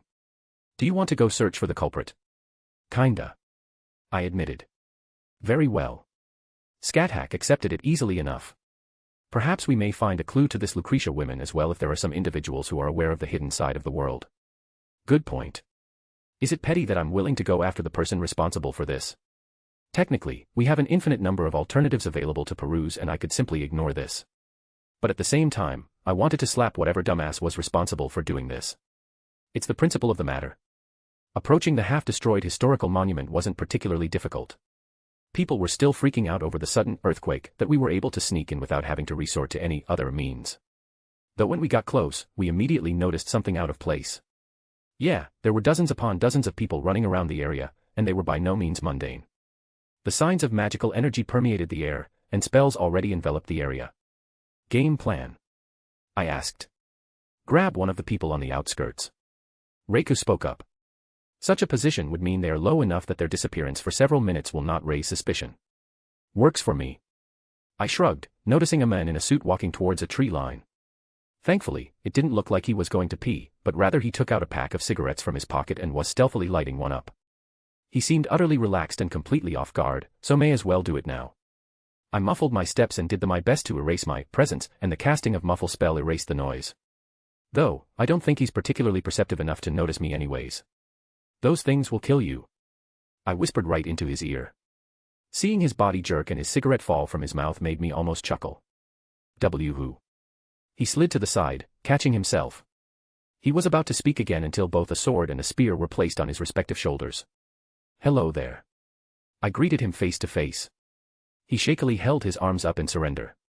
Hello. So, I hope you don't mind if I ask you some questions. I smiled innocently. His eyes darted towards Reiku and Scat-Hack, clearly understanding the situation. I would be happy to answer any questions. Well, someone's not an idiot at least. Not that I had the intention to actually kill him, I'm not a monster. Good. I clapped my hands. So, you see, I was taking these two lovely ladies on a little bit of a tour, if you will. Never been to the city before, heard great things. I casually paced back and forth. But you see, I was looking forward to some of the historical monuments. And wouldn't you know it, a giant boar tramples one in particular I was interested in. So, I believe you can understand my current annoyance. What do you want from me? I'm just a squire. He muttered. A squire? As in an apprentice to a knight? I inquired. Yes. My bosses don't tell me anything important and I don't have any connections to move up. Some type of organization like the Mages Association. I didn't care too much to delve into the political landscape of this place. Shame. I shook my head. So that means you don't know anything. I raised an eyebrow. And no. He quickly shook his own head. I heard the rumors and some whispers. Oh, that's more like it. So, who do I have to thank for this mess? It was the latest Campione. The other squires mentioned that the higher-ups were testing him and he released his authority and destroyed the whole area, that's all I know. I hummed to myself as if considering his words. As you can see, I'm a foreigner. I gestured to myself. Would you be so kind as to explain what a Campione is, in your own words, so I better understand the terminology here? Might as well get some information while I'm at it. A godslayer. He quickly spat out. A mortal who killed and took the power of a god. A godslayer. Scathack spoke up with clear interest. Boy, elaborate. He looked at my teacher with confusion, but continued. I don't know the specifics, only that when a mortal kills a god, they can usurp some part of the god's authority. They become a devil king and no one's allowed to disobey them. Why can't anyone disobey them? Besides the obvious reason, I wanted to know any metaphysical implications. What is a human like us supposed to do against someone who can kill gods? Ah, well, better to have asked. I hummed to myself, letting him stew for a moment. What organization are you part of? Call it a mild curiosity, even if I had no desire to dig any deeper. The Copper Black Cross. He quickly replied. I'm just a grunt. And what about this Campione? I asked, deciding to dig for a little bit more information. I'm surprised Zelretch didn't mention anything about these people. I mean, they couldn't have been a new occurrence, right?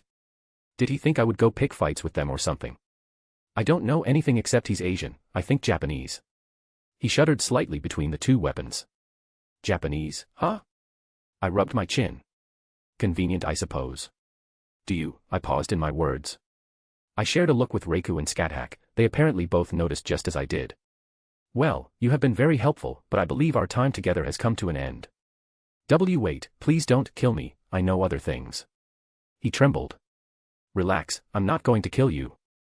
I patted his shoulder as both Reiku and Scathack lowered their weapons. I'll even pay you for your help. But, going to put you to sleep for a little bit. He blinked. Really? Are you upset? I laughed. Withdrawing some gold coins out of my ring. This should be a substantial sum for you, right? More than I make in a year. He said quietly. Kid, you deal with magical nonsense, you should not be making less than this a year. Let me give you some advice. I put my arm around his shoulder. Maybe figure out how to apply these skills you've developed for something mundane without stepping on any toes. He looked thoughtful for a moment, and I took that as an opportunity to cast hypnosis on him. He was unprepared as I saw his eyelids start to get heavy and close. I supported his weight, lowering him to the ground. Well, that was easy enough.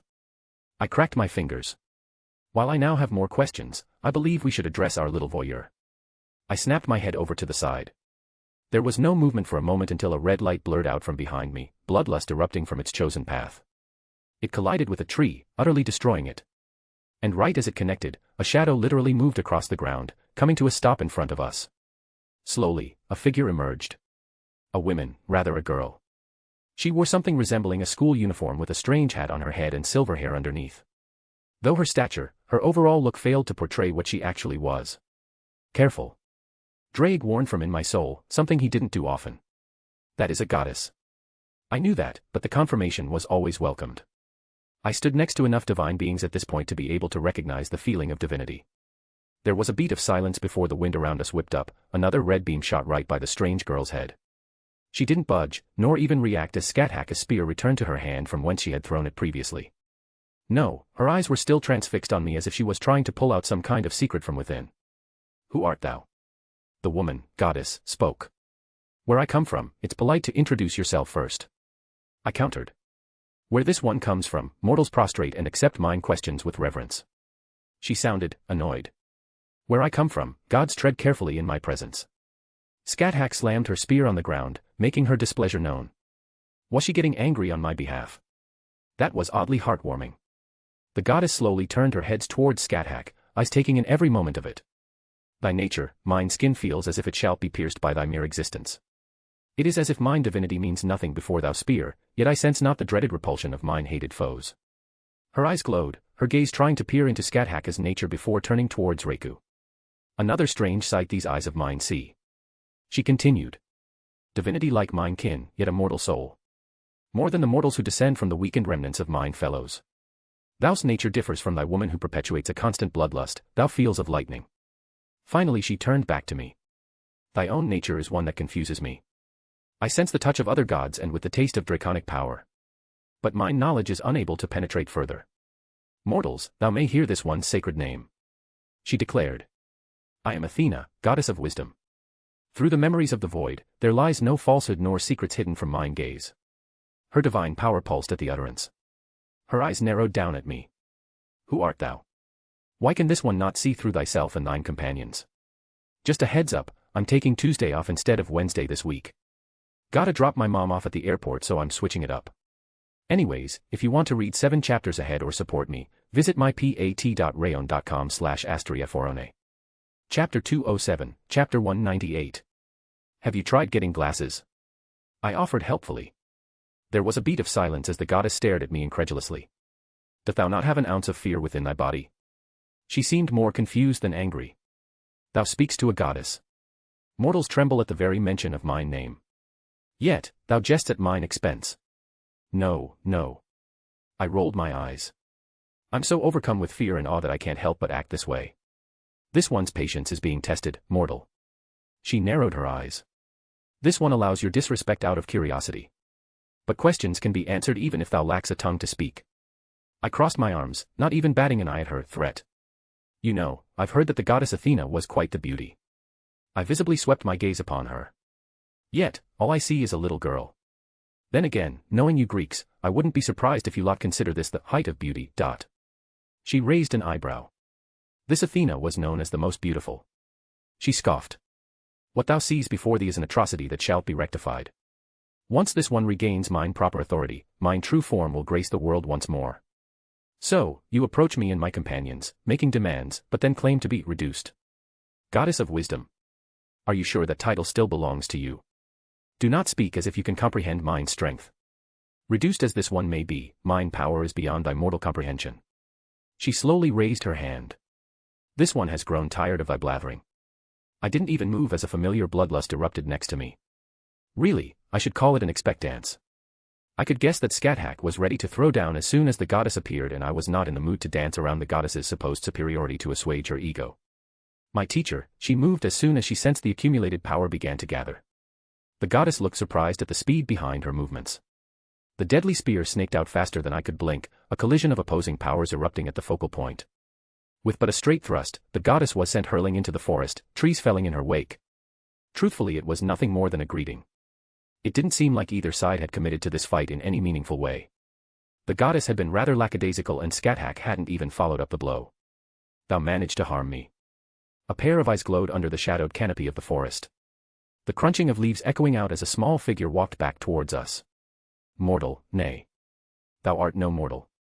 There was a slight trail of blood down the corner of her lip. A small finger of hers wiping it away. It has been quite some time since I've slain a god. Scat twirled her spear. Are you going to be added to their number, goddess of wisdom? Gods, this side of hers was sexy. The goddess paused in her thoughts as recognition of the threat just given sunk in. Thou speaks of the taboo so easily. Mine essence does not scream for thy existence to cease, yet mine heart beats in fear. Thou art no foolish child of Pandora. State thy name, supposed god's lair. Scat spun her spear around again, slamming the butt of it into the ground. Make me. She said almost playfully. Athena's eyes widened at the proclamation. Thou did not descend as a heretic god, nor art thou a divine ancestor. She spoke softly, yet her words carried regardless. How, what are thee? This Athena does not understand. Mine wisdom should see through such trivial knowledge, but thy existence is shrouded from mine sight. If nothing else, your arrogance is that of a god. Scat snorted. The assumption that you are entitled to anything you want. The very idea that you were denied still confuses you, does it not? Does it anger you that these lesser beings do not conform to your whims? She let out a laugh. Why don't you come and force me to bend my knee to your desires? For the first time Athena scowled. Thou art confident thou can protect thy companions as well. She sent a glare towards me and Reiku. Scathach just laughed again, almost casually leaning against her spear. Why don't you give it a try? Bring it on, bitch. I summoned Mirage to my hand, meeting her gaze head-on. The amount of fucks I gave right now was a staggeringly low amount. I do not wish to fight. Reiku said softly, hefting her sword up. But I am more than capable. Athena stared at us with surprise. I guess she wasn't used to mortals showing her such blatant disregard. Thou three. She stared at both me and Reiku for another moment before glancing at Scathach, who stood to the side. This one will return once mind power is restored, and mind questions will receive answers. She began to sink back into the shadows. Maybe ask nicely next time, you trollop. I scoffed as her eyes glowed briefly before disappearing. Well, that was certainly a new experience. Scathach dismissed her spear, walking back to my side. I did not expect such excitement so soon. She hummed happily. Do you suppose she will keep her promise? I find your bloodthirst both scary and cute. Scathach leaned in, kissing me on the cheek. You have gotten better with your compliments. She whispered. Master Reiku wrapped me up from behind. Your mother is going to chastise you. She pouted cutely, pushing her cheek against mine. It is unwise to speak such a way to a goddess. Even if such words are well deserved. While I disagree, I do think you should be more careful with how you approach one of their kind. Scathach stated. I will not begrudge you, my student. I do not like their supposed superiority, and their arrogance often grates on my nerves. But you must be prepared for the consequences of your actions. Normally, I have a bit more decorum. But at the moment, I am so far gone from caring. I sighed. It just irked me the wrong way how she came in demanding answers like that. Obviously, I'm not so quick to disregard my own safety, but I felt confident after feeling her presence. Indeed. Scathach nodded in approval. I believe her words held true. She was severely weakened from what could be considered her peak. She claimed to be one of the Greek Olympians. The weight of her name alone should have brought about more power behind her words, yet she felt like a candlelight, wafting in the wind. It's strange, we confronted a legitimate goddess, yet, she was severely lacking in the sense of danger one would expect. Then again, despite her apparent weakness, she hadn't really seemed all that interested in actual conflict. You curious about her? I questioned. I admit a mild interest. Scathach did not deny it. If you would not deny me, I perhaps would wish to investigate once we have performed our duty given by Zelretch. Sure. I smiled towards her. Kinda curious about these campioni, myself. I hummed thoughtfully. On a side note, what do you think Athena meant by unable to see through us? I guess it was some manner of clairvoyance. I wouldn't be surprised. Such types of methods to glean knowledge from the world require that the target of your search is also part of the world. Scathach nodded. True, and that was my thought as well. Outside context problems and her usual methods of information gathering aren't working. What about you, Reiku? I leaned my head against hers as she was happily still draping herself over me. I am content as long as I am with Master. She smiled brightly. I nodded and didn't argue. Though, I would hope to help her find some hobbies of her own sooner or later. I didn't want her only want in life to wait on me hand and foot. I wanted her to be happy, with everything that came with a fulfilling life. Well, I don't believe there's anything worth seeing here any longer. I looked around. The squire was still sleeping off to the side and apparently no one came over to check the commotion. I guess they were more focused on the historical monument that was in the midst of collapsing.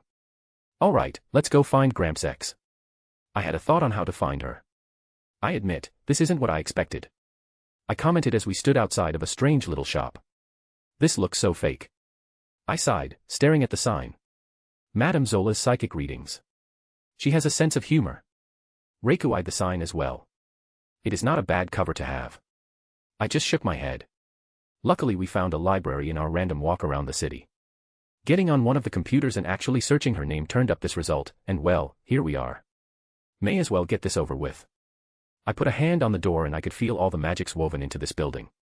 They were subtle, but powerful. There was no obvious barrier on the outside, but I could practically taste it now. Old witch indeed. Guests. A lazy voice drifted throughout the room as we walked inside. All eyes fell on a woman who was laying down on a nearby sofa. Some interesting ones at that. Her gaze swept over us before landing on me. Hey there, cutie. You want your palm read? She sent me a wink. Wow, she was stunning. I could easily see why the old man had some infatuation with her. Obviously, I was judging based on looks here, but she checked many of my boxes. Not that I would ever, honestly the thought of it kind of put me off since the old man said he was sweet on her before. What's an actual witch doing palm readings for? I was a little curious. She didn't look surprised that I called her out, instead, she sort of slid down, head hanging off the edge of the sofa as she stared at me playfully. I get bored easily at my age. She smiled. It's fun to see some of the strange things people get up to through their fortune-telling. That's fair. I nodded in approval. And once again, definitely someone Zelretch would get along with. So what brings you three to my little old shop? She asked again. I do other services, but those are a bit more expensive. Or if you want some information, I can do that too. Well, I've come to deliver a letter. I withdrew it from my ring. Oh. She sat up. I wasn't expecting anything. She hummed. And who's it from? Someone I know. I hesitantly say you know him. She pursed her lips coyly. Don't worry, cutie. I don't bite unless you pay a little extra for that. I cleared my throat, pushing the letter towards her and turning away. Please don't start throwing spells at me. She blinked looking down at the letter, taking it without a second thought. Buffed, don't worry kiddo. I'm not the type to shoot the messenger. Especially the yummy ones. She chuckled watching my discomfort. You sure you aren't part of the delivery? I could teach you a thing or two your two friends probably couldn't. Unlikely. Scathack said abruptly. Lucretia blinked, staring at Scathack. There's something strange about you. She took out a pipe from somewhere. I didn't question it. Tapping it against the coffee table, she put it into her mouth, blowing out a puff of smoke. About all of you actually. That's not the first time we've heard that today. I said dryly. What exactly were we giving off that basically makes us such obvious targets? Athena somehow noticed us, and here this witch was able to glean something. Oh well. She casually let herself fall back into the cushions of the couch. She set the letter down on the table, practically ignoring it. Anything else you need? If possible could you read the letter? I'll do it later. She waved me off. Just tell whoever sent you that you completed your job. She seemed uninterested. I bit my lip. This was getting awkward. I never did introduce myself. I cleared my throat, getting her attention. Wilhelm Henry Schweinorg, at your service. Why was I being so nervous? I winced slightly as realization dawned on her. Mouthing off to a goddess. I could do that all day.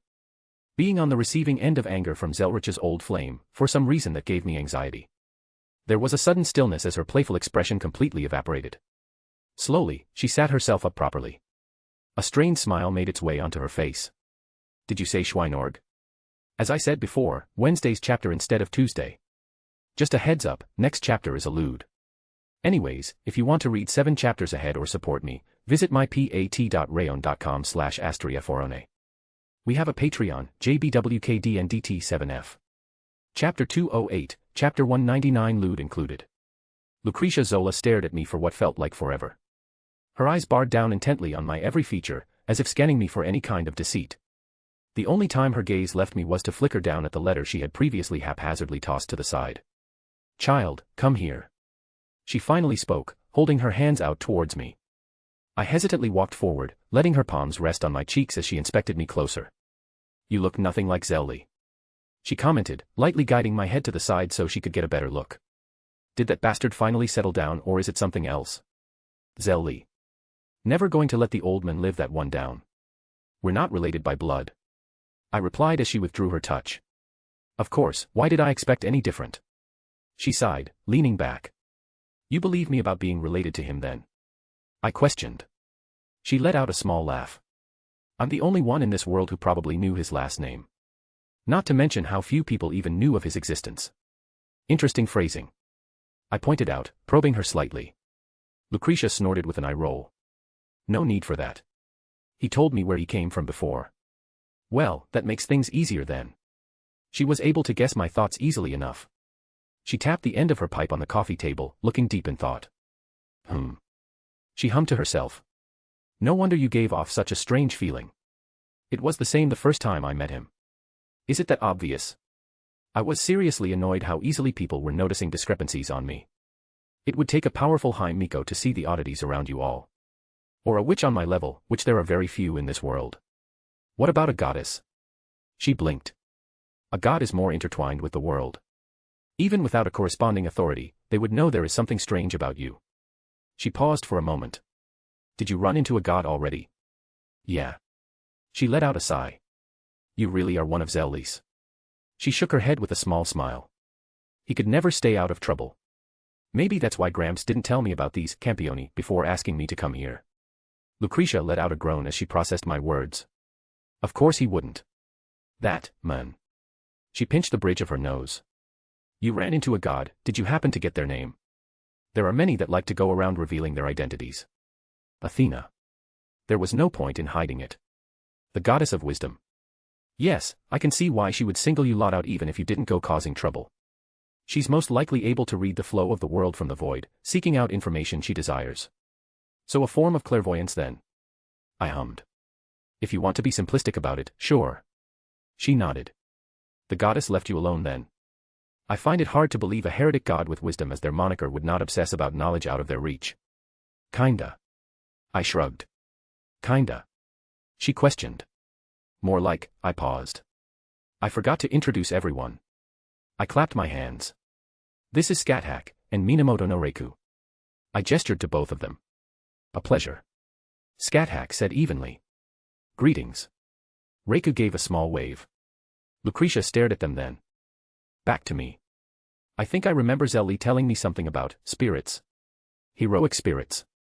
Those who became worshipped after death and ascended to a higher state and were moved out of time and space to the metaphysical realm known as the Throne of Heroes. I replied. Yes, that. She pursed her lips. She put her pipe back in her mouth, taking a moment and blew out a puff of smoke. Both of your names are known to me, at least within the confines of this place. She leaned back again. I can see why the goddess would be forced to back off, but that may only be a temporary matter. I wouldn't be surprised, I don't think she was particularly happy when she left. I chuckled. Perhaps you should not have called her a trollop, master. Reiku lightly chided. Lucretia Zola shook her head. It's not my place, but please do be careful. We don't need another heretic god rampaging around here. We barely survived the last two when the 7th Campione was born. Oh, that reminds me. I snapped my fingers. Heard this Campione destroyed the Colosseum. So that's what the commotion was about.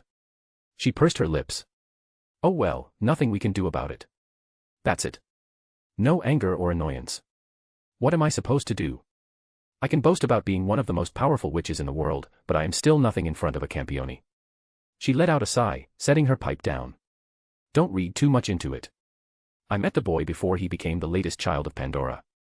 He's not a bad kid, probably just swept up in everything and in a bit over his head right now. Regardless. She continued on. It's not my place to say anything, but please be careful. At the very least, I'm confident in being able to run away. I grinned. Of course. She smiled. Zelretch always boasted about the same thing. Her hand slowly reached out, grabbing at the letter she had previously dismissed. I didn't interrupt her as she slowly opened it, taking out the parchment handwritten by Zelretch. She was silent as she meticulously read over each and every word, her expression changing several times over the course of a single sentence. Eventually, she slowly put the latter down and let her head fall into her hands. I need some time. She said quietly. Would you please come back later, tomorrow morning? I'll have myself sorted by then. I had no idea what was written, but it was clearly giving her some kind of heartache. I know Gramps wouldn't intentionally do anything to hurt her if he truly did have feelings in the past. Sure, take as long as you need. There was no rush, I was here to fulfill Zelretch's request, and I would see it through to the end. Loot ahead. Ha. I let out a long breath, letting the warm water fall on my face. It felt like forever since I had time to relax. It's not like the Grail War was a constant source of stress, but there was always that feeling of something hanging over my head that made me a bit anxious. I turned off the water, and stepped out of the shower. It was nice that there was a good hotel so close by. Of course we had to fib our identities a little bit through magic to rent a room, but it was well worth it. I grabbed at the hair binding that sat on the counter. I couldn't help but smile, taking an appreciative look at it. My scat hack was finally back, perhaps I was finally taking the time to let that sink in. It'll be nice to get a good night's sleep between both Reiku and Skathack. They were both okay with sharing one bed. Putting on a shirt and some comfortable shorts, I made my way out of the restroom. I paused in my steps as I noticed both of them giving me strange looks. Fufu, Scat flipped her hair back, sending a grin my way. My precious student. Why don't you come and sit over here? Master, come sit down next to mommy. Reiko pat the edge of the bed right next to her as Scat stood nearby. Danger senses were tingling. I admired their current state of dress. Scat only had a t-shirt on and a pair of panties that really hugged that round butt of hers. And Reiko was wearing something similar but with those shorts she got previously that really showed off those magnificent legs. Do either of you want a turn in the show? Sit down. Scat crossed her arms, with a more authoritative tone. Yes, ma'am. I walked over, sliding next to Reiko. Master. Reiko whispered into my ear. We've noticed you've been a little stressed. Scat finished for her, casting a glance at the servant. She told me what happened during the war and you have yet to properly rest. She sauntered up and dropped to her knees right in front of me. Oh. I blinked in realization. Oh. My eyes widened and I found a certain part of me twitch in excitement. Scat let out a little laugh, reaching for my waistband. Don't get the wrong idea. She slowly slid my shorts down. Neither of us are the kind of woman who would share with the other when first betting our partner. You will properly make love to me when we have time to ourselves. She always was one to be so blatant in her desires. Reiko leaned in, breath tickling my ear. Master can consider this a sneak peek. The sultry tone made my heart beat faster. She gently moved her fingers down my arm, taking hold of my hand as she placed it on her own breast. I couldn't help but give it a squeeze. Era, Reiko cooed. Boys love boobs no matter their age. You constantly tease me with these things. I breathed out, taking them both in my hands. I pushed them up, feeling the weight as they dropped back down. I had no remorse about taking them at this point. I'm not going to hold back anymore. I whispered to my servant. Ah. She let a little noise as I gently squeezed her nipples through the fabric of her shirt. Play with mommy's boobs as much as you want. The only thing that stopped me from following her suggestion was Scat pulling my shorts all the way off. My manhood sprung loose for both of them to see. My student was already so expectant. Scat giggled, her fingers brushing along my length. I felt a shiver down my spine as she finally took hold of it. A few casual strokes were all that was needed to get my heart truly racing. Oh my, look how grown my son is. Reiko's own hand reached down, running a finger along my shaft. Did mommy's boobs make you this hard? What a naughty son I have. She pulled me in, placing her lips against mine for the first time. The first time tasting Reiko, her tongue slipping into my mouth and intertwined with my own. She was aggressive about it, invading each and every part of my mouth, yet she was oddly gentle in her movements. When was the last time you took care of this, I can feel how heavy your balls are. Scat fingers gripped around my balls, gently rolling them before moving onto my cock. With just the right amount of force she squeezed down. Should I have words with your other women about taking care of your needs? Well, it doesn't matter. She licked her hand, then slowly started moving it up and down along my erection. As your teacher and woman, it's my duty to make sure you're well taken care of. My lips parted from Reiko's, a groan escaping my throat as Scat picked up the pace. Master.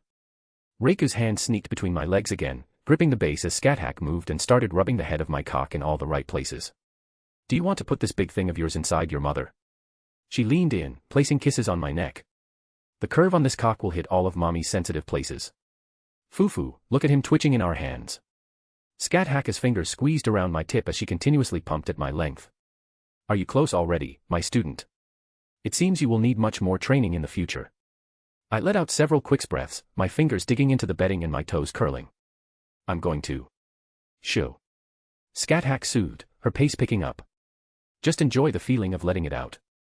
Master, just spurt it all out.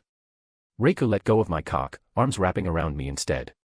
You don't have to worry about anything except coming. I was already past the point I could hold it back, feeling my cock engorge in her grasp. I felt the first bit spray out. There you go. Scat pumped perfectly in tune with my own orgasm. She didn't reel back even as my first rope of cum landed on her face. This Scat will take all of your seed, spray it on my face. I shuddered in her grasp as she continued to milk me for everything I had. Every last bit was let out and accumulated to her being covered completely with my seed. As I finally settled, completely spent, her eyes didn't leave mine. A smirk on her face as she licked the corners of her lips, my cum dripping down her face. Oh my, look at all of that. Reiko cooed in my ear. I wonder, did the thought of debasing your teacher make you let out even more? Fufu, boys love this sort of thing. Scat didn't seem to care at all at her current messy state. I felt limp as I fell back onto the bed, utterly content and words failing to leave my mouth. I think Scat got up and went to the restroom to wash up, but I was still seeing stars. I don't know why that took so much out of me considering I've had actual sex, with multiple rounds in a row. Maybe I was really backed up. Regardless, I felt at ease.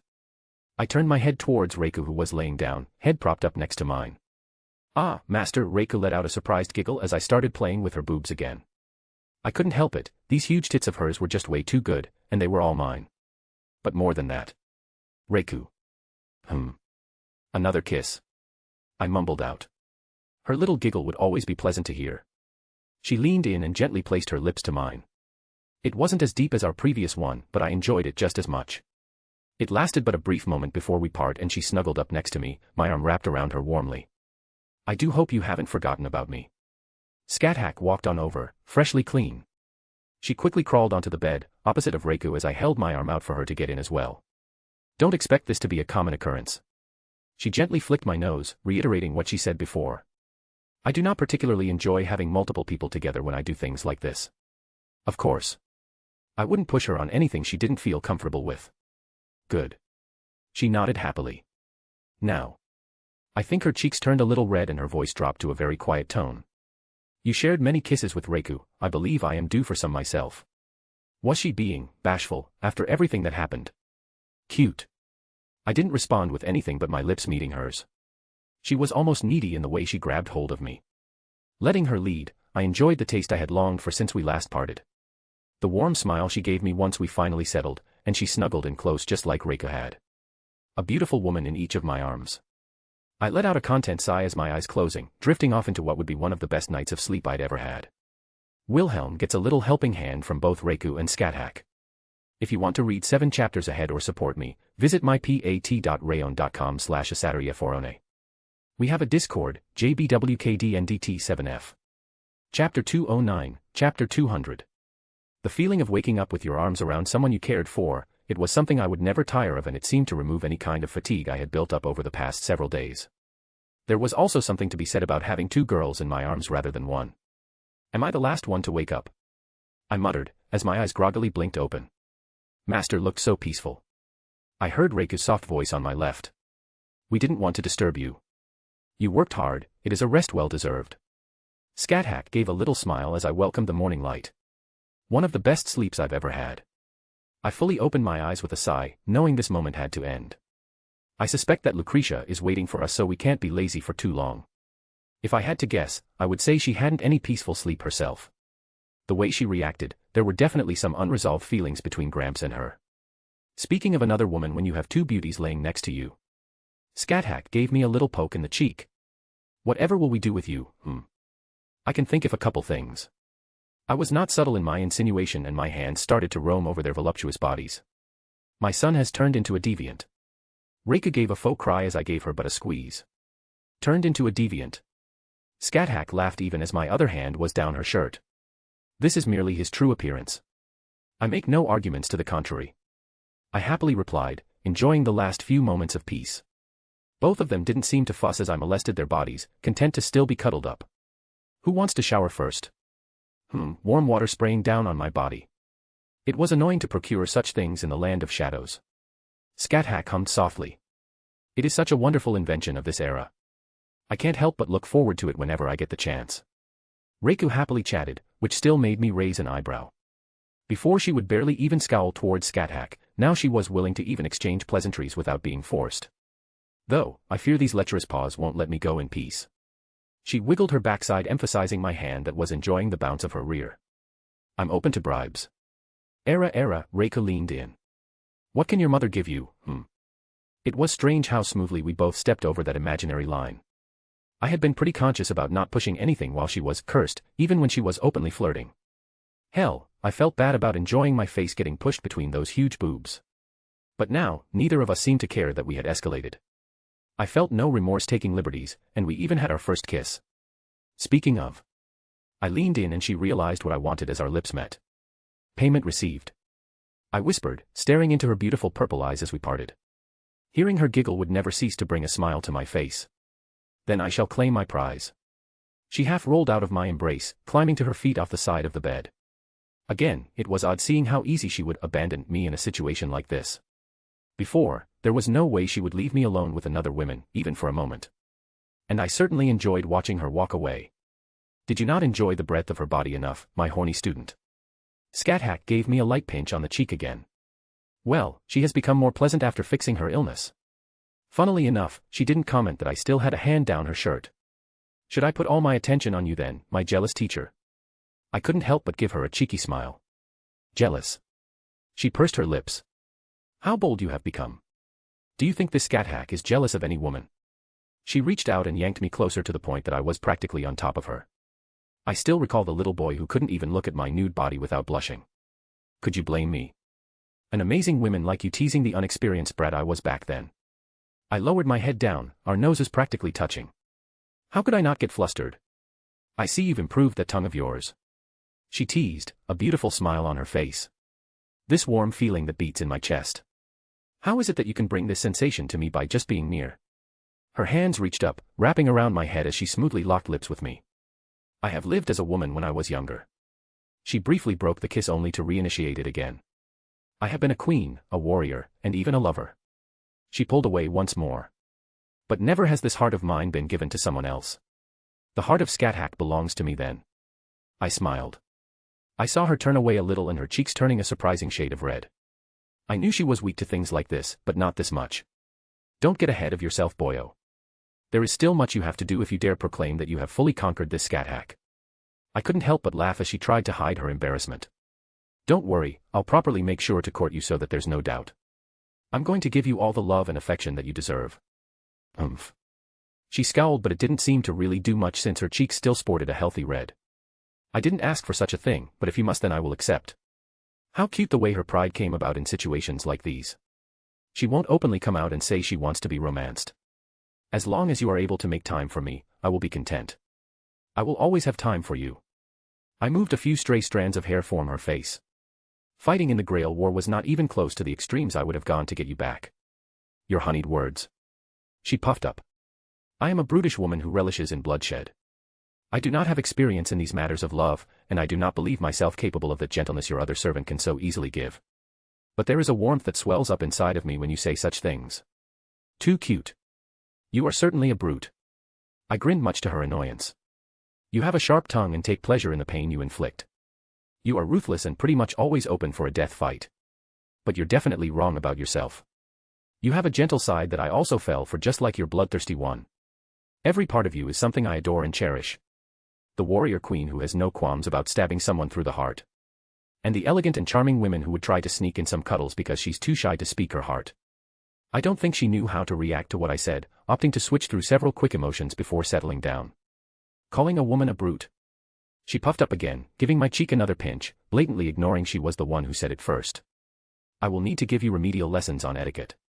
She tried to look indignant, perhaps because she didn't have a proper response to my honest confession. But, that was also a side of her that I couldn't help but love. Not to mention I will have to reevaluate your current abilities. Who knows how far you have regressed in my absence. Her smile quickly turned more vicious.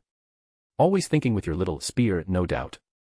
Well, you will only have thoughts of my spear for the foreseeable future while I get you back up to a proper place. No man of mine will be slacking in his training. I will have many thoughts about you, but it's unlikely that your spear will count for many of them. I smirked, trying to get a little reaction out of her. Oh yes, I've often heard that virgin boys can't control their thoughts around beautiful women. She countered. Oi, I'm not a virgin. I huffed. My precious student, shall you regale me with stories of your conquests? How many should I put a number to your experience? Shall I remove some of my fingers to better help you count the number of your beddings? She laughed as the barbed tongue of hers so easily was released. Yes, well, multiple it by 2000 and it still doesn't equal your age. You little shite. She reached out, grabbing my cheeks and pulled. MMMPHHFPH. Speaking of a woman's age like that. If it were somewhere else my spear would be coming out. She continued to punish me, though the little smile on her face portrayed her true feelings well enough. Master, are you well? You look flushed. Reika seemed to start hovering over me. Did something happen? Scat is a bully. She of course raised her fist in the air, menacingly, yet oddly cute. I of course responded with an equally intimidating action. I stuck my tongue out. Shall we go see my, possibly, new grandmother? I flicked my hand, opening up a new portal. I don't think either Scat or I felt like wasting time for a shower at this point. And there were plenty of magics to clean oneself. Are you really going to call her that? Scat questioned, taking a step through the portal. As Reika walked through the portal, I gave a flick to the hair ornament that she had hanging down from her long hair. Seeing her start giggling with a little swat of her hand towards me, it was impossible not to smile back. I took a step forward, dismissing the tear in time and space as I was the last one through. I don't know. Depending on how this goes, I was thinking of trying out a few different terms. See what fits, you know. I'm skeptical. My teacher didn't quite agree. Yeah, it doesn't really roll of the tongue when I think of her. I shrugged. But, it may not be even a consideration, we'll see what happens. I walked up to the door to her little shop again, having appeared right outside. Before I could even knock, the door flung open and the familiar figure of Lucretia Zola was laying down on her couch again. She gave off an air of aloofness, but there were little signs that showed the hard night she had. Her eyes drooped ever so slightly, and they were perhaps the tiniest bit red. You're back. She tried to sound uninterested. You know, you don't have to put this act up for us. I can't claim to know what you're going through, but I want to help you best I can. I offered her my help. Her lips twitched as she leaned back up. You're a good kid. She sighed, dropping her head into her hands. I must look like a mess. I'm not usually this. She didn't finish, but I could easily glean what she was trying to say. Did Zelretch tell you what he wrote to me? He did not, and I didn't pry. He seemed rather melancholic the entire time the letter was the object of talk. Melancholic. She repeated. That stupid man. He swooped in here when I was so young. Literally sweeping me off my feet, protecting me from the anger of a heretic god. I did something I wasn't supposed to, looked at something beyond my station and angered a god. I was young and foolish, thinking myself powerful. She shook her head. I was smitten the moment I met his eyes. Oh, we were both so young back then and full of love, until he left me. Damn it, Gramps. I sighed. She picked up the letter and tossed it to the side with a scowl. And now he finally writes me, asking if I wanted to meet with him and catch up. She scoffed. Kick him in the balls is what I should do. Curse off his hair and make him impotent. The anger that had swelled up in her seemed to dissipate as easily as it had come. What's the use in bemoaning the past? It was so long ago, maybe I should just forget it and finally move on. That's your right. But you also have the alternative. She huffed, turning back towards me. Are you going to convince me? He asked me if I wanted to see him again. As much as I care for my Gramps, he was in the wrong. This isn't about him, it's about you and what you want. She pursed her lips. No wonder you have multiple women by your side, able to say the right things at the right time. He does have quite the tongue on him. Scat laughed. It's too bad I won't be able to experience it properly. She smirked towards Scat. As beautiful as she is, I just can't think of her that way, knowing the old man was sweet on her in the past. What do you want to do? I asked, changing the subject. I'm tired. She sighed again. I'm tired, I'm lonely, and I miss that bastard in my life. It was so long ago, yet I still remember those fond days. She suddenly stood up. But he wanted to start a conversation. Humph. Lucretia snorted. That bastard should know that's not my style. She started walking around. I'm going to need a few things first. She paused, turning towards me. You have his same magic, right? I do. I hesitantly answered. Good, you're going to give me a path right to him. She gave no room for argument. I'm going to walk right in there and give him a piece of my mind. I don't think. She snapped her head, meeting me in the eyes. I will be marching in there. This is not up for debate. Yes, ma'am. I nodded. Truthfully, anyone else I would tell them to pound sand. But by the sound of it, the old man needed a kick in the arse for how he treated her. And I was sure he would be happy to see her again. The only real issue, though. Please hang something on the door so I know not to go in. She started to cackle. Oh, you sweet child. She cupped my cheek. You should probably stay away for the next few days. Noted. I will forever appreciate the heads up. Before I send you on your way, I wanted to ask a few questions about Campione and this latest on in general. She paused in her running around. I have a bunch of books in my library, feel free to help yourself. Oh, and I already made a profile on the newest Campione. It should have all the information you need. She spoke, running from room to room grabbing things. I just blinked as she quickly started grabbing things from every which place, a suitcase already stuffed full of her belongings. I have nothing secretive here that I don't want you getting into, so help yourself to anything you need. I appreciate it. I smiled towards my new grandmother. Maybe. Anything else before I think it's about time I settle some things with that man. She hefted up her suitcase. I flicked my hand, opening up a portal to Zelretch's living room. I gestured for her to enter. Feel free to kick him in the balls. She walked up and gave me a kiss on the cheek. Though it lacked the same affection that one of my girls would have, it still was accompanied by a certain warmness in it. I would love to talk more later, after I take care of your grandfather. She cupped my cheek again, giving a little smile before turning and walking through the portal. Zelly, roll your ass out here. She screamed at the top of her lungs as soon as she was inside. I quickly shut the portal off. Are we going to pretend she didn't stuff her bag full of lingerie? I asked. Yes. I am, yes. They both answered the same. Well, that just happened. And now I was trying to forget it did. So, want to go check out that Campione, or whatever? I'm curious about him. Scat nodded. Though I also wish to know the whole mechanism behind this phenomenon in detail. I have no desire either way, I am happy to follow along. Reika didn't seem too concerned. Well, I admitted to being a bit curious myself. Time to go see what the big deal is about this so-called Campione then. Just a heads up, found out I have to work Saturday, tomorrow. So expect either a very late chapter, or none at all depending on how that goes. If you want to read 7 chapters ahead or support me, visit mypat.rayon.com/asteriaforone. We have a Discord, JBWKDNDT7F. Chapter 210, Chapter 201. She has tarot cards. While I searched through the rows of books, I had found the stack sitting on the shelf. Scat, who had a couple books in her hands, turned to look at me with interest. The Grail had given me knowledge of such things.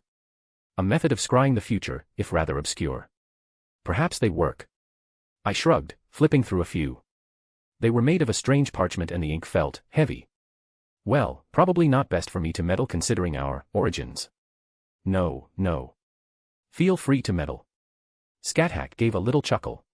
If you startle some god, I will simply clean up the mess. She gave a big smile towards me. Well, that's an obvious trap. I snorted, putting the cards back up. There's no way you would be that considerate. She huffed, smacking my shoulder, though lacking any true force. I am very considerate. For instance, my foot is not buried in your rear for making such a comment. I just chuckled, reaching for another book before stopping. Oh, I think I found it. I started flipping through the pages. It has a list of all known Campioni and their known abilities, personalities, and living places. Tea is ready. Reika took that moment to pop her head out of the nearby kitchen. I haven't had a good cup of tea in way too long. Not my preferred choice of drink, but I welcome the new experience. Scat held a small smile on her face as she followed me on over.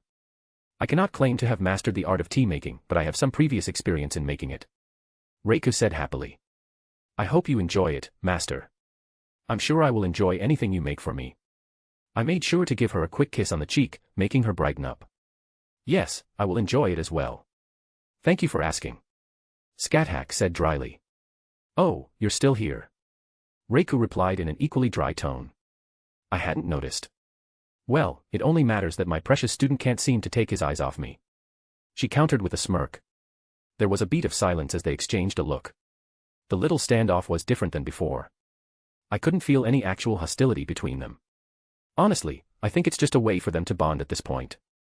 I sat down on the familiar couch that Lucretia greeted us at before, a steaming cup placed in front of me with 2 at either side. Despite what she said, Reika wasn't inconsiderate and happily provided one for Scat. Having both of them on either side of me, it was quite nice. It almost made me wish I was unable to read the atmosphere and do some lewd things. But, there was a time and place, and this was neither. Honestly, I can't wait until I have everyone all together. I intended for everyone to meet up earlier, but Gramps asked for this favor, so I wanted to settle everything, and my attention was taken. But I could easily get back without much time having passed, so no harm.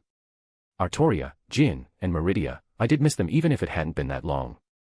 Letting out a long breath, I placed the book flat open on the table, opting to take a sip of my tea first. This is good. I made sure to praise Reika's efforts. It is pleasant. Scat said evenly. I thank you for your praise. Reika didn't bat an eye at the compliment and responded accordingly. Them getting along made me really happy. Putting my cup down, I started skimming the book. Let's see, a total of 7 Campioni exist after this newest one. And it looks like he's also the youngest whereas the oldest is a few centuries. They basically just take rulership over parts of the world. Scat-Hack reached over quickly, grabbing the book off the table. I was about to say something but the look on her face stopped me. Am I supposed to believe that a boy who hasn't even left his teenage years was able to slay a god? She looked upset. I sighed. Kusanagi Gudo. I spoke the name of the supposed youngest godslayer. He's still in high school over in Japan. I do not understand. Does my effort mean nothing? That a simple child could slay a god, whereas it took me dancing on death's door my first time to overcome my limits and truly ascend beyond the mortal shell. Does my existence mean nothing in the face of this? She tossed the book on the table. It wasn't that cut and dry. I picked it back up, turning the page and skimming it for a moment. It says here that he somehow got his hands on a grimoire that allowed him to temporarily steal the god's authority and utilize it one time. I tapped a paragraph on the inked pages. Scat-Hack pursed her lips before letting out a sigh. Getting so worked up at my age.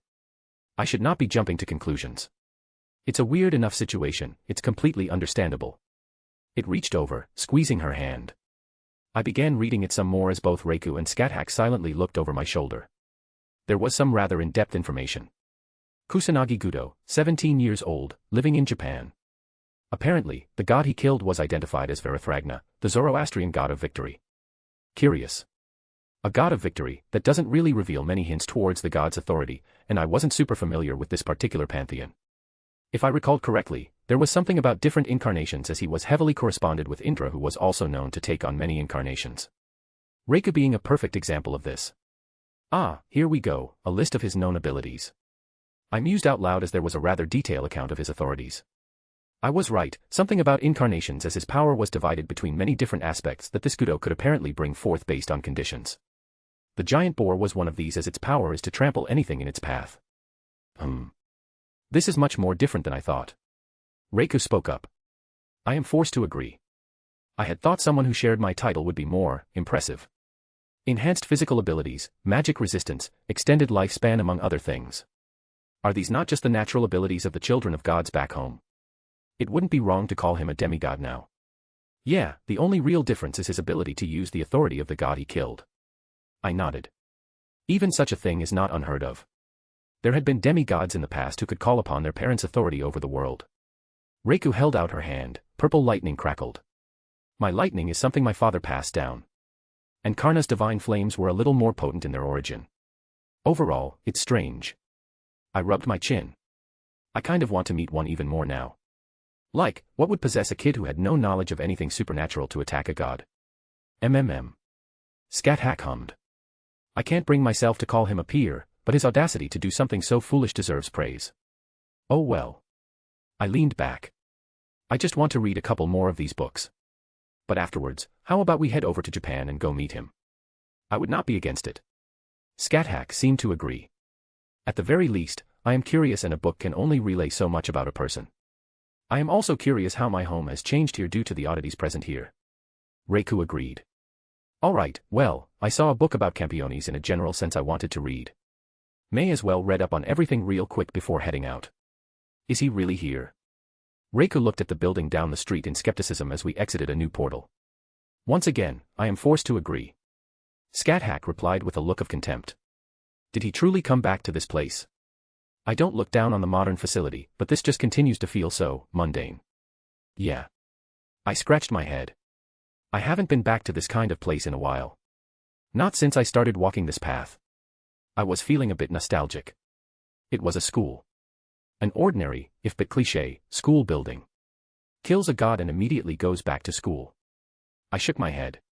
It seems like Grams was able to keep detailed information even when she was mentally preoccupied. He should have just returned yesterday, yet she already knew everything. Where he left to, his home address, and his notable hangouts. Her abilities were quite good. Her information-gathering skills are impressive. Scat-Hack nodded. And Grams? She questioned. Not a good one either. Scat-Hack looked thoughtful. It's not bad. I'll shelf that one for now. Still trying to figure out what to call her. I'm sure I'll figure it out eventually. Is it appropriate to just walk in? I do not wish to make a mess in a place dedicated to children learning. Scat-Hack muttered. You know a spell to make a perception filter? I can easily string some runes together for such an effect, but my point stands. My presence will still be noticeable and out of place that they will see through it unless I take more drastic measures. Well, I could go in.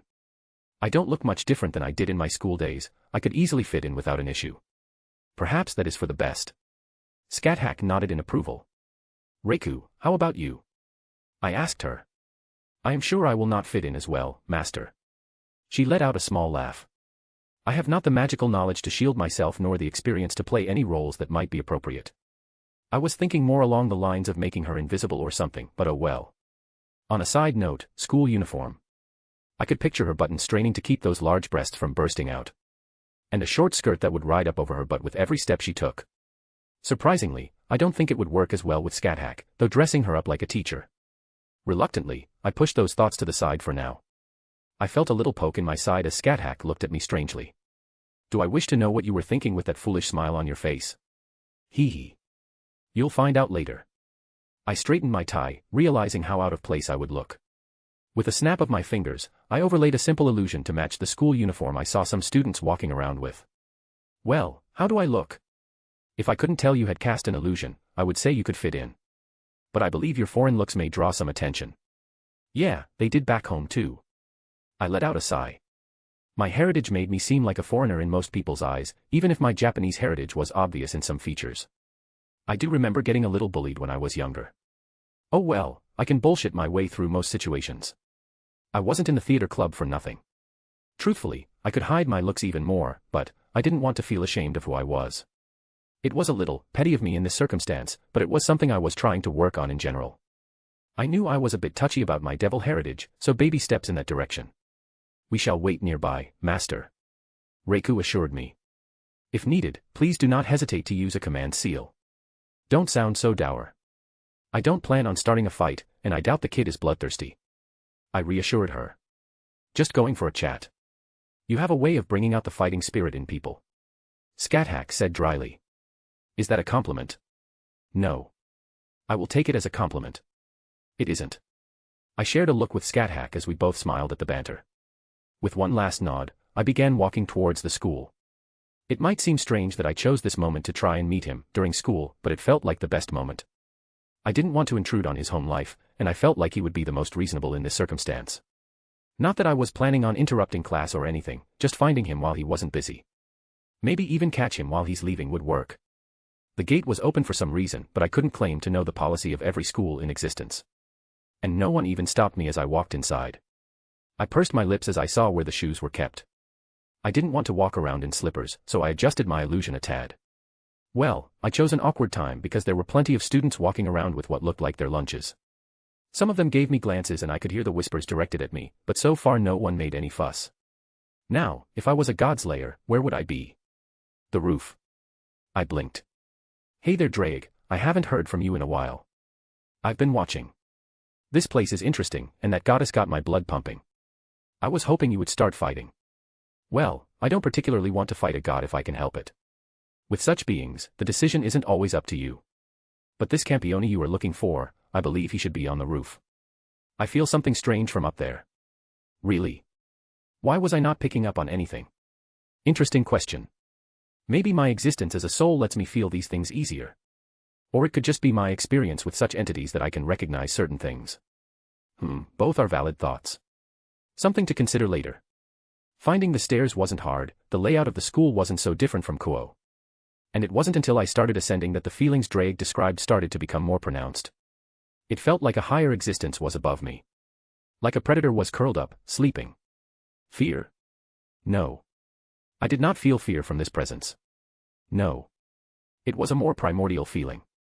I could shake it off easily enough without any effort, but the fact that I felt it at all only served to exuberate the ridiculous existence that is a supposed Campione. There was no hesitation as I pushed the roof door open. Two sets of eyes stared at me as I walked through the threshold.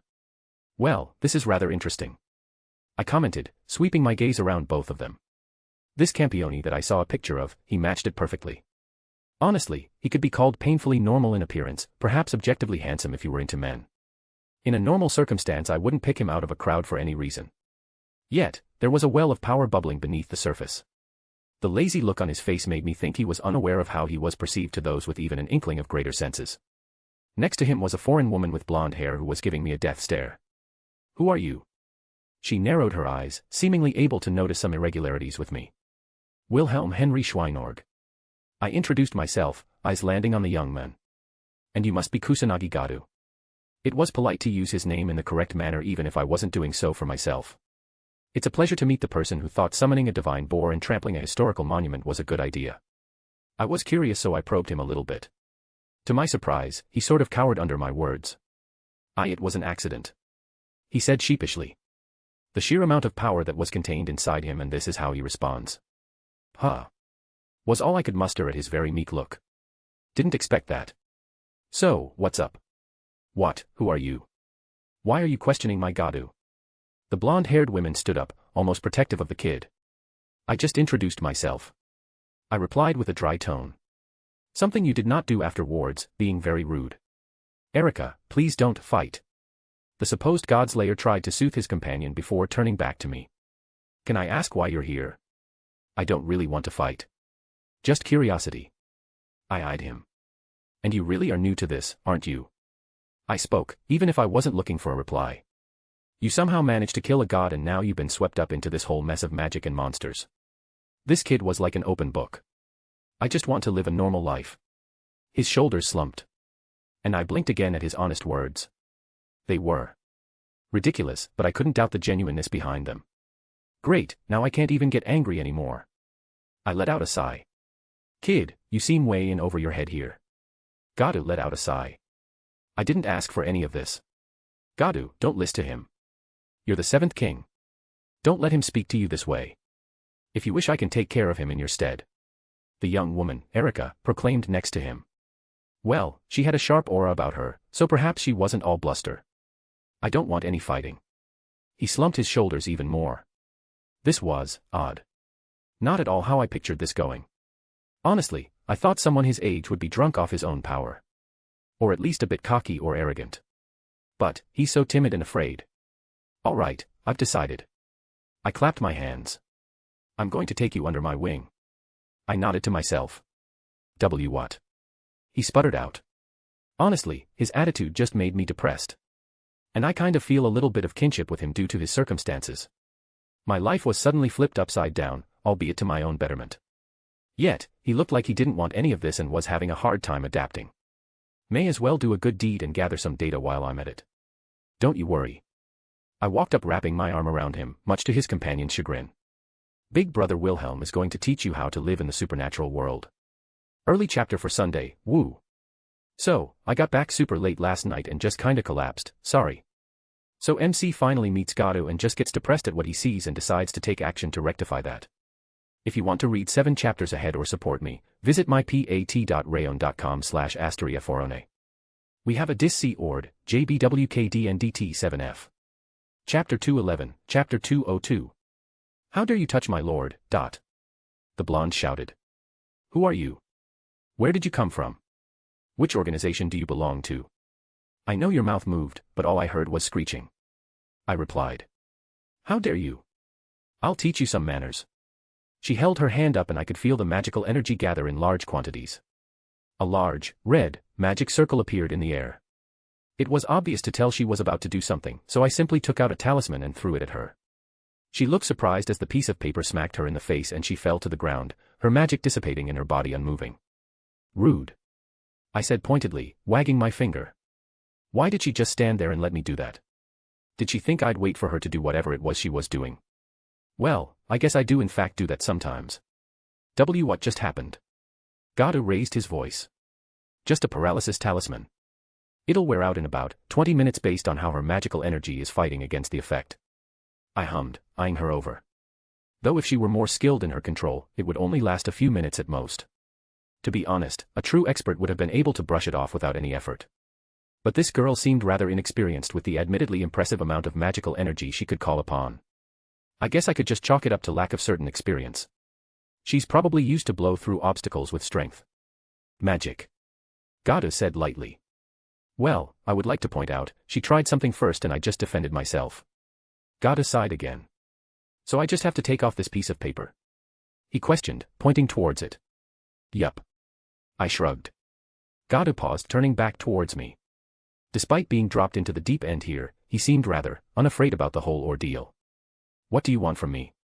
I hope you aren't here to fight me like Doni. Doni. I tilted my head trying to recall where I heard that name. Oh, another Campione. I vaguely remember reading about him. Some idiot who runs around picking fights with people. I glanced down at the blonde who was giving me a very angry look even if she couldn't move or speak. I of course just smiled brightly at her. Why does this keep happening to me? I heard him mutter under his breath and it made me feel bad. I let out a commiserating sigh of my own. It must be hard. Suddenly going from a normal high school student to suddenly being called a lord by people you just met. I could guess that his relationship with this blonde girl was shallow and probably due to his new status. He turned towards me, a weary look on his face. I remember when I first discovered the supernatural. I unconsciously ran a hand through my hair.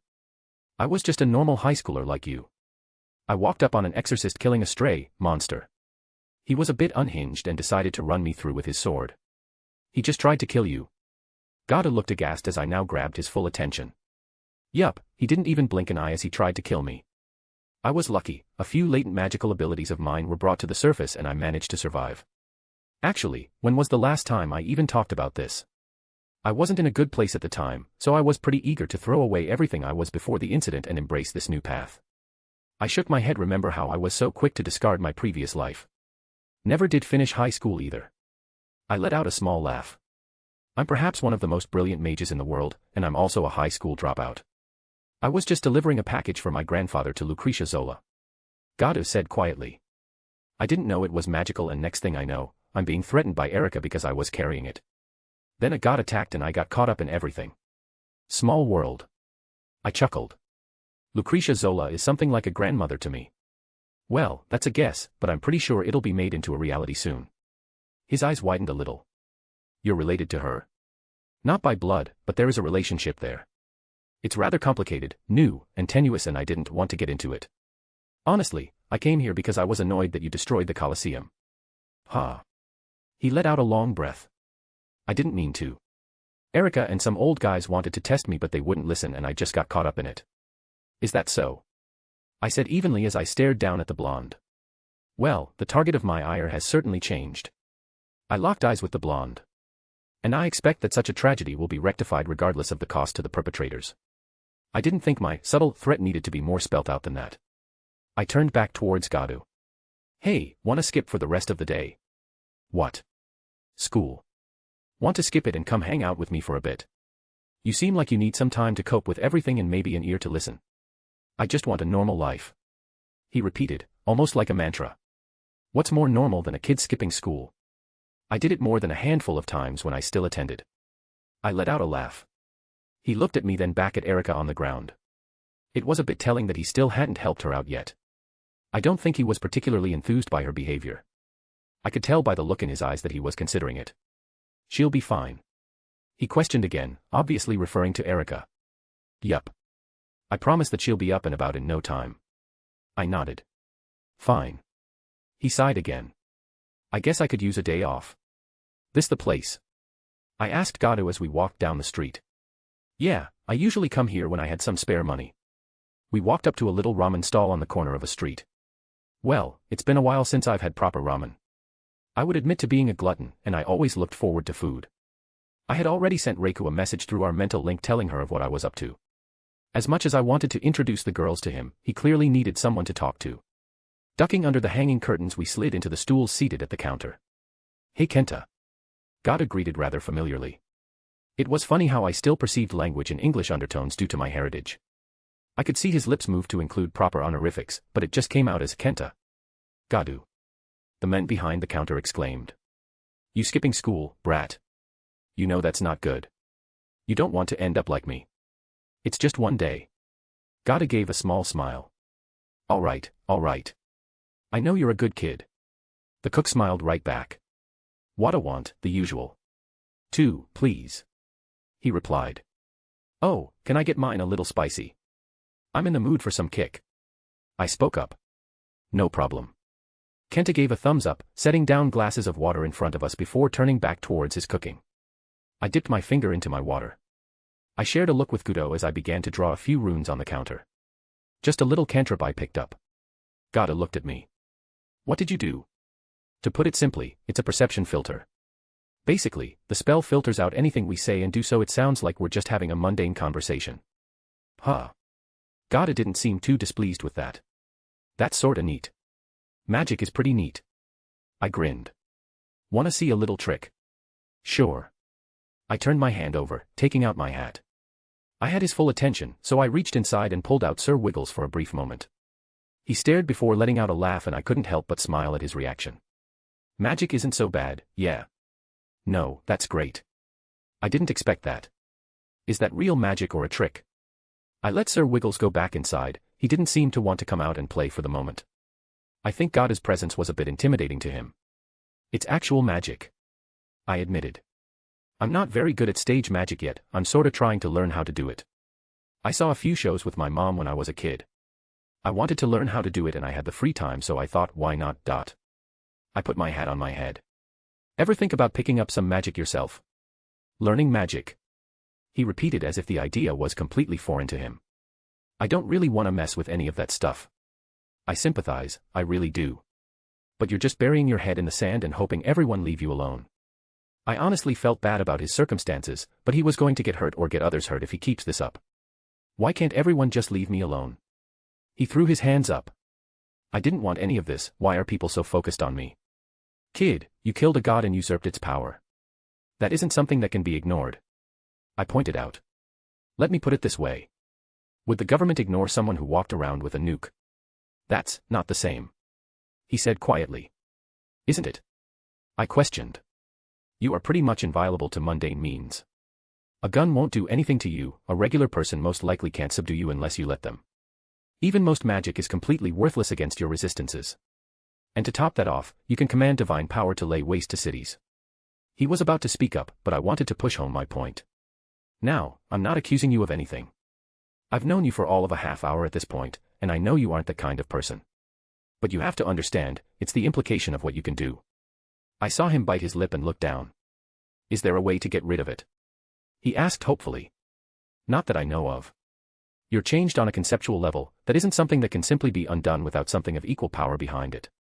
So I'm going to have to deal with people like Erica and you coming into my life and there's nothing I can do about it. He sighed again. It's unfortunate, but you are elevated to one of the highest political spots in the world. Your words carry weight now. They aren't just blowing smoke up your butt, kid. They are legitimately in awe of your existence. I tapped the counter absent-mindedly. Did you know you have an aura about you that practically forces people to acknowledge your superiority? Granted, I don't believe normal people can feel it. But anyone with any sort of magical sense will unconsciously defer to you even if they don't want to. Really? He blinked in surprise. Is there a way to turn it off? I don't want people tripping over themselves to worship me. He smiled bitterly. You just gotta work on reigning in that presence of yours. Which means you can't keep denying your new status. Wait. He perked up. Why aren't you, falling over myself around you? Yeah, that. I should have clarified. If someone's strong enough, they can shrug that kind of thing off. I grinned. Another lesson, so you don't get a swollen head. I pointed out. You're not invincible. I'm not a Campione, and I'll tell you this right now, you're not my match. He had a very impressive amount of power contained in his body, an absurd amount of it if I were to be honest. But I had complete confidence in beating him if it came to blows. I doubt I'd have to even be serious except avoiding his authorities. He blinked again at that, but didn't seem offended. Erica said that Campioni can only be defeated by other Campioni or gods. I would say that's the general rule. But there are always exceptions. I leaned my head into my hand. I told you before, I came over here because I was annoyed at what happened in Rome. Do you think someone who couldn't handle themselves would come to voice their discontent around someone like you? At least you aren't making me fight like Doni. Gotta grumbled. He wouldn't take no for an answer. That's gonna keep happening, kid. I again felt a little bad for him. Power begets power, it's a universal truth. Others of similar strength are going to look for you. Hell, heretic gods are going to come after you just for existing. Can't I just convince them to leave me alone? I mean, you said I'm someone important, why won't they listen to me? You are basically a king without an actual crown. The normal people below you will bow to your whims. But the other kings won't recognize your commands. I shook my head. I'm sorry, but you're not going to be able to live a normal life anymore. Really? I can't just deal with all this when I'm not busy with other stuff.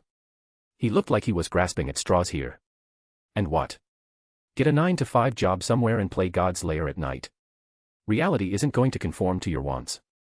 I'm not telling you this to be mean, but you're going to get yourself or others hurt if you keep this up. You got a family. Yeah. He said quietly. I don't want them mixed up in all this stuff. I can't claim to see the future. But as cliché as it sounds, if you want to protect them, you're going to have to get stronger. So troublesome. His head fell down into his hands.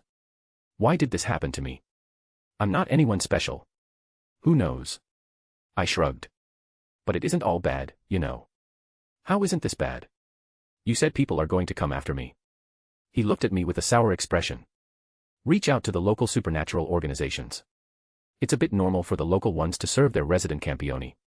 And you won't ever have to want for anything again. People will literally fall over themselves catering to your wants and needs.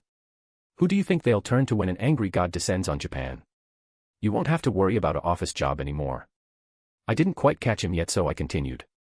And that girl, Erica was her name. She was cute, not my type, but I can't deny her beauty. What do you think about her? What do you mean? Well, you're a healthy young man, I don't want to assume anything. But, she's willing to serve you. And I doubt she'll be the last to try and come under your banner. Gadu turned red and I couldn't help but laugh. That's not true, we're nothing like that. Well, it's up to you. I grinned at his reactions. Gadu. I punctuated. You can literally choose which path you want to take and no mortal on the planet can stop you. I'm not here to pressure you into anything. I felt bad because of your circumstances, so I wanted you to understand the position you were in. Yes, it's pretty shitty that you'll have to probably fight for your life, but you also have many opportunities that people will literally kill for. I know. He grumbled. I had dreams and stuff like this when I was a kid. Playing with magic, who wouldn't want that? He looked at his hands. But after almost dying, I just wanted it to all go back to normal. The clinging to normalcy was his way of coping with what happened. It must have been rather traumatizing to face down a literal god. I put a hand on his shoulder. It gets better. You'll find people to help you out and you won't have to shoulder everything yourself. The corners of my lips curled up. Maybe a few beautiful women, Watching him turn red again would be something I always found amusement in. Is that how you dealt with it? Well, having a harem certainly helps. I nodded. And no. He squeaked out. I mean, having other people. He paused for a moment. Wait, you have a harem? Yes I do. I wouldn't deny that I took a bit of pride in the women in my life. But yes, it certainly helped me come to terms with everything in my life. I honestly don't know where I'd be right now without the support I've had along the way. That doesn't sound so bad. Right. I nodded with a smile. Now, for my next lesson. I'll teach you all about managing a harem. What? Why would I need to know that? Don't worry, Gadu. Let your big brother do his duty and teach you all about women. I need an adult. Already wanting to move on to the advanced stuff. Don't worry, I'm well versed in how to handle older women. Wilhelm gives Gadu a much-needed talk about his new status in the world without trying to fight him, worship him, or manipulate him. And oddly enough, he's more receptive to that, who'da thunk it. Anyways, if you want to read 7 chapters ahead or support me, visit mypat.rayon.com/astriaforone. We have a Discord, JBWKDNDT7F. Chapter 212, Chapter 203. Scat-Hack POV. So this is the country that both you and Wilhelm grew up in. I admired the view as I watched people walk down the streets. Yes. My student servant responded. Though it looks too foreign for me to recognize. The passing of the years changes everything. I said quietly. I am hesitant to approach my own homeland. I wonder if I would even think of it as the same. Would the island I grew up on be nothing but dirt in the centuries I had been away? I was feeling strangely nostalgic. I do not know. The woman shook her head. My knowledge outside of Japan is minimal. But I do know the name of your home carried on and people still live there happily and your story has passed through the years. Is that not enough? I let out a small laugh. I suppose it is. This woman has become much more pleasant after Wilhelm cleared her of her madness. No longer was that thinly veiled disgust in her gaze. No longer did she have to force herself to interact with other people. Her gentle attitude is rather enjoyable. I can see why my student had become enamored with her. Besides the obvious, that is. I briefly glanced at her chest. I was by no means jealous of any other woman. I felt I had a very generous bosom myself. However, I can't help but admit that her tits are impressive, more so than mine. Truly, I can only say that my rear doesn't lose out to hers. Well, I know that Wilhelm still enjoys my body, so I do not feel any dissatisfaction. Yes, I certainly felt his desire when I held him in my grasp. That boy decided to abandon us. Shall we go explore while he is occupied with his matters? I offered. I would not mind spending more time with this woman since we will be around each other much in the future. He didn't abandon us. The swordswoman replied. He had something important to take care of. Perhaps. I pursed my lips. It is true. She relayed my students' words through their link as servant and master. From what she spoke, the young godslayer was truly in over his head and Wilhelm had taken it upon himself to help the boy out. I was mildly annoyed since I had a desire to meet the young un that managed to slay a god. However, I also quite liked that kindness he shows. How he was so upset earlier, yet it all evaporated the moment he found out the young god slayer was suffering and decided to lend a hand. That side of him is cute. Regardless. I would not dwell on it. He had matters to settle and we were not required at his side for the moment. We have some time, let us go explore the clothing of this era. I have some strange knowledge about certain things I wish to investigate. I would like to acquire some more garments from a modern merchant. Besides wanting some variety in my wardrobe, I do believe my men would enjoy it if I wore different styles. Are you sure it's okay to leave him alone? She hesitantly asked. You are a very kind woman. I truly admired this about her. But you should acknowledge your own desires as well. You are someone who exists as a separate entity and you need not have your existence revolve around Wilhelm. I placed a hand on her shoulder. I could understand her thoughts, but I could guess what my student would wish in this circumstance. You are allowed to do things because you desire. We are both in a similar situation, but I am aware that I do not need to spend every moment living for him. And I am sure he would wish you to be happy as well. It would not be good for her to only care about Wilhelm's needs. For both of them, it would develop into a distorted relationship and become something that poisons those around him. I do not wish to see either of them hurt due to leaving certain things unspoken. I did not mind lending a hand in this matter. She looked hesitant, but the fact that she was considering it all was a good sign. The remnants of her time under madness did her no favors. I do wish to look around and explore a little bit. She said softly before a smile claimed her face. Very well. I will enjoy some time away from my son. She puffed up happily. Well, I will not judge her if she wishes to still play at being his mother. My deviant of a student certainly enjoys it, I could tell that much. And that is Northwest where close to the strangest fetish I have had the displeasure of witnessing in my existence. But, how will we pay for the goods? This era requires a certain method of payment. A good question, thankfully I had prepared. I withdrew a brown leather object from my own pocket. Something I was quite interested in is the methods of storing items on clothes that seemed so prevalent these days. I had taken this off of Wilhelm. I proudly proclaimed. He will be treating us to our fun since he abandoned us. Wilhelm POV. What the hell, where's my wallet? I started patting my pockets and couldn't find it anywhere. Are you trying to scam me? Gadu asked. No, I keep money stored in other places on me. It's just my wallet. I sighed wondering what happened. Oh well. I shrugged. It sucks but it's not like I'm hurting for money in any way. I just like to keep it on me out of habit. Anyways, this is good. Oh yeah, I love this place. They really do have the best ramen in town. Gadu and I happily enjoyed our meal. He seemed a little bit chipper. So, I was curious. He muttered, quickly swallowing. Why exactly did you destroy the Colosseum? You're not going to let that go, are you? Dude, it was a historical monument. We could always talk about how to handle women again. I think I'm more scarred than when my grandfather tried to give me the talk when I was 10. He sighed. It was an accident. Yeah. Tell it to the people of Rome. I snickered. But seriously, what happened? Got aside again, something that was happening a lot. Erica took me to meet some people of the group she's part of. A bunch of old guys wanted to test me to make sure I could keep something safe from a god. Why didn't you just not fight? I don't want to sound mean, but that's almost exactly the circumstances where you could just walk away. I tried. He threw up his hands again before sighing once more. But Erica summoned her sword thing and started attacking me. I had no choice. Wait, the girl from the roof. Yeah. Shit, why is she even still around you? I'd be pissed at her for pulling some crap like that. I don't know. I realized. She's probably the only person you can rely on right now. You didn't want to drag your family into your mess, so you had no one else to even share your burden with. Once again, I felt bad that he was forced into this circumstance. So, what was so important that you had to protect it? Oh, it's this thing. He immediately reached into his back pocket and pulled out a stone-like object with a carved figure on the surface, holding it out for me to inspect. Forgot the name, but it gives me a strange feeling. I did in fact take it from him, but I also flicked his forehead. Ow, what the hell? Don't just give strangers objects of power like this. I chastised him. I could have been luring you into a false sense of security. I already revealed I knew about you, it wouldn't have been odd that this was all a trap. Is it a trap? He questioned. No, but it's the principle of the matter. I flicked him again. Ow, stop flicking me. I will when you don't make foolish decisions. I huffed, inspecting the strange thing. I could feel the pulsing of power. Definitely divine in origin. There is something bubbling beneath the surface. It feels similar to the goddess you encountered before. Yeah, and she spoke about being lessened.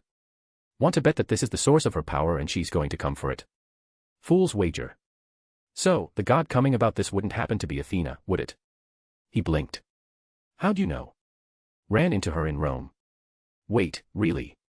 She was that close by. Yeah, she knows you have it as well. It would do no one good to not tell him.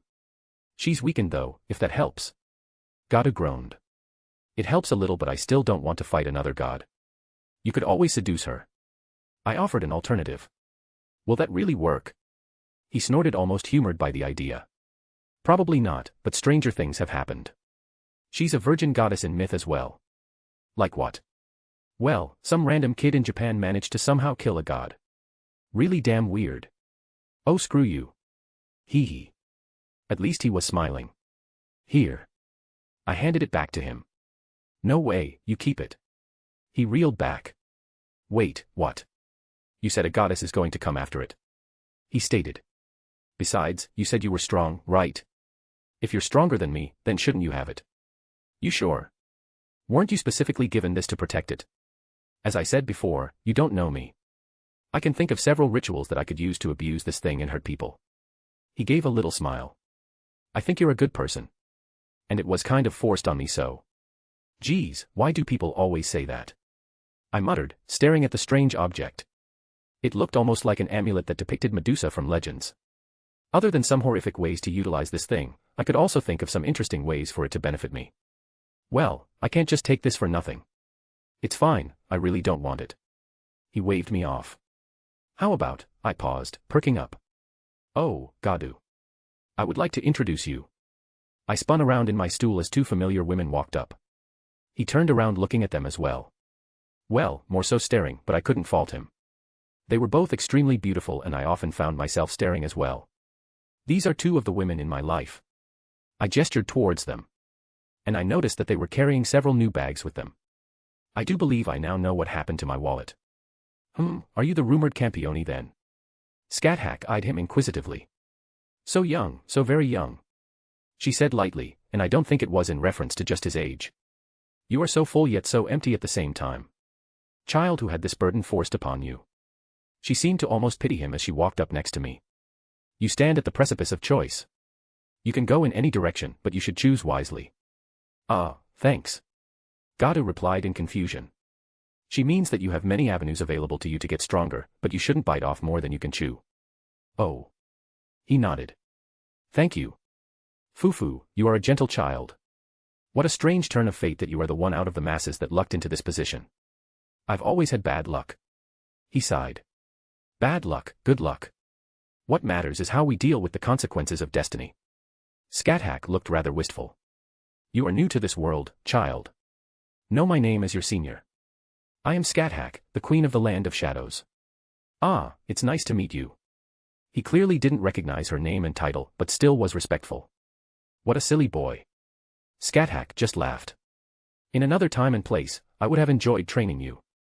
I don't think he quite knew how to react to that since he seemingly didn't know Scathack's true history if he didn't react to her name. I am Reiku. Reiku simply introduced herself instead of her full name and title. You have suffered. Oh well, what can I do? He let out a self-deprecating laugh. I felt Reiku's arms wrap around me from behind. I always welcomed her gentle touch and it would always be soothing for me. You enjoy yourselves? I asked towards my servant. Oh yes, it was quite enjoyable. I have procured many things I found pleasant. Reiku smiled happily. I turned towards Scathack. Yes, well, I'm happy I could provide for both of you. My tone was very dry as I looked towards my teacher. She of course just smirked at me and dangled my wallet in her fingers. Not that I'd all minded, but it was the principle of the matter. But I should seriously make sure none of my girls have to come to me for money. Just makes for a weird power dynamic between us. Anyways. I turned back towards Gadu.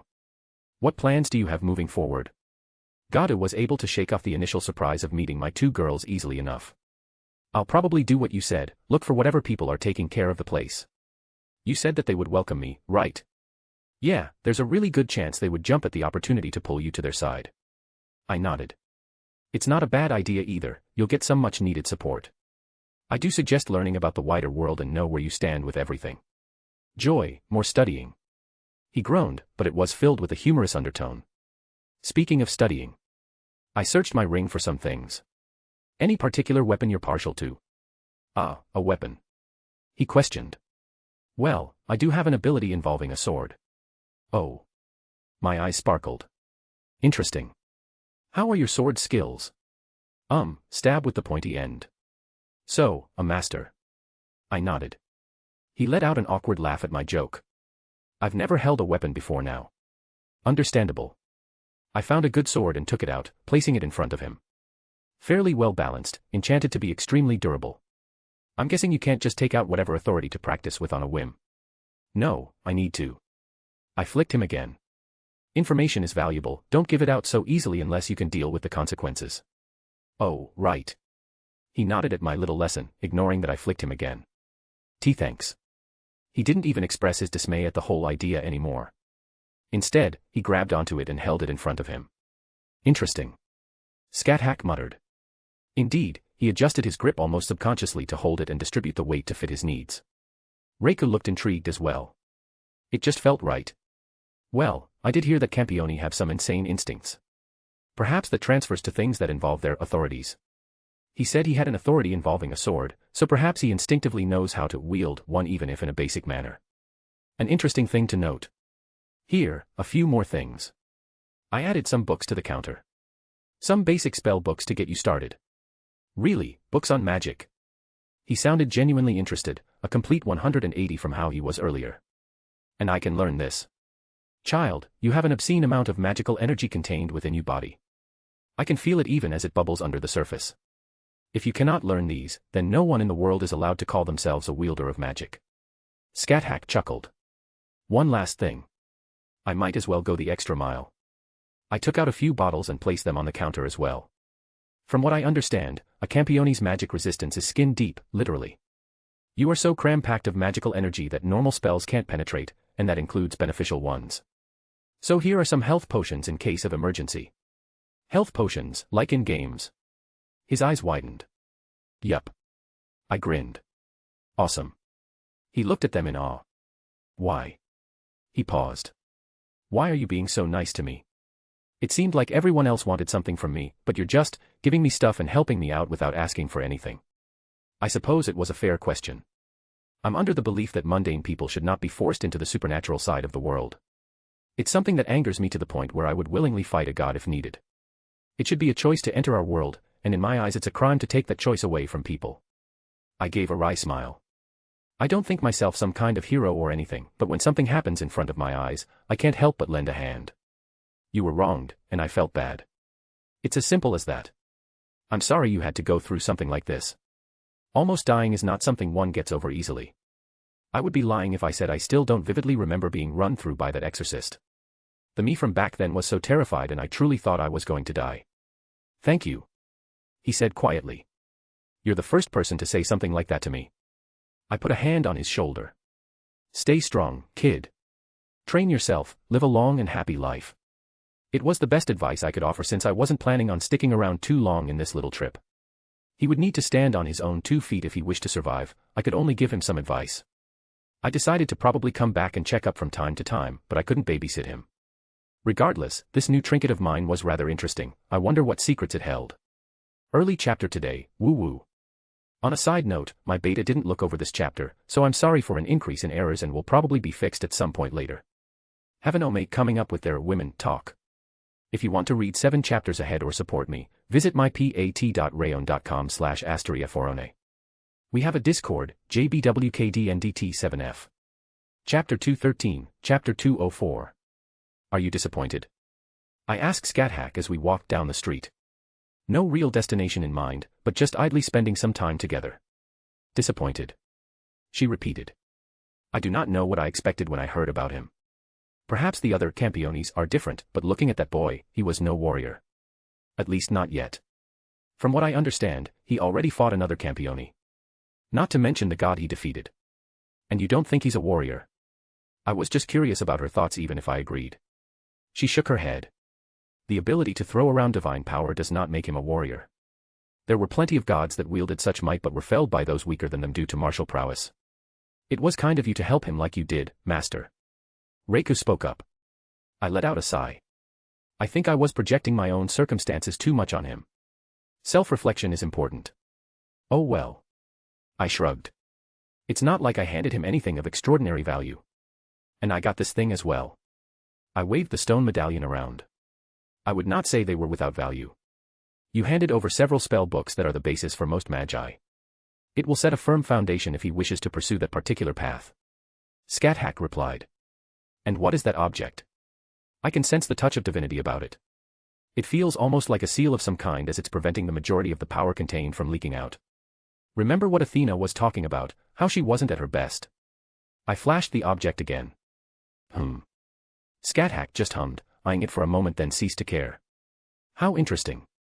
You truly know how to keep showing me fun and new things. I look forward to this goddess reappearing and accosting you for that object. Ominous. That reminds me. Would you like your spear back? I didn't know if she preferred the one she wielded in life or not. My spear. She said quietly. Yes, you used it as a catalyst to summon me. I am surprised you kept it around. She eventually shook her head. The one attached to me as a servant is required to activate my noble phantasm. You may hold on to it, and I hope that it will serve you well at some point. Your spear isn't the only thing I took with me. I admitted. Did you raid my panty drawer? How'd you know? I said almost instantly with a deadpanned look. I see where your eyes wander to. She pursed her lips before breaking out into a smile. You are entitled to anything that you wish to have taken from that place. The painting above your mantel. The painting. She paused looking at me. I thought it might have been something important to you. I scratched my cheek. The one of you and your family. You are a kind man. She moved and her arms wrapped around me. Thank you. She whispered into my ear. Hugs are nice. And I would have liked to truly show my appreciation, but I do not abide voyeurs. She whispered again. I was content to let them be since they weren't showing any intent to harm us, but now I'm annoyed. Master. Reiku wrapped me up from behind, joining in the little hug. She lacked the toxic possessiveness she had before, but she's still quite clingy. Not that I'm one to talk nor do I dislike it. Would you like me to take care of the growing group spying on us? I yawned a little. May as well see what they want. It's not like we need to stay here much longer. Maybe they'll want to fight. Scathack said hopefully. You truly do love fighting. Reiku commented. I'm Scottish. Scathack laughed. If you weren't fighting, you were either drunk or fucking. Sometimes all three at once. I grinned. You laugh, however. I have seen many things. How does that even work? I was stunned at her words. I do not believe it wise to seek answers, Master. Reiku spoke up. You're not wrong. She laughed again. I will not deny that my people are a strange lot. Our little conversation continued as we made our way to an empty park a few blocks away. It was a curious thought, why I didn't sense anyone spying on me until I left Gadu. I highly doubt they didn't have people watching him. They'd have to be pretty incompetent to let a walking weapon of mass destruction go around without some kind of tail. Extending one's senses was really something I wasn't taught. Most people don't really learn to do it in a traditional sense. There are many methods to do it and people generally just gravitate towards the one that feels the most correct. Detecting bloodlust, fluctuations in the air, magical energy being pulled about, or even space being manipulated. There were a plethora of ways. All of this could just be described as a sixth sense. So to say that I sensed no one spying on me before meant a bit more than what was understood on the surface. HMM. I hummed looking around as both my girls took a position next to me. This should be good. I said idly before turning back around and staring blankly into the surroundings. What do you lot think? No mundane people around here, you can come out, right? I raised my voice so those who decided to follow or spy could listen. I didn't really want to get involved in the politics here, but I had some time to spare. May as well see what the magic users here were like before we head back. Some interesting data to mull over in my free time. The air visibly shuddered as a man and several women stepped out of a fold in space. Not a traditional method of teleportation, but I would give credit where credit is due. The man leading the front looked rather strange. No, the oddity is that he was out of place compared to the women at his side who were dressed as shrine maidens. He was in a business suit and looked like your average office worker. Perhaps he gave off a sort of fatherly vibe about him. Greetings. The man smiled in a way that was noticeably practiced. I am Amakasu Toma. I represent the History Compilation Committee. I said dismissively. It was amusing to see him get thrown off by my lackluster response. Yes, well, if you wouldn't mind coming with us. We have a few questions that we'd like to pass. I denied right away. I believe you don't quite understand the situation. He cleared his throat. You see, we have become aware that you acquired an object of power from His Majesty around an hour ago. And how did you become aware of that? I raised an eyebrow. He grinned a little bit, pushing his glasses up. Our high Micas are second to none. He replied with no small amount of pride in his voice. Ho! I muttered as I eyed the people around him. I see, you weren't tracing me so to speak, but the item using the high Micas. Using their scrying ability to keep track of it at all times. I could imagine I turned up as a sort of blind spot for them, but the stone amulet would be a small light they could latch onto to gauge my movements. It's interesting that this thing was so easily traceable to them. I kinda wanted to look more into these high Micas now. Their method of scrying might be worth the effort into understanding. Overall, impressive. Quite. He didn't deny it. While we could not raise any issue over His Majesty holding onto something so dangerous, we cannot allow others to walk around with the Gorgonian. We must quickly seal it away before the heretic god finds it. I fiddled with the stone amulet, the Gorgonian, they called it. Rolling it between my fingers, I stared at the men in the eyes. This was traded to me, it's mine now. I said simply. I didn't like to give up things that were mine. He frowned. Do you not understand? A heretic god isn't something we can prevent. Our only advantage is that we haven't been discovered. Are you sure about that? I raised an eyebrow. What do you? Isn't it about time you come out, Athena? She wasn't as stealthy as she thought she was. She left fluctuations in the stability of space when she covered distances with whatever her method was. While I couldn't say for certainty she was the only one who could do this, it was the same as what I felt at the Colosseum. The shadows in the area moved, conglomerating into the mass of the little girl I recognized from before. All eyes immediately turned to her, and the people from this History Compilation Committee looked absolutely horrified to the point where it looked like they stopped breathing. She glanced at them, and I saw her gaze linger on one of the girls next to the men who was speaking. Interesting. A single word spoken before she turned back to us. Thou has acquired mine Gorgonian. Return it. It was a fairly easy guess to make that she was lurking around. My bet was on scoping out Gadu and making a sort of threat assessment. No, it's mine now. Something about her attitude just grated on me. Cease thy nonsensical ramblings. Return mine property or I shall retrieve it by force. You are a passing interesting, but if thou stands in mine way, I shall remove thee. I looked at her, then looked down at the Gorgonian. I slowly brought it up to my face and licked it, not breaking eye contact with her. You still want it? Petty, thy name is Schweinorg. Die. I felt her gather divine power, but it was briefly halted. She paused because there was another force contesting her. Skathaka's aura burst out. Her clothes changed to her servant armaments. Her deadly spear materialized into her hand. The sheer power she was pushing out, the magical energy that she was releasing was enough to make the others have to steady themselves. Who art thou? Athena's eyes widened. Thou art no god, thou art no human, nor beast, nor monster. Thy nature eludes mine wisdom, yet your presence brings this one hesitance. Skathak grinned. A bloodthirsty smile spread across her face. I have slain men. I have slain undead. I have slain monsters. I have killed fae, beasts, and even dragons. She slammed her spear into the ground. But most important.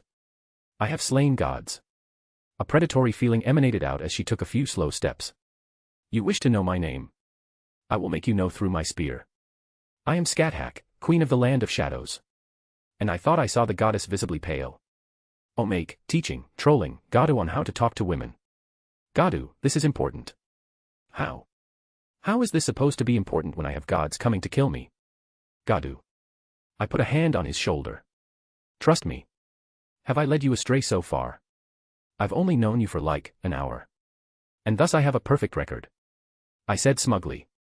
Just, can't you help me with other stuff? I have 10 incarnations that I need. Gadu, I don't want to hear about your 10 incarnations. Sometimes, you need to use your 10 inches. What? He stuttered out with a growing red face. But. What? Where am I supposed to get 8 more inches? What? I mean. He looked away. Never mind. Anyways. I decided not to dwell on it. Look, I have a foolproof plan. I'm going to teach you how to talk to the ladies. This is stupid. Now. Who has the harem here? This is still stupid. Alrighty. I clapped my hands. So, I'm going to create an illusion, and we're going to do a little bit of role play. Kill me. That's a kink we don't touch. Hawa, I hate my life. Let's see, we'll start off with a woman I've met in my life. I of course wouldn't use any of my girls. With a wave of my hand, I focused and created an illusion of a female figure. Gadu, meet Semiramis. Now Gadu, she's going to start a conversation. Oh, she's pretty. That she is, now get ready. Oh okay. He nodded staring at her cleavage. I controlled my illusion to speak. Hey Gadu, you got a nice cock. He almost fell back in his chair, choking on air. Why? Come on, Gadu, this is the easy stuff. I sighed. Why did it speak with your voice? It's only an illusion, what else did you expect? Now. I clapped my hands again.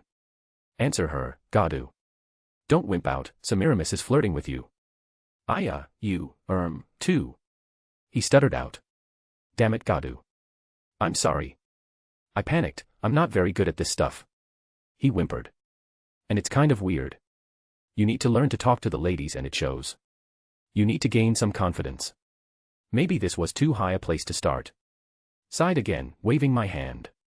Let's bring it down a notch. The illusion changed again to a familiar redhead. Pira Nikos. Oh. Gadu perked up. No.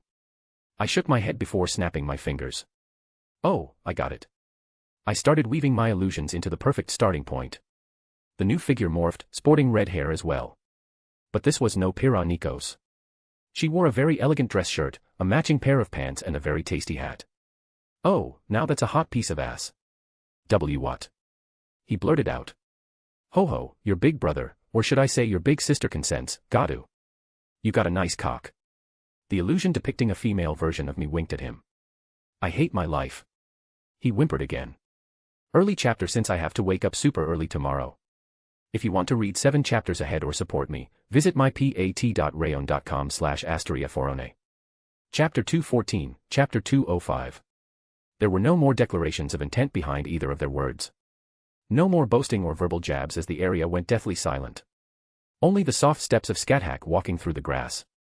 Athena, for the first time, appeared hesitant. The absolute confidence she spoke with a moment ago was all but gone as a slight paleness appeared on her face. Scathach wasn't someone to let their power, their aura leak out every moment. She was a warrior that relished in bloodlust, but she was reserved when not wielding her spear. She had always been content to wrap it all up and bury it inside. The warrior queen that defined her was always there, waiting for the correct moment to come out. It started with a red streak that soared through the air. A burst of bloodlust accompanying the eerie red spear as it sailed past the goddess's head. With a quick movement she had dodged, but it didn't matter. In that brief moment, Scathach was already next to her, having retrieved her spear and swung it down on the smaller opponent. It was almost comical due to their size differences, but I could feel the weight of their power as they collided. Athena had called forth some kind of scythe to block the blow. Her power, her divinity, had finally started to seep out noticeably as if to offset the pressure that Scathach was delivering. With a flicker of her wrist, Scathach's deadly spear spun in her hands, thrusting out several times in a single breath. Athena's scythe moved unnaturally fast, as befitted someone who was a goddess. But after the first several exchanges, it was clear she lacked the same martial prowess even though she was of divine origin. My eyes trailed the blows as it started slow, Scathach's spear slipping through every few hits until the goddess started showing some slight cuts on her body. How weakened you are, goddess. Scathach showed a bloodthirsty grin, laughing all the while her spear shot out. Even when Athena got in a counter and nicked the godslayer, she never stopped smiling. Are you having trouble keeping up? Shall I stay at this level of prowess to give you a handicap or shall I fight with my full strength? Well, she's definitely having fun because I could recognize that taunting tone. Athena did not look all too pleased with the taunt. She visibly growled and gathered a good amount of power before swinging her scythe horizontally, bisecting a good portion of the forest. Scat-Hack flicked her hand, runes appearing and conglomerating around her. Shield. A simple aria to invoke her mystery. It took the form of a large, round, shield that covered several feet in all directions around her. The swing of the scythe met the shield and stopped. Odin's magic. Athena blurted out almost in surprise. Did you not hear my name, goddess? I am Scat-Hack and I am also called the Rune Witch. She crouched down, hand on the ground as she leveled her spear. Athena jumped back, all like wings sprouting from her back as she took to the air, rising a few dozen feet. Scat-Hack let out a shout as she turned into another streak of red light, shooting towards the goddess. Aegis of the Gorgon, defend this goddess of death. The goddess proclaimed, a shift in the world occurred. It wasn't a normal spell, but an absolute command depicting some sort of her authority. It was funny how similar the spell was to what Scat-Hack had just used. A shield appeared in front of the goddess. A rectangular shield that covered her from head to toe, depicting Medusa from Legends. The collision brightened up the sky, a cascade of bloodlust and magical energy burst out in every direction as the two forces collided. The trees beneath them were uprooted and blown away. The barely got started and the landscape was already starting to get torn up. I could only shake my head as they fell to the ground and the goddess tried to gain some distance, with Scat-Hack following after her. Should we help? Reiku asked. No. I smiled as I watched the direction they went. This is something she wants, let her have her fun. Besides, I trust her to return to me. She said she wouldn't leave me again, so I would always trust her to come back. The other members of the audience were still staring wide-eyed at what happened. The shock of the first clashes had not let them recover. Ahem. I loudly cleared my throat, finally snapping them out of their stupor. The man turned to me with horror drawn across his face, hand slowly raised, pointing at me. Why you? He stuttered out. Who is she? He finally squeaked out. She introduced herself already. I rolled my eyes. How? There was no indication that another heretic god would appear. And one who didn't rampage. She isn't a heretic god. I said simply, looking off into the distance. I could see the signs of battle still occurring as the forestry, this large park began to get dismantled. How can he was cut off as one of the Hymicus at his side stepped forward. She had raven black hair and could be called a beauty even if she was a few years younger than my preference. Not to mention she radiated an interesting aura. Aina has heard enough. She declared rather loudly. Hand over the Gorgonian or Aina will take it by force. Aina. Amakusa sighed. This is why I hate doing jobs with you. He muttered, rubbed the bridge of his nose, seemingly broken from his hysterics previously. If it weren't for your prowess as a Miko. Quiet. She turned her nose up. You had your chance. Now I will fetch it myself before the goddess returns. She raised up her hand and gathered an absurd amount of power. The other Miko, a meeker-looking woman, dashed away rather quickly with a eep. Damn it, Aina. Amakusa yelled, running for cover. Aim no Mirakumo no Tsurugi, I pray that you take my body as a sacrifice, for even a fierce god may not cross your borders. I will not regret this moment. She chanted as her aura exploded out. This human girl was suddenly enveloped in a faint cloak of divinity as it surrounded her body. No, it was more like the divinity was seeping into her as magical energy whipped about, forming a coherent mass in the shape of a sword as it landed in her grip. A black sword that seemed to absorb all light. Interesting.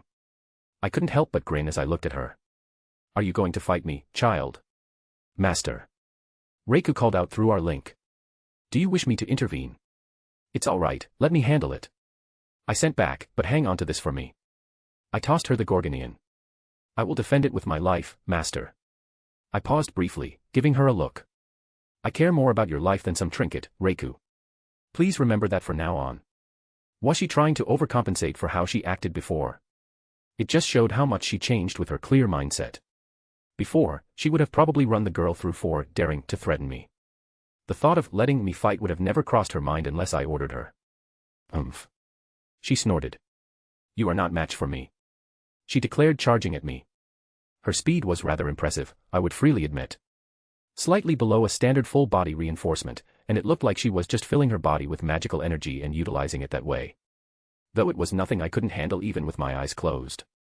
Really, the only thing that gave me pause was the sword itself. It felt dangerous.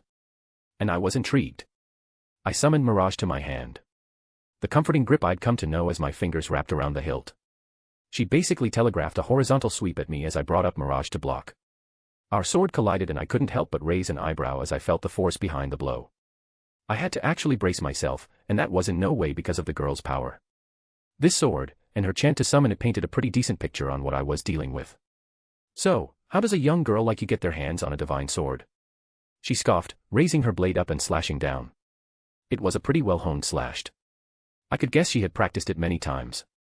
I stepped to the side where the sword sundered the earth for dozens of feet. She didn't seem perturbed as she followed up again. I watched her feet plant firmly and she centered herself, all in a single moment, to sweep at me again. It was a solid and well-honed slash, once more. I stepped into it, both hands gripping Mirage, and I knocked the slash away. The accumulated divine power wrapped around her divine sword was discharged to the side, rending a large gouge out of the ground. I tilted my hand to the side, and quickly thrust my sword forward. She stuttered in her steps, deflecting it away from her. I didn't move from her space, not giving her the opportunity for any large swings. Quick thrusts continued to rain down on her. Little girl. I spoke between my movements. You seem to be used to overpowering most foes with that sword of yours. Your skills are pretty good, but they appear more honed from spars than life and death fights. Shut up. She grit out and my sword barely missed her cheek. Oh well, time to end this. I cast reinforcement over my body, and lightning enveloped my legs. I raised my leg up and stomped on the ground, discharging everything I accumulated. The surge of lightning burst out in all directions, blowing up the ground around me. With another step, I rocketed forward, swinging my sword again with much more weight behind it. She raised her sword up to block and I intentionally aimed for it and knocked it away, breaking her guard. In a fluid motion, I stabbed Mirage into the ground and grabbed her wrist and pulled, forcing her to drop the sword. She stared wide-eyed in horror as the divine blade slid into the dirt. I planted my feet and tossed her away with the momentum. I paid her no more heed as my eyes landed on the divine sword on the ground. Well, hello there. Of course, I reached out for it. No. I heard her scream, but I ignored it. My hand grabbed the handle and I immediately felt something try to invade my body. You dare try to wield me, unworthy creature. A voice boomed out in my head. I will take your body as recompose. Well, I expected something like this. It's not like I would just grab a divine sword without a second thought. It was quick as the aura from the sword seeped into me, climbing up from where I gripped the weapon. But I didn't panic, because it was moving right towards my soul. Indeed, I couldn't help but smile. Humph, a worthy vessel for my divine prestige. You should consider yourself fortunate. Now, repent within the confines of your own self. This body is mine. Fuck off. Drake's voice sounded back. What? The strange voice blurted out in surprise. Humph, little sword that came from that poisonous snake. Even the Yamato no Orochi would hide its tails in my presence. The power that was trying to touch my soul suddenly reeled back as Drake's own presence chomped down on the tendrils of energy. The vestiges hurriedly withdrew and tried to escape. Thanks, partner. I grinned. Like you couldn't have done something about that yourself. But it was nice to flex my power myself for a change. True, I had several methods to protect myself if needed. What is that dragon inside you? The sword's voice echoed out as more and more divine power swirled around it. I hesitated to grab onto it again. Perhaps I could persuade it instead. I opened my mouth to speak but I paused, tilting my head up to look above us. I felt fluctuations of space, but no obvious signs of anyone. No, someone was spying on me through some impressive methods if I couldn't detect exactly how it was happening. This wasn't like those other people looking over the Gorgonian and following me that way. Someone was staring right at me, I could feel it. Wait, there seemed to be some kind of sympathetic link coming from the sword to where this disturbance was coming from. Well, isn't that interesting? It seems I found something of my own to investigate while Scathack is having her fun. Besides, doing something like this is practically an invitation. How could I not accept? Reiku, watch over this place, I'll be right back. Master. Is something the matter? I just want to check something. I reassured her. Scathack was having her fun, I would keep myself occupied for now. And worse comes to worse, I had always said I was unparalleled at running away. I reached out, touching the spatial fluctuations, beginning some calculations. Immediately, I could tell it wasn't connected to the world, but a separate realm. This reminds me of what you did with Meridia. Yeah, I remember. And you're still going to do it. It's not nearly as reckless this time. I had confidence in myself, in my power around these kinds of beings. Something like Meridia, I would be cautious enough not to pull that crap anymore. But now, I was completely different now. Well, you're not as foolish as you were back then. I grinned, tugging on the linkage connecting the two spots of space, and I dragged myself back to the source. The scenery immediately changed. No longer was I in that park surrounded by trees and destroyed earth. No, I was inside a small wooden hut, and there was a person staring back at me. A large man wearing white robes, and mane of untamed hair around his head. He was sitting cross-legged, a cup of sake in his hand as he stared at me, rather dumbfounded. I returned the gaze. Exactly like Meridia. Why do you have my mother's blessing? He finally spoke. Late chapter since I took a nap. Well, I had 2 early chapters the previous 2 days, so I guess it evens out. Next chapter finishes Skathaka's fight with Athena. And for those wondering, Pat.Rayon. Just finished the arc. So as I said, short arc this time around. We're going back to DxD for a bit of a longer arc this time around. If you want to read 7 chapters ahead, visit mypat.rayon.com/astriaforone. Chapter 215, Chapter 206. Why do you have my mother's blessing? I honestly did not have a good answer for that question based on who I guessed this person was. I mean, I had a reasonable answer, but how he would take it was a crapshoot. With a thought, I returned my sword to my ring. Thought it would be a more polite way to speak to him. I took a moment to notice the strange sensations around me. The world, this place I had walked into, felt like it was trying to constrict me. I could ignore it with minimal effort, but it was something to note. Hell, I could feel Izzy's blessing sort of pushing the discomfort away. Careful, he's stronger than that goddess your teacher is fighting. He's definitely whole. Yeah, even if he wasn't throwing around his divine power, he still had a large presence to him. I'm acquainted with her. I decided to choose my words carefully. He didn't outwardly react, but he was staring at me intently, like he was looking for any kind of deceit. It took a moment before he finally frowned. My mother doesn't leave Yomi. How did you get acquainted with her? Why don't you go ask her? I replied, with slight annoyance. His attitude was a bit. His frown deepened, and the air turned heavy. Mortal. I asked you a question. I let my own power start to leak out to offset the pressure he was emanating. He raised a curious eyebrow at me. Yes, you did. I pursed my lips. Do not presume to think that my deference to your first question was an acknowledgement of you holding sway over me. I stood up straight and crossed my arms. I did not like being talked down to. I was merely being polite since I apparently intruded into your home. Granted, he was spying on me, but still. I walked right into his home while he was lazing around. I wouldn't say I was being rude, but I was entering the realm of impolite. This is the first time I've had a mortal talk to me this way. He sounded almost amused. I usually don't let anyone other than another god or a campione in my presence, but I'll make an exception. You should relish this moment. He nodded to himself with a hint of pride in his own voice. Izzy did say you were rather arrogant. I snorted. He blinked. Izzy? Are you calling my mother by a nickname? He narrowed his eyes. What's your relationship with her? She would never allow that kind of disrespect by a mortal. We're friends. I felt no need to hide it, and my desire to be polite had been entirely squashed. And to be honest, I was kinda curious about her son, not to mention he was a god of the country I was born in, even if from a different world line. I sometimes go to Yomi and spend time with her. Or she comes around and we hang out. He opened his mouth and closed it again, setting down the cup of sake. You are able to hide the truth from me. He muttered, basically not believing me. You should go visit her more often, she gets lonely. I was genuine when I said this. I would regret if I didn't try to help the Izzy here if I could. His expression turned dark. You overstep. I ignored your earlier remarks, but you forget your place, mortal. A little bit of lightning crackled around him. His expression didn't change much, but the air grew a little bit colder as he gazed at me. Yes, you did ignore my words. I shrugged off the pressure he was trying to push onto me. Let me reiterate. I took a step forward. I do not fear you. I refuse to be talked down to this way and just stand there and take it. Izzy did say he was hot-tempered. I wouldn't be surprised if he threw a fist, but I would not bow down to his superiority. I was wondering where that girl got that divine sword from. I decided to shift the conversation since I was still on the fence if I wanted to actually fight him or not. She clearly hasn't mastered it, and perhaps it even hindered her growth a little bit. Have you considered? He raised his hand and my vision was filled with lightning, blowing me out of the hut. My aura flickered around me as I laid on the ground, staring up at the sky that was not a sky I knew. The sky was filled with a purple hue, an aurora streaked across the horizon and into the distance. You're hesitating. He's Izzy's son. From a different world. I know, but still. I sighed, running a hand through my hair. It's not like I specifically came here looking for a fight. I was just annoyed that someone was spying on me again and had some time to kill. Your sentiments aren't misplaced. But should I remind you that killing a god here doesn't truly kill them? Not to mention, you are trying to take pity on a divine being. As someone who fought gods, I will tell you that you're being very arrogant right now.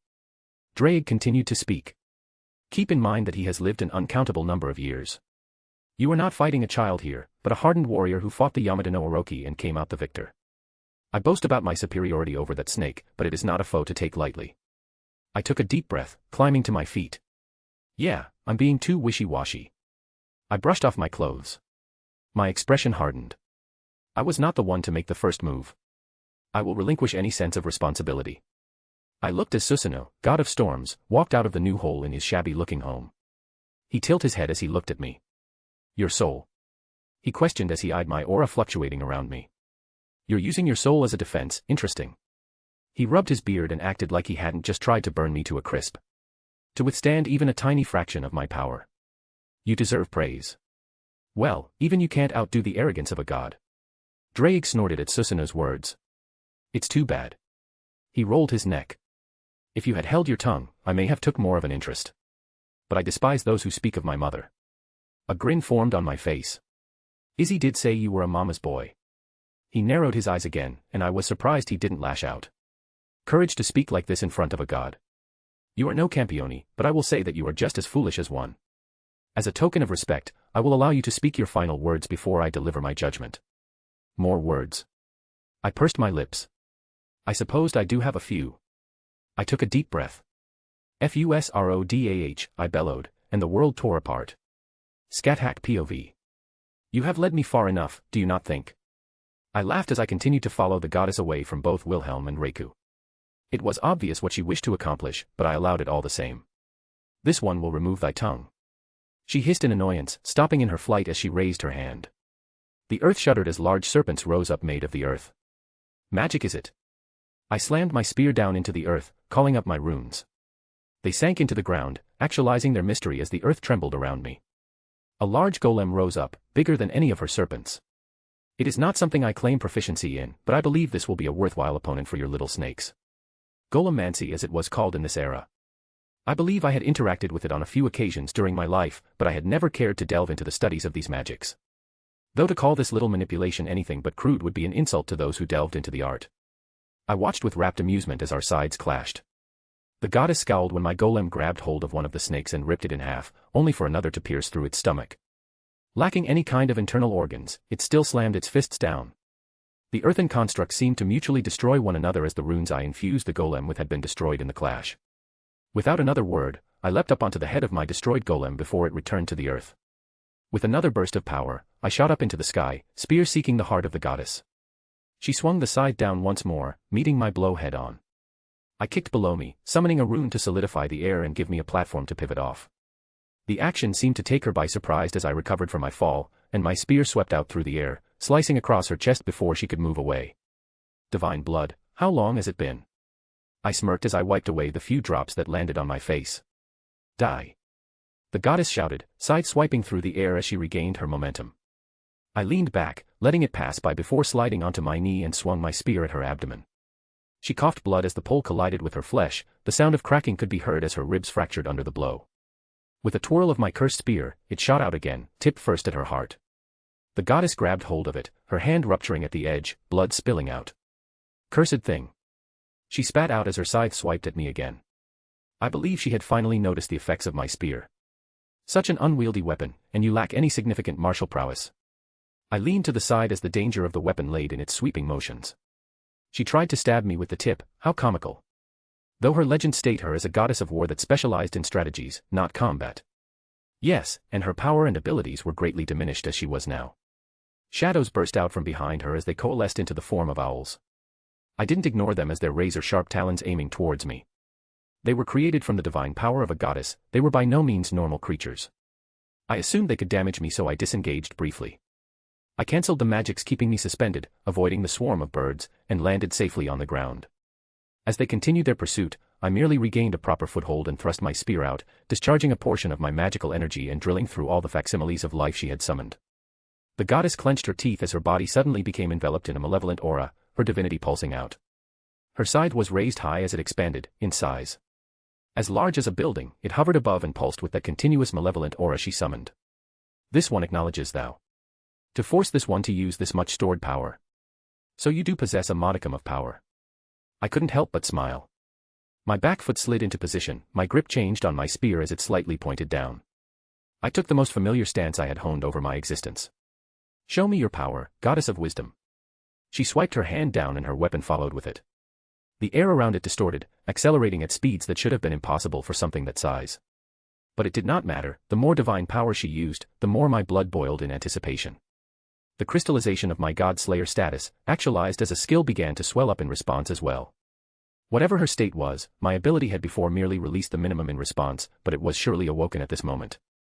I gathered a large portion of my magical energy, gathering it at the tip of my spear. My feet planted firmly on the ground, I did not waver as the massive object came down on me. Ha!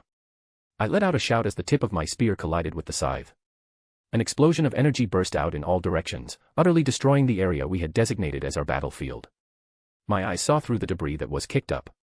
My feet did not move from the spot I had anchored myself in.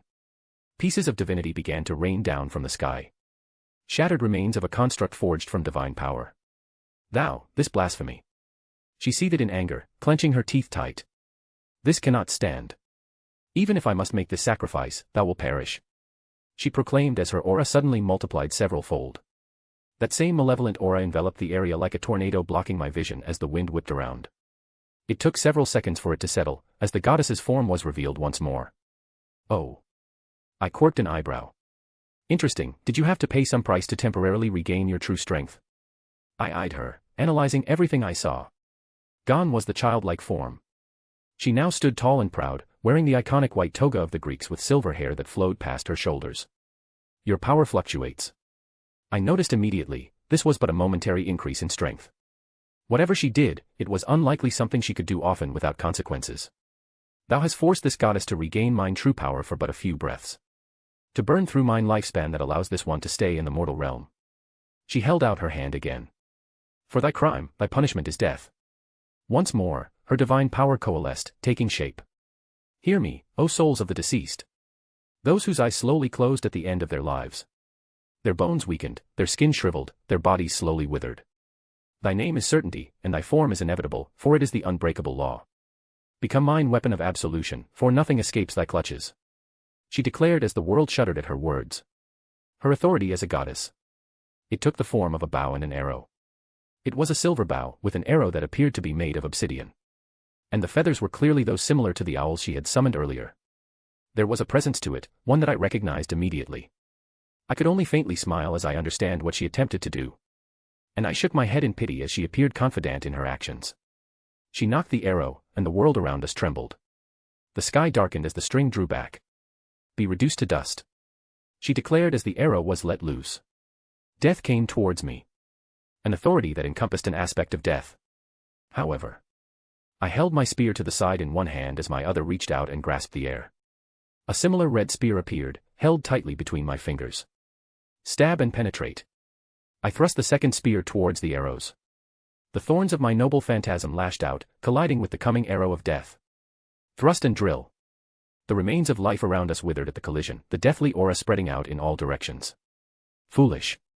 I declared. You wish to wither me into old age. I am a heroic spirit. One who has been elevated to legend through human worship and remembrance. The protectors of humanity. As long as humanity exists, so too shall I never fade. Age merely made my spear stronger. A crack formed, and the arrow shattered. My spear lashed out at its true target, drilling into the goddess. The concepts intertwined with my spear locked her in place, the space around her solidified to not allow any escape. I reeled my hand back, my second spear raised up. GBOLG alternative. I threw it with all my might as the world once again shuddered. The streak of light that was my magical energy and my bloodlust wrapped around my spear.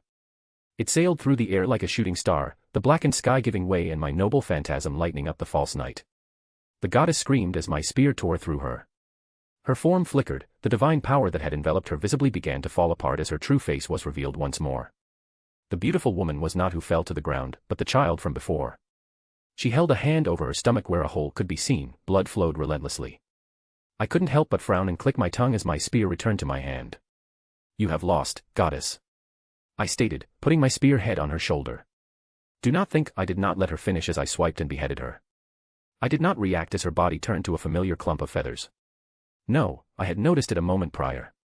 To escape so readily in that brief moment after my noble phantasm had assailed her and her true form had returned to the diminished state. It was a move befitting of her status as a goddess of war, to use even that opportunity to retreat. With a hole in her chest, she had been able to pull off such a maneuver. A goddess is still a goddess, even if reduced. I sighed. Oh well, perhaps she will return in that completed form again at some point. I swung my spear, flinging the blood away. Would I have allowed that to happen had I still been living? It is likely I had been having too much fun and was caught up in the moment.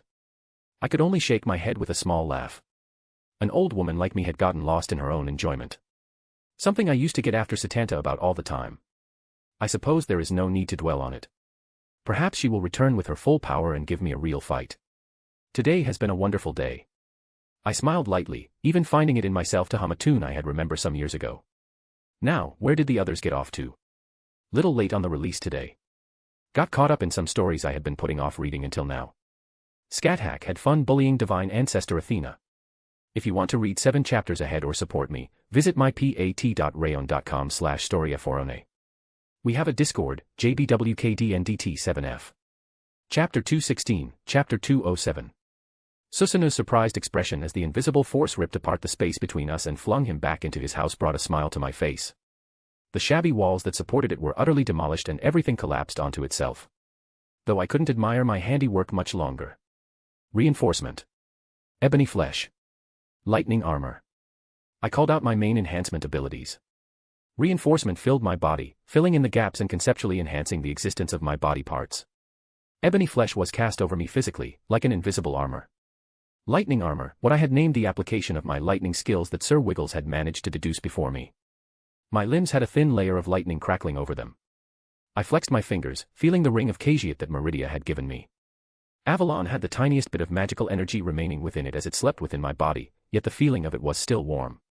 The rubble of the house moved, the god's towering form pushing through the rubble. He had a look of sadness on his face as he held the broken bottle of sake that he was drinking from earlier. He crushed it in his hand with a small flicker of anger before settling down again and turned back towards me. An authority. He stared at me. No, it was much too weak, but it felt similar. He shook his head, glancing around. The netherworld can't handle much punishment. The netherworld? Is that where we are? I questioned. He looked at me in disbelief. You came here not knowing. The corners of his lips curled up. I regret that I must kill you. I'm sure I would have enjoyed your company. He straightened his back. Even with a large gut sticking out, there were still visible muscles bulging over his body. A god's word is absolute. A god's dignity cannot be trampled on. I will wash away your sins with your death and you will be forgiven. Arrogant ass. Says the dragon. Yeah, should tell you something. Susanoo waved his hand. The fluctuating space that had been all disjointed by my shout started mending. The realm that exists between life and immortality. Squeezed between the realms of myth and the mortal world. There is a reason many of us don't wish to fight here. Yeah, this place felt flimsy compared to Earth. So die quickly. He moved with a crack of thunder and a fist filled my vision. I summoned the boosted gear and blocked it, but my feet were lifted off the ground and I was sent tumbling backwards before I regained some manner of footing. I quickly looked up to see the storm god in the air, lightning gathered around him as he plummeted towards the earth at insane speeds. Boost. I called out. The staff of Magnus appeared in my other hand as I held it up. Shield of Asgard. The runes formed and actualized the spell nearly instantly. A muscular leg slammed down from the heavens, engulfed in a massive bolt of lightning. That's not going to work, mortal. Susanoo shouted as my shield cracked and he burst through it. The ground beneath me sundered in every direction for dozens of yards. I held my gauntlet-clad arm up, with the staff also acting as support, but even so, I was forced to a knee. A divine weapon. He sounded surprised. And something that feels like a dragon. Boost. I called out as soon as the time limit was up, and my strength doubled once more. I pushed his leg away, and he laughed as he jumped back. Almost lazily, he hopped back. Are you really human? He questioned with a wide grin. Now that I take a proper look, you are really a strange one. He said almost mockingly as he put his hands behind his back. Already winded there. Where's that bravado you showed earlier? What did you say again? I don't fear you. He laughed before his expression darkened and the amusement was wiped from his face. A mortal dares speak something so absurd to my face. Wow. Are you surprised? This is how most gods are. They are very easy to anger. Even if he's laughing about it, you pissed him off and no words will calm him down. I stood up fully, straightening my back and put my staff away. With a flick of my hand, Mirage reappeared. Would not kest. It was barely more than a whisper, yet the words reverberated. I took a single step and like a whirlwind, I moved. Susanoo's eyes widened as I was already in his face, sword swinging down. He raised a finger, and flicked the edge away, deflecting my sword. I didn't dwell on it for even a single second. My hand covered in the boosted gear swung towards his face. He lazily looked at it and went to raise his hand up to block. Boost. I called out once more and my speed accelerated. The air exploded at the sudden burst, my first buried into the side of his face. He stuttered in place, almost falling over. Slowly, he turned his head back towards me, spitting out a mouthful of blood. What kind of dragon exists in that thing? He mumbled, eyes moving towards my gauntlet still pressed against him. I'll take a look later. With a thought, I summoned my other swords out and had them all shot right at him. Pointless. He waved his hand, a burst of lightning pulsed out, overtaking the swords and forcing them to the ground. With another thought, Whisper regained its altitude and shot into the air. He reached out and grabbed a hold of the boosted gear and I could feel the force of his grip as my hand was forcefully pulled away. Interesting. Very interesting. He muttered again, as if this was a game. I opened my palm towards him. Dragon shot. The draconic power accumulated and burst out right in his face. He muttered completely okay after taking that hit, his beard not even the slightest bit singed. So this is a god. You're going to have to take it up a notch if you want to do anything to him. Yeah, this level is pointless. At this level, I could fight some of the middling servants, yet he was brushing off anything I did. I dropped Mirage and yanked the sword of destruction to me with telekinesis. He held his hand out to knock it away again without even looking. But my aura burst out, feeding into it as a catalyst and it erupted with my power of destruction. He reacted too late as his head snapped to the side, the blade sliced into his hand, and the destructive power crackled around his arm, lashing out at anything it could. Ah. He let out a confused, but pained noise, forcing him to let go of the boosted gear. What is this? He blurted out as the flesh on his arm started to disintegrate. He yanked the sword out quickly, tossing it to the side. Staring at his arm in disbelief. Why does this feel like Kali? Who are you? He demanded to know. In that moment, I jumped back, gaining some distance. So my power of destruction was capable of reaching the divine. I knew the conceptual makeup of this bloodline was absurd, but this confirmed it. So, you finally deemed to acknowledge me. I felt a little pride in that. Maybe that's why I hadn't used Balance Breaker yet, or broken out my peak spells. He wasn't trying and my pride was hurt that he was so dismissive of me. It did bring a smile to my face. You want to know who I am? I held my hands out as the sky above turned dark. And the god turned his gaze upwards. I am Wilhelm Henry Schweinorg. I declared as the lightning above took form. Hammer of Thor. Transfer. The massive lightning figure that already encompassed the sky grew in size and power. The huge hammer that could smash apart a mountain aimed right down on the storm god as he stared up. And a pillar of lighting erupted at the focal point. I had to turn my eyes away from the sheer explosive might. The ground became a massive chasm to which I couldn't even see the bottom. But after the dust finally settled, I frowned as the figure of the god floated there, unmoving. He held his arms up, one of them had some flesh gouged out where my power of destruction ran rampant and the other looked a little scuffed, as if it was slightly burned. You harmed me. With mortal magic. He said quietly, though his voice still filled with the authority of a divine being. A mortal, not once, but twice, harmed me. So my spell could only do that much, huh? Don't be upset, it was a wonderful spell. He was simply the worst matchup for it. A god of storms was already going to be very durable against lightning. The fact that you able to even leave a mark is worthy of praise. I am saddened. He looked up. As a god, I cannot go back on my word. But I am saddened that I must kill you. How much fun would it be if I had been able to see you grow? He shook his head. The only thing left I can do is show my appreciation for this feeling. Ama no Murakumo no Tsurugi, unsheath. The world shifted around his words. The weight behind them forcing laws to bend to his whims as a familiar black sword appeared in his hand. Though its presence completely eclipsed the feeling of that girl who previously wielded it. The divine power gathered around him. And he gave it a simple swing. Instinctively, I quickly created a portal and fell through it, opening up to the sky above. Falling through the air, I saw the spot I was just in, completely gone as if the earth there never existed. How ridiculous. Looking down at him, he appeared confused as if he lost sight of me. Spell circles formed all around Mirage. I pulled on the magical energy from parallel worlds to actualize the spell, to convert all of it into the fifth imaginary element. His head turned upwards a moment later, but it was enough. I poured an insane amount of power into this application. He swung his sword again, the very air getting cut apart. Ether cannon. I roared as the accumulated power discharged with the swing. It was stronger than the one I used against Siegfried. I could feel my magic circuits flare up, straining from filtering out excess mana that was bursting out in every direction. I watched in horror as his sword cut through my spell. Magic is nothing in front of my blade. He taunted as my spell was forcibly dispersed. My ether cannon that was something created in my previous life and still used by Zelretch. Did his sword penetrate magic on a conceptual level? The thought stayed with me even as I fell back to the ground that still remained. I readied myself, but a blink later and the god was gone. Instead, there was a streak of lightning appearing right next to me. I expected his sword, but instead, a fist found the side of my face. My vision spun around as I was lifted off my feet again. The sky became the ground, and the ground somehow became water as I skipped across the liquid surface. Well, I think he held a grudge from when you punched him. You think? I growled, coughing out some blood myself, a wave of water splashing against me breaking me from my stupor. I could taste the saltiness in the air as I stared up at the sky. We're back on Earth. Did he punch you through a dimension? I leaned up, looking at where I came from. There was a crack in space. He did say something about the netherworld not being able to handle too much strain.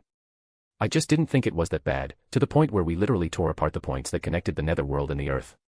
Drake. What? He put me on my back twice. He did. Drake confirmed. What are you going to do about it? I closed my eyes for a brief moment and steadied my breathing. Welsh Dragon Balance Breaker. Susanoo, God of Storms POV. My lord, you are harmed. I am aware.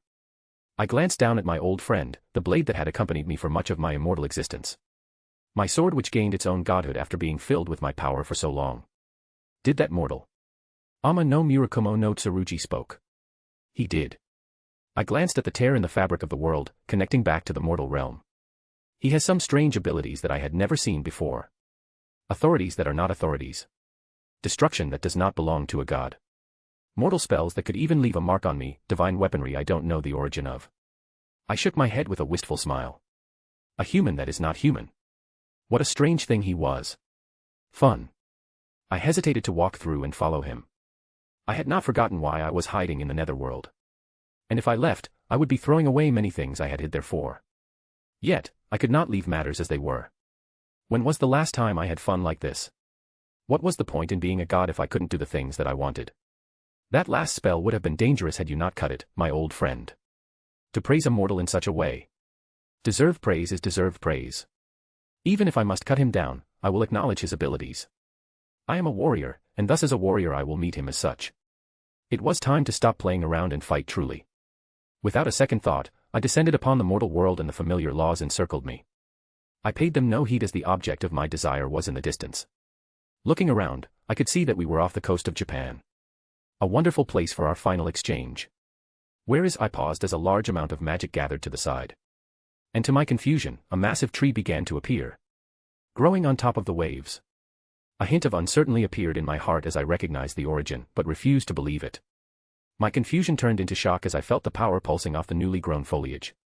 Master, that is not a normal tree. Yes, I can feel it too. But it's impossible for that thing to appear in the mortal world like this, especially at behest of a mortal. A golden light shimmered in front of it and I quickly brought up my blade. The clash of steel meeting steel, the scraping of the metals as I stopped myself from being knocked back. A large golden spear was pressed against my blade. Odin. I roared in fury as I could recognize the old god's signature weapon. You old fool, how dare you? I continued to shout, looking for the fool who dared interrupt my fight. It flew away just as quickly as it appeared, streaking across the sky before stopping, hovering nearby a person I recognized. Donned in a red armor that looked similar to the gauntlet he wielded before. But the stench of a dragon was much stronger. And his power had taken a qualitative and quantitative increase. Wings sprout from his back as he floated above the waves. Ready for round 2. He beckoned me with a renewed confidence. I had no clue as to what was going on, more strange things had appeared around me, but I felt a flicker of excitement in my heart. This god will give you a quick death. I grinned in response. Fight wraps up next chapter. Sorry for the late post, but the Pat.Rayon chapter is like 7k words and took me a long time to write. It's an interlude with 4 different POVs that I haven't found a place to put them until now. If you want to read 7 chapters ahead or support me, visit mypat.rayon.com/storyforone. Chapter 217, Chapter 208. Reika POV. That son of mine, always doing such things. I should be prepared to assist should the situation call for it. Student and teacher were so alike that they would jump into a potential fight with nothing more than a whim. Was he being considerate in not dragging me into the fight? I had expressed my desire not to wield arms if I was not required to, and now he ran off by himself once more. However, I was glad he trusted me enough to hold onto such an artifact of power. Looking down at this stone amulet, I could feel it more clearly in my hand. It was as if my own divinity was stirring because of it. I felt conflict about this object's identity. To know what it represents, the division of a person, the separation of a piece of them that they wish to regain. The goddess, Athena, wished to acquire this and claim back her true powers. I sympathized to a degree. To wish to be able to live as their true self and not what they had become. I wondered if Master would accept me if I truly became an Oni and gave in to my baser desires. A different set of circumstances, and there might have been a different ending to this whole conflict. A peaceful ending to our meeting, with the goddess returned her power, and her leaving the mortal realm back to whence she came. Even if I realized such a thing is unrealistic. Alas, all sympathy I had for her seemed to evaporate upon threatening my son. If Scathach had not stepped forward to do battle, I may have taken the role myself. Despite not wishing to come to blows, I will not allow such behavior towards my master. I would fulfill my duty that he entrusted me with and keep this object safe. Though I had nowhere to put it, these clothes did not have proper space in these pockets. I pulled on my loose shirt and dropped it between my breasts. Certainly, only my master would be the only one allowed to retrieve it from there. Where did he go? I turned my attention back to the young girl who Master had been playing around with before previously. Her eyes swept the surroundings before turning back towards me. She wobbled back towards that divine sword left in the ground and pulled it back out. I can still feel it, hand over the Gorgonian. She hefted the blade up and aligned it against me. Aina, stop. The men from before came running back over, looking worse for wear as his clothes were little more than rags. But she has it. The girl called Aina proclaimed. We need to hide it away before the goddess returns. Aina. The men all but growled. Stand down. He said pointedly, making the girl deflate with a huff of annoyance. I could take her. She said under her breath. No, you could not. I said firmly. Wielding a divine weapon only does so much when you can neither bring out its full power, nor possess the proper experience in true fights.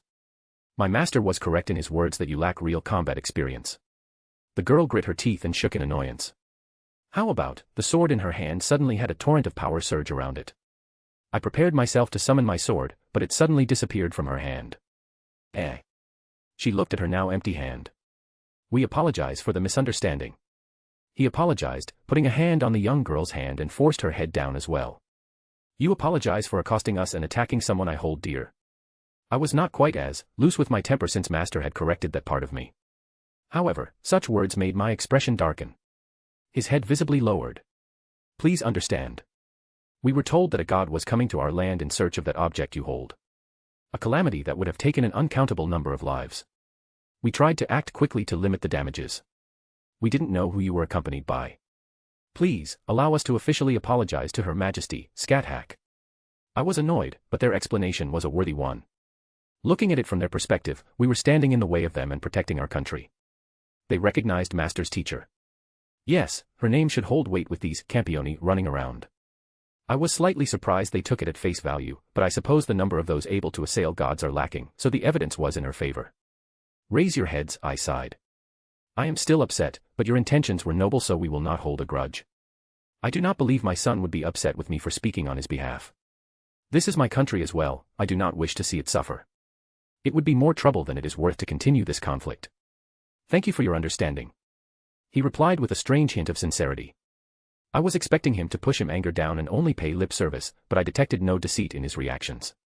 The young woman with the sword seemed to scowl but didn't speak, taking a back seat to her superior. He properly stood up straight. Our organization would like to extend our help for anything you require in the future. I see, a bribe is it? Are you hoping that we will develop a sense of gratitude or see your actions as deserving a debt from ourselves? Yes. He said without any shame. I raised an eyebrow at his forwardness. Your honesty is praiseworthy. Very well, I will accept the friendly relations you wish to extend. Though I fear we may not be in contact very often. I did not know Master's intent for this world, but setting up some kind of relations would not be detrimental. You honor us. He bowed again. May we ask your name for the future? I'm curious. Did they think Master and I are riding on Skathaka's fame and power? I am Minamoto no Reiku. I introduced myself with a small smile. And it was quite amusing to watch their expressions go blank. We all turned to the distressed noise as that other young woman who had fled before came wobbling back over, clutching her heart. Yuri. The Aina girl went running over. What's wrong? She quickly caught her friend before she fell to the ground. He's coming, she said quietly. The god of storms is descending on the world. Wait, Gramsci is coming here. Is that why he took my sword back? Aina voiced her thoughts. Why is he coming back here? He said he wouldn't come to the human world. I fear I was missing some context, but I made sure to remember this information in case it became important for later. The young girl let out a scream again. Something else is coming. She grabbed her head. Oh my, was this one of those Haim Mikos I heard about? The ones able to perceive the flow of the world and scry certain things? No. She whined, as if in pain. It's growing. The tree that supports the world, it's here. Tree that supports the world, Master. Oh Master, what have you gotten yourself into? I didn't wish to even send him a message lest I distract him. A god, then this girl scries Master's spell. There is no possibility that this is a coincidence. Wilhelm POV. The scale mail covered my body. The powerful force of Drake's power enveloped me and I felt a sense of power. Not that just. The staff of Magnus floated nearby as my Yggdrasil loomed overhead. The god had descended upon this world, stepping across the water as he stared at me. An undiscernible look flashed across his face as he parried my Gungnir. The golden spear retreating back to my side, ready to attack again. I don't understand. Susanoo spoke as he continued walking. However, his face broke out into a grin. It does excite me. He's talking about killing me so easily, yet is still smiling and happy to fight. Don't bother trying to understand him. Yeah, I know. Gods aren't human, they have different mindsets. Even with Meridia I have to be careful to make sure we're both on the same page with things. Boost, boost, boost, boost. I called out, letting my power flare up to match his. The moment he stepped through the crack in space, his full power started blaring out for the world to see. I mentally called my other swords back to my side. They hovered around me protectively, just like Gungnir. Strike. I called out to my fake phantasm once more. The spear of Odin moved through the air in impossible ways as it collided with the storm god once more. Susanoo laughed as he swung his sword at the oncoming spear. Its frantic and illogical movements seemed to be irrelevant in front of the god's eyes as he measured the distance perfectly. Every time his sword struck my Gungnir, part of the magics that held it together were torn apart, revealing Gibalg underneath. My Yggdrasil mended the concepts, but it was clear that his sword was somehow able to cut away at my spells. My draconic wings flapped and I burst forward to also engage. The storm god jerked his head towards me, his eyes gleaming as he watched my movement. His divine sword knocked Gungnir to the side as I was upon him, mirage in hand. I swung down, meeting his blade head-on. The collision sent waves in every direction, the force blowing away the water for dozens of meters. Wielding the power of a dragon. Boy, did you forget. I killed the Yamada no Orochi. He laughed, his sword flashing out at insane speeds. Killing serpents in my specialty. Shit, he probably did have some anti-dragon capabilities conceptualized in both his sword and himself. Please, like I can be compared to that pitiful snake. Drake voiced his dissatisfaction out loud. Oh. Susanoo raised an eyebrow as my sword swung past his head with a near dodge on his end. You just keep showing me interesting things. A large amount of magical power was gathered on his blade as he swung it down. My noble phantasm entered my hand. Ascalon. I called out. To the horizon, the ocean had been cleaved in two. I grit my teeth under the force of the blow. His sword, a manifestation of his authority, it was not something to trifle with. But my noble phantasm managed to offset most of the force behind it due to the underlying concepts. What? He looked down, surprised. A continued reaction from the storm god. Where are you getting all these things? I ignored him and commanded my swords as they all flew towards him. Whisper left runes in its wake, actualizing spells that began to bombard the god as I took a step back. He merely raised his arm as they impacted his body, to no avail except as a distraction. Dawnbreaker burst out in its golden light, slashing through the air as he knocked it to the side.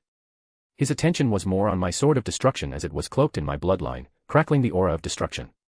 This damn power. He growled, grabbing his divine sword with both hands and swung towards it. The divine power discharged, completely dissipating my power of destruction that had accumulated around my sword, making it fall into the water as if its strings had been cut. This was getting me nowhere. I grabbed at my sword of destruction once more and had it fly towards my Yggdrasil. Let the fires of Muspelheim gather once more. The flames of destruction will wipe away the gods. I declared as the familiar sword began to take shape over my own. How is that thing appearing here? Susanoo actually looked startled. More so than when I revealed anything else. I let out a laugh. The sword that fells the gods and brings about Ragnarok. Specifically forged to slay your kind. I floated up as the fires made the very sea around us boil. Twilight of the gods, Levitian. I commanded it forward. The sword that carried the concept of God Slayer, of destroying an entire cosmology, and burning away what remained.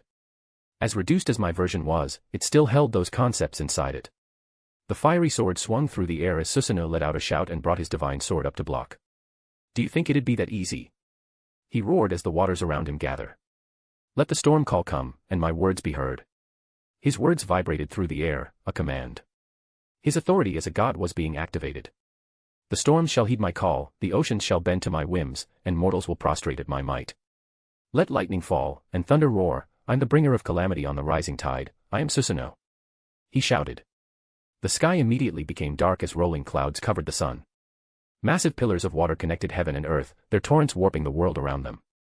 Whirlpools sprang up in all visible directions. Thunder roared and rain cascaded down from the sky, enveloping the god in lighting as he fought against the foe of his kind made manifest in the form of a spell. Dangerous. The lighting enveloped him, the water acted like a barrier, as it fought against my spells. These weren't normal manifestations of the elements, but creations of his authority, empowered by his myths and legends. Go, Gungnir. I commanded my spear and once more golden light streaked out.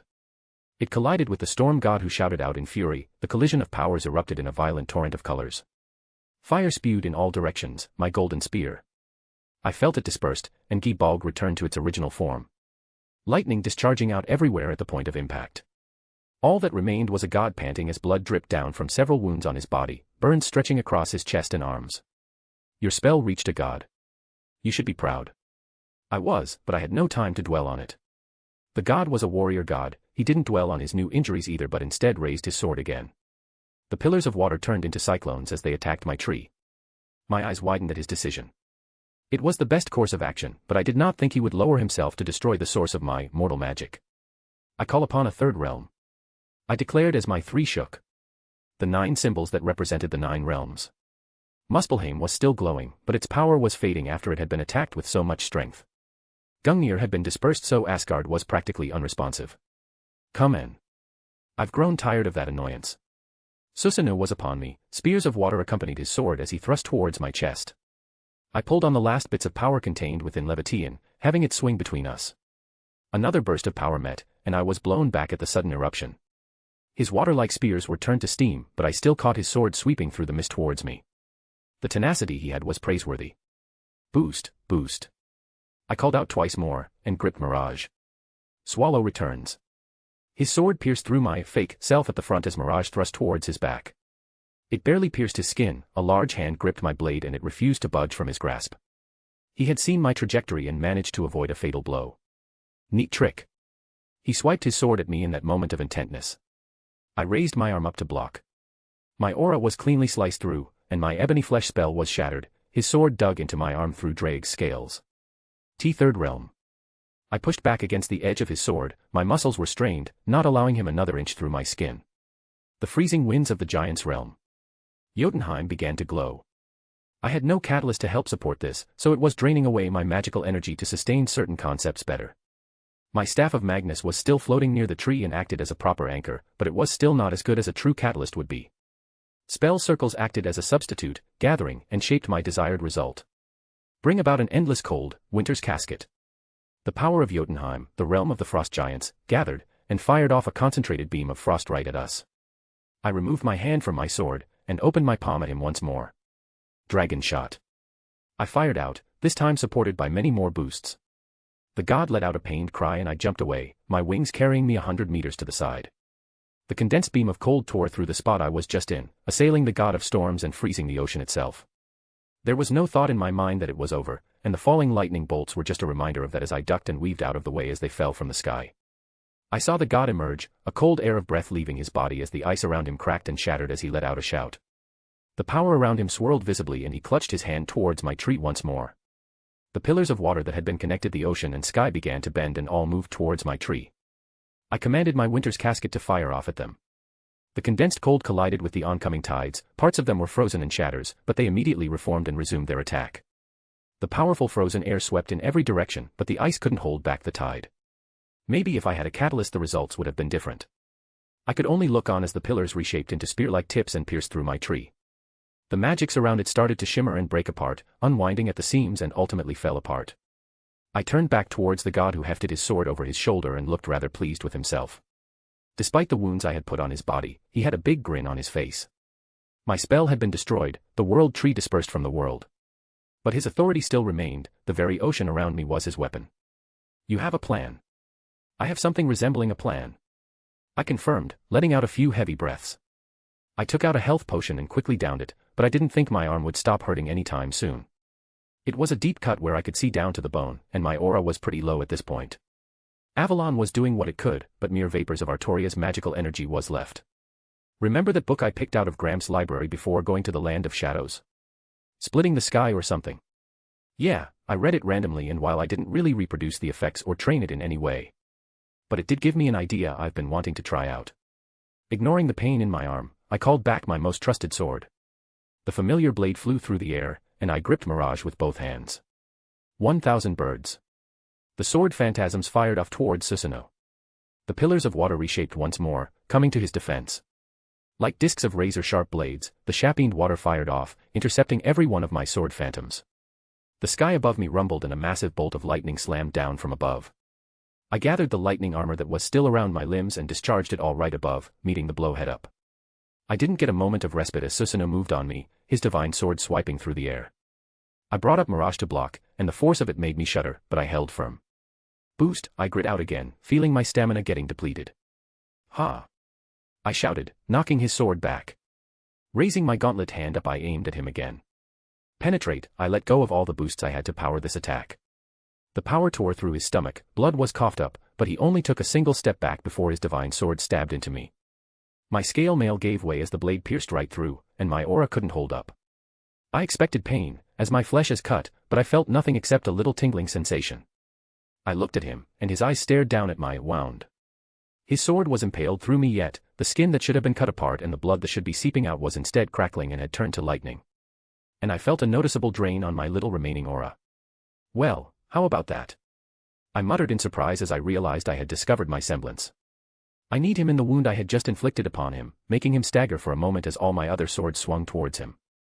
Boost, boost, boost, boost, boost. I swung Mirage, only for him to haphazardly block, but my fist moved forward too, collided with his cheek, sending him rocketing back. The god skipped across the water before jumping back to his feet. Burns were scattered across his body, cuts could be seen everywhere. He had a large hole from my penetrate, and other noticeable wounds from where I stabbed him with both Mirage and Gungnir, yet he was still in fighting condition. What a monster. Definitely the strongest foe other than Scathach I've fought thus far. He raised his hand and clenched it towards me. The rolling clouds moved and as if copying my Thor's hammer, they formed into a figure themselves, more reminiscent of the storm god. The waters around me began to conglomerate and cut off any route to escape, forming a barrier in every direction. Aim no Murakumo no Tsurugi. Susanoo held the sword up. Become the storm and return to origin. The beast of disaster, the serpent of 8 heads and 8 tails will devour my foe. They took on the form of the Yamata no Orochi from legend. Brat, be careful of that thing. Yeah, I could feel the power from it. Its massive jaws formed of thunder and lightning, a body of clouds and water, they hissed and roared up in the sky, all turned towards me as they began to descend. The full authority of the storm god came right at me and he himself was burning away with an obscene amount of power. I could feel that this would be the final clash. I gathered my magical energy, spell circles spinning around my blade once more. Ether cannon. I roared in response. Pointless. He shouted, swinging the sword and bisected my spell in half. It barely missed me but the ocean was torn asunder. The previous time he made a cut to the horizon, this time, a new gorge had been created and the ocean completely separated as the walls began to try and fill in each side. Lakva Kor. The dragon shout that was supposed to be able to clear the skies. The figure above shuddered and part of it was blown away. You want to disperse my authority with that baby authority you're using? Ridiculous. He snorted and the power returned whole. My wings flapped behind me as I stared at the storm god. Wood. A single word from the whirlwind sprint increased my speed several folds as I burst towards him. Do you think that getting close will mean you're safe from my authority? Susanoo looked unworried. Your bravery has been commendable. No mortal had been able to wound me so, and even using mortal magics to leave marks upon my divine body. I will remember you in the future. I ignored him and focused on my own actions. I paid no heed to the massive serpent moving its massive heads towards me, spewing thunder at each hiss. I stepped on the ocean in front of him, making a platform out of magical energy. Sugra done. I whispered as wind swept around my weapon. Elementary fury, a shout that makes my attacks move faster. I felt like I would need the extra little oomph. The sword phantoms I use, named after Sasaki Kojiu's attack in honor of the idea. The idea of using a single swing of my sword overlaid on multiple parallel worlds, then discharging them all at one point.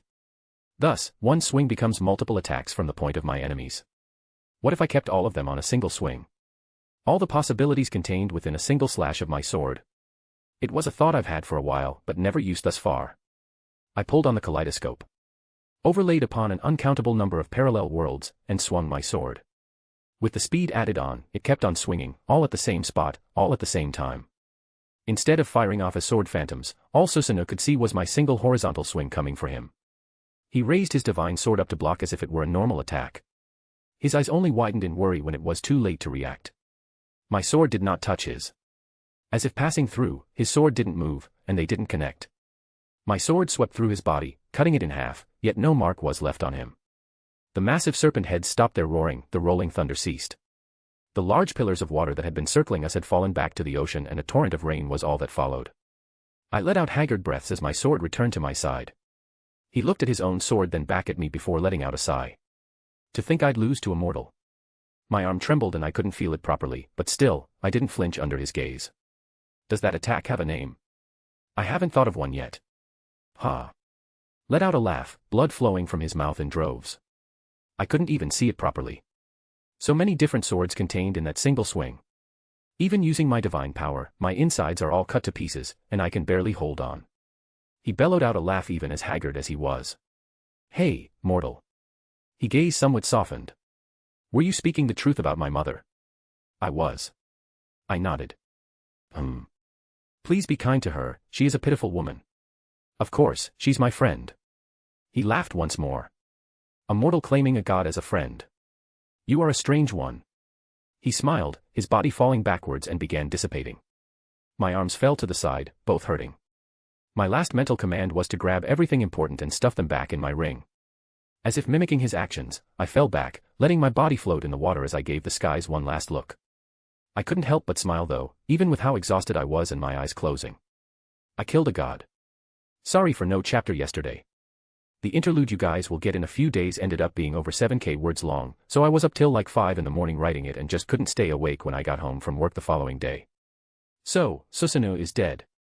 I know some people were miffed on some things, but let me iterate it. Susanoo is a god. Yes, Campione anime is a little iffy. But I wanted to tweak certain things. Not to mention the light novel does it much better. He's gone from fighting undead and humans to dragons to servants and now he killed his first god. A powerful god that is in the upper percentile of gods.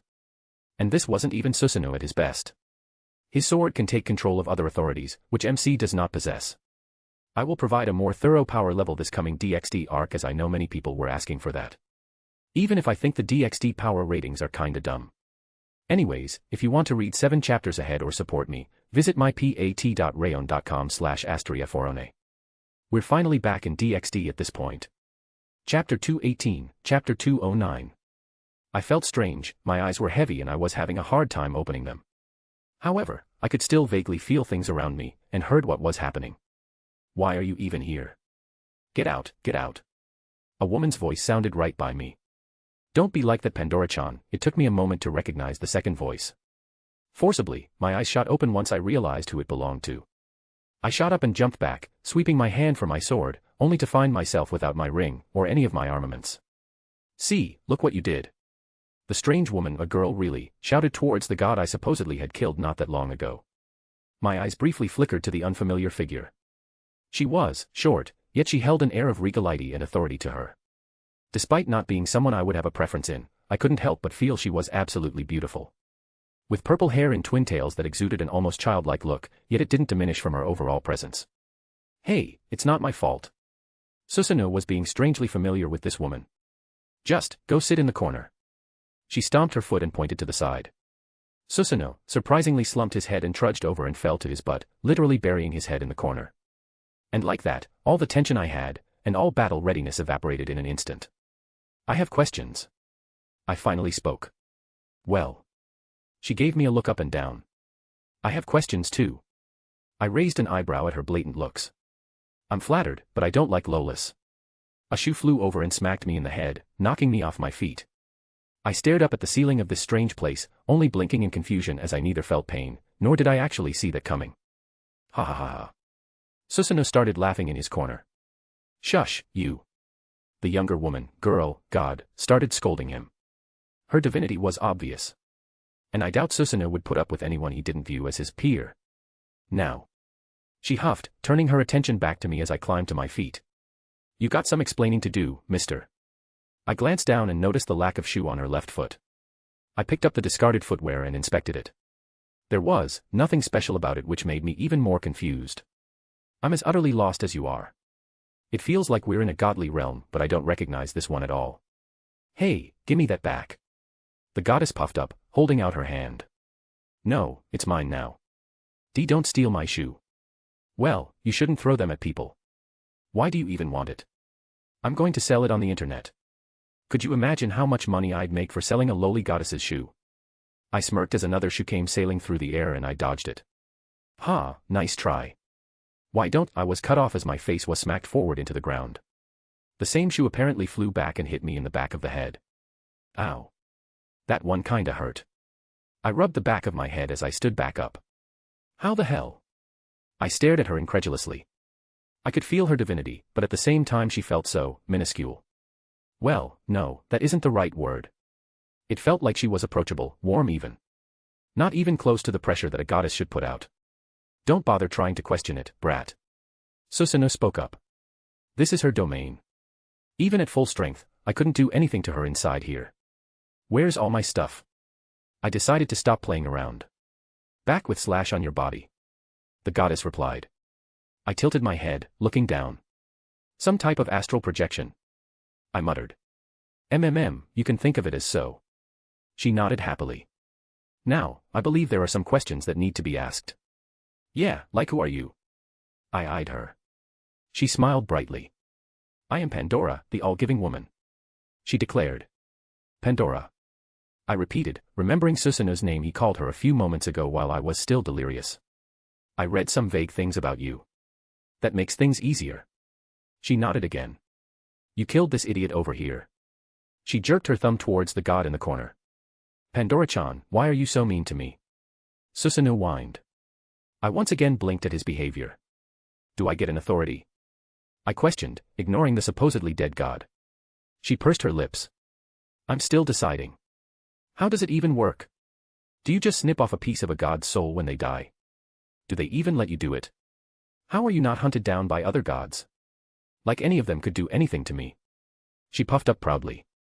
So how does becoming a campione work? I decided if the god they defeated was a worthy foe for them to attain an authority. All right, hit me with it. I held my arms out. Yeah, make him a campione. Susanoo voiced as well. Quiet. She snapped towards the god. And you? She turned back to me. I'm still deciding. What's there to decide about? I fought him fairly and I beat him, I think. Why is he still around? I pointed towards Susanoo. I wanted to watch. The god laughed. The sacred right of usurpation is powered by the soul of a god. What do you think happens when I deliver an authority? Though most just won't stop shouting and screaming when I perform the ritual, so I keep them separated. This idiot wanted to watch me tear away one of his authorities and give it to you. Huh. Hey, don't look at me like that. He beat me fair and square. I'll get him in the rematch. Susanoo looked completely nonchalant about the whole thing. Is this normal for how a god reacts when they die? Nope. She popped the pea. I said before, they're usually overcome with rage and won't be quiet. Though the last one didn't seem too upset and was also looking forward to the rematch too. She shook her head. Huh. I repeated again. So, my authority. You. She walked up, poking me in the chest. Are not entirely human. She gave a few more pokes. Ah, you could tell. Wait, really? Susanoo turned around in surprise. He had something strange about him, but I didn't think he'd be that strange. Whose bastard is he? That lightning he used, don't tell me he's one of mine. The god's eyes widened. I'm sorry you had to find out like this, Dad. No. Susanoo threw his hands up. Will you two be serious? The small goddess huffed. I don't know why, but my urge to tease was running rampant. All right. I put my hands up in surrender. So, what's the issue with me not being all human? The ritual was designed to give humanity a fighting chance against heretic gods. It was for the foolish who, through a miracle among miracles, managed to slay a god by their own strength of will. She explained. Technically, my mom was fully human, thus I am half human. I pointed out. I can sense your humanity, otherwise I would not be speaking with you. She acknowledged. And then there's the manner of your fight. What was wrong with my fight? You borrowed the power of other entities. She replied. Was she talking about Dreg, or maybe my 9 realms leaning on Norse mythology? I acquired everything I have by my own hands. By that logic, a Campione can't acquire other authorities from new heretic gods since their own authorities were borrowed. I countered. He has a point, Pandora-chan. Susanoo seemed to agree. You're not part of this conversation. She threw her shoe at the back of his head. Shouldn't the god I killed agreeing with me mean something? He's an idiot, his opinion doesn't count. She huffed before letting out a sigh. However, I can't disagree with your point either, it's just a strange circumstance. I don't know who you are or where you came from. Even when I attempted to pull that information from the void, I came up empty. Athena was getting annoyed about that too. I laughed. Oh, you ran into another goddess. Susanoo stroked his beard. How'd that go? My woman was fighting her before I left. Athena's no pushover, even if she lost the majority of her power. I think Scat-Hack can handle her just fine. Did you say Scat-Hack? Susanoo's eyes widened. I did, I assume her name holds significance. I questioned again. A god that holds a legend of God Slayer. She is known to most of us. He looked deep in thought. I hadn't thought she descended into the world. She didn't. Pandora spoke up. Scat-Hack is still within her realm of immortality. Yet he speaks the truth. I peered towards the fighting that took place. It was Scat-Hack that fought Athena, who has been forced down to a divine ancestor. Curious. Susanoo stared towards me. Lots of strange things around you. Strange weapons, strange magic, strange dragon. He continued to stroke his beard and blinked as if realizing something. I would be prepared for that one-eyed bastard to come looking for you after the stunt you pulled. Stop giving him information, you're supposed to be dead. Pandora glared. Either be quiet or go back to immortality and wait out your time to descend again. Don't be like that, Pandora-chan. I'm just speaking some random things. He slumped down. Besides, I don't want to get scolded by everyone when I finally go back to Takamagara. The stunt I pulled, huh? It's obvious what he's talking about. But I'll probably be long gone before he came down to the mortal world. Oi, don't forget to visit Izzy. I made sure to speak up before getting lost in my thoughts. Don't tell me what to do, brat. I'm gonna tell Izzy you've tried to kill me. Please don't, Mom's scary when she gets mad. Sounds like a you problem. I'll give you my sword if you keep your mouth shut. Done. I instantly accepted. We have a deal. You heard him, Pandora-chan. Susanoo stated. You both. She threw her hands up. It's strange how familiar he's being with me now. Does he view me as an existence that is worthy of his time? He probably acknowledges you. The goddess stared at me some more before taking a deep breath. Technically, you hadn't broken any of the rules I set and even fit into the parameters of the ritual. Woo, new sword, I cheered. I have a feeling you're going to be my child, that's the biggest headache. She shook her head. Pardon. It means she accepted, brat. Hee hee. Pandora giggled. I shall announce. As the words left her mouth, her presence shifted. Her words seemed to carry beyond this place and echo through all corners of creation. The black art that Epimetheus and I left, the sacred birth of an illegitimate child, shrouded in darkness, born of a fool and a witch. A secret rite of usurpation, only possible through the death of a god. The requirements have been fulfilled. A god has been slain, thus a godslayer shall rise. Pandora walked over to me, arms wide open as they wrapped around my chest. Therefore, I, Pandora, the all-giving woman, the foolish witch who both cursed and blessed the world hereby proclaim this child as my newest son. What? I blinked in confusion. The place started trembling. I could feel many different presences try and assail this realm. Pandora didn't even flinch, releasing me from her grasp. She stared up towards the heavens. Whine all you want, but I've made my decision. The rules haven't been broken, so your complaints are ignored. She flicked one of her twin tails over her shoulder. Let everyone grant my newest child their blessing, and their hatred for the 8th Campione has been born. She declared as the rumbling stopped. I don't feel any different. I looked down at myself. It's not over yet. The process will begin once you've returned to your body. Susanoo answered.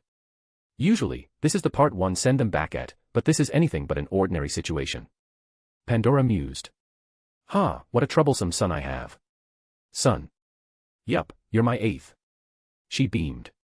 Even if they don't recognize me, they're still my adopted children, the other 7 Campiones. Wait, just like that you adopted them and consider them your children. Pandora let out a laugh. Why not? They were foolish enough to fight a god, why can't I be foolish enough to adopt such pitiful souls? That last woman who called herself my mom, I did lewd things to.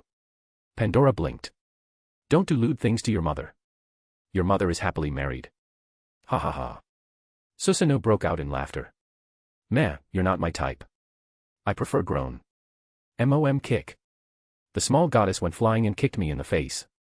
Once again, I found myself on my back and my head spinning.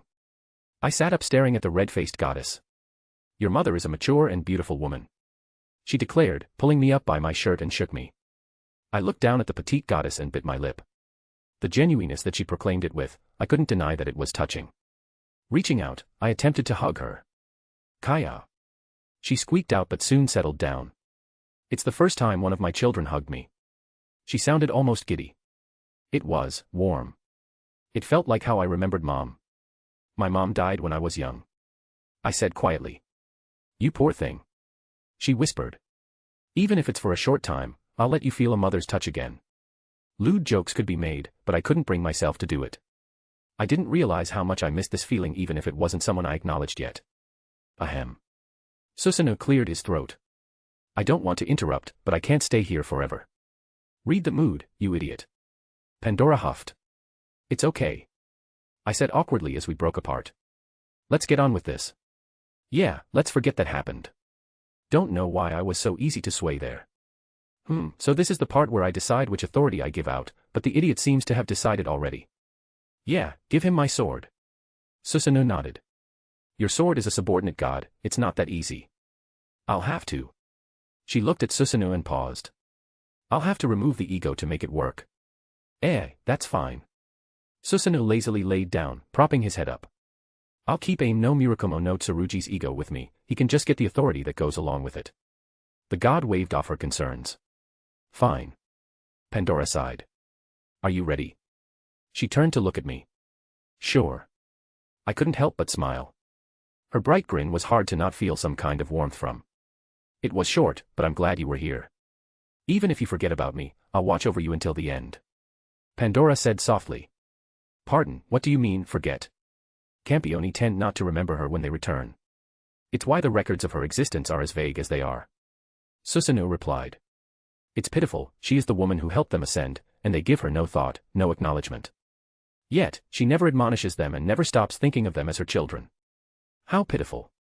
I felt bad after the feeling she gave me previously. I won't forget. I stated as a matter of fact. I doubt any of the others were in my position. Can I come back? I questioned. Susanoo laughed, but Pandora answered. I'm not allowed to bring my children here unless I'm performing the ritual. She shook her head with a sad look. If I break the rules, bad things can happen. So, SHE's not allowed to bring people here. It's a good thing I've been calculating my position all this time. Well, it was fun. Susanoo stood up as his body began to fade once more. Don't die to anyone else. I won't be able to show my face around unless I bring your head back with me next time. He waved me off with a wide grin even as he talked about killing me. What a strange person. I muttered. Ignore him, he's a known idiot. Pandora snorted, walking up and cupped my cheeks. Be good, don't get into too much trouble. And if possible, give me lots of grandbabies. She let go and my body was suddenly engulfed in a bright light. Go forth with my blessing, my child, Wilhelm Henry Schweinorg. The newest of the Supreme Kings. And Pandora makes an appearance and MC gets his new authority. The sword is completely bonkers in canon. It can cut apart magic and curses, command the storm, and even take control of authorities in the vicinity. Anyways, if you want to read 7 chapters ahead or support me, visit mypat.rayon.com/astriaforone. Chapter 219, Chapter 210. I felt myself being pulled away. A thought occurred to stop it, to see if I could force it to stop, but I pushed the thought down. While my academic mind was reeling from all this new information I now had to play with, I needed to get back to my body. It was disorientating, having my consciousness pulled from my body and pushed through the barrier between realms, then suddenly pushed back into my body. Opening my eyes had been a huge sensory overload once I was physical again. I don't know how long it took me to regain my higher functions, but I was basically incoherent while the process of becoming a campione happened. I coughed up what seemed like a liter of water, my throat and nostrils burning from all the salt I had apparently swallowed. My hands pushed into the soft sand, gentle waves brushed up to me as I took in my surroundings. Washing up on the beach, how cliché. I sighed, turning myself over and fell back down. At least there's no one around. Though it was likely anyone nearby evacuated, with the light show / magic / freak storms we were throwing around. Could have been worse. Yeah, could have died. I snorted. I meant being sealed away into a gauntlet and having to watch you have sex. Fuck you. I couldn't help but chuckle and I heard Drake laugh inside my soul. You good? Damn, my clothes are a right mess. Yeah. I let out a deep breath. Just give me a moment to reorientate myself. I muttered, holding me hands up above me. Fully healed, I guess I should thank Mom. I questioned it even as the word left my mouth. It didn't feel bad to say. And for it to be only a motherly feel to it. As much as Reika brings me joy, she has a much different relationship than that with me. You were adopted again. Yup. I didn't even argue that point. With a thought, I let my aura flare up. It hadn't been recharged like my body had been healed, but a noticeable amount had been returned. However, there was something completely overshadowing that. Damn, that's much stronger now. You're telling me. I waved my hand through the air, watching the multitude of colors flow around my skin. Just at a glance I can tell it's so much denser, has more weight to it. Well, it is a manifestation of your soul, and your soul just got an upgrade from munching on some god bits. Divinity. I let my head fall back down into the sand. I have divinity now. I'm a half-devil, half-human, with a dragon in my soul, and a dragon heart, giving me a potent dragon factor. And now I have divinity added in. I just laughed at the absurdity of it. What even is my life? You regret it? Not for a single second. I grinned. Aura seems fine after everything, but more tests will be necessary. I began speaking out loud. Magic circuits are operable, no issue there. But my body seems to be producing magical energy beyond what my magic circuits were initially capable of. From your memories, you would call this a divine core, yes. Maybe. I pursed my lips. It's not a 100% transferable explanation for what happened, different worlds and all that. However, it's not entirely off the mark either. Yeah, I could feel the magical energy so densely packed inside my body that I felt almost bloated at the constant pressure. My magic resistance is absurd now. I mused, remembering what I read about this phenomenon as I glanced at the back of my hand where I still retained the command seals. I'm surprised those are still there. Wouldn't the contract break after the ritual? Before, I'd give it a coin flip. So obviously they still persist. But, if I had to guess, I'd say that since my soul also was strengthened, and the contract is supported by my magical energy which is linked to my soul, the command seals weathered the storm, so to speak. Wonder if that lass got a bit of a surprise when the transformation happened. Hope I didn't worry her too much. I muttered. The seed that I would call my power of destruction had gotten noticeably larger and I feel like it's going to grow much faster now. Interesting. So you discovered your semblance? Yeah, at the most opportune moment. I snorted. I can apparently burn my aura to turn my body into lightning and I held my hand up and abruptly shot to my feet. Summoning my lightning, it was so similar except something was different. My mouth hung open as I shifted my hand back and let my lightning dance across my hand. I'm calling bullshit. I began to cackle as the lightning enveloped me. Divine lightning. I let it discharge randomly off into the sand. You got divinity welded on. And it intertwined with the lightning you added in Skyrim, turning it into divine lightning. Unlimited power. I declared. And it's already gone to your head. Drake sighed. With everything that changed, you might be highly resistant to holy power now. I paused in my self-indulgence. That's an interesting thought. I rubbed my chin. Difficult to test unless a certain spear wants to be useful. I waited a moment to see if the true Longinus would react. It didn't. And no way was I going to test myself on that, especially now that I am part divine. That spear, funnily enough, just got more dangerous if used against me. My physical abilities are much higher as well. I flexed my fingers. But it comes at a cost. What do you mean? Spells like ebony skin won't work on my any longer. I was a little sad about that. My magical resistance affects beneficial things, unlike Artoria's, which is more conceptual in nature. I attempted to cast ebony skin over myself and it puttered out before I could even get it solidified. Does reinforcement still work? It should. I nodded, feeling my body and slowly reinforcing it to the level I was accustomed. Yet, I felt like there was more I could do with it now. Since I'm casting it within myself, my new magic resistance doesn't block the effects. Yeah, my magic resistance was literally skin deep. I paused again, and couldn't help but feel melancholic. My ring doesn't work anymore either. I held up my hand that still had the ring of the Cageate on it.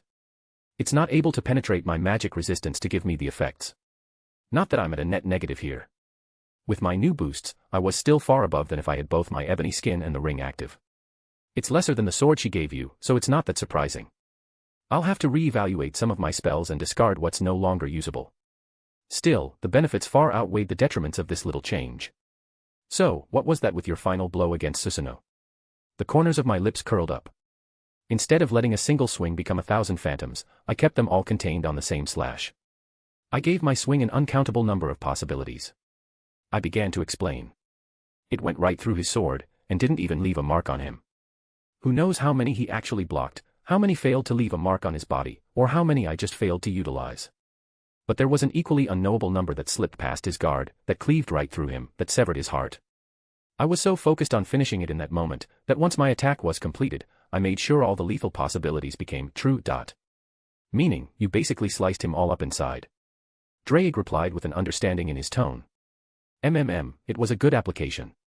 I'll refine it more in the future. While it's not absolute, I do believe it's not something one can block normally. I think it's possible that Susanoo may have been able to do something in response if he had known about the ability beforehand. I mused out loud. Regardless, it's a powerful technique that I'll be looking to better. What are you going to call it? It needs something elegant, and sufficiently provocative. How about Infinite Origins Boundless Possibility Kaleidoblade? I know, I even startle myself at my own genius sometimes. No. I refuse. Come up with something else. Fine. How about True Dragon Omni Emperor / Dear God. Deliver me from this cringe. Didn't he seal you inside the gauntlet in the first place? Yes, that should tell you something. Eternal Darkness Infinite Parallel Sword. It physically hurts. Limitless Heaven Vast Sundering Sword. Just kill me, stop this torment. Oh, quit your whining, I'll be serious. I rolled my eyes. Besides, where the hell did you learn a word like cringe? Did you forget I watch your memories when I'm bored? Honestly, I do forget that. I hummed. For real though. Alright, hit me with something good. I was thinking, Myriad Sword. Huh, I like it. Drake seemed to give his approval. Well, now that we've finished messing around. Ready to talk about your new authority. It's strange. I muttered. I can feel it inside me, ready to be called upon. Almost like it's been a part of me since birth. I even know its general use and abilities after absorbing it from Susanoo. I couldn't help but chuckle. Funnily enough, had I been a Campione already, or a divine being, Susanoo would have been much harder to defeat. The sword apparently can temporarily take over authorities used nearby. Sounds powerful, what else can it do? Mostly what you'd think. It allows me to control the storms and whatnot. And I was right before, it can cut through most magics. I was lucky that my 9 realms was so wrapped up in the Norse cosmology, so intertwined with the symbols and concepts that it could survive even a few exchanges with this thing. It was there, inside of me. This authority, this sword that I could call upon with the correct words of power. And it can also dispel curses. I added on lastly. It's not 10 fucking incarnations that are authorities in of themselves that got, but it's damn well impressive. I was only a little bit jealous. You think if you complained to your new mom, she'd give you something else? It couldn't hurt. I pursed my lips. But I'll wait to drop back in later. I have a couple girls probably waiting for me, and I've made them worry enough. Despite her own status, your teacher is probably going to kick your ass for doing this. Shit, you're right. Honestly, I could deal with that. I was more worried about how upset either of them actually were. I shouldn't waste any more time. Well, gotta face the music at some point. Drake sounded amused by the thought of me getting beat up. Look at the bright side. There's a bright side. I'll be able to shout out the shitty attack names you spouted every time you get your face kicked in by your teacher. I hate you. Oh, I know, and it fuels my existence. With a sigh, I flicked open a new portal. And I could see on the other side, two very displeased women staring back at me. Late chapter since I took a nap after work. If you want to read 7 chapters ahead or support me, visit mypat.rayon.com/asteriaforone. Chapter 220, Chapter 211. As I walked through the portal I peered at my surroundings. Much had changed in this little park area since I left it. There were many people running around doing various things, but they all seemed to be keeping their distance from Reiku and Scathack. I didn't dwell on the rushing people as my attention was focused solely on the two. They sat at a table, calmly glancing up while sipping tea from very fine silverware. Honestly, it was surprisingly elegant for the setting they were in. Oh, look who returned. Scathack set her cup down. Did someone come back after leaving? Reiku perked up. I let out a sigh, my shoulders slumped as I slid into an empty seat between them.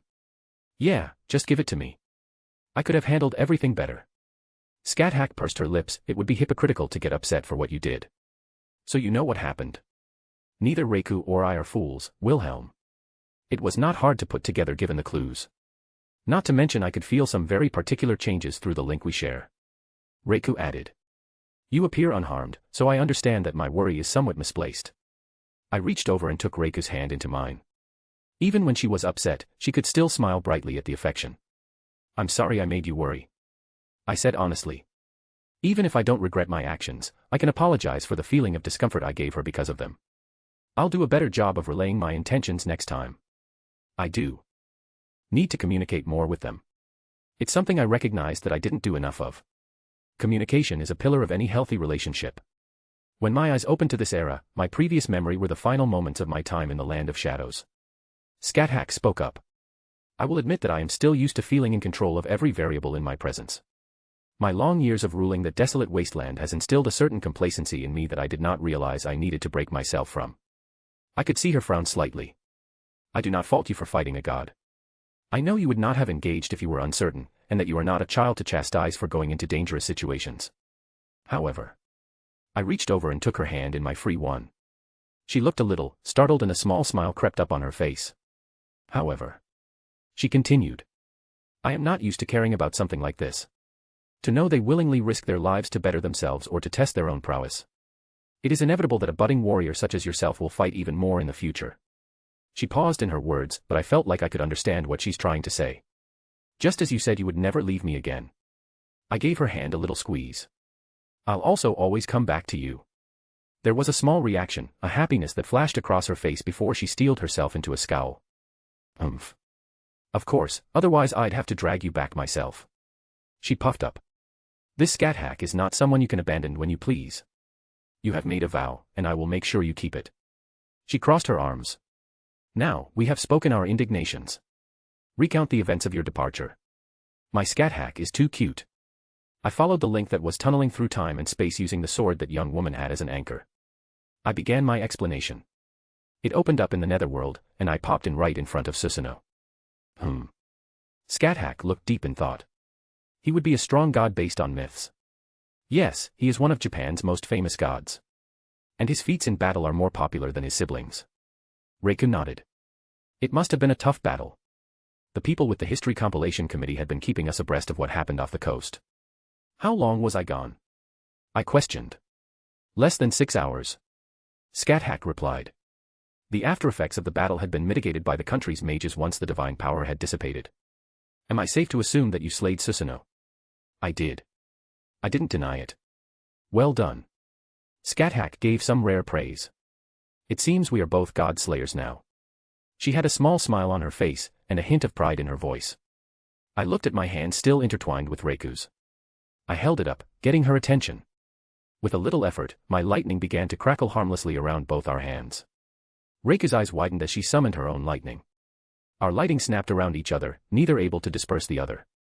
We match now. I smiled towards. Though hers was still purple in color, we both wielded divine lightning. You really are my child. She whispered happily. Of course. If she wanted this kind of relationship, I would always humor her. Regardless, I couldn't help but think of her as mine at this point and I refused to give her up. I was a greedy person and I would never deny that. How did the fight go? Scat Hack asked. He was stronger than most servants, speed was extremely high as well. His durability was off the charts. Blows that could have taken out the strongest servants in the last war he took and kept going. I don't know if it was some kind of passive authority like battle continuation, but he was hard to put down. And how was his magical resistance? I was unable to test much on the goddess I fought. You won too. Yes. I defeated that goddess, but she escaped after suffering my noble phantasm. Whether she survives or not is up to fate. It isn't like you to let your prey escape. I was surprised at that. As I spoke before, I have become noticeably complacent, and I got so caught up in my own enjoyment that she was able to slip through my fingers. Well, Scat Hack wasn't one for mincing words, even at her own detriment. She was probably kicking herself for that and I didn't want to rub any salt in the wound. Well, it's as you'd expect. My runic spells just splashed against his body like water. I shook my head. And he was able to treat most of my other spells like they were made of paper. My shield of Asgard got shattered by a kick. Still annoyed at that, but what could I do? Though, the completed form of my 9 realms was able to bring him harm. Oh, you managed to complete that? She blinked. Yes, they did mention the appearance of a large tree in the middle of the water. She smiled lightly. It's completed but not finished. If that makes sense. It's difficult to produce more than a few realms simultaneously, and even more difficult to actualize them without a good symbol to focus the mystery properly. I will need to see it in action before I give advice. She nodded to herself before she removed her hand from mine and poked me. And you have become one of these campiones. She poked me a few times, an action that Reika started to mimic with a giggle. Bow before my majesty. I proclaimed. The only bow of mine will be when I headbutt you. She gave a little flick to my forehead, though that gentle smile of hers remained. My student, continue with your story. Well, we kind of just traded a few blows in the netherworld. I rubbed my chin. Punched him through his house. But then he punched me through a tear in space and I came out in the middle of the ocean off the coast. I had a few moments before he followed, so I began casting my Yggdrasil. Finished him off with a technique I had theorized previously and decided then was a good time to practice it. Many things I will need to see from you that I am in the dark about. Scat Hack muttered to herself. Oh, that reminds me. I haven't updated you on everything I've gotten since my time in the Land of Shadows. My aura, my bloodline, my new swords, my lightning. Hell, I need to cover my authority too. Well Hush. She put a finger to my lips, with a sultry look on her face. I wish to discover all of these myself. I blinked, registering what she just said. Was her face flushed? She wrapped her fingers around my tie and pulled me close to her, whispering just for me to hear. You will make time later so I have you all to myself. Are you aroused? She smirked. And now I am too. She let go like nothing happened as I straightened my tie. I let out a sigh, noticing my clothes again. I really did hate being such a mess. So, what happened around here? I questioned, waving to the area that had people still up and about. That man's name, Toma, I believe. Reiku began. He was willing to admit his faults and apologized, so I did not pursue any grudge. After Scat Hack ran off to fight the goddess and you fought the god, he called in some of his associates to help deal with the aftermath. But that doesn't explain this. I tapped the table.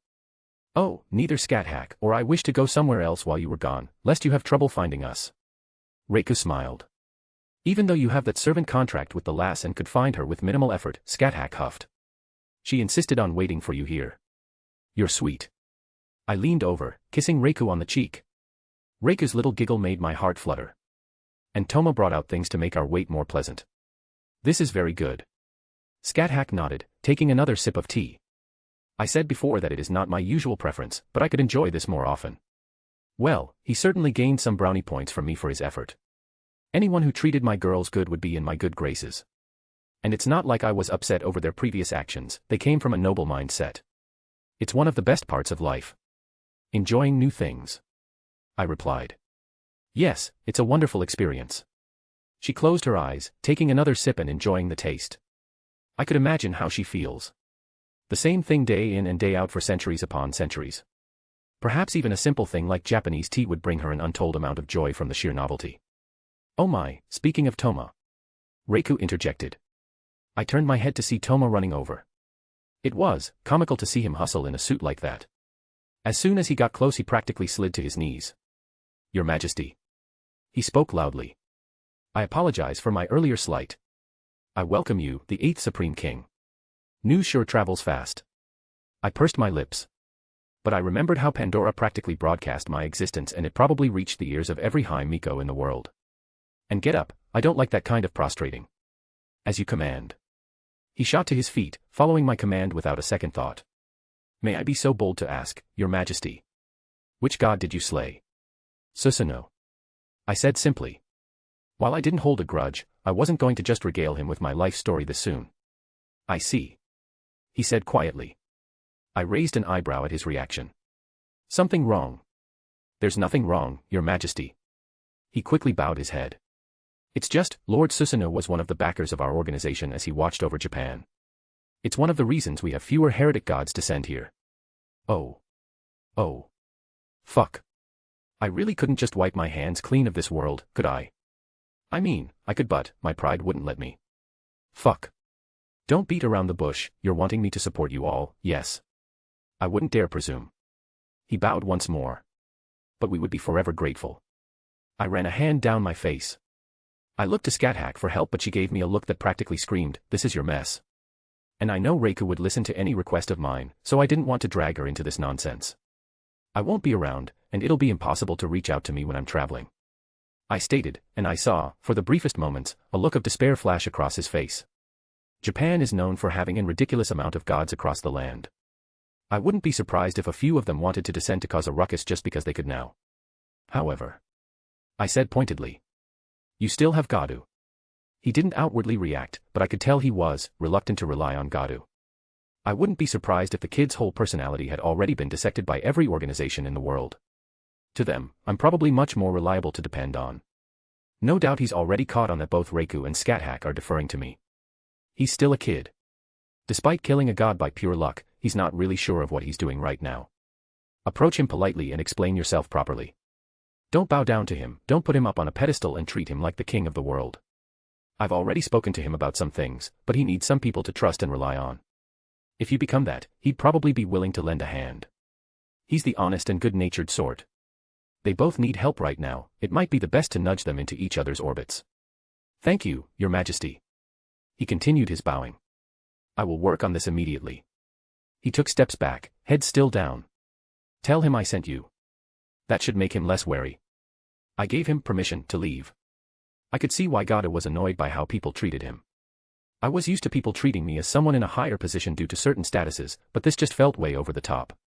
Should I have done more? I questioned. I think you have done enough.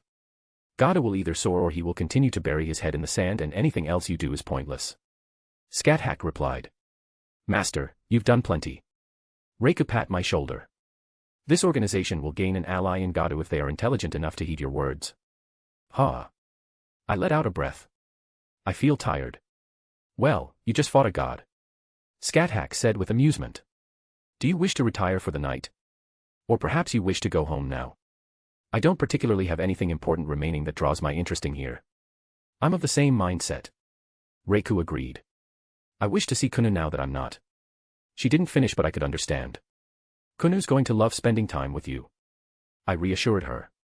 Before she was standoffish, distant, and perhaps a little intimidating. A second meeting would probably help ease any tension, especially with Yasaka. And I miss everyone else. It feels like an eternity since I've seen my other girls. Fufu, thinking of your other women, Scat poked me in the shoulder. Is it strange I miss everyone I don't have around me? I grabbed her hand, bringing it up for a kiss. I missed you so much when you were gone. She huffed, turning away. You are more adept at seeking your opponent's weakness. Gah, so cute. I do want to give Gada my goodbye before going to see Gramps. But I also have one other thing I want to do. What other matter do you wish to attend to, Master? Reiku asked. Did I mention that the goddess Pandora adopted me? That got a strange look from both of them. Should be a couple chapters left of this arc, then we're on to DXD. Just need to finish up a few things and they're off. Anyways, if you want to read 7 chapters ahead or support me, visit mypat.rayon.com/astoryforum.